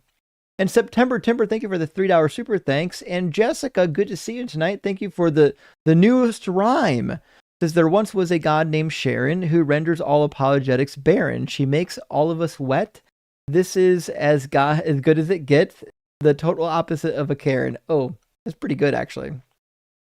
Although, it is fitting, despite that Eliana's name doesn't start with a K. And you know what? There are some very nice Karens out there. But of the meme Karen that we know of, I would say Eliana's probably one of them. God Center coming in again. Thank you. I believe Karakel, if I remember your name. The God of the Bible sounds like a rude prick. Better to worship Doug or spinny skirts. You know what? Fucking A, I actually can agree with that. W to some spinny skirts and Doug. And Farah Farkas Maktavish, thank you for the super chat, friend, says, take a shot whenever words don't mean words, and then check the availability of donors' livers. Yeah. Words definitely don't mean words. If you guys were doing take a shot when words don't mean words, I apologize. There may be some people that didn't make it through the night. And Amir, thank you for sending out a Deconstruction Zone gifted membership, and also God Eating Penguin with another super chat. Thank you. Says LMFAO, isn't prophecy just foreshadowing? Yes, Haman Pynchon was writing hella prophecy his whole career. Isn't that crazy? That you think just because something is in a book, and then something later happens that reminds you of it, it now becomes a prophecy. The amount of lies you have to tell yourself to maintain this viewpoint is wild. Peace, Love, and Cake, thank you for the additional super chat, says, the one option this lady won't ever consider is that the Old Testament was used to purposely create this incredibly psychologically damaging religion, and that does appear to be the case. The laws of the Hebrew Bible were used to cement laws in that society that they needed justification for, and your justification is like, well, fucking God said it. You can't fight it. God said it. Guitar Atheist coming again says, thank Doug, I got my guitar. Shish. Yes, actually. I hope you got to play some guitar tonight over the nonsense of Eliana. Not a robot, I swear, and I promise your secret's safe with me. You keep using that word foreshadowing. I don't think it means what you think it means. Also, can you clarify whether owning people is negative? You know what? Once you pin her down on what it actually says, she'll fucking admit to any of it being acceptable. Slavery, concubinage, war brides. I'm too raw. Well, I hope you're okay. Thank you for the super chat. It says, props to you for not allowing your brain to explode. I nearly fucking did. By the end of Eliana's call, I wanted to reach through the screen and strangle her. These conversations are entertaining, but also quite frustrating. Yep. Definitely that is the case. Gay for Justin, rock hard for Doug, and Justin's fucking rock. Well, thank you. I am too raw. Conversations with Eliana would be better if she would listen. Like, it's not, listen, we don't expect Christians to agree with us, but when you have to repeat yourself 10 fucking times, it's so irritating. Just, we could have got through this already if you would listen and answer questions. God Eating Penguin with an additional super chat. Thank you, friend. Says, next time you get a speeding ticket, be sure to explain to the officer that there's obviously a spiritual depth to it, so you can go 30 miles over. Yes, indeed. Like, if laws are just spiritual suggestions, then okay, cool. Like, I'm just fucking, yeah, got it. I can speed whenever I want to. This is only a spiritual ticket. I don't even have to pay it. I might pay it spiritually anyways. And Aceliant Monk says, so very glad I have had strong women in my life. It taught me they are equal indeed. To hear a woman weaken and infantilize them makes me sad and wish she had better people in her life. You know, it's hard as someone with 4 sisters who loves their sisters to hear other women saying it's better to be sold into slavery and have no autonomy than to get to choose to go with your husband. Giant K Pseudo says, imagine saying with a totally straight face, how is it a slave if it's his wife? Isn't that crazy? Like, she doesn't understand like that you can consider somebody your wife and also be a slave. Like, the idea of wifehood in the Hebrew Bible is like, this is just your woman and that's your man. And that's it. That just means you're with him and she's with you. That's all it means. The nature of that relationship could vary greatly. And Carissa Wheeland, thank you so much for sending out 50. That is huge, my friend. I really appreciate that. 50 DZ Debate gifted memberships. I really, really appreciate that. That helps the channel out a lot. And interesting name, Ontological Shock. I think we've had a little bit of that tonight. What's sad is of this woman. Wait, what's sad is of this woman was shown. I think you mean if. What's sad is if this woman was shown these immoral biblical laws in any other religious text, she would be able to immediately reject them. Yes, exactly. If she read this in the Quran, she'd be like, no, that's fucking evil. But because it's in the Bible, they got to bend over backwards, to try to justify it. And they don't do a really good job of it. Genji, my friend, thank you for the additional super chat. This lady is a certified pure uncut POSFF.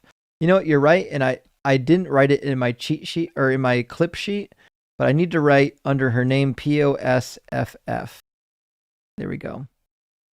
Because she is. And every time she comes up on the channel, we're going to remind her of it.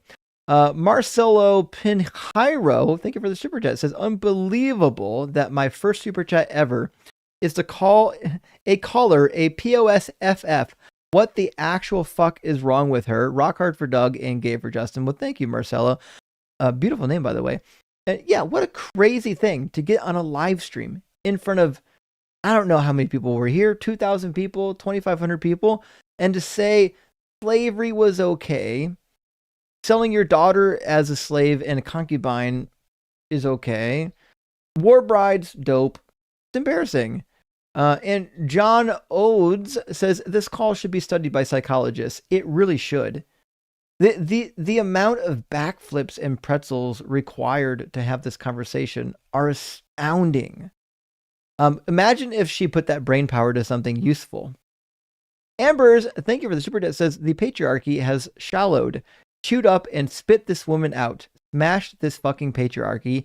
This is why we are where we are as a society. Agreed, Amber. In fact, my mug was cold, but you guys know I'm always going to be repping fuck the patriarchy. The patriarchy is not doing any favors for anybody. We didn't need it then. We don't need it now. It was just a structure that was in place because people lack the means to fight against it. And Milf Wrangler, thank you for the $10 super chat, says the fact that she can't see any other option than slavery. Who knew the viruses have spirits, lady, is actually insane. Yeah, who could have guessed? Right? God says, hey, I don't like these people. And you think your only two options with an all-powerful God is to either murder all of them or murder all of them minus the little virgin war brides. That's a false dichotomy. And Chris says, I can't believe Ghislaine Maxwell called in. Oh, fuck. That's good, actually. I gotta write that in fact. Snip the super chat that says, this is gonna be a great clip. I can't believe, can't spell this name either. Ghislaine Maxwell called in. That's really fucking funny. And put it as a stinger at the beginning of the video. Oh, what time slot is this? We've been live for 7 hours and 45 minutes. Jeez, I'm gonna say at the 7:45 mark. That's crazy. I was supposed to be in bed hours ago. All right, we're gonna get there. And DB says this call should be archived and studied. You know what? That one plus the prior one, by the way, the prior Eliana call should be studied. I kept her on last time way too long as well. Jax on Jex, thank you for the super chat, friend, says, I heard you recommend the New Oxford Annotated Bible as a study Bible, and it looks like the 6th edition is around the corner. Yes, it was supposed to be released already. They pushed it back to June, and then they pushed it back for fucking August. Do you think it'd be worth it to wait to get the 5th for now? Know of any notable changes? So the biggest notable change is that they're going to be using the NRSV updated edition as opposed to the NRSV. That's the biggest change. Now, whether or not there are changes to the actual articles in it, I don't know yet. I'll have to wait and see. Most likely there are, but they're not wide-scale changes. The biggest changes will be probably in the translation itself. But there is a published list of the changes between the NRSV and the NRSV updated edition. In fact, if you Google it, there's a couple lists out there that were put together by the publishers for you to find out where the differences are. So that's probably what I would do. As for the content of the study notes, I don't know what's going to change. A lot of the scholars that participated in the 1st edition, or sorry, the 5th edition, still participated in the 6th edition as far as I can tell. Not the Bible, Jason. Thank you for the additional super chat. Says, what happened? God's portion? It was 32 little girls. I'm sure he enrolled them in all the girls' school and something, and was a super cool dad, right? Isn't that crazy that they think that they really believe, or at least they lie to themselves, and think that all these 32,000 war brides or little virgin girls were distributed to the soldiers to just to raise in their home, to have new daughters hanging around. Yeah. Why did it matter if they were virgins? What if they were like 15 and they weren't virgins? Why do we need to murder them? What a ridiculous thing to believe in. And 223 Mrossum, thank you for the $20 super chat, friend, says, for your Old Testament little virgin girls being turned into war brides rhetoric, do you think it would be more effective to refer to them as babies? Some were instead. It's the only word that gets through to these people. Well, it's a tough one because there is a distinction in Hebrew between children and babies and sucklings and infants. There were real distinctions. So I think it'd be difficult. I think it'd be a hard sell to use the phrase that they were babies if they weren't really babies. I think I get the rhetoric, I do, but I don't think Christians would take it seriously. I think you lose ground almost immediately. If you brought that out in a debate, the first thing they're going to do is well, it doesn't say baby. Okay, well, what does it say? And that's why I wouldn't use it. But it'd be a fun trick to play. Flashy says, the NASCAR race was JK, but I could have had one for real. The NASCAR race was a joke, but I could have had one for real. I may not fully know what you're referring to. I can't remember NASCAR coming up in the conversation today. Maybe my memory is my memory is failing me. If so, I'm sorry. I don't fully understand what's happening in this super chat. And Marcus Alexander says, just baby paste. Finishing move her already. You know what? I did keep her on a long time. And baby paste should have been in order, but I don't think I don't believe that she got baby pasted. And I don't have any notes on her previous call, because her previous call, I started taking my spreadsheet notes on all the callers back in June. And I think she came in during the springtime before June rolled around. So I don't think Eliana, I even have notes in here. Let me do F.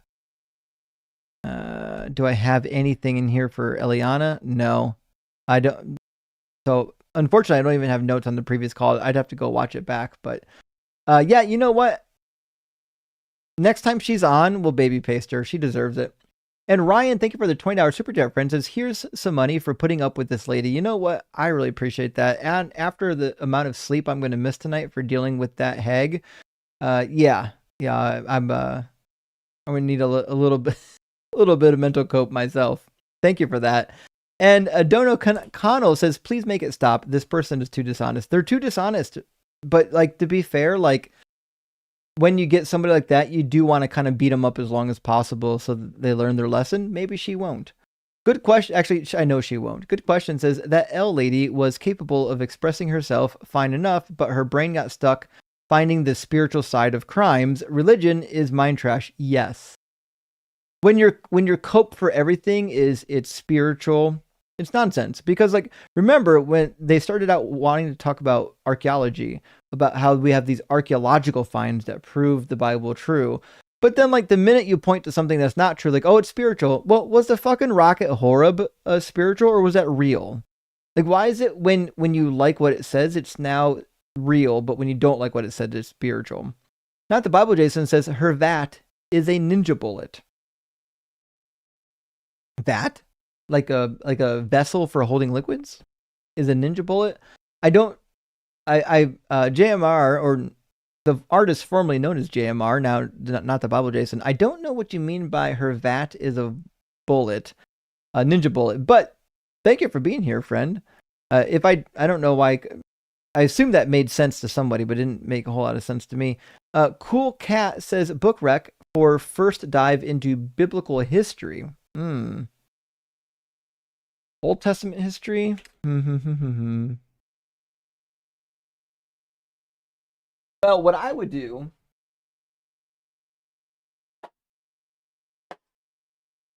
is get like Old Testament survey. I like the one by Hubbard. And read that. It'll give you a smattering of information that you're going to need for reading the Hebrew Bible. In fact, I'll show you the one.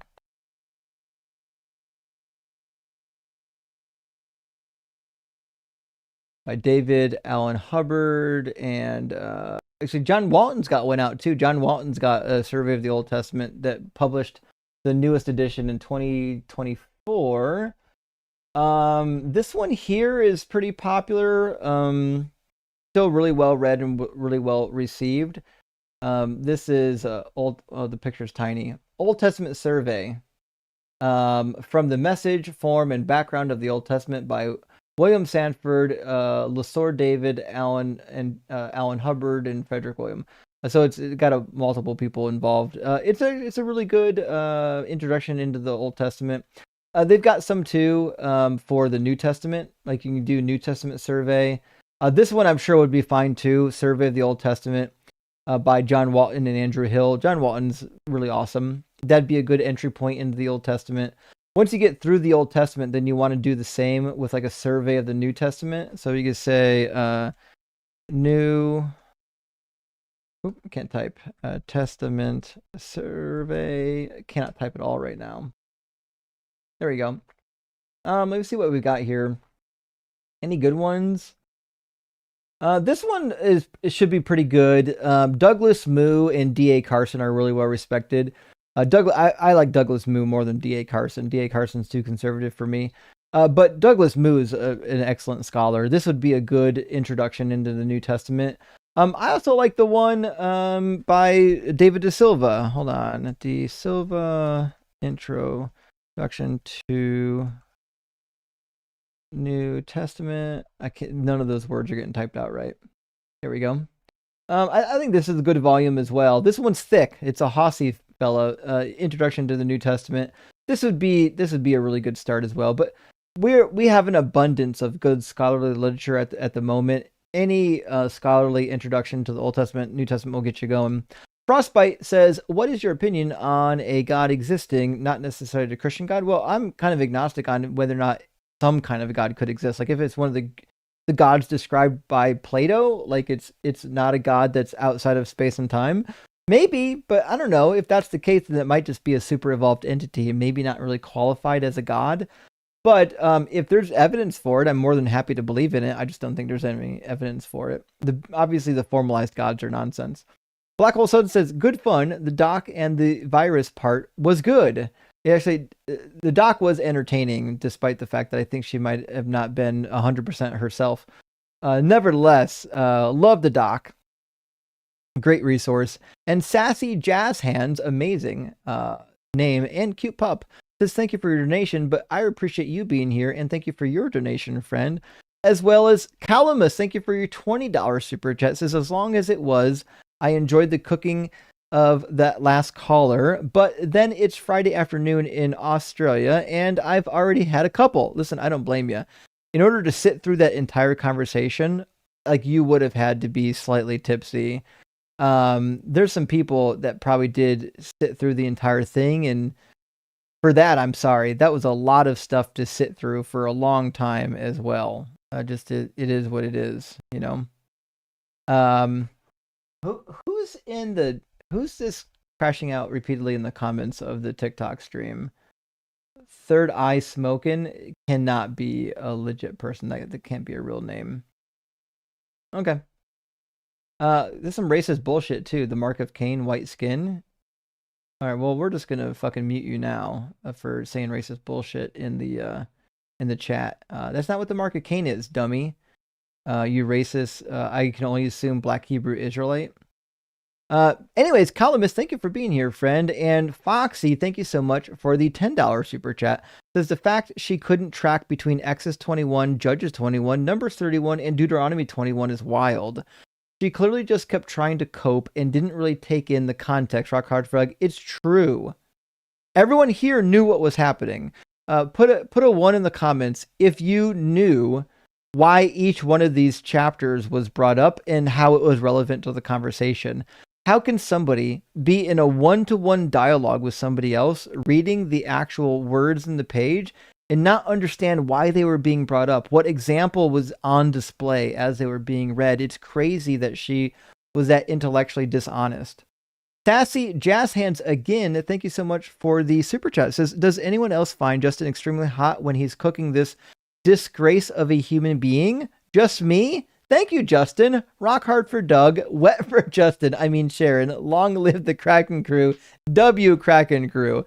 I haven't had some good Kraken in a while, but I need to get some Kraken flowing. I've got Kraken Gold, but no regular Kraken. And thank you, Sassy. I really appreciate that. And I've tried not to cook that hard because, you know, people cry about it. He's mean. He yelled. But to be fair, like, listen, she was a piece of shit. You know, eventually, after so many hours of talking to someone like that, you're going to get frustrated. And maybe it's my fault. Maybe I shouldn't have kept her on that long. David Gregory, thank you for the super chat, friend. Says, enjoy the break. You do amazing work. You may enjoy learning more about episodic memory literature in cognitive neuroscience for debates.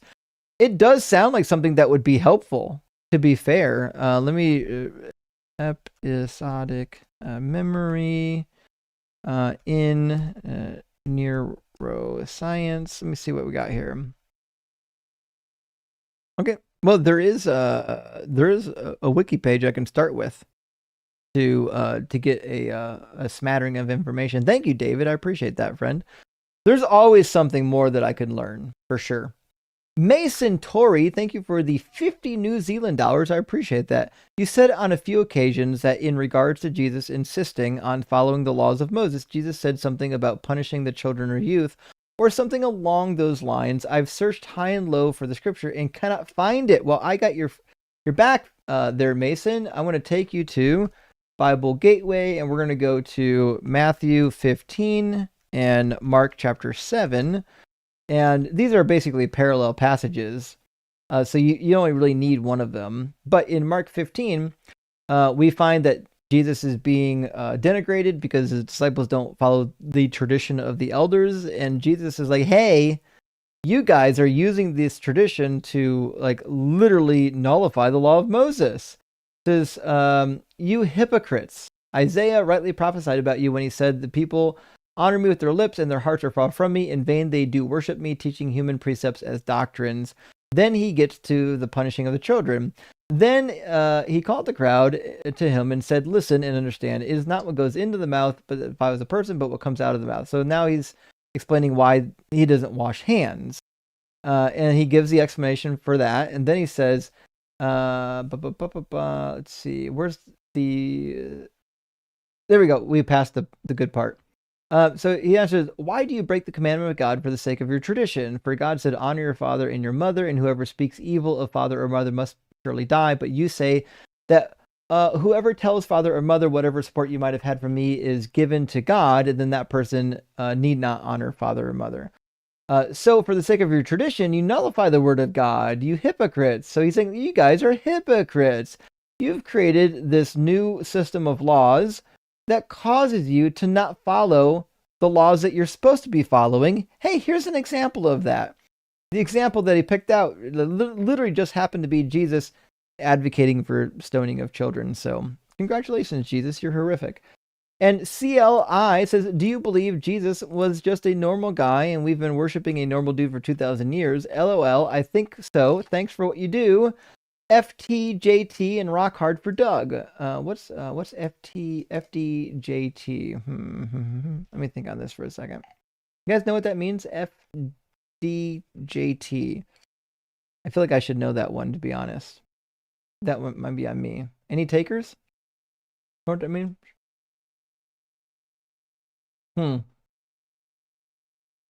Oh, sorry. Got it now. Fuck Donald John Trump. Yeah, agreed on all accounts, actually. Yeah, fuck that guy. Hunter Girl says, go to bed, friend. I'm working on it, Hunter Girl. I got like 7 more super chats to read. Yeah, I love and respect y'all, so I read the super chats. But I'm getting there very shortly, actually. And Destroyer, thank you for the $10 super chat, says, the complexity of the universe/life is the one thing that makes you believe in a creator. Logically, it makes more sense. What's your best argument against that? Big supporter of 3 years, never miss a stream. Well, thank you, Destroyer. Well, my answer is going to be pretty simple. First of all, complexity is meaningless. Something can be complex and still completely natural. So I don't know if complexity does anything for me, especially if evolution is true. If evolution is true, then we expect complexity. We expect that these biological organisms that can reproduce are going to get more complex over time. That's the only inevitable outcome, is that they would either annihilate or become more complex. That really the only thing that we can deduce here, right? So it's perfectly expected that we have complex biological living entities that have been developing for billions of years. And this is the important part.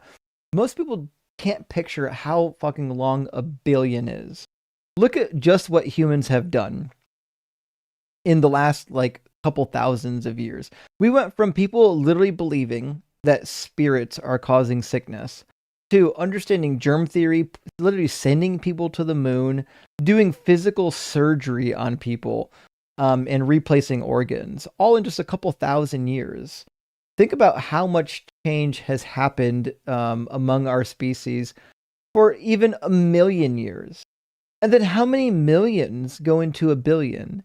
And we've been here for evolving for over 3 billion years. So yeah, if you understand like how like the length of time we've been evolving could lead to complexity, it makes much more a simple thing. Also, like I understand that it might not be what's the word? It might not be immediately intuitive, but something not being immediately intuitive would never then mean that a God did it, right? You're just saying, well, if it's not intuitive to me, it must be a God, but a God's not intuitive either. God makes no sense, something outside of space and time. If God went through all this trouble to make these super complex entities, but then he just fucked off when it came to like actually giving them like health, life, a lack of misery. Like, what an evil entity to create this complex life form, and then to have like a huge portion of them just suffer from beginning to end. That's expected in evolution. It's not expected with a God, that a God is so fucking inept at creation that like most human beings at some point will literally desire to die. God Sinner coming again. Thank you so much. I appreciate this. Says, I sadly much chose to be placed for Doug. Oh, placed for Doug for personal trans reasons, though I still enjoy his teachings. May all femme presenting people skirt go spin. I feel like there's some lingo in here, God Sinner, that I might not understand all the lingo. So help me out here. Placed. I need to look that one up. Unless that's a typo. Okay. Oh, flaccid. Gotcha. I think you mean flaccid. So you chose to be flaccid for Doug for personal trans reasons. Gotcha. Makes more sense now. So I still enjoy his teachings. May all femme presenting people skirts go spin. Now it all makes sense. Sorry, I had to read it twice and think about the word flaccid possibly being spelled wrong. Thank you for letting me know. I really appreciate it. Sometimes like people tend, especially people in my position, we tend to think about other people by, I don't know, kind of assuming quite often that like people are like we are, right? That's why like ancient people or even modern times people, like when you draw Jesus, like the Chinese will draw Jesus looking Chinese looking. So I do appreciate people letting me know, like if I'm talking to people in the community and you have specific pronouns that you need me to use, please set me straight. If you have a presentation that I have missed because I didn't identify it correctly, please let me know so that I can make sure to correct myself. So Twisted Scriptures, I promise I will read my email this weekend. I promise for you. For you, I got your friend. And Ryan, thank you for the super chat, says Elle has called into chewed gum on the line a few times. All her calls there have sucked too. Why would she call in on chewed gum? Like she's just a weird Bible thumper. She doesn't have anything to add to that conversation. I'm not surprised though. I bet Eliana makes rounds on all these call-in shows. I assume because she's got enough hubris to think that she's got all the answers. She really doesn't. They're bad answers. She never. These are the type of people who are like she looked up answers to questions and never bothered to think if they were good answers. And the Bard, thank you for the $10 super chat, says, now that we are in the end times, are you at all interested in doing a Daniel barbecue? It could be a revelation. Oh, fun use of words, the Bard. Okay, so this is a good question. I would actually enjoy doing a live stream and just title it like the Book of Revelation is utter bullshit from beginning to end. I would enjoy every minute of that. I don't know if the audience would enjoy it, but I feel like if something about the end times and Armageddon got really popular in the news, then there might be enough people talking about it that we can dedicate a whole live stream to it. And I gotta be honest, I would enjoy it. Y'all let me know. Would you enjoy an entire live stream dedicated to bullshit Daniel prophecies about the end time? I might do it. Ryan, my friend, thank you so much for the $10 super chat. Says, one last thing on L. Once on chewed gum, there was clearly an abusive husband in the background telling her what to say. I felt bad for her, and yet she continues the Christian cycle of abuse. Oh no. See, now I kind of feel bad for her. But is she like that because she's abused, or is she with an abuser because she's like that? You know what I mean? Like did she purposely choose this guy and then decide, oh no, I have to stay with him because the Bible? Like there's so many questions. I've seen a number of people stay in abusive relationships because of what the Bible says, and it's terrible. Ashley Cantooth says, new hashtag, Jesus fucking Christ. I'm sorry, Jesus. Sorry, I was reading it before reading the chat. Justin's fucking chest hair. Oh, fuck. You know, I don't have a V-neck today, guys. I'm sorry. It's just a little bit here. I'll have to get a V-neck so that I can, get the chest hair rocking and rolling. I usually have a whole collection of V-necks, but you know what? I washed some of them and now they shrunk and now they're tight on me. I need to tone down the fucking ice cream so I can fit back into my V-necks, Floshy says NASCAR races are like 3 hours. I said I'd be done before L. Oh, fuck. I realize that now. Okay, that makes more sense. And they are long. That's why if I watch a NASCAR race, I'm literally just watching the last half hour of it. You just want to come in and watch the end because that's where they trade in all the paint. You know what I mean? If you miss an accident, it's fine. You can go back and watch the accidents on the YouTube highlights. Soupy Dude, thank you for the $5 super chat, friend. Says, I have been listening to a few of your videos while working out recently, and I'm enjoying learning more about the Bible. Keep on teaching folks the truth. Rock hard for Doug. Well, thank you, Soupy Dude. I really appreciate that. And working out is a good way to watch the debates. Also, you can listen to them on podcasts. Go look on Apple Podcasts, on Spotify, and all the other podcasts. For the Deconstruction Zone, you'll find all of the live debates there and a channel dedicated to the debate clips if you don't want to do the YouTube thing. And if you're not doing the YouTube thing, then guess what? You don't have to, we don't have as many of the YouTube related nonsense like the dealing with the comment section and dealing with playback ads and things like that. Also, remember, I have a Bible study with Sarah. We do almost basically every week the Evangelical Bible Study. Look for the Evangelical Bible Study on the podcast platforms and go check us out. We just got it up on podcast finally, and we got half of Genesis already posted. It's a really cool Bible study. I love it. And also, while you're at it, just follow the Leaving Faith YouTube channel if you want to watch it rather than listen to it. Not the Bible Jason again says Ninja Bullet. Oh, is a smoothie blender. Oh, you mean, I got you. The Ninja Bullet is a smoothie blender. I forgot about that. I got to be honest. I thought the Ninja was just called the Ninja. I actually have a Ninja blender. I don't have a Bullet. I thought the Bullet was a separate blender. But it might be that, let's see, Ninja. It might be that Ninja has their own edition of the Bullet that I was unaware of. I'm looking for it. Oh, they call it the NutriBullet, the Ninja NutriBullet. It looks like. So, nevertheless, I get what you're saying now. Yeah. The brain vat is a NutriBullet. It's a blender for the brain, which explains the conversation that we're having, JMR. I really appreciate the clarification. And Frostbite says, many ex-Christians have told me that fear of death is the reason for their faith because they fear a world without God where they won't live forever. Yeah, I get that. Although you have to question, listen, you can't choose what you believe. So if you believe or you say you believe because of fear of hell, you don't really believe that. If you're choosing to be part of the religion just because you're afraid of hell, that's one thing. But don't call it belief. You either believe in hell or you don't believe in hell. It's one or the other. Your fear of hell is irrelevant. I would imagine if you fear hell, you only fear hell because you already believe. You don't believe because you fear hell. You fear hell because you believe already. So it's like a chicken before the egg situation. And Cedar and Sound, good to see you, friend, says, just now getting into leatherworking. Gotta say, some Bible binding can be impressive. What's the most impressive one you've seen or have? Well, of the most impressive Bible bindings, I found a lot of them to not be great. In fact, I'll show you one that I hate recently.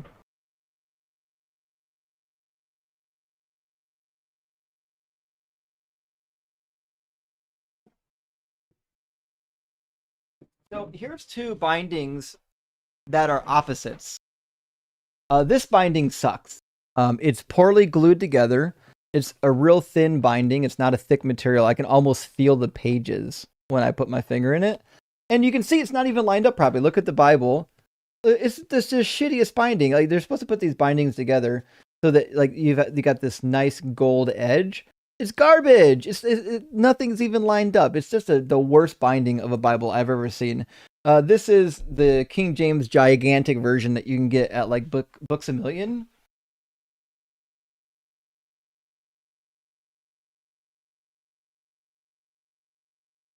However, there's a better King James Bible that you can get actually at Barnes and Noble. It's almost like a collector's edition. This King James Bible has an amazing binding. I like it a lot. I don't use it that much, but I have inspected. I do look at book bindings when I buy them because they fall apart. But one of my favorites, though, is this Hossie Geneva Bible. This big old Geneva Bible has a great binding on it. If you can slip your finger in here, you can feel the thickness of it. The pages line up very well. It opens nice and wide. Sometimes you get bindings and like both the binding and the way it's glued and the way the paper is, it won't like lay flat like the pages do weird things. This one lays perfectly flat. It's got a good strong binding. You can open it. It lays flat. The pages don't flap around. I like the binding on this book a lot. I wish more Bibles were like this. But then again, it's a giant shelf Bible. You're not going to carry this thing around.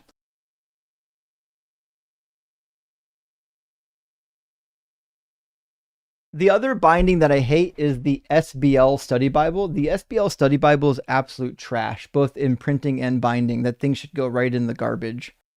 And Carnage, good to see you again. Thank you so much for the super chat. Says, Smash, Marry, or Unalive. Wine edition. Okay. All right. Okay. The options are Malbec, Vino Verde, or Moscato. This is a tough one. So I like a good Moscato, but on occasion, it can be a little sweet. So I'm going to say maybe Smash Moscato. And then I do like the Vino Verde, although I'm new to it. In fact, recently new, maybe within the last couple of weeks. I might say maybe Unalive the Vino Verde, only because I love the Malbec so much more. And so I'm going to have to marry the Malbec, smash the Moscato, and Unalive the Vino Verde. But not because I don't like the Vino Verde, it's because it's really my only option.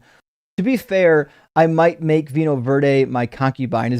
Can we do that? Can we do Smash, Marry, Unalive, Concubine?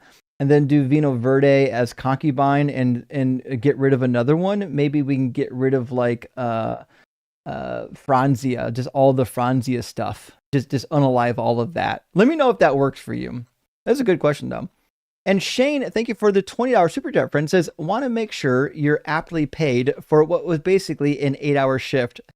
I really appreciate that.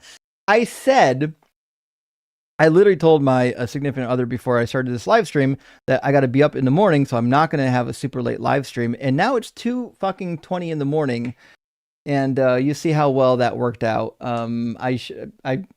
It's on me. I should have ended the Eliana conversation half hour after it started, but you know what? I can't stop myself sometimes. You get a guest that you really just want to beat their head with the Bible, and it's hard to quit. Justin fucking Rock and Rock Hard for Doug. Well, thank you, Shane. And I got 2 more super chats. Chris, thank you so much for the super chat. It says, still hoping for Mezzo collaboration. You know what? The Mezzo collaboration is happening. I've contacted Mezzo. We are going to be getting it set up. So look forward to that. I also got a date set for the John Cohen collab on April 9th. Let me double check. I believe it's April 9th. Give me a second. On April 9th. Yes, April 9th. I'm going to be doing a live stream with John Cohen. So I will be getting one up with Mezzo. Hopefully a live stream eventually with Joel and Mezzo both. We're going to make it happen. And last super chat from Cedar and Sound says, now tuck in tight and close your eyes while Doug sends blessings from the skies. May stony songs and soft dreams keep a gentle watch beside your sleep. That is beautiful. I appreciate that, Cedar. And with that, friends, I think that's all we got for the night. Thank you so much for being here. It was a long one. I'll definitely clip that Eliana post in the near future. And then when I do, I'll in the link, I'll go ahead and I'll link to the original Eliana. So people who want to hear the first Eliana can hear the first Eliana. But thank you so much for being here, friends. I really love and appreciate everybody. And have a great one. I'll see you sometime in the near future, friends. Also, go and support Dr. Blitz. Watch his videos. And whenever he's able to go live, make sure you watch his live stream. Make sure you show him lots of love and support, friends.